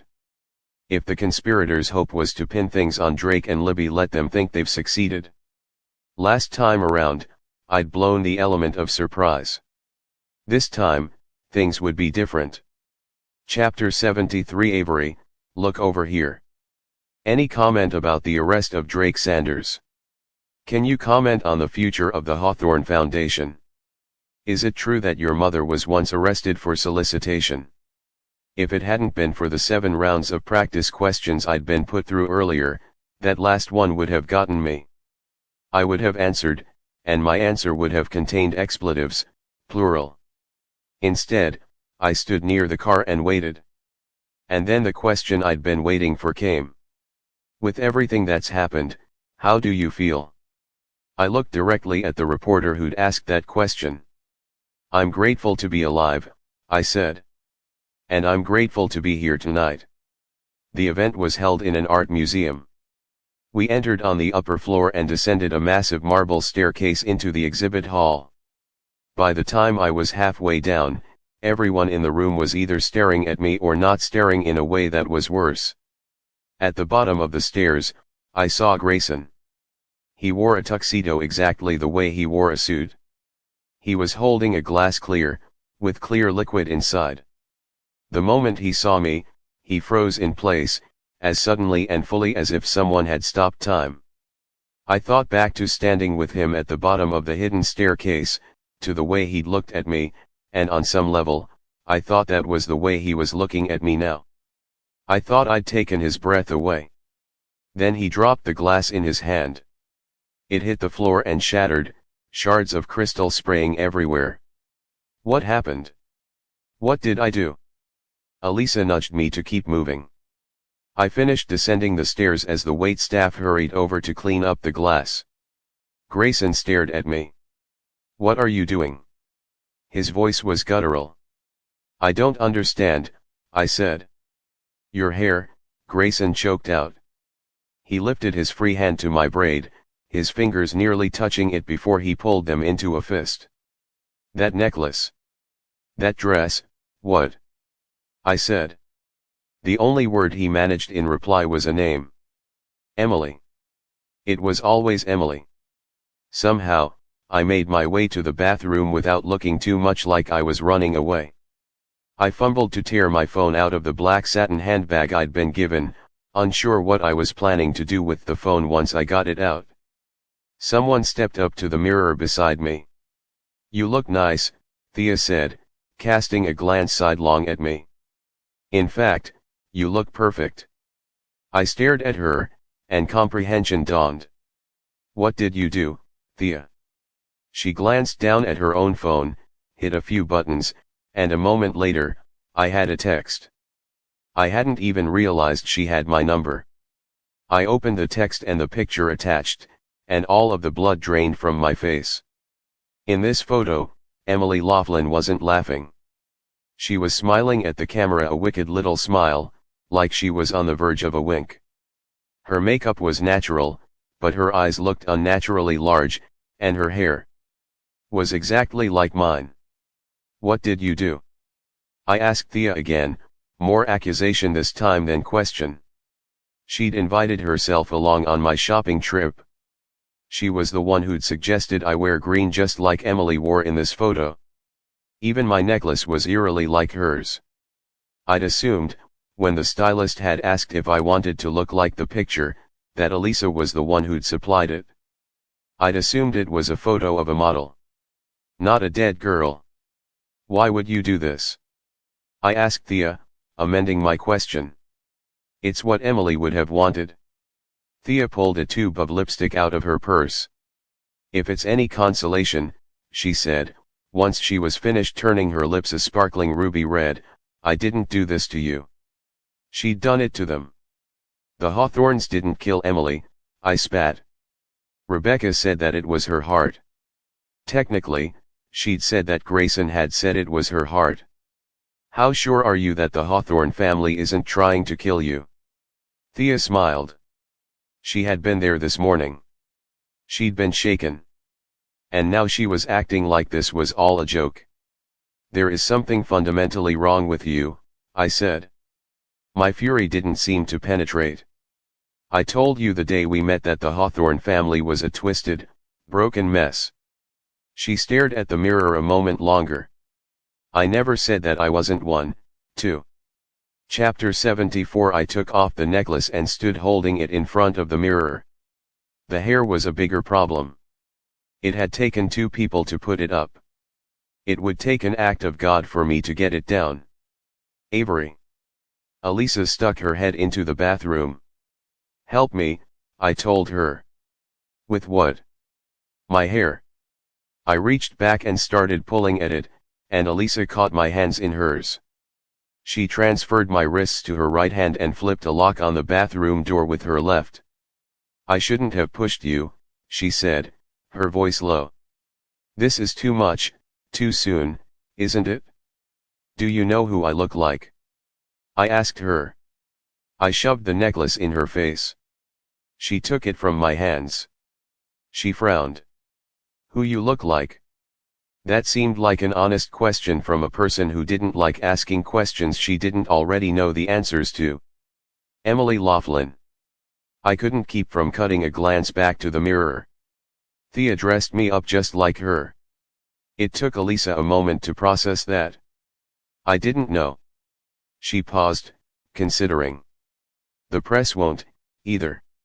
Emily was just an ordinary girl. There was nothing ordinary about Emily Laughlin. I didn't know when I'd come to believe that. The moment I'd seen her picture? My conversation with Rebecca? The very first time Jameson had said her name, or the first time I'd said it to Grayson. If you stay in this bathroom much longer, people will take note, Elisa warned me. They already have. For better or worse, you need to get out there. I'd come tonight because in some twisted way I'd thought that putting on a happy face would protect Libby. I'd hardly be here if my own sister had tried to have me killed, would I? Fine, I told Elisa through gritted teeth. But if I do this for you, I want your word that you'll protect my sister in any way you can. I don't care what your deal is with Nash, or what Nash's is with Libby. You don't just work for me anymore. You work for her, too. I saw Elisa swallowing back whatever it was she really wanted to say. All that exited her mouth was, you have my word. I just had to make it through dinner. A dance or two. The live auction. Easier said than done. Elisa led me to the pair of tables that the Hawthorne Foundation had purchased. At the table on the left, Nan was holding court among the white-haired set. The table on the right was half filled with Hawthorns, Zara and Constantine, Nash, Grayson, and Xander. I made a beeline for Nan's table, but Elisa sidestepped and gently steered me to the seat directly next to Grayson. Elisa took the next chair over, leaving only 3 open seats, at least one of which I assumed was for Jameson. Beside me, Grayson said nothing. I lost the battle not to flick my eyes in his direction and found him staring straight ahead, not looking at me or anyone else at the table. I didn't do this on purpose, I told him under my breath, trying to keep the expression on my face normal for the benefit of our audience, partygoers and photographers alike. Of course not, Grayson replied, his tone stiff, the words rote. I'd take the braid out if I could, I murmured.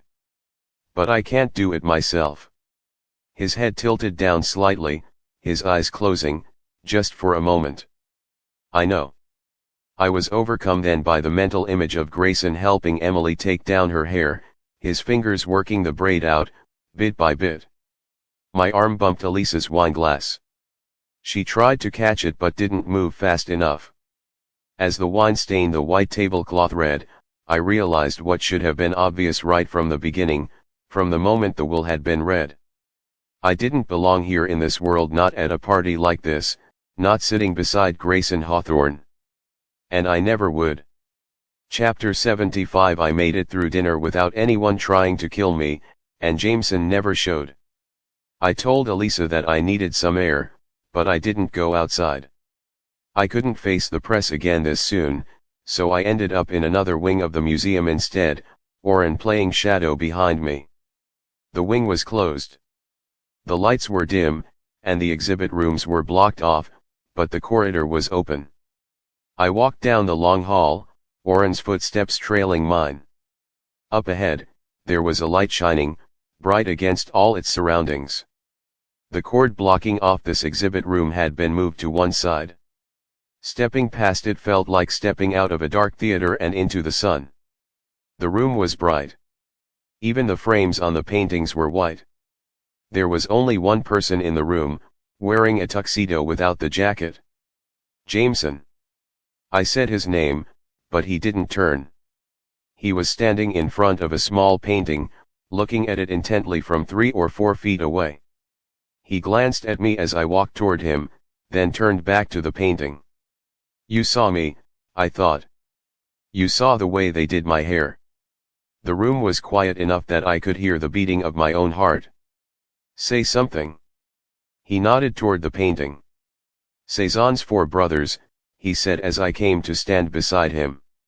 A Hawthorne family favorite, for obvious reasons. I made myself look at the painting, not at him. There were 4 figures on the canvas, their features blurred. I could make out the lines of their muscles. I could practically see them in motion, but the artist hadn't been aiming for realism. My eyes went to the gold tag under the painting. 4 Brothers. Paul Cézanne. 1898 on loan from the collection of Tobias Hawthorne. Jameson angled his face back toward mine. I know you found the Davenport. He arched an eyebrow. You beat me to it. So did Grayson, I said. Jameson's expression darkened. You were right. The tree in the blackwood was just a tree. The clue we're looking for is a number. 8. 1. 1. There's just one more. There is no we, I said. Do you even see me as a person, Jameson? Or am I just a tool? I might have deserved that. He held my gaze a moment longer, then looked back at the painting. The old man used to say that I have laser focus. I'm not built to care about more than one thing at a time. I wondered if that thing was the game or her. I'm done, Jameson. My words echoed in the white room. With you. With whatever this was. I turned to walk away. I don't care that you're wearing Emily's braid. Jameson knew exactly what to say to make me stop. I don't care, he repeated, because I don't care about Emily. He let out a ragged breath. I broke up with her that night. I got tired of her little games. I told her I was done, and a few hours later, she died. I turned back, and green eyes, a little bloodshot, settled on mine.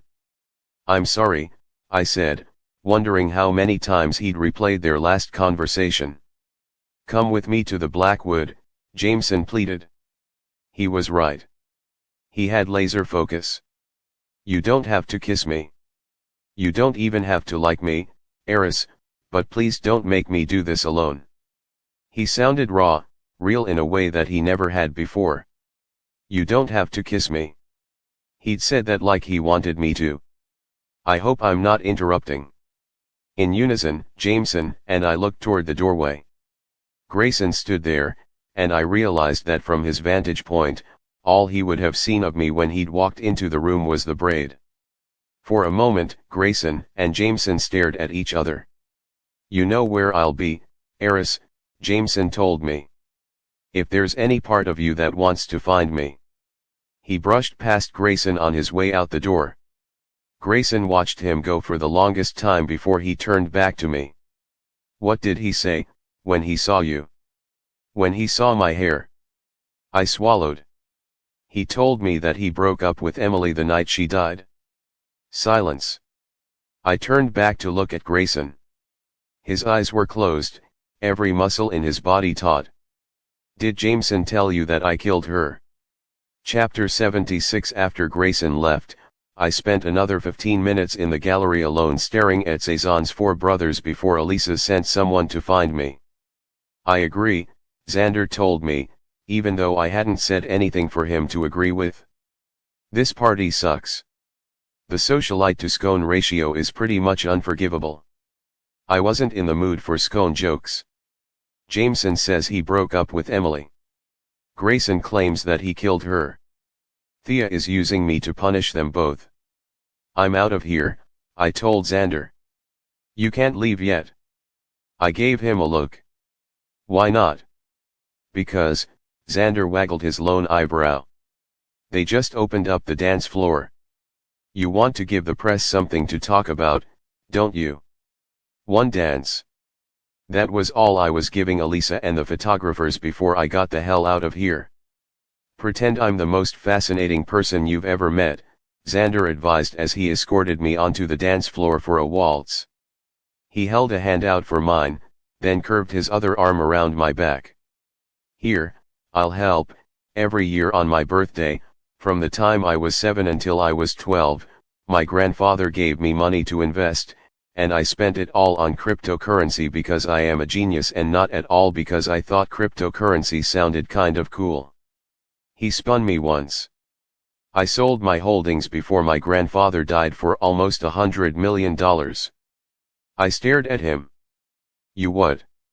"See," he told me. "Fascinating." Xander kept right on dancing, but he looked down. "Not even my brothers know." "What did your brothers invest in?" I asked. All this time, I'd been assuming that they'd been cut off with nothing. Nash had told me about Tobias Hawthorne's birthday tradition, but I hadn't thought twice about their investments. "No idea," Xander said jauntily. "We weren't allowed to discuss it." We danced on, the photographers snapping their shots. Xander brought his face very close to mine. "The press is going to think we're dating," I told him, my mind still spinning at his revelation. "As it so happens," Xander replied archly, "I excel at fake dating." "Who exactly did you fake date?" I asked. Xander looked past me to Thea. "I am a human Rube Goldberg machine," he said. "I do simple things in complicated ways." He paused. It was Emily's idea for Thea and me to date. Em was, shall we say, persistent. She didn't know that Thea was already with someone. "And you agreed to put on a show?" I asked incredulously. "I repeat, I am a human Rube Goldberg machine." His voice softened. "And I didn't do it for Thea." "Then for who?" It took me a moment to put it together. Xander had mentioned fake dating twice before, once with respect to Thea, and once when I'd asked him about Rebecca. Thea and Rebecca. I said. Deeply in love, Xander confirmed. Thea called her painfully beautiful. The best friend and the younger sister. What was I supposed to do? They didn't think Emily would understand. She was possessive of the people she loved, and I knew how hard it was for Rebecca to go against her. Just once, Bex wanted something for herself. I wondered if Xander had feelings for her, if fake dating Thea had been his twisted, Rube Goldberg way of saying that. Were Thea and Rebecca right?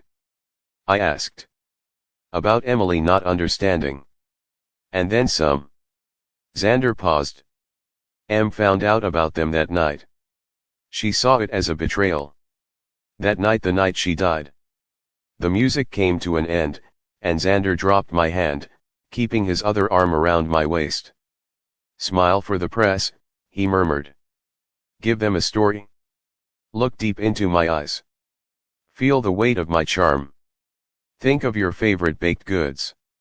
The edges of my lips turned up, and Xander Hawthorne escorted me off the dance floor to Elisa. You can go now, she told me, pleased. If you'd like. Hell yes.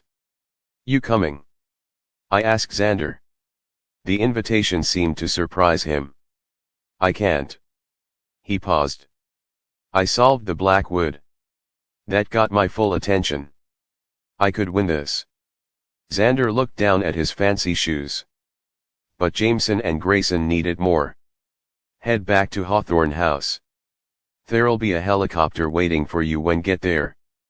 Have the pilot fly you over the black wood. A helicopter?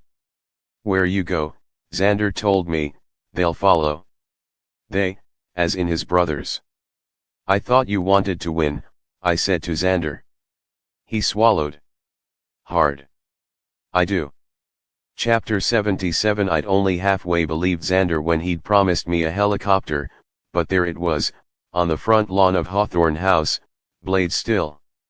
Orrin wouldn't let me step foot aboard until he'd checked it over. Even then, he insisted on taking the pilot's spot.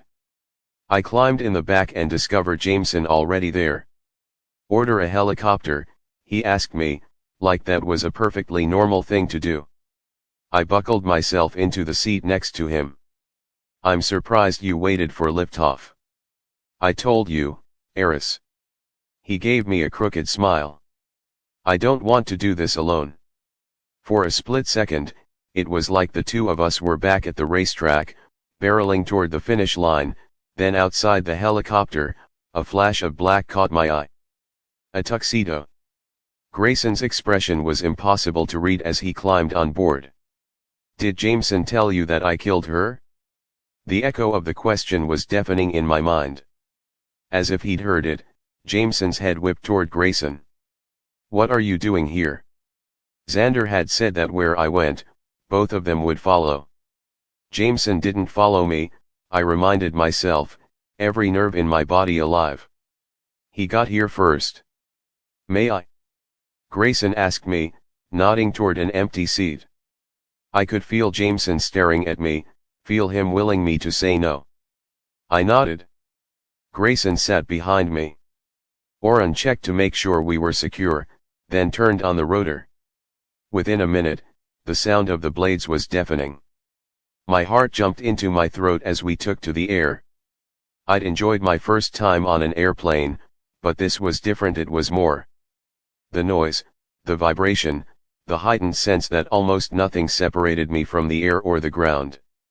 My heart was beating, but I couldn't hear it.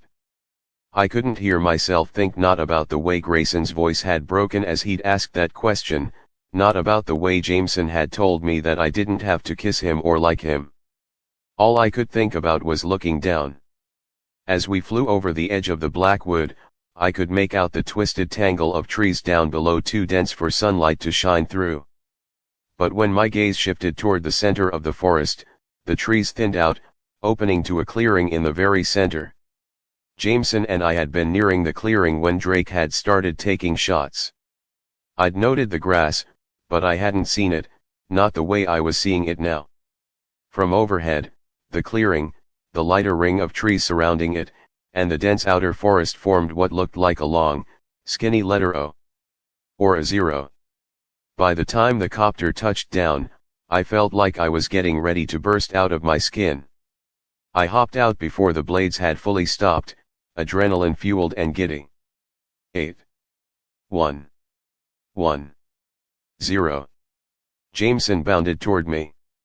We did it, Eris. He stopped right in front of me, lifting his hands, palm up. Drunk on the high of the helicopter, I did the same, and his fingers locked through mine. 4 middle names. 4 numbers. Kissing him had been a mistake. Holding his hands now was a mistake, but I didn't care. 8, 1, 1, 0, I said. That's the order we discovered the numbers in and the order of the clues in the will. Westbrook, Davenport, Winchester, and Blackwood, in that order. A combination, maybe. There are at least a dozen safes in the house, Jameson mused. But there are other possibilities. An address, coordinates, and there's no guarantee that the clue isn't scrambled. To solve it, we may have to reorder the numbers. An address. Coordinates. A combination. I closed my eyes, just for a second, just long enough for my brain to put another possibility into words. A date. All 4 clues were numbers, they were also single digits. For a combination lock or coordinates, I would have expected some 2-digit entries. But a date. The 1 or the 0 would have to go at the front. 1-1-0-8 would be 11/08.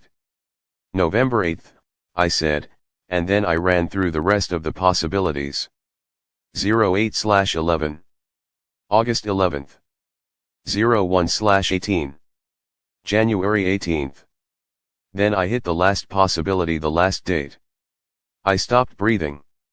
This was too big of a coincidence to be a coincidence at all. 10/18 October 18th. I sucked in a breath. Every nerve in my body felt like it was alive. That's my birthday. I have a secret, my mother had told me on my 15th birthday, 2 years ago, days before she died, about the day you were born. No, Jameson dropped my hands. Yes, I replied. I was born on October 18th. And my mother. This isn't about your mother. Jameson balled his fingers into fists and stepped back. Jameson. I had no idea what was going on here. If Tobias Hawthorne had chosen me because of something that had happened the day I was born, that was big. Huge. This could be it. Maybe his path crossed my mom's while she was in labor? Maybe she did something for him while she was pregnant with me. Stop. The word cracked like a whip. Jameson was looking at me like I was unnatural, like I was broken, like the sight of me could turn stomachs, including and especially his. What are you? The numbers are not a date. Yes, I thought fiercely. They are. This can't be the answer, he said. I stepped forward, but he jerked back. I felt a light touch on my arm. Grayson. As gentle as his touch was, I got the distinct sense that he was holding me back. Why? What had I done? Emily died, Grayson told me, his voice tight, on October 18th, a year ago. That sick son of a bitch, Jameson cursed. All of this, the clues, the will, her, all of it for this? He just found a random person born on that day to send a message? This message? Jamie, don't talk to me. Jameson swung his gaze from Grayson to me. Screw this. I'm done. As he stalked away into the night, I called after him. Where are you going? Congratulations, Eris, Jameson called back, his voice dripping with everything but felicitations. I guess you had the good fortune of being born on the right day. Mystery solved. Chapter 78. There had to be more to the puzzle than this. There had to be. I couldn't just be a random person born on the right calendar date. That can't be it. What about my mother? What about her secret? A secret she'd mentioned on my 15th birthday, a full year before Emily had died. And what about the letter Tobias Hawthorne had left me? I'm sorry. What had Tobias Hawthorne had to apologize for? He didn't just randomly select a person with the right birthday. There has to be more to it than that. But I could still hear Nash telling me, "You're the glass ballerina or the knife." I'm sorry. Grayson spoke again beside me. It's not Jameson's fault that he's like this. It's not Jameson's fault. The invincible Grayson Hawthorne seemed to be having trouble talking. That this is how the game ends. I was still wearing my clothes from the gala. My hair was still in Emily's braid. I should have known. Grayson's voice was swollen with emotion. I did know. The day that the wool was red, I knew that all of this was because of me. I thought of the way Grayson had shown up at my hotel room that night. He'd been angry, determined to figure out what I had done. What are you talking about? I searched his face and eyes for answers. How is this because of you? And don't tell me you killed Emily. No one, not even Thea, had called Emily's death a murder. I did, Grayson insisted, his voice low and vibrating with intensity. If it weren't for me, she wouldn't have been there. She wouldn't have jumped. Jumped. My throat went dry. Been where? I asked quietly. And what does any of this have to do with your grandfather's will? Grayson shuddered. Maybe I was meant to tell you, he said after a long while. Maybe that was always the point. Maybe you were always meant to be equal parts puzzle, and penance. He bowed his head. I'm not your penance, Grayson Hawthorne. I didn't get the chance to say that out loud before he was talking again, and once he started, it would have taken an act of God to stop him. We'd always known her. Mr. and Mrs. Laughlin have been at Hawthorne House for decades. Their daughter and granddaughters used to live in California. The girls came to visit twice a year, once with their parents at Christmas time, and again in the summer, for 3 weeks, alone. We didn't see much of them at Christmas, but in the summers, we all played together. It was a bit like summer camp, really. You have camp friends, who you see once a year, who have no place in your ordinary life. That was Emily and Rebecca. They were so different from the 4 of us. Sky said it was because they were girls, but I always thought it was because there were only 2 of them, and Emily came first. She was a force of nature, and their parents were always so worried she'd overexert herself. She was allowed to play cards with us, and other quiet, indoor games, but she wasn't allowed to roam outside the way we did, or to run. She'd get us to bring her things. It became a bit of a tradition. Emily would set us on a hunt, and whoever found what she'd requested, the more unusual and hard to find, the better one. What did you win? I asked. Grayson shrugged. We're brothers. We didn't have to win anything in particular, just win. That tracked. And then Emily got a heart transplant, I said. Jameson had told me that much. He'd said that afterward, she wanted to live. Her parents were still protective, but Emily had lived in glass cages long enough. She and Jameson were 13. I was 14. She'd breeze in for the summers, the consummate daredevil. Rebecca was always after us to be careful, but Emily insisted that her doctors had said that her activity level was only limited by her physical stamina. If she could do it, there was no reason she shouldn't. The family moved here permanently when Emily was 16. She and Rebecca didn't live on the estate, the way they had during visits, but my grandfather paid for them to attend private school. I saw where this was going. She wasn't just a summer camp friend anymore. She was everything, Grayson said, and he didn't exactly say it like it was a compliment. Emily had the entire school eating out of the palm of her hand. Maybe that was our fault. Even just being Hawthorne adjacent changed the way that people looked at you. Thea's statement came back to me. Or maybe, Grayson continued, it was just because she was too smart, too beautiful, too good at getting what she wanted. She had no fear. She wanted you, I said. And Jameson, and she didn't want to choose. She turned it into a game. Grayson shook his head. And God help us, we played. I want to say that it was because we loved her, that it was because of her, but I don't even know how much of that was true. There's nothing more Hawthorne than winning. Had Emily known that? Used it to her advantage? Had it ever hurt her? The thing was, Grayson choked. She didn't just want us. She wanted what we could give her. Money. Experiences, Grayson replied. Thrills. Race cars and motorcycles and handling exotic snakes. Parties and clubs and places we weren't supposed to be. It was a rush for her and for us. He paused. For me, he corrected. I don't know what it was, exactly, for Jamie. Jameson broke up with her the night she died. One night, I got a call from Emily, late. She said that she was done with Jameson, that all she wanted was me. Grayson swallowed. She wanted to celebrate. There's this place called Devil's Gate. It's a cliff overlooking the Gulf, one of the most famous cliff diving locations in the world. Grayson angled his head down. I knew it was a bad idea. I tried to form words, any words. How bad? He was breathing heavily now. When we got there, I headed for one of the lower cliffs. Emily headed for the top. Past the danger signs. Past the warnings. It was the middle of the night. We shouldn't have been there at all. I didn't know why she wouldn't let me wait until morning, not until later, when I realized she'd lied about choosing me. Jameson had broken up with her. She'd called Grayson, and she hadn't been in the mood to wait. Cliff diving killed her?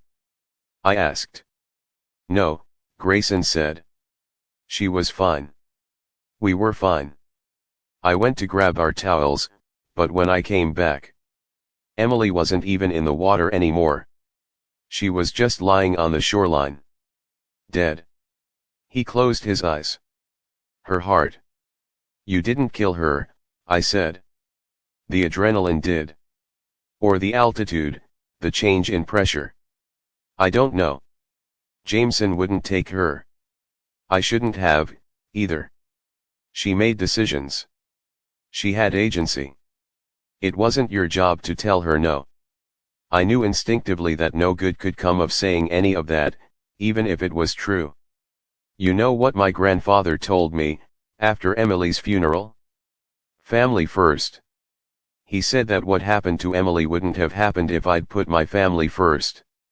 If I'd refused to play along, if I'd chosen my brother over her. Grayson's vocal cords tensed against his throat, as if he wanted to say something else but couldn't. Finally, it came. That's what this is about. 1018. October 18th. The day Emily died. Your birthday. It's my grandfather's way of confirming what I already knew, deep down. All of it is because of me. Chapter 79. When Grayson left, Orrin escorted me back to the house. How much did you hear? I asked him, my mind tangled with thoughts and emotions I wasn't sure I was ready to handle. Orrin gave me a look. How much do you want me to have heard? I bit at the inside of my lip. You knew Tobias Hawthorne. Would he have picked me to inherit just because Emily Laughlin died on my birthday? Did he decide to leave his fortune to a random person born on October 18th? Hold a lottery? I don't know, Avery. Orrin shook his head. The only person who ever really knew what Tobias Hawthorne was thinking was Mr. Hawthorne himself. I made my way back through the halls of Hawthorne House, back toward the wing I shared with my sister. I wasn't certain that either Grayson or Jameson would ever speak a word to me again. I didn't know what the future held, or why the idea that I might have been chosen for a completely trivial reason felt like such a punch to the gut. How many people on this planet shared my birthday? I stopped on the stairs, in front of the portrait of Tobias Hawthorne that Xander had shown me what felt like a lifetime ago. I racked my mind now, as I'd done then, for any memory, any moment in time when my path had crossed with the billionaires. I looked Tobias Hawthorne in the eye, Grayson's silver eyes, and silently asked him why. Why me? Why were you sorry? I pictured my mother playing I Have a Secret. Did something happen the day I was born? I stared at the portrait, taking in every wrinkle on the old man's face, every hint to personality in his posture, even the muted color in the background. No answers. My eyes caught on the artist's signature. Tobias Hawthorne XX8. I looked back at the old man's silver eyes. The only one who ever really knew what Tobias Hawthorne was thinking was Mr. Hawthorne himself.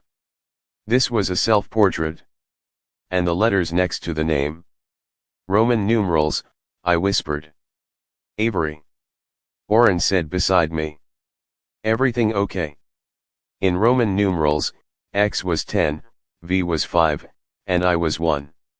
10. I put my finger under the first X, then moved it to the rest of the letters, reading them as a single unit. 18.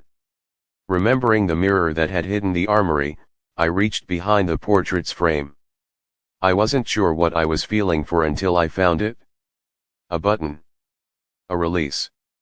I pushed it, and the portrait swung outward. Behind it, on the wall, was a keypad. Avery. Orrin said again, but I was already bringing my fingers up to the keypad. What if the numbers aren't the final answer? The possibility caught me in its jaws and wouldn't let go. What if they're meant to lead to the next clue? I brought my index finger to the keypad and tried the obvious combination. 1. 0. 1. 8. There was a beep, and then the top of the step below me began to rise, revealing a compartment underneath. I ducked down and reached inside. There was only one thing in the hollowed stair, a piece of stained glass. It was purple, in the shape of an octagon, with a tiny hole in the top, through which a sheer, shimmering ribbon had been threaded. It looked almost like a Christmas ornament. As I held the stained glass up by the string, my eyes caught on the underside of the panel. Etched into the wood was the following verse. Top of the clock, meet me at high, tell the late day hello, wish the morning goodbye, a twist and a flip, what do you see?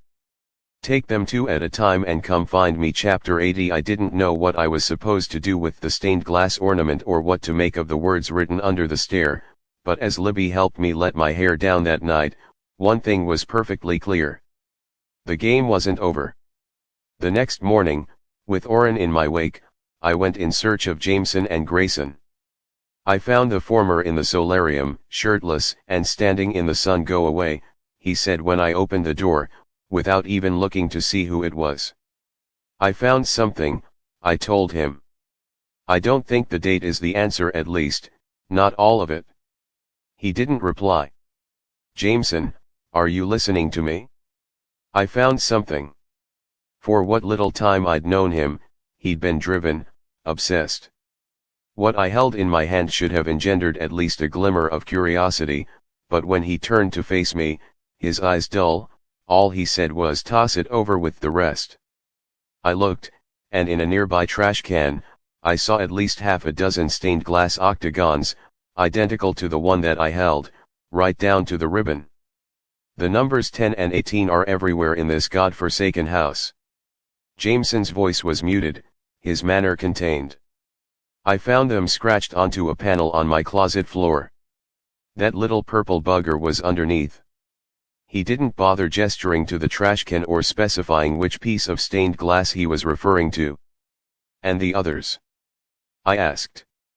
Once I started looking for the numbers, I couldn't stop, and once you see it, Jameson said, his voice low, you can't unsee it. The old man thought he was so smart.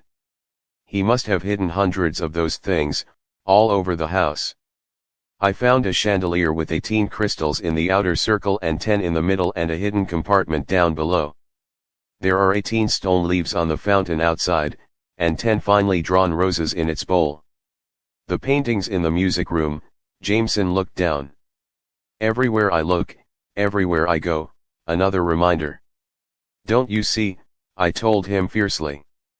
Your grandfather couldn't have done this all after Emily died? You would have noticed workmen in the house. Jameson said, finishing my sentence.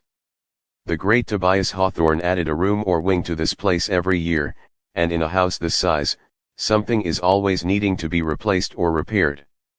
My mother was always buying new paintings, new fountains, new chandeliers.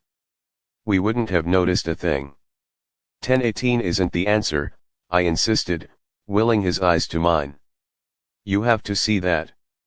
It's a clue one he didn't want us to miss. Us. I'd said us and I meant it. But that didn't matter. 1018 is answer enough, Jameson said, turning his back on me. I told you, Avery, I'm not playing anymore. Grayson was harder to find.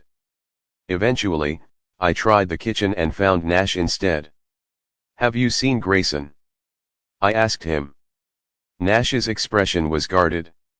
I don't think he wants to see you, kid. The night before, Grayson hadn't blamed me. He hadn't lashed out. But after he'd told me about Emily, he'd walked away. He'd left me alone. I need to see him, I said. Give it some time, Nash advised. Sometimes, you gotta excise a wound before it can heal. I ended up back on the staircase to the east wing, back in front of the portrait. Orrin got a call, and he must have decided the threat to me was contained enough now that he didn't need to watch me mope around Hawthorne House all day. He excused himself, and I went back to staring at Tobias Hawthorne. It had seemed like fate when I'd found the clue in this portrait, but after talking to Jameson, I knew that it wasn't a sign or even a coincidence. The clue I'd found had been one of many. You didn't want them to miss this, I addressed the billionaire silently. If he really had done all of this after Emily's death, his persistence seemed cruel. Did you want to make sure that they wouldn't forget what happened? Is this whole twisted game just a reminder, an incessant reminder to put family first? Is that all I am? Jameson had said, right from the beginning, that I was special.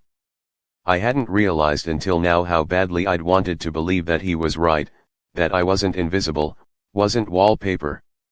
I wanted to believe that Tobias Hawthorne had seen something in me that had told him I could do this, that I could handle the stairs and the limelight, the responsibility, the riddles, the threats, all of it.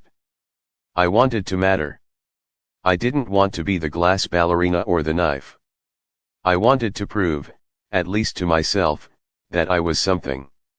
Jameson may have been done with the game, but I wanted to win. Chapter 81 Top of the clock. Meet me at high. Tell the late day hello. Wish the morning goodbye. A twist and a flip. What do you see? Take them two at a time and come find me. I sat on the steps, staring at the words, then worked through the rhyme line by line, turning the piece of stained glass over in my hands. Top of the clock. I pictured a clock's face in my head. What's at the top? 12. I rolled that over in my mind. The number at the top of a clock is 12. Like dominoes, that set off a chain reaction in my mind. Meet me at high. High what? Noon. That was a guess, but the next two lines seemed to confirm it. Noon happened in the middle of the day, when you said goodbye to the morning and hello to what came after. I moved on to the second half of the riddle, and I got nothing. A twist and a flip. What do you see? Take them two at a time and come find me. I focused on the stained glass. Was I supposed to twist it? Flip it? Did we need to assemble all of the pieces somehow? You look like you swallowed a squirrel. Xander plopped down on the stairs next to me. I definitely did not look like I'd swallowed a squirrel, but I was guessing that was Xander's way of asking if I was okay, so I let it go. Your brothers don't want anything to do with me, I said quietly. I guess my kind gesture of sending you all to the Blackwood together exploded. Xander made a face. To be fair, most of my gestures end up exploding. That startled a laugh out of me. I tilted the step in his direction. The game's not over, I told him. He read the inscription. I found it last night, after the Blackwood. I held up the stained glass. "What do you make of this?" "Now, where," Xander said thoughtfully, "have I seen something that looks like that?" Chapter 82. I hadn't been back in the great room since the reading of the will. Its stained glass window was tall, 8 feet high to only 3 feet wide, and the lowest point was even with the top of my head. The design was simple and geometric. In the topmost corners were 2 octagons, the exact size, shade, color, and cut as the one in my hand. I craned my neck to get a better look. A twist and a flip. "What do you think?" Xander asked me. I cocked my head to the side. "I think we're going to need a ladder." Perched high on the ladder, with Xander holding it down below, I pressed my hand against one of the stained glass octagons. At first, nothing happened, but when I pushed on the left side, the octagon rotated 70 degrees, and then something stopped it. "Does that qualify as a twist?" I turned the second octagon. Pressing left and right didn't do anything, but pushing at the bottom did. The glass flipped 180 degrees and then some, before locking into place. I made my way back down to Xander, who was holding the ladder, unsure what I'd accomplished. "A twist and a flip," I recited. "What do you see?" We stepped back, taking in the wide view. Sun shone through the window, causing diffused colored lights to appear on the great room floor. The 2 panels I'd turned, in contrast, cast purple beams. Eventually, those beams crossed. "What do you see?" Xander squatted at the spot where the beams of light met on the floor. "Nothing." He tested the floorboard. I was expecting it to pop out, or to give. I went back to the riddle. "What do you see?" "I saw the light. I saw the beams crossing." When that didn't go anywhere, I went farther back in the poem all the way to the top. "Noon," I remembered. The first half of the riddle described noon. The gears in my brain turned faster. The angle of the beams must depend at least a little on the angle of the sun. Maybe the twist and the flip only show you what you need to see at noon. Xander chewed on that for a second. "We could wait," he said. Or, he dragged out the word. "We could cheat." We spread out, testing the surrounding floorboards. It wasn't that long until noon. The angles couldn't change that much. I tapped the heel of my hand against board after board. "Secure. Secure. Secure." "Find anything?" Xander asked me. "Secure. Secure. Loose." The board beneath my hand wasn't wiggling, but it had more give than the others. "Xander, over here." He joined me, placed his hands on the board, and pressed. The board popped up. Xander removed it, revealing a small dial underneath. I turned the knob, not sure what to expect. The next thing I knew, Xander and I were sinking. The floor around us was sinking. When it stopped, Xander and I weren't in the great room anymore. We were underneath it, and directly in front of us was a set of stairs. I was going to go out on a limb and guess that this was one of the entrances to the tunnels that Oren didn't know about. "Take the stairs 2 at a time," I told Xander. "That's the next line. Take them 2 at a time and come find me." Chapter 83. I had no idea what would have happened if we hadn't descended the stairs 2 at a time, but I was glad we hadn't found out. "Have you ever been in the tunnels?"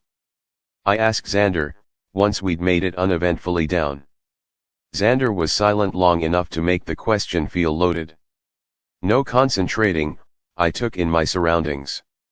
The tunnels were metal, like a giant pipe or something out of a sewer system, but they were surprisingly well lit. Gaslights? I wondered. I'd lost any sense of how far down we were. Up ahead, the tunnels spread out in 3 directions. "Which way?" I asked Xander. Solemnly, he pointed straight ahead. I frowned. "How do you know?" "Because," Xander replied jauntily, "that's what he said." He gestured near my feet. I looked down and yelped. It took me a moment to realize that there were gargoyles at the bottom of the stairs, a match for the ones in the great room, except that the gargoyle on the left had one hand and one finger extended, pointing the way. "Come find me." I started walking. Xander followed. I wondered if he had any idea what we were walking toward. "Come find me." I remembered Xander telling me that even if I'd thought that I had manipulated Tobias Hawthorne, the old man would have been the one manipulating me. "He's dead," I told myself. "Isn't he?" That thought hit me hard. The press certainly thought Tobias Hawthorne had died. His family seemed to believe it. But had they actually seen his body? What else could it mean? "Come find me." 5 minutes later, we hit a wall. There was nowhere else to go, nothing to see, no turns we could have taken since we'd started down this path. Maybe the gargoyle lied. Xander sounded like he was enjoying that statement a little too much. I pushed against the wall. Nothing. I turned back. Did we miss something? Perhaps, Xander said thoughtfully, the gargoyle lied. I looked back way we'd come. I walked the path back slowly, taking in every detail of the tunnel. Bit by bit by bit. "Look," I told Xander. There. It was a metal grate, built into the tunnel floor. I ducked down. There was a brand name engraved on the metal, but time had worn away most of the letters. The only ones that were left were M and E. "Come find me," I whispered. Squatting down, I grabbed the grate with my fingers and pulled. Nothing. I pulled again, and this time the grate popped up. I fell backward, but Xander caught me. The two of us stared down into the hole below. "It is possible," Xander whispered, "that the gargoyle was telling the truth." Without waiting for me, he lowered himself into the hole and dropped. "You coming?" If Oren knew I was doing this, he would kill me. I dropped down and found myself in a small room. How far underground are we now? The room had 4 walls, 3 of them identical. The 4th was made of concrete. 3 letters had been carved into the cement. AKG. My initials. I walked toward the letters, mesmerized, and then I saw a red laser-like light pass over my face. There was a beep, and then the concrete wall split in 2, like an elevator opening. Behind it was a door. "Facial recognition," Xander said.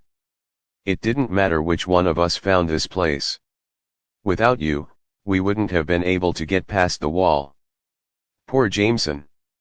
He'd gone to all that effort to keep me close, then ditched me before I could play my part. The glass ballerina. The knife. The girl with the face that unlocks the wall that reveals the door that what? I stepped forward to examine the door. There were 4 touchpads, 1 in each corner of the door. Xander hit one to wake it up, and an image of a fluorescent hand appeared. "Uh-oh," Xander said. "What uh-oh?" I asked. "This one has Jameson's initials on it." Xander moved on to the next one. "Grayson's." "Nash's." At the last one, he paused. "Mine." He placed his hand flat on the screen.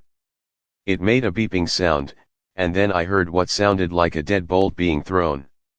I tried the door's handle. Still locked. 4 locks. Xander winced. 4 brothers. My face had been needed to get this far. Their hands were required to go farther. Chapter 84. Xander left me to guard the room. He said that he would be back with his brothers. Easier said than done. Jameson had made his feelings clear. Grayson had made himself very hard to find. Nash had never gotten sucked into their grandfather's game in the first place. What if they don't come? Whatever was behind this door, it was what Tobias Hawthorne had wanted us to find. October 18th wasn't the answer, not in its entirety. Out of all the people in the world with my birthday, why me? What was the billionaire sorry for?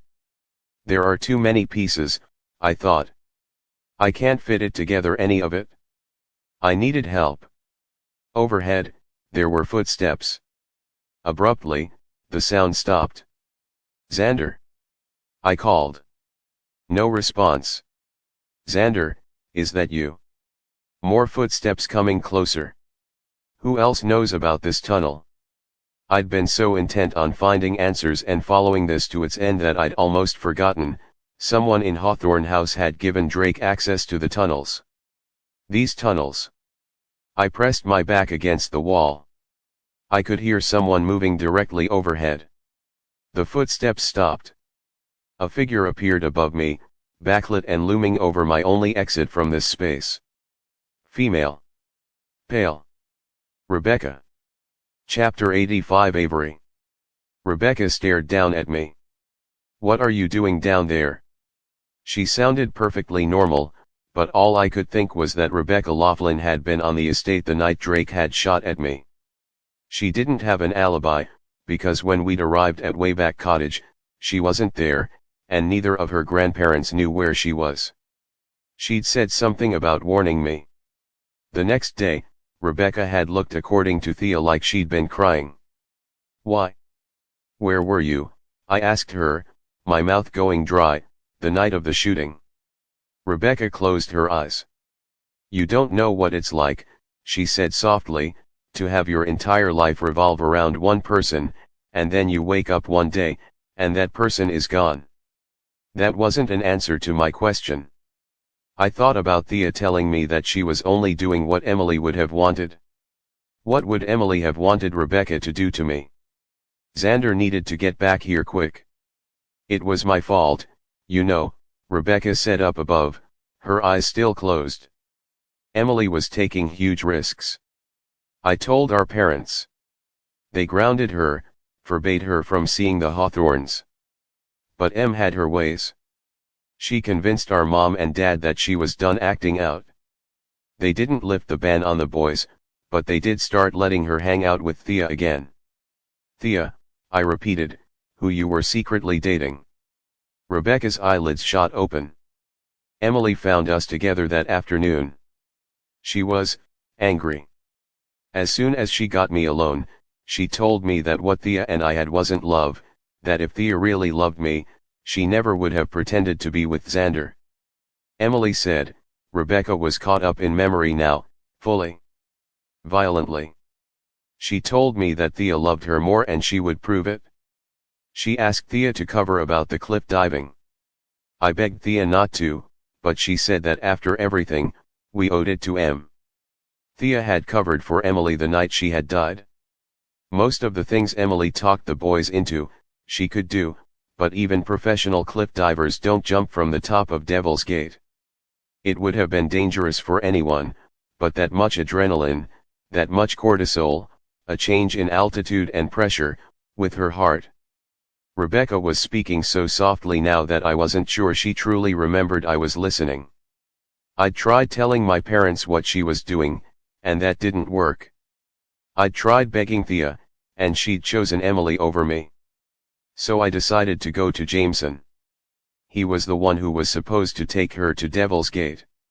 Rebecca's head dipped, deep red hair falling into her face. Thea was right, Rebecca Laughlin was beautiful.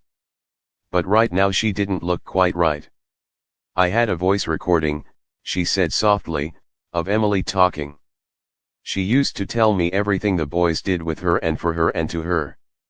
She liked to keep score. Rebecca paused, and when she spoke again, her voice was sharper edged. I played the recording for Jameson. I told myself that I was doing it to protect my sister, to keep him from taking her to the cliffs. But the truth was, she'd taken Thea away from me. So you took something away from her, I thought. Jameson broke up with her, I said. He'd told me that much. If he hadn't, Rebecca replied, maybe she wouldn't have needed to push things so much. Maybe she would have relented and jumped from one of the lower cliffs. Maybe it would have been okay. Her voice got even softer. If Emily hadn't caught Thea and me together that afternoon, if she hadn't seen our relationship as such a betrayal, she might not have needed to jump at all. Rebecca blamed herself. Thea blamed the boys. Grayson took the weight of all of it onto himself. And Jameson. I'm sorry. Rebecca's apology jarred me from my thoughts. Her tone told me she wasn't talking about Emily anymore. She wasn't talking about something that had happened over a year ago. Sorry for what? I asked. What are you doing down here, Rebecca? It's not that I have anything against you. But it's what Emily would have wanted. She is not well. I had to find a way out of here. I had to get away from her. Emily would have hated you for stealing their money. She would have hated the way they look at you. So you decided to get rid of me, I said, stalling for time. For Emily. Rebecca stared at me. No, you knew about the tunnels, and somehow, you told Drake. No, Rebecca insisted. Avery, I wouldn't do that. You said it yourself. Emily would have wanted me gone. I'm not Emily. The words were guttural. Then what were you apologizing for? I asked. Rebecca swallowed. Mr. Hawthorne told me about the tunnels one summer when I was little. He showed me all the entrances, said I deserved something that was just mine. A secret. I come down here when I need to get away, sometimes when I'm visiting my grandparents, but since Emily died, things are pretty awful at home, so sometimes I enter from the outside. I waited. And the night of the shooting, I saw someone else in the tunnels. I didn't say anything, because Emily wouldn't have wanted me to. I owed her, Avery. After what I did, I owed her. Who did you see? I asked. She didn't answer. Drake. Rebecca met my eyes. He wasn't alone. Who else was there? I waited. Nothing. Rebecca, who else was in the tunnel with Drake? Who would Emily have wanted her to protect? One of the boys? I asked, feeling like the ground was crumbling beneath me. No, Rebecca said quietly. Their mother. Chapter 86 Sky. I tried to wrap my mind around that. She'd never seemed like a threat, the way Zara had. Passive-aggressive, sure, and petty. But violent? We're all friends here, aren't we? I could hear her declaring.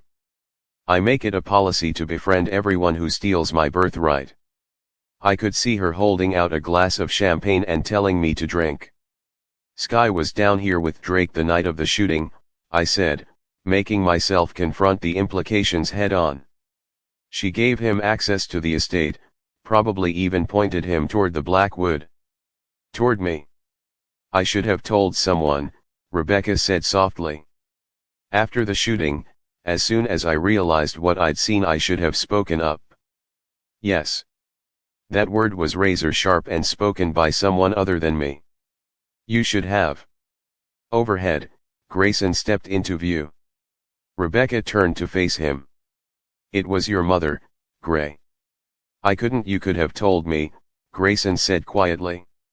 I would have taken care of it, Bex. I doubted Grayson's method of taking care of it would have involved turning his mother over to the police. Drake tried again, I said, glaring daggers at Rebecca. You know that, right? He tried to run us off the road. He could have killed me and Elisa and Oren and Thea. Rebecca made a garbled sound the second I said Thea's name. Rebecca, Grayson said, his voice low. I know, Rebecca said. But Emily wouldn't have wanted. Emily's gone. Grayson's tone wasn't harsh, but his words took Rebecca's breath away. Bex. He made her look at him. Rebecca. I'll take care of this. I promise you, everything is going to be fine. Everything is not fine, I told Grayson. Go, he murmured to Rebecca. She went, and we were alone. Grayson lowered himself slowly into the hidden room. Xander said you needed me. He'd come. Maybe that would have meant more if I hadn't just had that conversation with Rebecca. Your mother tried to have me killed. My mother, Grayson said, is a complicated woman. But she's family. And he would choose family over me, every time. If I asked you to let me handle this, he continued, would you? I can guarantee that no more harm will come to you or yours. How exactly he could guarantee anything was unclear, but there was no doubt that he believed he could. The world bends to the will of Grayson Hawthorne. I thought about the day I'd met him, how sure he'd seemed of himself, how invincible. What if I play you for it? Grayson asked when I didn't reply. You like a challenge. I know you do. He stepped toward me. Please, Avery. Give me a chance to make this right. There was no making this right, but all he'd asked for was a chance. I don't owe him that. I don't owe him anything. But maybe it was the expression on his face. Or the knowledge that he'd already lost everything to me once. Maybe I just wanted him to see me and think about something other than October 18th. I'll play you for it, I said. What's the game? Grayson's silver eyes held mine. Think of a number, he told me. 1 to 10. If I guess it, you let me handle the situation with my mother my way. If I don't, I turn her into the police. Grayson took half a step toward me. Think of a number. The odds were in my favor here. He only had a 10% chance of guessing correctly. I had a 90% chance that he would get it wrong. I took my time choosing. There were certain numbers that people defaulted to. 7, for instance. I could go for an extreme 1 or 10, but those seemed like easy guesses, too. 8 was on my brain, from the days we'd spent solving the numerical sequence. 4 was the number of Hawthorne brothers. If I wanted to keep him from guessing, I needed to go for something unexpected. No rhyme, no reason. 2. Do you want me to write the number down? I asked. On what? Grayson asked softly. I swallowed. How do you know that I won't lie about my number if you get it right? Grayson was quiet for a few seconds, then spoke. I trust you. I knew, with every fiber of my being, that Grayson Hawthorne didn't trust easily or much. I swallowed. Go ahead. He took at least as much time generating his guess as I had choosing my number. He looked at me, and I could feel him trying to unravel my thoughts and impulses, to solve me, like one more riddle. What do you see when you look at me, Grayson Hawthorne? He made his guess. 2. I turned my head toward my shoulder, breaking eye contact. I could have lied. I could have told him that he was wrong. But I didn't. Good guess. Grayson let out a ragged breath, and then I felt him gently turning my face back toward his. Avery. He almost never used my given name. He gently traced the line of my jaw. I won't let anyone hurt you ever again. You have my word. He thought he could protect me. He wanted to. He was touching me, and all I wanted was to let him. Let him protect me. Let him touch me. Let him footsteps. The clattering above pushed me into taking a step back from him, and a few moments later, Xander and Nash climbed down into the room. I managed to look at them. Not Grayson. Where's Jameson? I asked. Xander cleared his throat. I can report that some very colorful language was used when I requested his presence. Nash snorted. He'll be here. We waited 5 minutes, then 10. You might as well unlock yours, Xander told the others. Your hands, if you please. Grayson went first, then Nash. After the touchpad scanned their hands, we heard the telltale sound of deadbolts being thrown, one after the other. 3 locks down, Xander murmured. 1 to go. Another 5 minutes. 8. He's not coming, I thought. Jameson isn't coming, Grayson said, like he'd lifted the thought from my mind as easily as he'd guessed my number. He'll be here, Nash repeated. Don't I always do what I'm told? We looked up and Jameson jumped. He landed between his brothers and me, going almost to the ground to absorb the shock. He straightened, then met their eyes, one at a time. Nash. Xander. Grayson. Then, me. You don't know when to stop, do you, Eris? That didn't exactly feel like an indictment. I'm tougher than I look, I told him. He stared at me for a moment longer, then turned to the door. He placed his hand flat on the pad that bore his initials. The last deadbolt was thrown, and the door was released. It creaked open an inch, maybe two. I expected Jameson to reach for the door, but instead, he walked back to the opening and jumped, catching its sides with his hands. "Where are you going?" I asked him. After everything it had taken to get to this point, he couldn't just walk away. "To hell, eventually," Jameson answered. "Probably to the wine cellar, for now." No. He couldn't just leave. He was the one who had dragged me into this, and he was going to see it through. I jumped to catch onto the opening overhead, to go after him. I felt my grip slipping. Strong hands grabbed me from beneath Grayson. He pushed me upward, and I managed to climb out and to my feet. "Don't leave," I told Jameson. He was already walking away. When he heard my voice, he stopped but didn't turn back. "I don't know what's on the other side of that door, Eris, but I do know that the old man laid this trap for me. Just for you," I said, an edge working its way into my voice. That's why it required all four brothers' hands and my face to get this far. Clearly, Tobias Hawthorne had meant for all of us to be here. He knew that any game he left, I would play.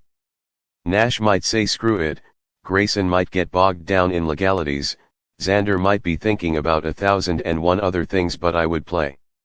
I could see him breathing, see him hurting. So, yes, he meant this for me.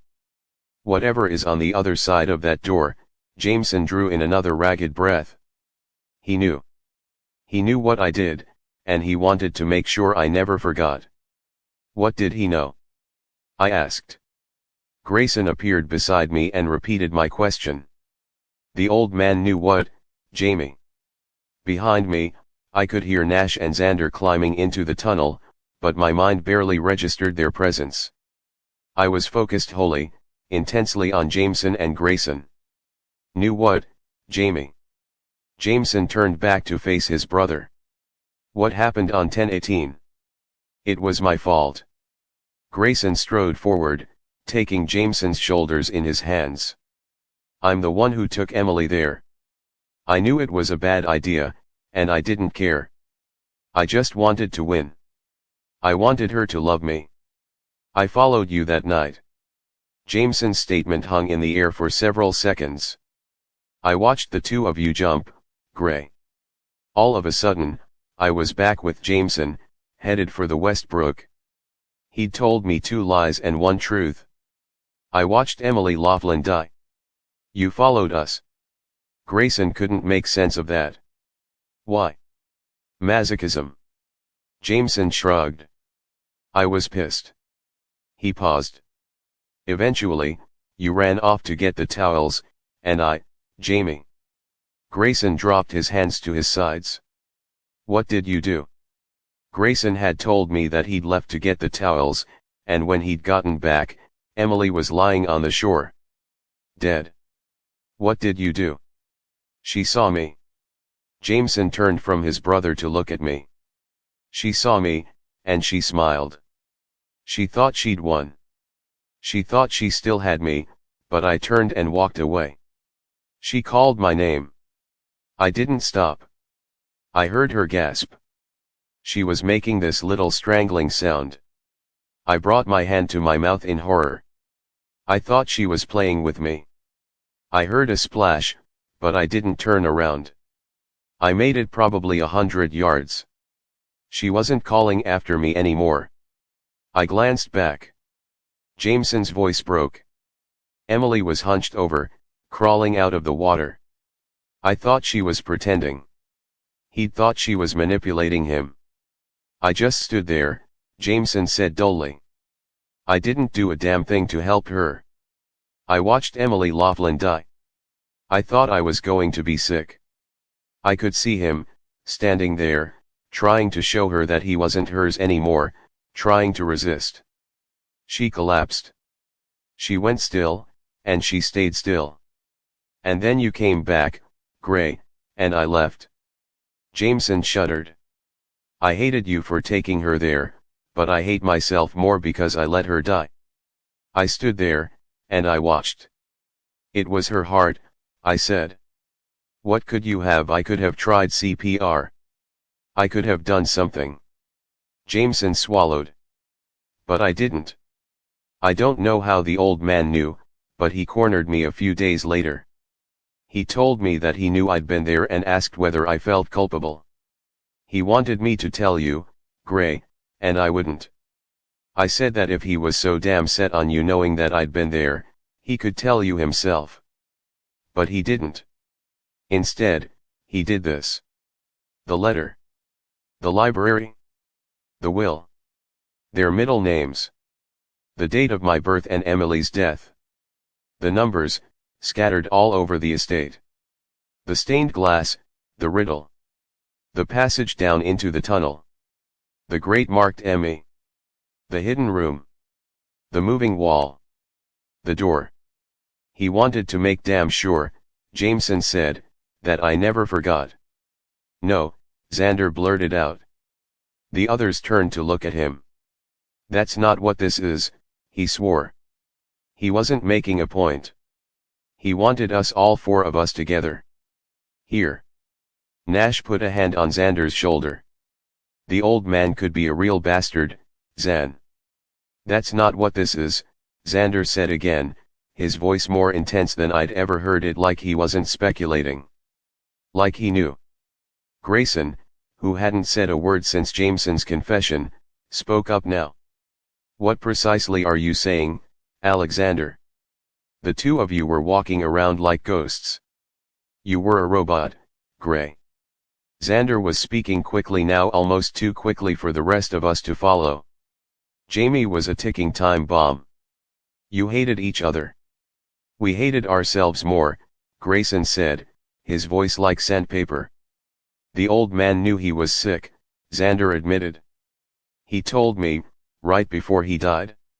He asked me to do something for him. Nash's eyes narrowed. And what was that? Xander didn't answer. Grayson's eyes narrowed. You had to make sure we played. It was my job to make sure you saw this to the end. Xander looked from Grayson to Jameson. Both of you. If either of you stopped playing, it was my job to draw you back. You knew. I said. All this time, you knew where the clues led. Xander was the one who'd helped me find the tunnel. He was the one who'd solved the Blackwood. Even back at the very beginning. He told me that his grandfather didn't have a middle name. You helped me, I said. He'd manipulated me. Moved me around, like a lure. I told you that I am a living, breathing Rube Goldberg machine. Xander looked down. I warned you. Kind of. I thought of the moment he'd taken me to see the machine he'd built. I'd asked him what it had to do with Thea, and his response had been, who said this had anything to do with Thea? I stared at Xander, the youngest, tallest, and arguably most brilliant Hawthorne. Where you go, he'd told me back at the gala, they'll follow. All this time, I'd thought that Jameson was the one who was using me. I'd thought that he'd kept me close for a reason. It had never once occurred to me that Xander had his reasons, too. Do you know why your grandfather chose me? I demanded. Have you known the answer all this time? Xander held his hands up in front of his body, like he thought I might throttle him. I only know what he wanted me to know. I have no idea what's on the other side of that door. I was only supposed to get Jamie and Gray here. Together. All four of us, Nash corrected. Together. I remembered what he'd said in the kitchen. Sometimes you gotta excise a wound before it can heal. Was that what this was? Was that the old man's grand plan? Bring me here, spur them into action, hope that the game let the truth come out. Not just the four of us, Grayson told Nash. He looked back toward me. Clearly, this was a game for five. Chapter 87. We dropped back down into the room, one at a time. Jameson laid his hand flat against the door and pushed it inward. The cell beyond was empty, except for a small wooden box. On the box, there were letters, golden letters etched into golden tiles that looked like they'd come out of the world's most expensive game of Scrabble. The letters on the box spelled out my name, Avery Kylie Grams. There were 4 blank tiles, one before my first name, one after my last, and 2 separating the names from each other. After everything that had just happened, Jameson's confession, then Xander's, it seemed wrong that this should come down to me. Why me? This game might have been designed to bring Jameson and Grayson back together, to bring secrets to the surface, to bleed out poison before it turned to rot, but somehow, for some reason, it ended with me. Looks like it's your rodeo, kid. Nash nudged me to the box. Swallowing, I knelt. I tried to open the box, but it was locked. There was no spot for a key, no combination pad. Above me, Jameson spoke. The letters, Eris. He just couldn't help himself. Even after everything, he couldn't stop playing the game. I reached tentatively for the A in Avery. It came off the box. One by one, I peeled off the other letters and the blank tiles, and I realized this was the trigger for the lock. I stared at the pieces, 19 of them total. My name. That clearly wasn't the combination to unlock the box. So what is? Grayson dropped down beside me. He organized the letters, vowels first, consonants in alphabetical order. It's an anagram, Nash commented. Rearrange the letters. My gut response was that my name was just my name, not an anagram of anything, but my brain was already sifting through the possibilities. Avery was easy to turn into words, 2 of them, just by adding the space that had been in front of the name to split it. I placed the tiles back on the top of the box, pushing each one into place with a click. A very. I put another space after very. That left 2 blank tiles and all the letters from my middle and last names. Kylie Grams, arranged according to Grayson's method, read, A, E, I, B, G, K, L, M, R, S, Y big. Bomb. Bail. I started pulling words out, seeing what each of them left me with, and then I saw it. All at once, I saw it. You have got to be kidding me, I whispered. What? Jameson was 100% in this now, whether he wanted to be or not.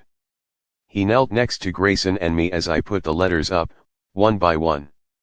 Avery Kylie Grams, the name I'd been given the day I was born, the name that Tobias Hawthorne had programmed into the bowling alley and the pinball machine, and who knew how many other places in the house became, reordered, a very risky gamble.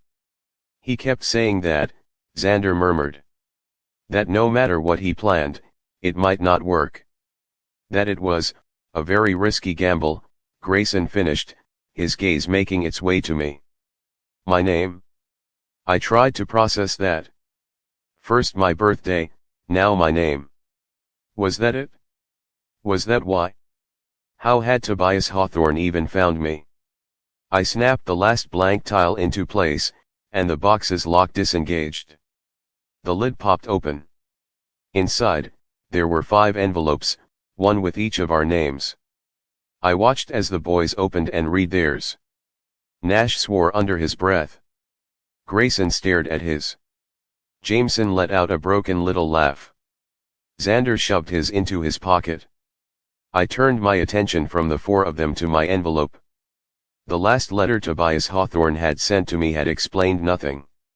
Opening this one, I expected clarity. How did you find me? Why tell me you're sorry? What were you sorry for? There was no paper inside my envelope, no letter. The only thing it contained was a single packet of sugar. Chapter 88. I place 2 sugar packets vertically on the table and bring their ends together, forming a triangle capable of standing on its own. There, I say.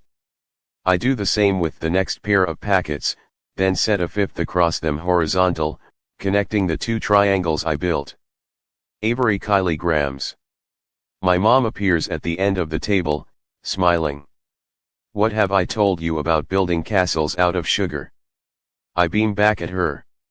It's only worth it if you can go 5 stories tall. In my dream, that was where the memory had ended, but this time, holding the sugar in my hand, my brain took me 1 step further. A man eating in the booth behind me glances back. He asks me how old I am. 6, I say. I have some grandsons at home who are just about your age, he says. Tell me, Avery, can you spell your name? Your full name, like your mom said a minute ago. I can, and I do. I met him, I said quietly. Just once, years ago, just for a moment, in passing.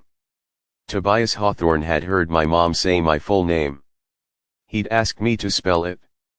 He loved anagrams more than Scotch, Nash said. And he was a man who loved a good Scotch. Had Tobias Hawthorne mentally rearranged the letters in my full name right in that moment? Had it amused him? I thought about Grayson, hiring someone to dig up dirt on me. On my mother. Had Tobias Hawthorne been curious about us? Had he done the same? He would have kept track of you, Grayson said roughly. A little girl with a funny little name. He glanced at Jameson. He must have known her date of birth. And after Emily died, Jameson was looking at me now, only at me. He thought of you. And decided to leave me his entire fortune because of my name. I said. That's insane. You're the one who said it, Eris. He didn't disinherit us for you. We weren't getting the money anyway. It was going to charity, I argued. And you're telling me that on a whim, he wiped out the will he'd had for 20 years? That's he needed something to get our attention, Grayson said.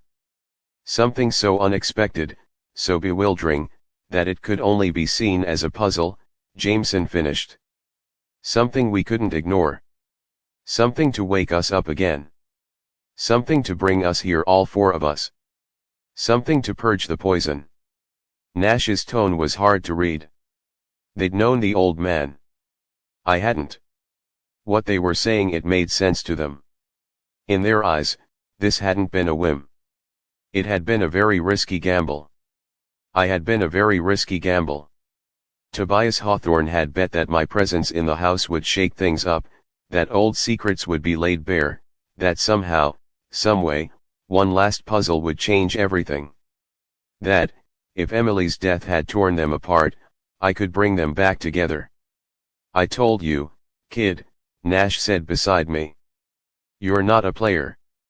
You're the glass ballerina or the knife. Chapter 89. Oren met me the moment I stepped foot into the great room. That he'd been waiting made me wonder why he'd left my side in the first place. Had it really been a phone call, or had Tobias Hawthorne left him with instructions to let the 5 of us finish the game alone? Do you know what's down there? I asked my head of security. He was more loyal to the old man than he was to me. What else did he ask you to do? Besides the tunnel? Oren replied. No, he made a study of me, of the boys. Should I? I thought about what had happened down there while Xander was gone. About Rebecca and what she had told me down below. About Sky. I looked at Grayson. His eyes caught mine. There was a question there, and hope, and something else I couldn't name. All I told Oren was no. That night, I sat at Tobias Hawthorne's desk, the one in my wing. In my hands, I held the letter he'd left me. Dearest Avery, I'm sorry. TTH. I'd wondered what he was sorry for, but I was starting to think I'd had things reversed. Maybe he hadn't left me the money as an apology. Maybe he was apologizing for leaving me the money. For using me. He'd brought me here for them. I folded the letter in half and then in half again. All of it had nothing to do with my mom. Whatever secrets she'd been keeping, they predated Emily's death. In the grand scheme of things, this entire life-changing, mind-blowing, headline-grabbing chain of events had nothing to do with me. I was just a little girl with a funny little name, born on the right day. I have some grandsons at home, I could hear the old man telling me, who are just about your age. This was always about them. I said the words out loud. What am I supposed to do now? The game was over. The puzzle was solved. I'd served my purpose. And I'd never felt so insignificant in my life. My eyes were drawn to the compass built into the desk surface. As I had my first time in this office, I turned the compass, and the panel on the desk popped up, revealing the compartment underneath. I traced my finger lightly over the T etched into the wood. And then I looked down at my letter at Tobias Hawthorne's signature. TTH. My gaze traveled back to the desk. Jameson had told me once that his grandfather had never purchased a desk without hidden compartments. Having played the game, having lived in Hawthorne House, I couldn't help seeing things differently now. I tested the wood panel on which the T had been etched. Nothing. Then I placed my fingers in the T, and I pushed. The wood gave. Click. And then it popped back up into place. T, I said out loud. And then I did the same thing again. Another click. T. I stared at the panel for a long time before I saw it, a gap between the wood and the top of the desk, at the base of the T. I pushed my fingers underneath and found another groove, and above it a latch. I unhooked the latch, and the panel rotated counterclockwise. With a 90-degree turn, I was no longer looking at a T. I was looking at an H. I pressed all 3 bars of the H at the same time. Click. A motor of some kind was engaged, and the panel disappeared back into the desk, revealing another compartment underneath. TTH. Tobias Hawthorne had intended for this to be my wing. He'd signed my letter with initials, not his name. And those initials had unlocked this drawer. Inside, there was a folder, much like the one that Grayson had shown me that day at the foundation. My full name was written across the top. Avery Kylie Grams. Now that I'd seen the anagram, I couldn't unsee it. Unsure what I would find or even what I was expecting, I lifted the folder out and opened it. The first thing I saw was a copy of my birth certificate. Tobias Hawthorne had highlighted my date of birth and my father's signature. The date made sense. But the signature? I have a secret, I could hear my mother saying. About the day you were born. I had no idea what to make of that, any of it. I flipped to the next page and the next and the next. They were full of pictures, 4 or 5 a year, from the time I was 6. He would have kept track of you, I could hear Grayson saying. A little girl with a funny little name. The number of pictures went up significantly after my 16th birthday. After Emily died. There were so many, like Tobias Hawthorne had sent someone to watch my every move. You couldn't risk everything on a total stranger, I thought. Technically, that was exactly what he'd done, but looking at these pictures, I was overwhelmed with the sense that Tobias Hawthorne had done his homework. I wasn't just a name and a date to him. There were shots of me running poker games in the parking lot and shots of me carrying way too many cups at once at the diner. There was a picture of me with Libby, where we were laughing, and one where I was standing with my body between hers and Drake's. There was a shot of me playing chess in the park and one of me and Harry in line for breakfast, where all you could see was the back of our heads. There was even one of me in my car, holding a stack of postcards in my hands. The photographer had caught me dreaming. Tobias Hawthorne hadn't known me, but he'd known about me. I might have been a very risky gamble. I might have been a part of the puzzle and not a player. But the billionaire had known that I could play. He hadn't entered into this blindly and hoped for the best. He'd plotted, and he'd planned, and I'd been a part of that calculation. Not just Avery Kylie Grams, born on the day that Emily Laughlin had died, but the girl in these photos. I thought about what Jameson had said, that first night when he'd stepped from the fireplace into my room. Tobias Hawthorne left me the fortune and all he'd left them was me. Chapter 90. Early the next morning, Orrin informed me that Sky Hawthorne was leaving Hawthorne House. She was moving out, and Grayson had instructed security that she wasn't to be allowed back on the premises. Any idea why? Orrin gave me a look that strongly suggested that he knew that I knew something. I looked at him, and I lied. Not a clue. I found Grayson in the hidden staircase, with the Davenport. You kicked your mother out of the house. That wasn't what I'd expected him to do, when he'd won our little wager. For better or worse, Sky was his mother. Family first. Mother left of her own volition, Grayson said evenly. She was made to understand it was the better option. Better than being reported to the police. You won the bet, I told Grayson. You didn't have to. He turned and took a step up so that he was standing on the same stair as me. Yes, I did. If I were choosing between you and any one of them, he'd told me, I would choose them, always and every time. But he hadn't. Grayson.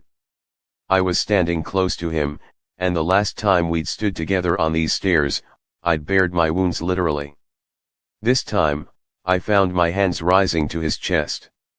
He was arrogant and awful and had spent the first week of our acquaintance dead set on making my life hell.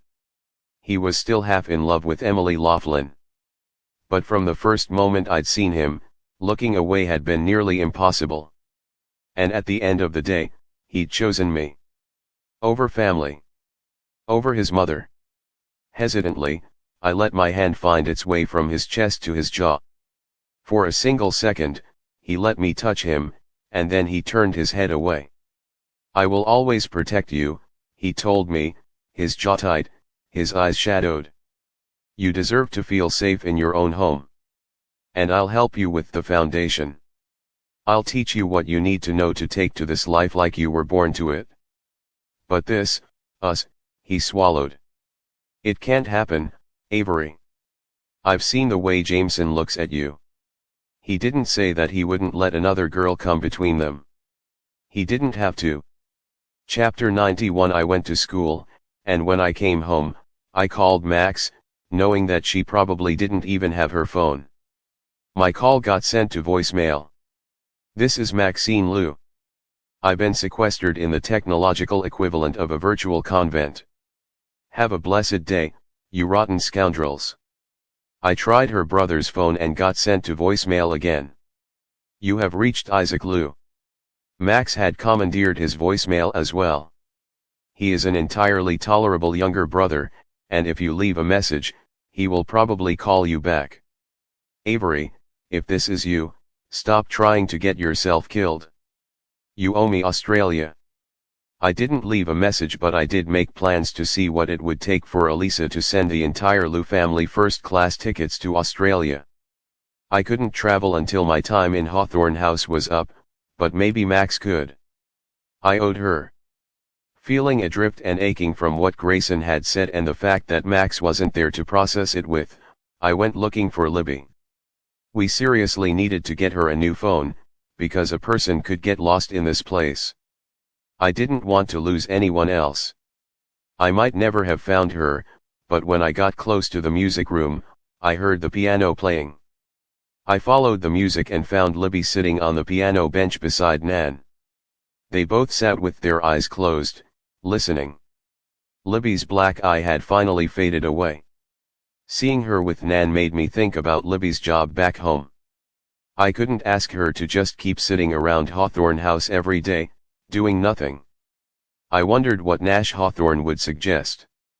I could ask her to put together a business plan. Maybe a food truck. Or maybe she would want to travel, too. Until the will exited probate, I was limited as to what I could do, but the fine people at McNamara, Ortega, and Jones had reason to want to stay on my good side. Eventually, the money would be mine. Eventually, it would exit the trust. Eventually, I'd be one of the richest and most powerful women in the world. The piano music ended, and my sister and Nan looked up and saw me. Libby did her best mother hen impression. "Are you sure you're okay?" she asked me. "You don't look okay." I thought about Grayson. About Jameson. About what I'd been brought here to do. "I'm fine," I told Libby, my voice steady enough that I could almost believe it. She wasn't fooled. "I'll make you something," she told me. "Have you ever had a quiche?" "I've never made a quiche." I had no real desire to try one, but baking was Libby's way of showing love. She headed for the kitchen. I went to follow, but Nan stopped me. "Stay," she ordered. There was nothing to do but obey. "I hear my granddaughter is leaving," Nan said tersely after letting me sweat it for a bit. I considered dissembling, but she'd pretty much proven she wasn't the type for niceties. "She tried to have me killed." Nan snorted. Sky never did like getting her hands dirty herself. "You ask me, if you're going to kill someone, you should at least have the decency to do it yourself and do it right." This was probably the strangest conversation I'd ever had in my life, and that was saying something. "Not that people are decent nowadays," Nan continued. "No respect. No self-respect. No grit." She sighed. If my poor Alice could see her children now, I wondered what it had been like for Sky and Zara, growing up in Hawthorne House. What it had been like for Toby. What twisted them into this? "Your son-in-law changed his will after Toby died?" I studied Nan's expression, wondering if she'd known. "Toby was a good boy," Nan said gruffly. "Until he wasn't." I wasn't sure quite what to make of that. Her hands went to a locket around her neck. "He was the sweetest child, smart as a whip.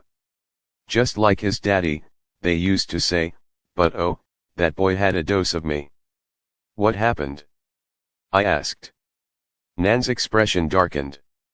"It broke my Alice's heart. Broke all of us, really."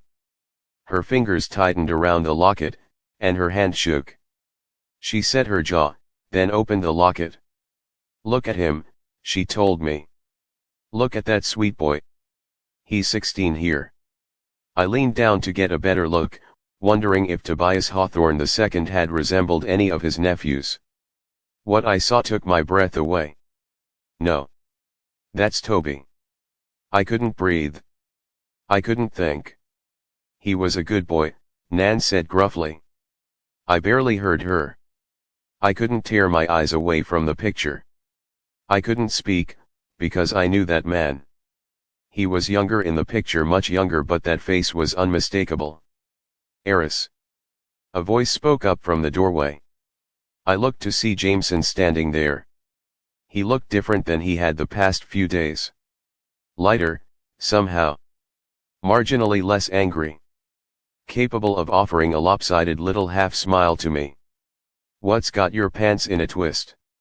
I looked back down at the locket and sucked in a breath that scalded my lungs. "Toby," I managed. "I know him." "You what?" Jameson walked toward me. Beside me, Nan went very still. "I used to play chess with him in the park," I said. "Every morning." "Harry." "That's impossible," Nan said, her voice shaking. "Toby's been dead for 20 years.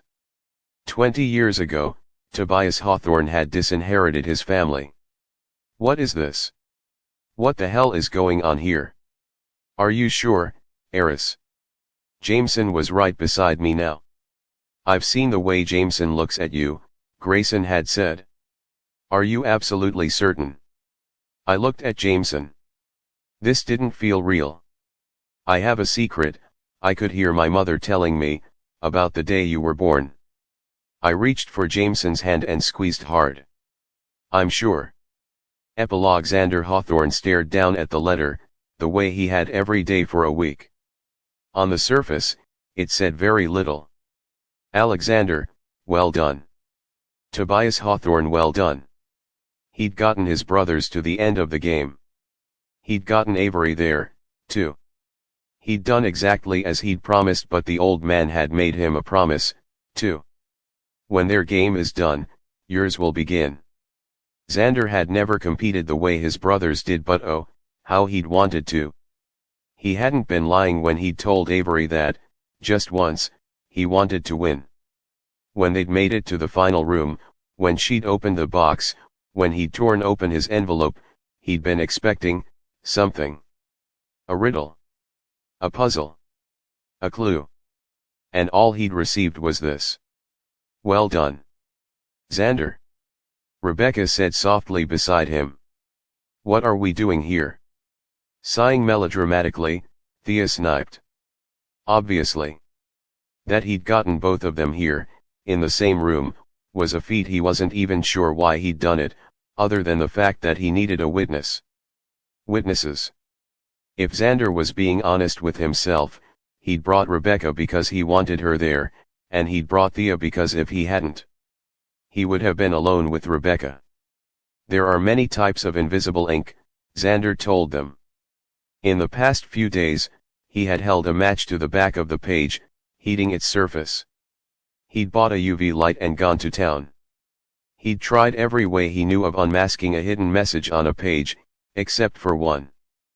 But there's only one kind, he continued evenly, that destroys the message after it's revealed. If he was wrong about this, it was over. There would be no game, no winning. Xander didn't want to do this alone. "What exactly do you think you're going to find?" Thea asked him. Xander looked down at the letter one last time. "Alexander, well done. Tobias Hawthorne." Perhaps the old man's promise had been a lie. Perhaps, to Tobias Hawthorne, Xander had only been an afterthought. But he had to try. He turned to the tub beside him. He filled it with water. "Xander," Rebecca said again, and her voice nearly undid him. "Here goes nothing." Xander laid his letter gingerly on the surface of the water, then pressed down. At first, he thought he'd made a horrible mistake. He thought nothing was happening. Then, slowly, writing appeared, on either side of his grandfather's signature. Tobias Hawthorne, he'd signed it, no middle name, and now the reason for that omission was clear. The invisible ink darkened on the page. To the right of the signature, there were only two letters, equating to one Roman numeral, 2. And to the left, there was a single word, find. Find Tobias Hawthorne 2.